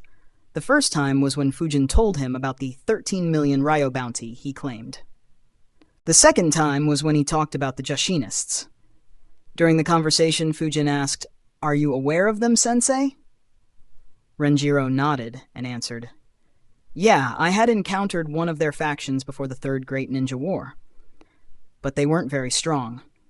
I remember them because they had sacrificed all the young children from a village to their god and slaughtered all the adults. Unfortunately, they didn't have any information on where other Joshinists would be. Otherwise, we would have wiped all of their branches. Fujin said, Now that I think about it, even these guys never mentioned any other Joshinists. I wonder if their Grand Priest had any details, though. Renjiro replied, No point in thinking about him. It's been a long time since we ate together. Let's go to yakiniku, my treat. Fujin and Renjiro had food before leaving their separate ways. Fujin decided, Since I am here, I might as well see if Hoka and Teru are free. He made a few hand signs. Multi-shadow clone jutsu. 2 shadow clones appeared next to him. Both flickered away. Fujin analyzed, My chakra was divided equally. I'll have to learn how to control the amount of chakra I allot to this jutsu and distribute it among the clones. Though from my experience with the shadow clone jutsu, it'll be better to do so after I use this jutsu a few hundred times. Fujin's clones moved towards Teru and Hoka's houses. Unfortunately, Hoka wasn't home. Fujin's clone talked with Hoka's father and asked him to tell Hoka to come to visit him when he is back. Fujin's other shadow clone met with Teru. Teru was intrigued by the idea, but he asked for a few days to answer. Fujin's clone replied, All right, let's meet up at my home 5 days from now at 1 p.m. Miko should be completely healed by then. Teru quickly replied, All right, we will have food at your home again in that case. Fujin's clone nodded and said, Sure. He dispersed into smoke. Teru looked at the smoke and muttered, Will he ever come to visit in person? Fujin received his clone's memories. He made a shadow clone and sent him to inform Mieko about the meeting. Fujin created another shadow clone which flickered towards the library. With all the tasks completed, Fujin returned to training his body with the burst jutsu. For the next 5 days, Fujin focused on physical training and conditioning his body with the burst jutsu. His physique improved at a very rapid speed. He practiced a Kyum Cannon and multi-shadow clone jutsu a few times daily. In addition, one of his shadow clones stayed in the library for over 12 hours daily. During this time, he was visited by Hoka once. He too liked the idea and gave the same reply as Teru. Finally, the day arrived. Fujin was training with his chakra field spread. He opened his eyes when he sensed Teru. He stopped training and left the basement and sealed it up in a few seconds. A minute later, Teru rang the doorbell. Fujin opened the door. His eyes immediately focused on the bag in Teru's hands. Teru noticed Fujin's gaze and said, My mom felt bad that you cooked everything last time, so she sent some ready-to-fry prawns with me. Fujin took the bag and said, She is wiser than you. Teru smirked and said, Oh, I am so glad that you like that. Fujin furrowed his eyebrows, wondering what Teru was up to. Teru continued, She has invited you to have dinner at our home tonight. Teru thought, I know he doesn't like socializing a lot, so I was worried I'd have to hear my mother nagging. Luckily, he dug the pit himself. At the same time, Fujin thought I was kept hanging for 2 to 3 months due to not having any connections, so it's better to accept the invitation. If I am lucky, I might get a mission invitation similar to how Miko got me on a rank A mission. Fujin replied, All right, I'll show up. Teru smiled, but suddenly his smile froze. He suddenly had a weird expression as he asked, Just to confirm, you are going to come yourself instead of sending a clone, right? Fujin looked at him with a deadpan expression. He asked, Did you and Yori swap your brains? Teru chuckled awkwardly and said, It's just that I only see your clones making a visit. Fujin replied, That's just for sending messages. Why would I send a clone to eat? As they were chatting, Miko and Hoka showed up. Fujin invited them all in. Miko asked, "What's in that bag?" Fujin replied, "Teru's mom sent some prawns." He made a shadow clone who grabbed the bag and said, "You guys continue discussing. I'll bring chicken and prawns in a few minutes." Hoka replied, "Great." Miko teased, "Fujin, your clones are much better at cooking than you." Suddenly, all three looked at Miko without speaking a word. Realizing how stupid her sentence was, she immediately became embarrassed and quickly went into the circular room while saying, "Why are you three standing at the door? Let's go in and discuss what we will do quickly." The boys followed her. Teru commented softly, "She is very quick to change subjects." Fujin and Hoka nodded in agreement. AN, you can sponsor chapters through Patreon. Thanks for listening. Narrated by Fabelverse Audio. Subscribe for more. Support links in the description. Rights holder? Contact link in the description. Chapter 190, A Heated Debate. Chapter 193 of Naruto, The Wind Calamity. Narrated by Fabelverse Audio. AN, holy crap! Wait 22 Power Stones last week. Let's go 2K this week. Fujin, Teru, Hoka, and Miko took their seats around the round table. Miko asked Fujin, "Did you tell them about the dialogue we had?" Fujin nodded. "Yup." Miko looked at Hoka and Teru and asked, "So what do you think, guys?" Teru answered, "It is a good idea. My current squad takes a lot of breaks between missions. If we form a team, then we can take missions continuously and reach the required number of missions for Elite Chunin promotion quickly. But even if we reach the required number of missions, we won't get promoted anytime soon. And taking missions with our current squads ensures that we may be able to handle the mission even if it goes wrong." Hoka nodded in agreement. Fujin said, "That's true. But the current rank B missions are very boring and don't challenge us much. My idea is that we should take rank B missions that have a low chance of going wrong and do them rapidly. Even if we don't get promoted at the end of it, we may get asked to assist with rank A missions more often if our mission record is good." Teru replied, "That is true. I'm guessing that your plan is to reach 50 missions quickly with our team and then try being a part of stronger teams." Fujin nodded. "Yeah, that would be ideal for us, though it'll be better to finalize such a decision after we reach that stage. We may as well continue with this team if we can take tougher missions." Miko agreed. "Yeah, that's true. So is everyone on board?" Hoka nodded. "Yeah, I talked with my parents and teammates. I am in." Teru nodded. "Same here. But why didn't you invite anyone else?" Fujin answered, "Well, the only other two I could think of were Hana and Yori, and their skills would be very similar to Hoka and Miko respectively. Not to mention that Hana is still in her Jinin squad, so I figured that it'd be better to go with just us four. All four of us are good at taijutsu. We cover all elements except lightning. We will have 2 dojutsus and 1 sensor in the squad. So pretty much all aspects get covered." Teru thought for a bit and said, "All right." Since no one asked anything else, Miko said, "So now the main question is..." She looked at all three and said, "Who will be the team leader?" Hoka and Teru too looked at everyone. Meanwhile, Fujin thought, "I never considered this. Makes sense though, as every team needs to have a leader." Hoka, Miko, and Teru prepared themselves for an intense debate. Hoka asked Miko, "What do you suggest?" Miko replied, "Of course, it should be me." Hoka saw her with a deadpan expression as he thought, "Why am I not surprised?" He asked, "Why?" Miko answered, "Because I am the only one who is an expert at ninjutsu, taijutsu, and genjutsu. You guys don't have any skills in genjutsu." Hoka argued back, "What does genjutsu have to do with leading? My ability to see up to a kilometer is more important. This way I can pass orders quickly and get us more time to react." Miko said, "You can do that even when you aren't a leader." Teru entered the debate saying, "Yes, and you can use genjutsu even if you aren't the leader. The most important aspect of a leader is experience. And I have been a ninja for a year longer than you three." The three entered into a heated debate. At some point, the Sharingan and the Byakugan got activated. Chakras began flaring. Fujin didn't speak and just watched with amusement. He thought, "Wow, this looks awfully like those pre-interview debates for placements in my previous world." The trio continued arguing for 15 minutes when Hoka's eyes fell on Fujin. He saw that Fujin was eating the fried chicken alone, and realized that Fujin never spoke a word. He asked, "Why are you eating chicken and not talking?" "Aren't you interested in becoming the team leader?" Fujin answered in his mind. "Unfortunately, I don't have popcorn." He said, "It's more amusing to see you three arguing. Don't worry, I won't let the food go cold." Miko suddenly realized. She complained, "Hey, don't eat all the food."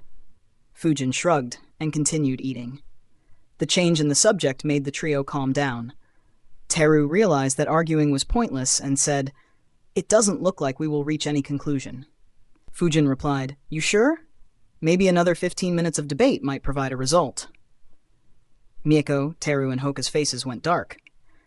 They realized that Fujin was mocking them. Miko said, "All right, stop being a prick and tell us what great idea you have." Fujin put up a sad face and sighed, "But I want to see you guys debating." All three stared at him. Having teased them enough, Fujin said, "I don't recall where I read or heard this quote, but it went something like this. A great team is where no one knows who the leader is." Fujin's words made the three of them enter into thought. After a while, Hoka asked, "Do you mean that we shouldn't have any team leader?" Teru shook his head. "No, having a team leader is compulsory. Otherwise, we won't get the missions." Miko said, "Well, we can just lie." Fujin interrupted their conversation and said, "No, it means that everyone should be capable of leading, so we will take turns in leading the missions. This way, all four of us will become capable leaders." Teru replied, "Nice idea. I never thought in this way." Hoka and Miko nodded. Miko said, "So now we just have to decide in what order we will lead." Once again, Miko, Hoka, and Teru looked into each other's eyes. Fujin looked in anticipation while eating chicken. He could almost see sparks flying between them once again. However, Miko suddenly looked and pointed at Fujin and yelled, "Stop taking pleasure from our arguments." Hoka and Teru, too, looked at Fujin with irritated looks. Fujin said, "Hey, unlike you three, I live alone. There aren't many opportunities to see something this fun." Miko, Teru, and Hoka ignored Fujin's lousy excuse. Though they knew that he was an orphan and felt bad about it, they never saw Fujin complain about it or feel down due to it. Hoka said, "All right, you have had your fun. Now say what you think." Fujin said, "The order that I think is ideal would be me first, then Hoka, followed by Miko, and lastly Teru." Teru and Miko immediately complained, "Why are we last?" Fujin replied, "Teru, I put you last because you have never gone on a mission with us before. In fact, in the last 2.5 years, we have fought just once. So by leading last, you will be able to understand more about us three." Teru thought about it and nodded his head. He said unwillingly, "All right, that sounds reasonable." Fujin looked at Miko and said, "You are second last because you just got injured. Though you have healed, it will be better for you to take it easy for a couple of missions." Miko wanted to argue, but she recalled the medical nins asking her to take it easy for a week or so. She too begrudgingly agreed. Hoka asked, "Why am I after you?" Fujin smirked and said, "Because you like to engage in pointless battles instead of taking the easy way while I do the opposite." Hoka immediately complained, "Hey, that's not fair. I only do it when our opponents are very weak, and it doesn't give them any chance at success." Hoka expected Fujin to counter back, but instead he saw Fujin shrugging. Fujin said, "Well, that's pretty much all I got. The only other way I see is if we fight to decide the leader." Normally, Hoka would be excited to face Fujin. However, he frowned and said, "You will just keep your distance and fight with clones, right?" Fujin smirked and said, "As I said, I prefer the easy way." Hoka was annoyed by his smirk. But he thought rationally, "Fighting with Fujin would only make me more annoyed and I won't win.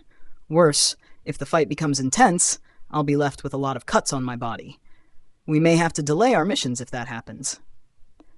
Hoka sighed and said, "Leave it. I'll be the bigger man and let you lead first." Teru and Miko immediately realized their opportunity and said the same thing. Fujin watched them with a deadpan look as he thought, "Man? Woman? Should I get them a mirror?" With the order of team leaders decided, the group began enjoying the food. They discussed their abilities and thought of some combination of jutsus they could use. After discussing everything they wanted to discuss and finishing off all the food, Fujin said, "We will start taking missions from the day after tomorrow. Let's meet up outside the mission center at noon." Everyone nodded and left. A great team is where no one knows who the leader is. is a quote by former basketball player and coach Bill Russell, who said, "The most important measure of how good a game I played was how much better I'd made my teammates play. A great player has to make his teammates better. You have to inspire them. That's the mark of a great player. A great team is where no one knows who the leader is. You can't tell who the best player is. It's always a group effort." Kinda liked this dialogue. Thought I'd share. AN, additional chapter on Sunday if the fic gets 1,000 Power Stones. If you can, then please support me on Patreon. Link www.patreon.com/devilhex, no space, can read up to 50 chapters ahead on Patreon. Thank you, Conrad, Tobias, Weirwood, Spencer, Brian, and Robert for supporting me on Patreon. Thanks for listening. Narrated by Fabelverse Audio. Subscribe for more. Support links in the description. Rights holder? Contact link in the description. Chapter 191, Terrifying Efficiency. Chapter 194 of Naruto, The Wind Calamity. Narrated by Fabelverse Audio. Fujin continued his training and visited Teru's house in the evening. Fujin expected that Teru's parents would be Junins as well. Surprisingly, his father was an elite Chunin, while his mother was a normal civilian. Fujin thought, well, that's a bummer. I thought I could make some connections with another Iteran Junin. That said, it makes sense that not everyone's parent is a Junin. I guess my expectations were just high due to knowing Miko's and Hoka's parents. Since he didn't have any benefits to gain, Fujin let go of any schemes and just chatted casually with Teru's parents and enjoyed a delicious dinner. 2 days later, the group gathered outside the mission center. As usual, Fujin was the last one to arrive, earning him stares from all his new teammates. Miko said, "You know, a team leader has to be the first to show up." Fujin raised his eyebrow and asked, "Says who?"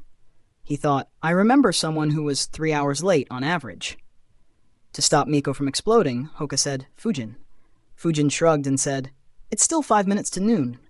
We can agree on an earlier time if you want to show up early." Teru sighed at Fujin's stubbornness and said, "Leave it. Let's go get a mission and register our squad." Everyone entered the mission center.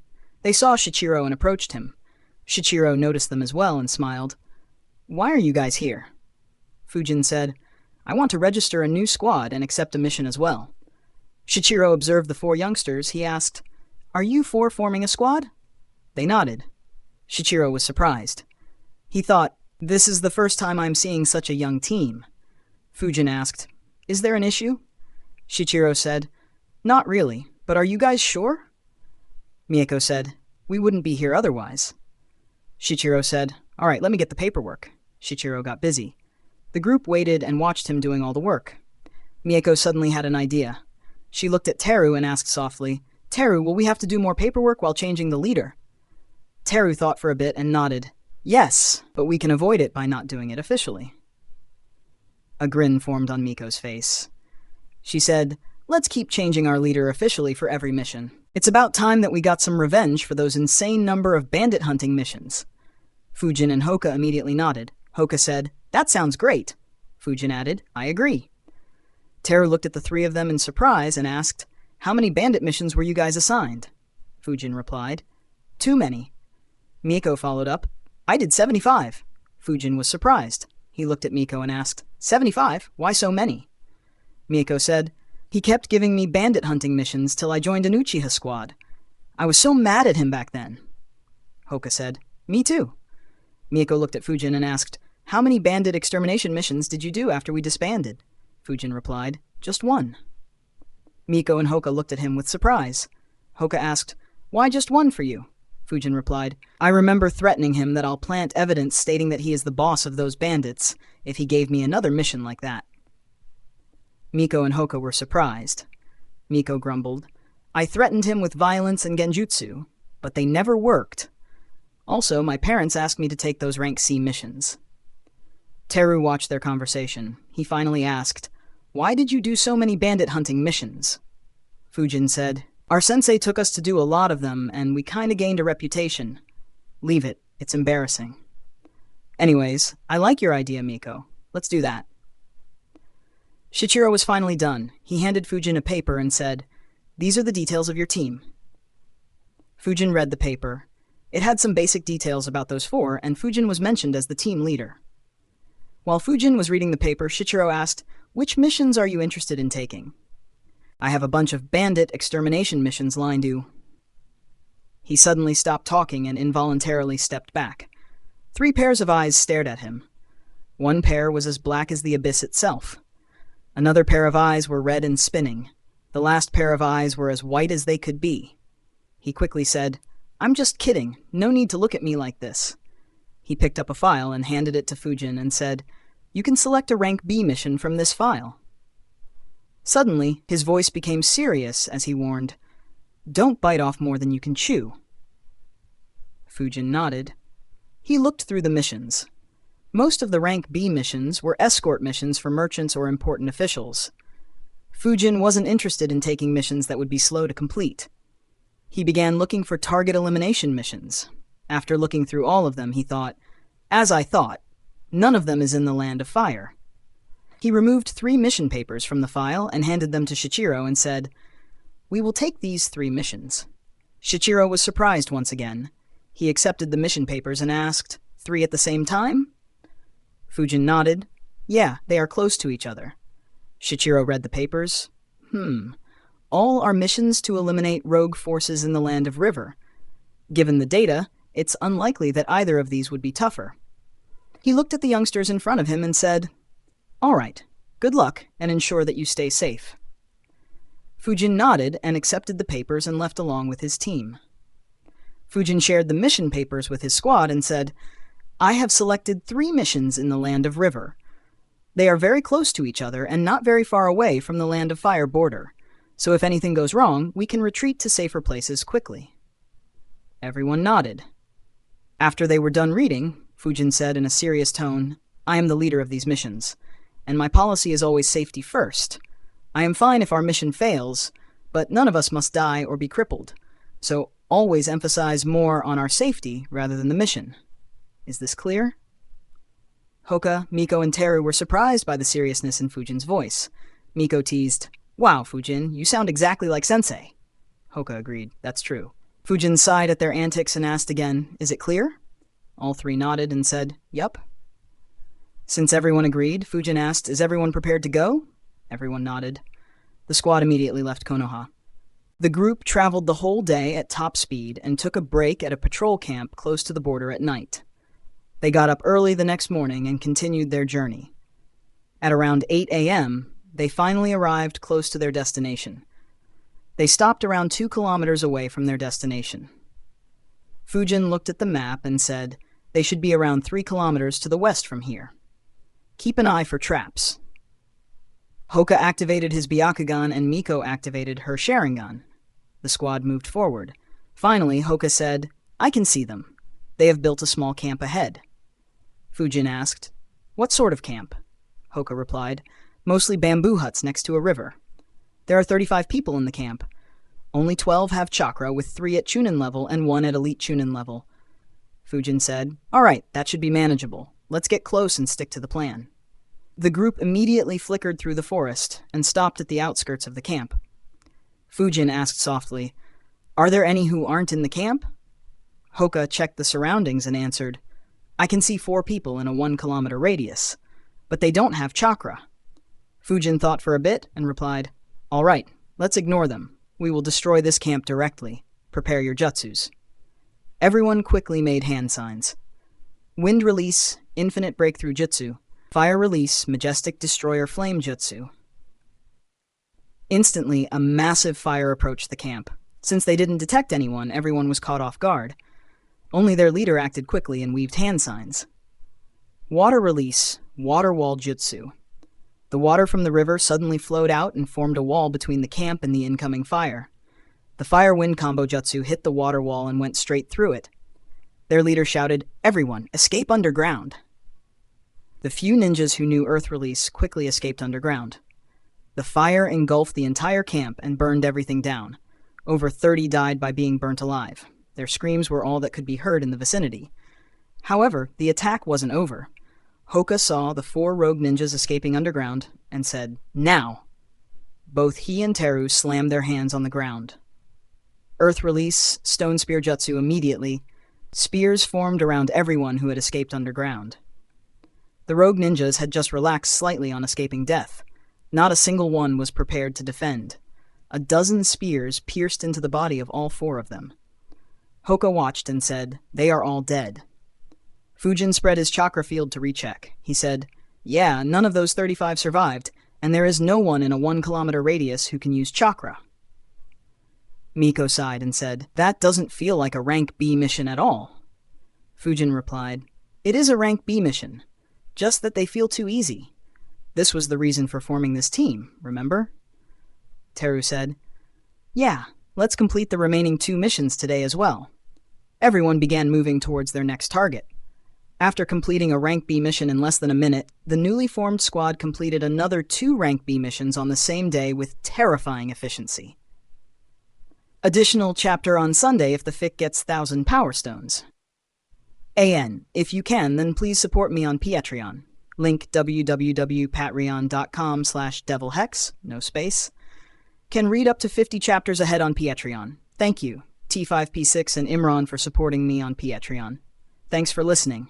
Narrated by Fabelverse Audio. Subscribe for more. Support links in the description. Rights holder? Contact link in the description. Chapter 192. A date? Chapter 195 of Naruto, The Wind Calamity. Narrated by Fabelverse Audio. Having completed the 3 missions, the group returned to Konoha on the evening of the following day. Miko asked, "Will we be going on a mission tomorrow?" Teru said, "I think it'll be better if we take a day's break. Otherwise, the constant travel might wear us down." Fujin agreed. "Yeah, let's have a day's break between missions. We can have a longer break if the mission is tiring, or if someone gets injured." Hoka agreed with Fujin. Miko said, "All right, let's meet at noon." As she spoke, her eyes landed on Fujin. She corrected herself. "No, let's meet 30 minutes before noon on the day after tomorrow outside the mission center." Fujin's left eye twitched on seeing how she changed the time after looking at him. He thought, well, it doesn't really make a difference to me. It'll be the same if you show up 15 to 20 minutes before the decided time. The group left. Fujin was flickering to his home when he noticed, someone's following me. He immediately began sensing and saw who was following. Why is she chasing after me? He stopped moving. A few seconds later, Miko appeared. Fujin asked, "What's up?" Miko asked while breathing slightly heavily. "Do you have to run at this speed to your home?"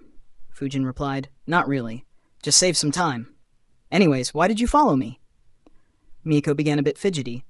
She said, "Well, I never thanked you properly for saving my life.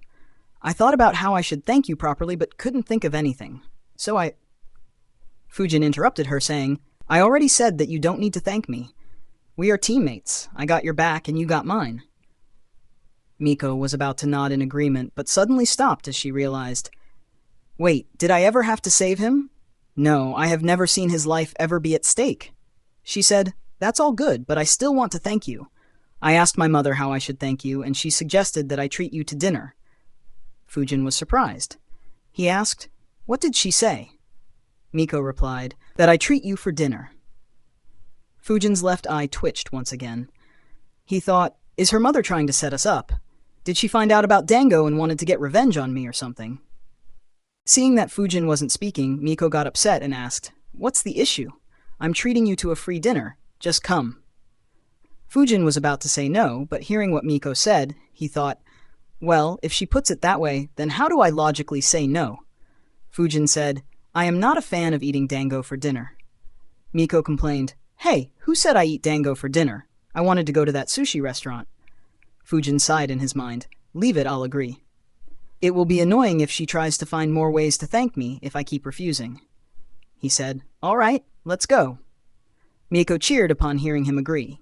She said, "Great, follow me." She walked in front of Fujin. Though Fujin couldn't see, a blush appeared on her face. Fujin followed, thinking, "Never thought I'd go on a date at 11 in this world.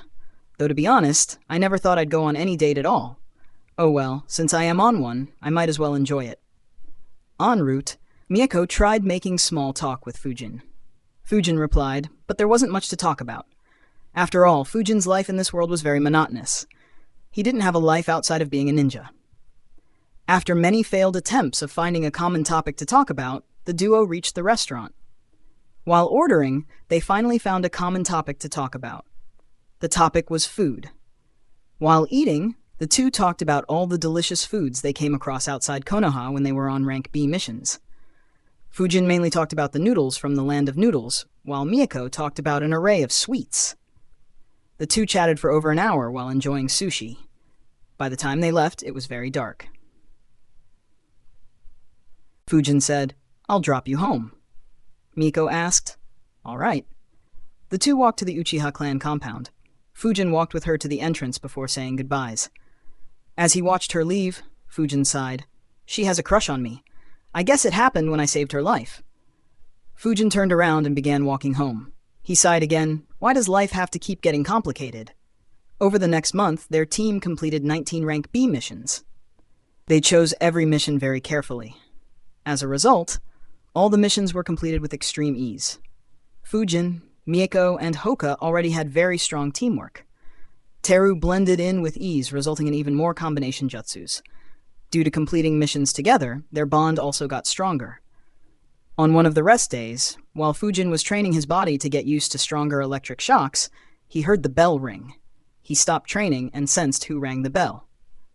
Fujin thought, "Oof, so much stuff happened that I completely forgot about them." He sweat dropped a bit, thinking, "For some reason, I'm a bit worried about my future subordinates now." He created a shadow clone and continued training. The clone went out and greeted the visitors. He opened the door and saw Daisuke and the other 4 orphans standing with him. Daisuke immediately greeted Fujin. "Hey Fujin, how have you been?" Fujin's clone replied, "Good. It's good to see you guys again." Daisuke replied, "We tried visiting you 2 days ago, but it looks like you were on a mission." Fujin's clone nodded. "Yeah, I returned last night. Anyways, have you completed the leaf training exercise?"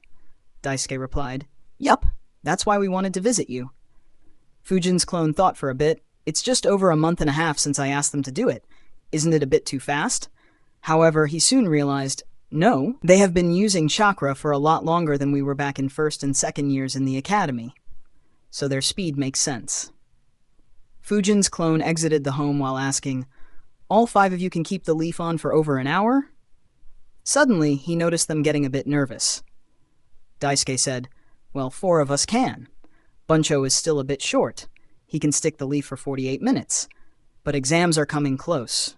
We only have around 3 months left, so we couldn't wait any longer." Fujin's clone said, "It's fine. 48 is decent as well. Your next task is to learn how to climb trees with only your feet." His words confused them.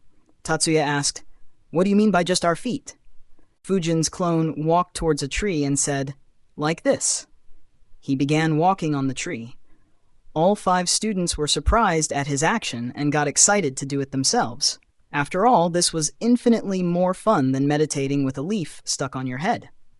Fujin's clone said, "To be able to do this, you have to concentrate chakra on your feet, and your chakra has to be the right amount. If it's low, then your foot won't stick to the tree. If it is high, then you will damage the tree and be pushed away." Fujin's clone got off the tree and said, "Now you guys try it."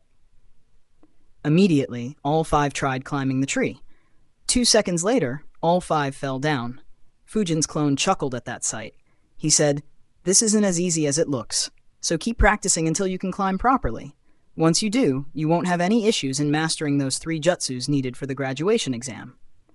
Fujin's words surprised them again. Bunjiro asked, "Will we be able to do all 3 jutsus easily?" Fujin's clone replied, "Well, you will still need to train, but learning it will become very easy." Daisuke excitedly said, "All right, thank you, Fujin." Fujin's clone replied, "No worries, you guys can continue training in the tree climbing exercise. Once you can do it flawlessly, you can come back to me. Also, unlike the leaf concentration exercise, you can't leave this one halfway." Everyone said, "Don't worry, we will climb to the top of the tree." Fujin's clone nodded and said, "Good. See you guys later." They said their goodbyes and left. Fujin continued his training feeling better about his capabilities to teach his future subordinates. Fujin's squad continued missions as usual for another week. When they returned from their last mission, Miko received shocking news after she went home. She went home in a cheerful mood. However, on entering her home, she saw that her parents were dejected and serious. She asked, "Mom, why are you sad?" Her mother looked at her. She wondered how she should deliver the news. After a minute of silence, she sighed and said, "Shisui is dead. He committed suicide." Miko was shocked.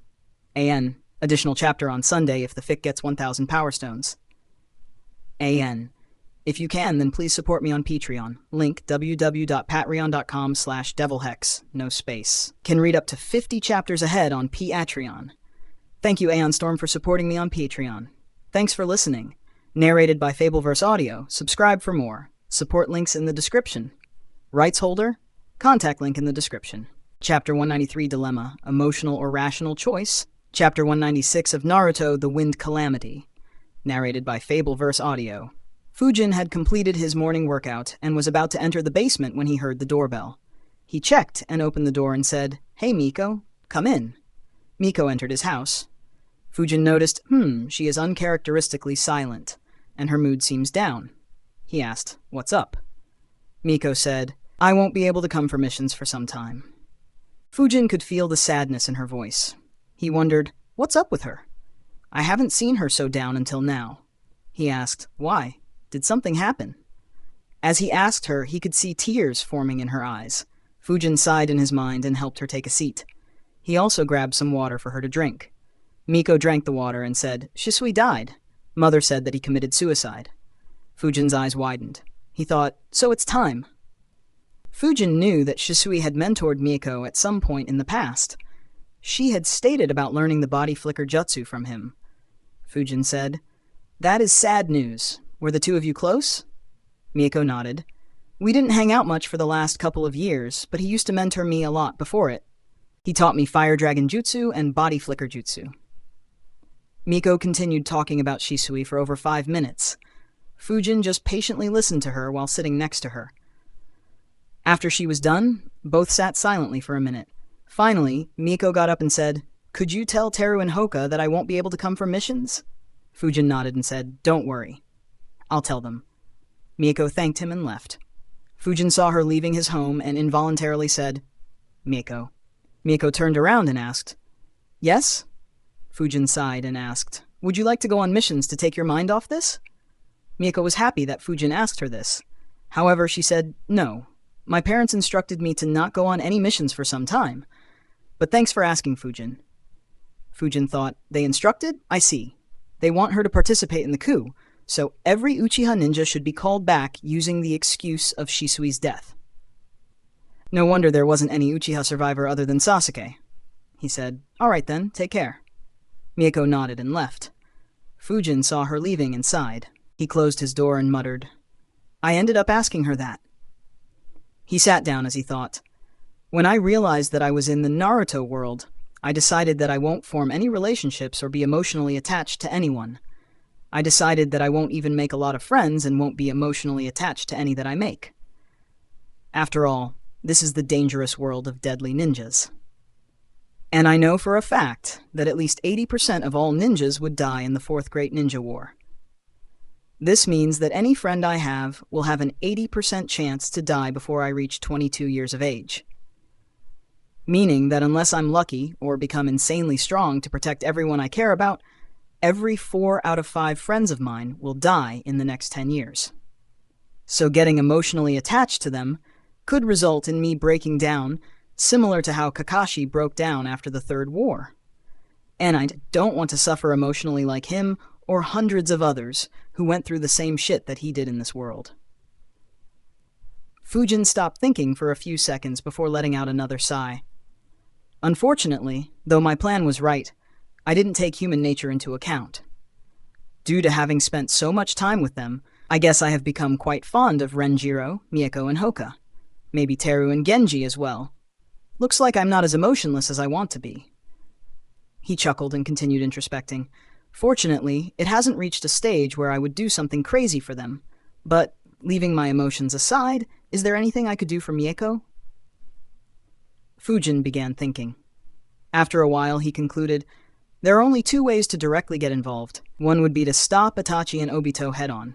Another would be to convince Hiruzen to lift the restrictions on Uchiha and reintegrate them into Konoha. Unfortunately, the first option is pure suicide. I don't know if I can be strong enough to face either of them 10 years from now. If I do anything right now, I'll just die pointlessly. As for the second option, even that is very pointless. All it will do is expose the fact that I know about the coup Uchiha has planned, and attract suspicions from all the elders and Hiruzen himself. The attention would mean that I could be watched in the future, and my freedom will get restricted. Not to mention, I have no confidence in being able to convince them to integrate Uchiha back into Konoha. After all, I doubt Hiruzen wants to see something like this happen, and he still hasn't been able to do anything to stop it. So my only reasonable option is to only save Miko. And the only way to do it would be to force her to go on a mission against her parents' wishes. Could I do it? And what would be the risks? Fujin began analyzing again. After a while, he concluded, I might be able to make her go on a mission with us. If I choose a long mission that would take us around a month to complete, she will stay out of Konoha when the massacre happens. As for the risks, there are two critical risks. The first is Danzo. If he is insistent on eliminating all Uchihas, he could send his root agents to kill any Uchiha out of Konoha. If he does, we will have to confront them. And I am not confident about my team's chances against them, especially if he sends a squad of only Junin-level root agents. The other risk is Miko herself. Assuming we stay safe and return to Konoha, there are two possibilities I see with her. The favorable possibility for me is that the trauma caused by the news of the death of her parents and her clan makes her awaken the Mangekyo Sharingan.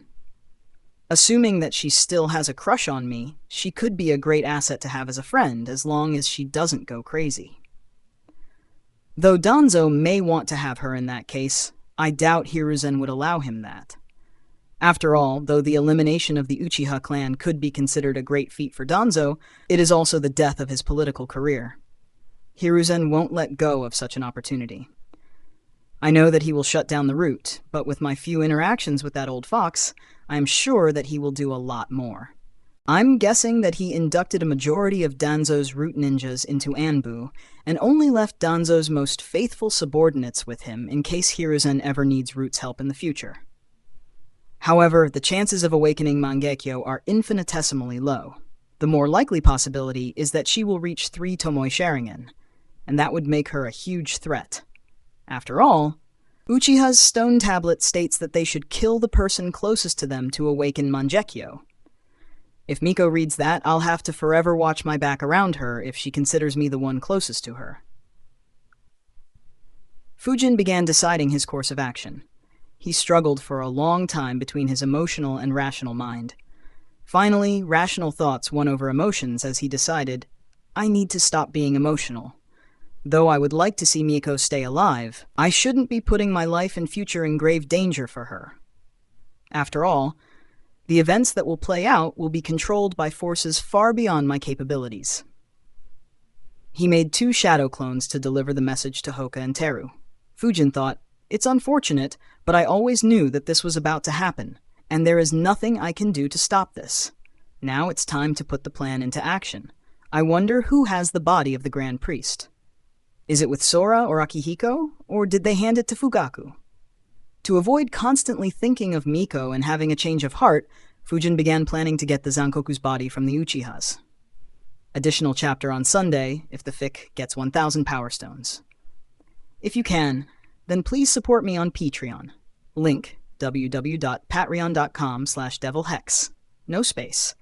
Can read up to 50 chapters ahead on Patreon. Thank you, Spencer, Aaron, Francisco, and Damien for supporting me on Patreon. Thanks for listening.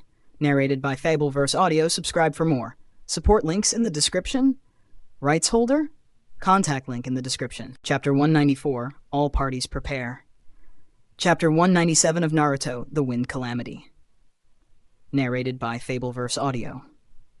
To create a workable plan, Fujin had 1 clone in the library the entire time that he wasn't on missions. His clone looked through the entire library to find any methods and seals to help him find a way to infiltrate the Uchiha compound. After researching and practicing for a month, Fujin had found all the means to create a plan and try his luck while ensuring his safety and anonymity. He began the preparations.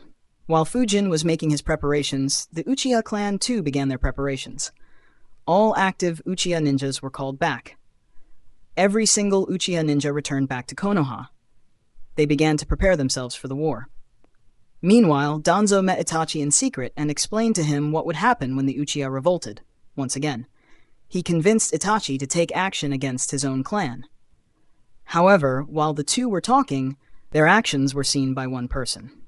In his room, Hiruzen watched their whole interaction in his crystal ball. Surprisingly, neither Danzo nor Itachi sensed anything off. Tiredness could be seen on Hiruzen's face as he sighed on seeing his friend's actions. I would have stopped him. Unfortunately, the relationship between the village and the Uchiha clan has deteriorated beyond repair. His expression became firm as he decided not to interfere. While it's true that they were relocated to the outskirts of the village and monitored by Anbu, no Uchiha was ever mistreated by us. I can understand that they would be dissatisfied with such a treatment. However, this is no excuse for launching a coup that would destroy the village. On deciding the fate of the Uchiha, Hiruzen's eyes fell on Danzo. My old friend, it looks like you have completely fallen into darkness. This will be the last time you will interfere in the matters of my village. While the undercurrents were flowing in Konoha, Fujin was busy in his basement making a lot of complicated seals. A day after Miko told him the news, Fujin completed the first step of his plan. He took a deep breath. Finally, it's done. He made a hand sign. A shadow clone appeared next to him. The clone made multiple hand signs. Fujin observed the clone by concentrating chakra in his eyes. He could see that the chakra signature of the clone was slowly changing. Soon, it was very different from Fujin's chakra signature. His scent also changed. Fujin thought, good, now it will be difficult to link the clone to me. After the clone completed the process, Fujin applied another scent to the clone to make it look like he was hiding his real scent. Next, the clone used the transformation jutsu to transform into a honey badger. Fujin thought, normally, seeing this animal in the streets of Konoha would raise suspicions. But the Uchiha clan compound is on the outskirts of Konoha. If it appears there, it won't cause any suspicion. After all, there are many of these in the forests inside Konoha. After the clone transformed, Fujin began making seals on its body. He first applied seals that would increase its affinity to earth nature manipulation. This way, it would have an easier time moving underground, and would also reduce any chances of it being related to Fujin, as Fujin wasn't known for his earth element. He followed it up by applying numerous stealth seals on the body of his transformed clone. Soon the honey badger couldn't be seen, heard, smelled, or sensed. Fujin checked his work several times until he was satisfied. Finally, he nodded and said, "You'll be responsible for the first task." The honey badger didn't reply. Fujin made a hand sign and sealed him in a special storage scroll. He created a wind clone who took the storage scroll with him and flickered multiple times in the forests next to his house. After coming to a very secluded place far away from his house, the wind clone opened the scroll and let the honey badger clone out. The honey badger clone checked his surroundings and moved stealthily towards the Uchiha clan. He moved under the ground so as to not leave any trails. The wind clone also left. After going away sufficient distance, he destroyed the storage scroll and dispersed himself. The honey badger quickly moved towards the Uchiha clan compound, but did not enter it. He had no intention of testing his seals against the Sharingan. Instead, he went to the route that Uchiha kids would take while going to and coming from the academy and stayed there. The honey badger clone thought, the first task consists of 2 missions. The first is to keep an eye on Uchiha Sasuke. The day Sasuke returns very late from the academy will most likely be the day the massacre happens. And the second task is to see if anyone notices me. If someone does, I will drop all plans of stealing that dead body. While this clone kept an eye, Fujin created 5 more honey badger clones. They would roam through the forests and training grounds in Konoha to see if anyone notices anything suspicious in them. Fujin had calculated, honey badgers are rather common in Konoha, so a few more of them shouldn't raise any eyebrows. However, if someone is still able to somehow figure out that they are my clones, I can just admit that they were made by me, and I was practicing stealth for missions. After all, I haven't done anything wrong yet. If no one notices anything strange, then I'll deploy them around the Uchiha clan. The honey badger clones would roam around Konoha all night, and disperse themselves when the sun rose. Fujin experimented for 2 days before deciding that they were safe to be used. From the third day, all 6 of his honey badger clones used to stay around the Uchiha clan compound. In addition, Fujin would maintain 2 wind clones at one secluded spot a few kilometers from the Uchiha clan compound. With the preparations done, Fujin just waited for the right moment. A few days later, in an underground base under Konoha, Danzo stood with a subordinate. The subordinate respectfully asked, "What job do you have for me, Danzo-sama?" Danzo looked at him and said, "Your Triadomini bugs can induce sluggishness, right?" The root ninja was from the Aburame clan. He replied, "Yes, Danzo-sama. They can cause slight sluggishness with their poison, and since it poses no direct threat and doesn't have any color or smell, it is almost impossible to detect." Danzo said, "Good. Your mission is to poison the drinking water that reaches the Uchiha clan with this poison. Use very small quantities. Your main priority is that this poison isn't noticed. Once you are done, go to Training Ground 49 and wait for me." The root ninja was surprised by the mission. However, it wasn't his place to question Danzo. He nodded and left. Danzo watched him leave, as he thought he was a good subordinate. A shame that he has to die. Danzo called another subordinate of his and instructed him to approach the Aburame ninja in the Training Ground 49 and kill him and dispose of his body as well. Though Danzo's subordinates had his curse seal, no seal was perfect. Considering the importance and severity of this matter, Danzo decided to take this step.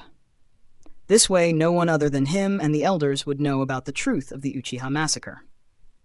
The root ninja from the Aburame clan did his job exceptionally well. Since it only caused a slight sluggishness, no Uchiha ninja realized that they had been drugged. After all, they didn't have to move at full speed in their normal lives. Danzo made a few more moves that day. He ensured that no Hyuga, Inuzuka, or Sensor Ninja was in the vicinity of the Uchiha clan compound to prevent any interference. In fact, he had ensured that most of their active ninjas were on duty outside Konoha. Finally, on that evening, Uchiha Itachi and Uchiha Obito appeared in the Uchiha clan compound. Almost everyone in the village was oblivious to the massacre that was about to unfold. Only 3 were aware of it and waited patiently. Danzo was busy with his root ninjas to ensure that Itachi wasn't interrupted. Meanwhile, he also had to ensure that his root ninjas weren't close to the Uchiha clan compound and get caught in the fighting. Hiruzen had recalled all Anbu ninjas that were keeping an eye on the Uchiha clan, while Fujin was waiting in his basement for his clones to send him a message. "AN, we hit 1,000 power stones in just 4 days. Let's go 2,000 this week. If you can, then please support me on Patreon. Link, W. Patreon.com/devilhex, no space.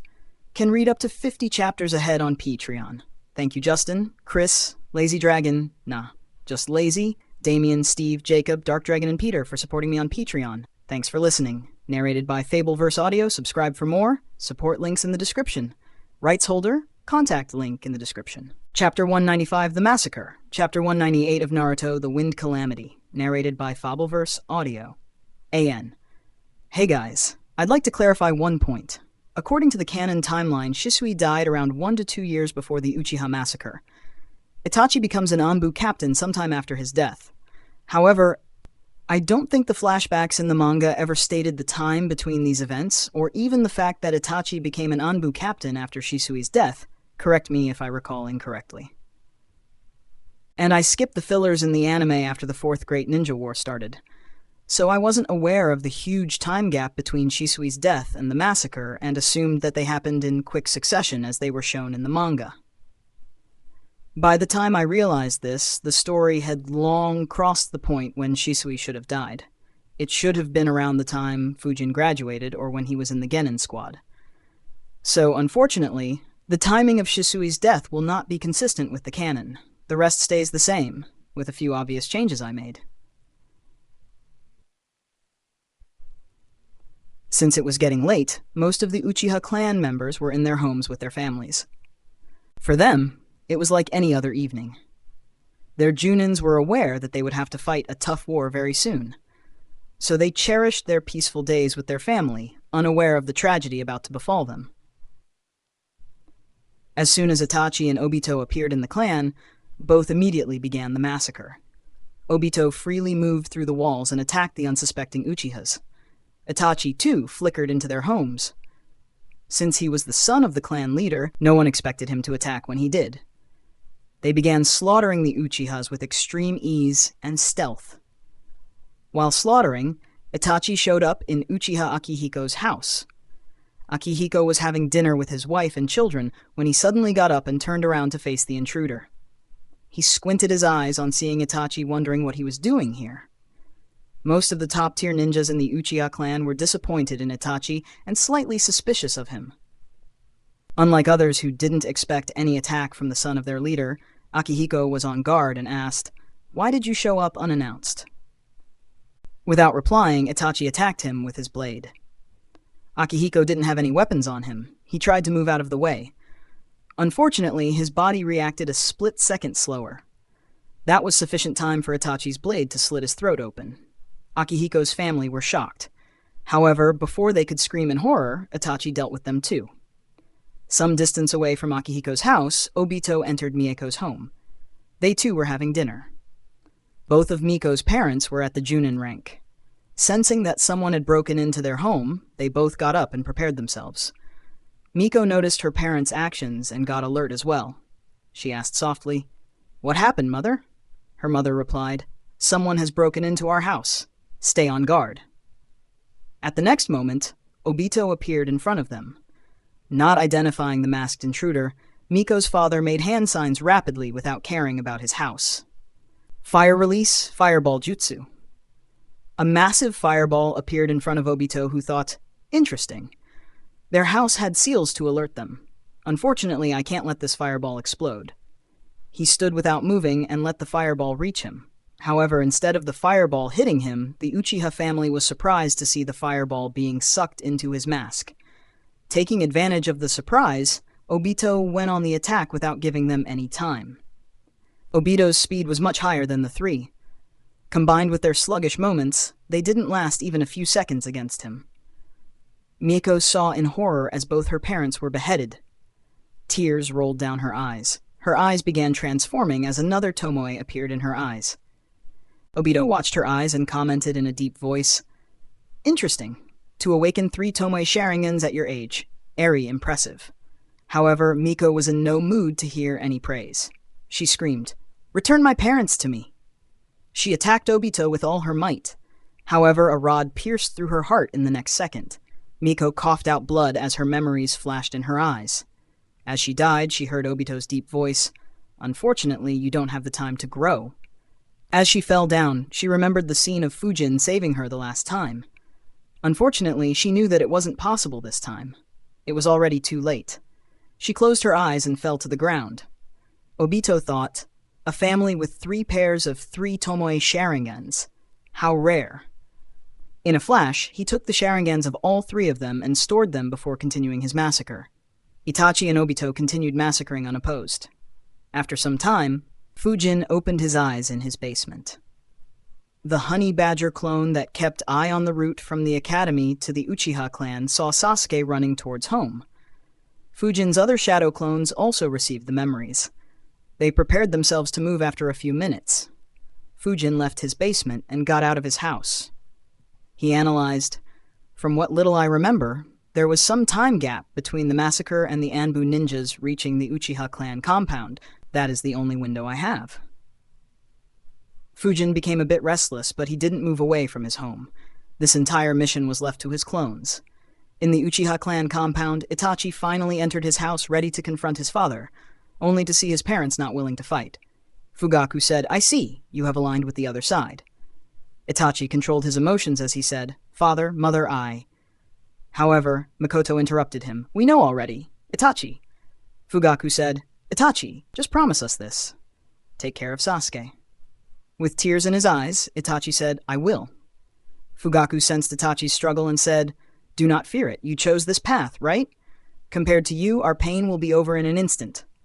He continued, "Even if our philosophies differ, I am still proud of you. You are a truly kind child." With tears in his eyes, Itachi pierced his blade into his mother and father. Fugaku looked at his wife as he died. With his last breath, he said, "Destroy our eyes." Itachi understood his father's wishes.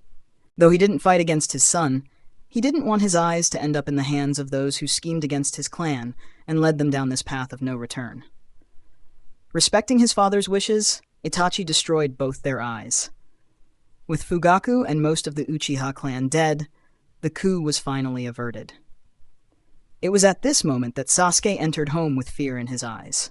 He saw his dead parents. After a small fight, Itachi placed Sasuke under Tsukuyomi and flickered behind Obito and said, "It is over." Obito nodded and both disappeared. Fujin's clones stayed patiently for a few minutes. They didn't look at anything and instead focused chakra in their ears to pick up any sound. A few minutes after all sounds died down, they entered the Uchiha clan compound through the ground. This was one of the main reasons why Fujin chose the honey badger disguise. They were known to be excellent diggers. On entering, all clones had a specific job. One clone headed towards Akihiko's house, while another headed towards Fugaku's house. One clone kept an eye on the entry route to warn others when the Anbu came. The last two searched the Uchiha clan compound to see if they could find Sora's house to see if he had the scroll. The clone heading towards Fugaku's house reached there first. He focused chakra in his eyes and checked if there were any active chakras around him. Fortunately, there were none. He thought, "Good. If Fugaku does have Mangekyo, then I want it." He got closer to his house while still staying underground, but suddenly stopped as he felt danger. He focused chakra in his eyes once again as he wondered why he felt the danger. On noticing, he frowned. "Shit, his house is covered in seals, and I can't identify many of them." He analyzed the seals and concluded, "These seals shouldn't stop me from entering the house. But knowing what seals can do, I am afraid that there will be some consequences. It's fine if I am dispersed, but I don't want my main body to be implicated. That said, the rewards here are the greatest, be it his Mangekyo, or the fact that the Grand Priest's body is most likely to be with him." He decided to keep analyzing until he cracked the seals or the Anbu arrived. Meanwhile, the clone that was heading to Akihiko's house didn't face any obstacles. Though Akihiko's house also had some seals, they were rather simple, and Fujin's clone had no issues getting around them and entering the house. After entering, the honey badger clone saw the dead bodies of Akihiko and his family. He immediately began searching for any and all scrolls in his house. He found multiple scrolls. Fortunately, one of the scrolls looked just like the scroll Sora had used to seal Zankoku. He immediately took it and checked it. He sighed in relief. This scroll still has his body. He put the scroll on his back. Fujin had inscribed a storage seal on the back of his clones before letting them go. After storing the scroll, the clone walked back to where he had seen Akihiko. He used his paw to open his eyes and saw that his eyes were still intact. He thought, "Good, his eyes are still intact. I saw that some of the Uchihas were missing their eyes. I guess that Obito took the eyes of the ones he killed, while Itachi didn't." He summoned a container from the storage space on his back. He took both his eyes carefully and stored them in the container. He observed his eyes while analyzing. "Though I have no intention of implanting a 3 Tomoe Sharingan in my eyes right now, it'll be good to have them. If I change my mind in the future or have any particular need, I can rely on these." Since he got what he wanted, he left the house. He went towards Fugaku's house to meet up with the clone outside his house. The clone noticed him approaching. He appeared behind the clone and tapped his back thrice. That was the code for saying that he had found the body of the Grand Priest. The clone that was working on the seals around Fugaku's house looked back at his house unwillingly before leaving. They quickly dispersed to find the other clones and soon dispersed into 5 separate directions. One clone headed towards the Akimichi territory, another towards Nara territory, and one headed towards the Senju territory. They dispelled themselves after reaching close to their territories. The last 2 clones moved towards the forests. One dispersed himself near the Konoha border wall, while the last one moved towards Fujin's wind clones. On reaching the spot, he came out of the ground and handed them the storage scroll and the storage container. He went underground again and continued to move towards the border wall of Konoha and dispelled himself close to it. This way, All 5 clones were dispelled. The wind clones used wind instantaneous body jutsu to another spot where Fujin's shadow clone was waiting for them. Fujin's shadow clone collected the items and returned home, while the wind clones followed the same procedure as the honey badger clones. Fujin saw his clone returning home. He accepted the items and returned back to his basement. Target 2,000 Power Stones. If you can, then please support me on Patreon. Link www.patreon.com/devilhex/no space. Can read up to 50 chapters ahead on Patreon. Thank you Sundeep, Immisarev, Charla, and James for supporting me on Patreon. Thanks for listening. Narrated by Fabelverse Audio. Subscribe for more. Support links in the description. Rights holder? Contact link in the description. Chapter 196, Aftermath, and Survivors. Chapter 199 of Naruto the Wind Calamity. Narrated by Fabelverse Audio. Hey guys, this chapter is sponsored by Zero1995. You can thank him for the double release. After entering the basement, Fujin sat down in meditation to analyze his actions. Alright, almost everything went as I planned. My honey badger clones didn't leave any traces behind. However, if anyone still picks up on their trail somehow, they will be led to the Akimichi, Nara, and Senju clans. So the suspicion will be cast on them, and there wouldn't be any clue to reach me. Even if they speculate that those clans were being set up, they would suspect that the ones who meddled left the village from the spots my last 2 clones dispelled themselves. And as a precaution, I did the same with my wind clones. So I should be safe. Fujin opened the scroll and summoned 2 items. One was the scroll with Zankoku's dead body, while the other was the equipment that had Akihiko's eyes. Fujin first focused on Zankoku's dead body. Impressive. The storage seal Sora used stops his body's condition from deteriorating. I was worried that stealing the body won't help me much if I can't use it soon. But with this, I can work on this even after a few years. That's good, as I have no means to extract information from this dead body right now. Fujin shifted his attention to Akihiko's eyes. I didn't make any plans to steal Sharingan. After all, I can't use them. I guess my clone just couldn't resist after seeing that they were available so easily. Now, what do I do with them? Fujin began analyzing. After a few minutes, he concluded, directly implanting them is out of the question. I won't be able to hide this and it would draw too much attention. The only way to use it would be if Hiruzen gives me permission. But considering what Itachi sacrificed to do this, I doubt Hiruzen would go around giving permissions to implant Sharingans. Not to mention that I can't tell him that I have a pair of Sharingans and instead will have to ask him to give me another. So, the only viable way I can use one of these is if I lose one of my eyes in a mission. Once one of my eyes is blinded, I won't draw any suspicion from putting on an eye patch. After some time, I can implant Sharingan secretly. But is it worth doing it? Almost immediately, Fujin shook his head. The only advantage a Sharingan can provide me is allowing me to copy jutsus. And since I'll have to keep my Sharingan a secret, there won't be much opportunity to use them for that purpose. Not to mention, fighting with just one eye will be tougher. Considering the fast-paced nature of battles, it could even be lethal. I'll have to keep my chakra field active in all battles, which would drain my chakra. And there's also the matter of Kakashi. 12 years old, Kakashi was a monster. His talent was almost unmatched. One could easily compare his talent with the Sanins and Minato. Yet when he became a Junin sensei at around the age of 26, he wasn't an S-rank ninja. Despite learning 1,000 jutsu, he still couldn't create a jutsu stronger than Chidori, and he could only use Chidori 4 times a day. So there is a big question on how much strain a Sharingan will put on chakra reserves.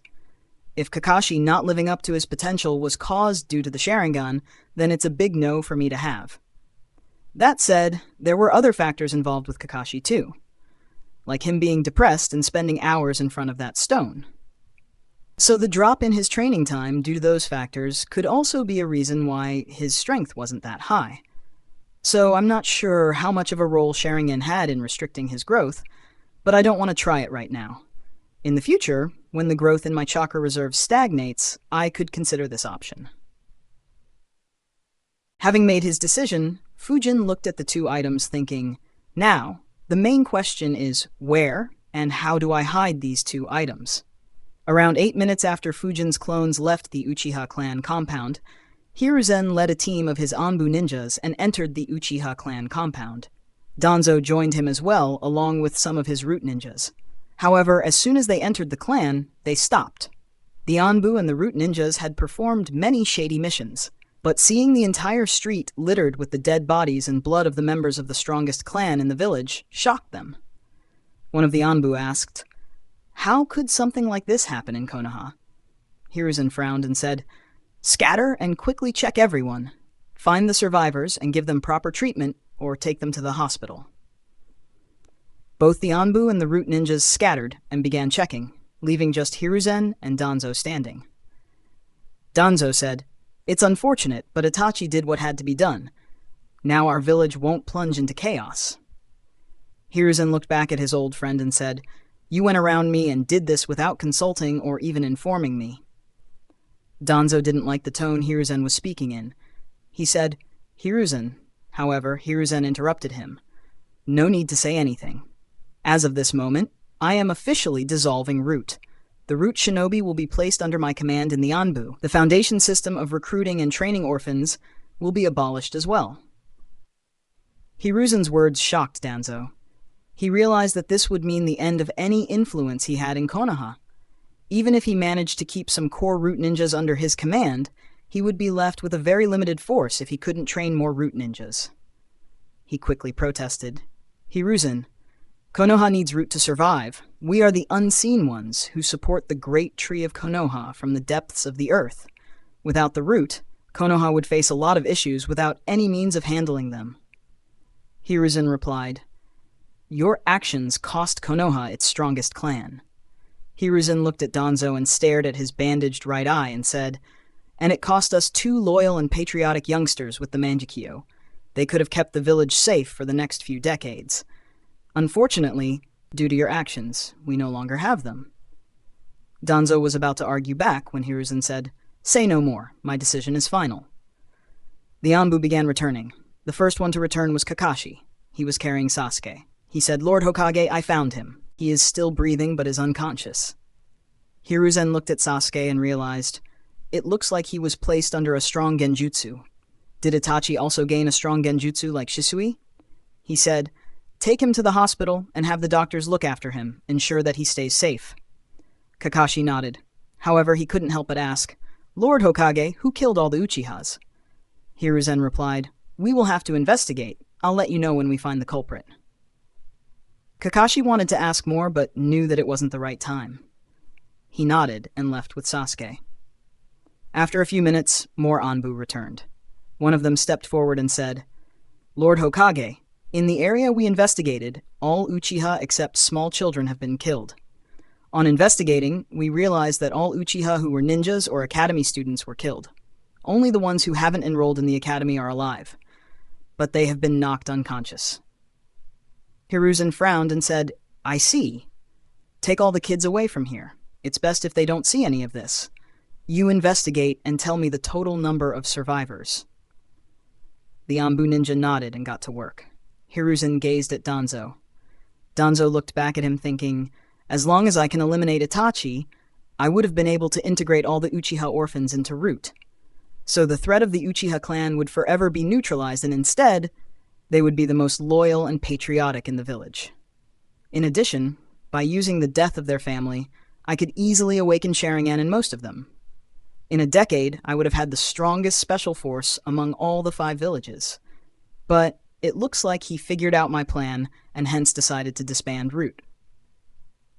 The Anbu and the Root ninjas sent all the kids to the hospital. The Anbu that had been tasked by Hiruzen reported, "Lord Hokage, in all 34 children are still alive. 19 are girls and 15 are boys." Hiruzen replied, "Good work. I'll leave the safety of the Uchiha children to you. Ensure that they stay safe in the hospital." The Anbu nodded and flickered away. With just the 2 of them together, Hiruzen asked, "Did you have to kill the ones in the academy?" Danzo replied, "In a war, we send students from the academy to the battlefield. It's unknown if some of the Uchiha families decided to train the academy students and have them participate in the coup. If they know about the truth, then it will only result in another Uchiha coup after they grow up. so I wanted to get rid of all of them. Unfortunately, Itachi was insistent on letting his brother and the children alive. Hiruzen snorted at Danzo's reply and left. Danzo saw him leaving and had a headache. He thought with a frown, "Now, how do I still keep the root with me?" Hiruzen seems determined to take it down. I don't think words would change his mind. You can sponsor chapters through Patreon. Thanks for listening. Narrated by Fabelverse Audio. Subscribe for more. Support links in the description. Rights holder? Contact link in the description. Chapter 197, The Deterrence of Uchiha Itachi. Chapter 200 of Naruto, The Wind Calamity. Narrated by Fabelverse Audio. Hey guys, I am updating the conditions of bonus chapter. Read them at the bottom. As Danzo was contemplating his options, 2 root ninjas flickered next to him and began reporting all their findings to him. They began moving towards a root base. Suddenly, one of the root ninjas said, "Lord Danzo, while we were inspecting the Uchiha clan compound, we found a secret message. We wanted to let you know first." That attracted Danzo's attention. He asked, "What is the message?" The root ninja spoke. However, his voice was now different, and there was no reverence or respect for Danzo in the voice. He said, "If any of the Uchiha children end up in root, I will sell all the secret information I know about Konoha to enemy villages." Danzo's eyes widened as he saw the root ninja turn into crows while speaking. A frown formed on his face when the other root ninja spoke in the same voice. "And if anything happens to Sasuke, I will act myself." He too dispersed into crows, leaving Danzo all alone. He muttered, "Damn Uchiha!" While Hiruzen and Danzo were busy handling the situation, Fujin was inscribing a seal on his right forearm. He inscribed it right on the part that would be covered by his bracers. After completing it, Fujin inspected it as he thought, "Good. This seal is completed. Though inscribing storage seals on your own body isn't recommended, it isn't really difficult to do. Anyways, I have sealed the Sharingan eyes in Sora's storage scroll as well. I'll hide this scroll in the seal, so there is no way anyone would find it. In the event that someone somehow understands about this seal and suspects something, I can always destroy the seal with a mere thought." He stored the scroll and the seal on his forearm and made a hand sign. Soon, the seal disappeared. Fujin wondered, "I wonder how the space that stores tailed beasts is created, and if I can store other things like this scroll there." Itachi stayed in the village until he saw Hiruzen was alone. He approached him and had a discussion with him. After getting assurance from Hiruzen that his brother and other Uchiha orphans will be looked after, he left the Hidden Leaf village and became a rogue ninja. Hiruzen put Konoha under maximum security. The next day, news spread throughout Konoha that shocked everyone to the core. Uchiha Itachi had slaughtered his entire clan. Only a few dozen young children were left alive. When the news spread throughout the world, every single ninja village was shocked. After the death of Senju Tobirama, the Senju clan declined in power. The Uchiha clan was estimated to be the strongest clan among all 5 major villages, and yet such a clan was annihilated by a 13-year-old boy. Both minor and major villages began having meetings to ensure that their village's security was up to the mark, and discussed countermeasures in case Uchiha Itachi showed up in their village. Only one village thought about more than just defense. That village was Kumogakure. In the Raikage's office, most of Kumogakure's strategists and elders were present. All were considering whether they should take any action against Konoha. After all, the sudden loss of their strongest clan would have shaken Konoha. After some time, one old man said, "Lord Raikage, I don't think it's in our best interest to attack Konoha right now. Though they lost the Uchiha clan, their overall strength is much higher than when Orochimaru left the village. Most of their Chunins who survived the Third Great War have been promoted to Junins, and they have raised thousands of new ninjas. Besides, though the Uchiha clan had a lot of Junins, they didn't have any S-rank battle power. If we go to war, the 2 Sanins would return to Konoha." The 4th Raikage said, "Though their strength has increased, ours has increased even more." However, his viewpoint was opposed by another elder, and so have the strengths of other villages. If we go to war, Iwagakure will wait until we exhaust our strength and jump in at the worst time. The Raikage frowned. At that time, one of the younger advisors spoke, We need to probe them to see what their response will be. If they cower like last time, then this might be a good opportunity for us to attack quickly and with full force. The Raikage looked at him and asked, Hari, do you have a target for probing Konoha? The advisor Hari grinned and said, I have just the perfect target for it. He opened up a map and explained the plan to everyone in the room. The people in the room were first shocked due to the information he provided. However, soon greed could be seen on everyone's face. One of the elders said, Great work. If we can get this, we don't even need to attack Konoha for now. After all, the profits from this would be mind-boggling. However, Hari said, No, this doesn't compare to what we can gain from Konoha. However, since this is so valuable, Konoha's response will tell us about their current capability and morale. If it is strong, we can dispatch more forces to secure this and negotiate another deal with them like the last time. If they let us have it, then we will use this place as a base for our future assault. The Raikage said, All right, it's decided. We will go with this plan. Darui, you will lead a team of 50 ninjas and claim this. Hari, you will accompany them as the advisor. Darui and Hari nodded and were about to leave when another old elder asked, Lord Raikage, what do you think about kidnapping some Uchiha orphans? With their clan dead, there won't be anyone to protect them. The task will be a lot easier than kidnapping the Hyuga princess. Fell into thought. After some time, he said, No, even though the task might be easier, it's full of hidden risks. We don't know why Uchiha Itachi massacred his clan, nor do we know why he left the kids alive. If he intends to hunt them later, then all our efforts will be wasted, and instead we would have pointless casualties. Considering what he has done, it's safe to say that he has the Mangekyou Sharingan that Uchiha Madara had. If we attract his attention in the middle of a war, our casualties will go up several times. The mention of Uchiha Itachi lowered the excitement in the room. Hari said with a grim face, Lord Raikage, we need to find a way to kill him. After all, he slaughtered the entire Uchiha clan and is only 13 years old. If we give him time to grow further, he'd become an even bigger threat. He might become a menace for the entire ninja world. However, Raikage dismissed his concern. Right now, Konoha would be the most pressed to kill him. Hiruzen should have sent all his Anbu and Jiraiya after him. Let them exhaust their strength on him while we make our moves. Hari nodded and left with Darui. Back in Konoha, Hoka and Teru showed up at Fujin's house the morning after the massacre. The news of the Uchiha massacre shocked them. Fujin invited them in with a sad expression. They all sat in a room without speaking. Finally, Hoka asked, Did you go to the Uchiha clan compound? Fujin replied, I did, but they have barricaded the whole area, and they didn't answer any questions. Teru replied, Same here, but I got some news from my parents. Hoka said with a dejected voice, Yeah. Most Uchihas were killed. It probably also includes Miyako, as there was no news about her. Only a few dozen children survived. Fujin was surprised. Though he didn't show anything on his face, he looked at Hoka and asked, Some children survived? Hoka nodded. Teru said, From what I heard, only those who hadn't entered the academy were left alive. Lord Hokage will make an announcement in the afternoon. Fujin said, I see. However, he was in shock. Sasuke isn't the only survivor? Shit, did I somehow change the future? Fujin went quiet and began thinking. Hoka and Teru assumed that he was sad and stopped talking as well. After thinking about every possibility, Fujin concluded, No, none of my actions should have any impact on Itachi's, Obito's, or Danzo's actions.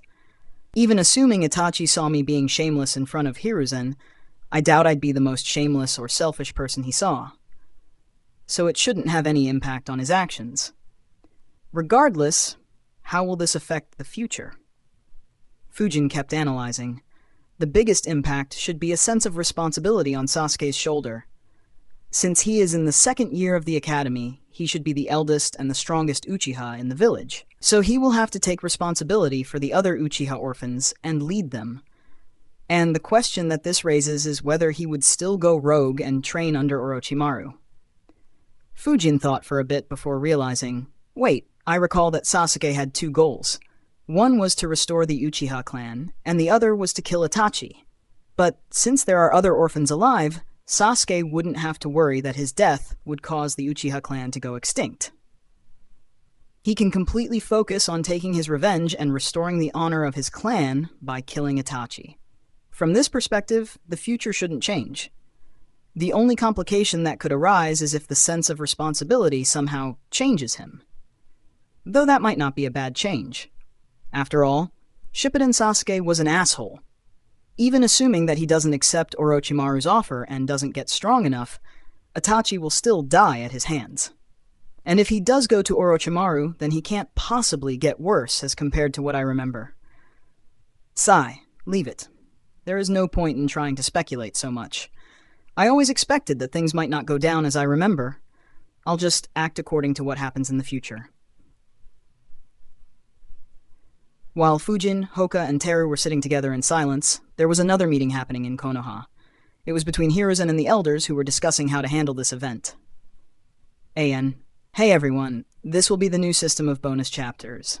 1. If the fanfic gets 1,000 Power Stones, then a chapter will be uploaded on Sunday, right after the Power Stones reset.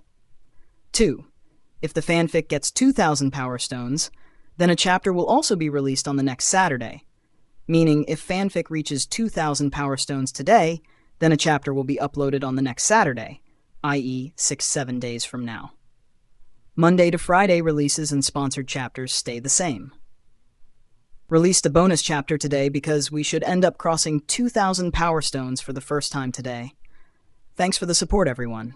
Have a nice weekend. An, if you can, then please support me on Patreon. Link.patreon.com/devilhex, no space, can read up to 50 chapters ahead on Patreon. Thank you, Scarlett, for supporting me on Patreon. Thanks for listening, narrated by Fabelverse Audio. Subscribe for more. Support links in the description. Rights holder, contact link in the description.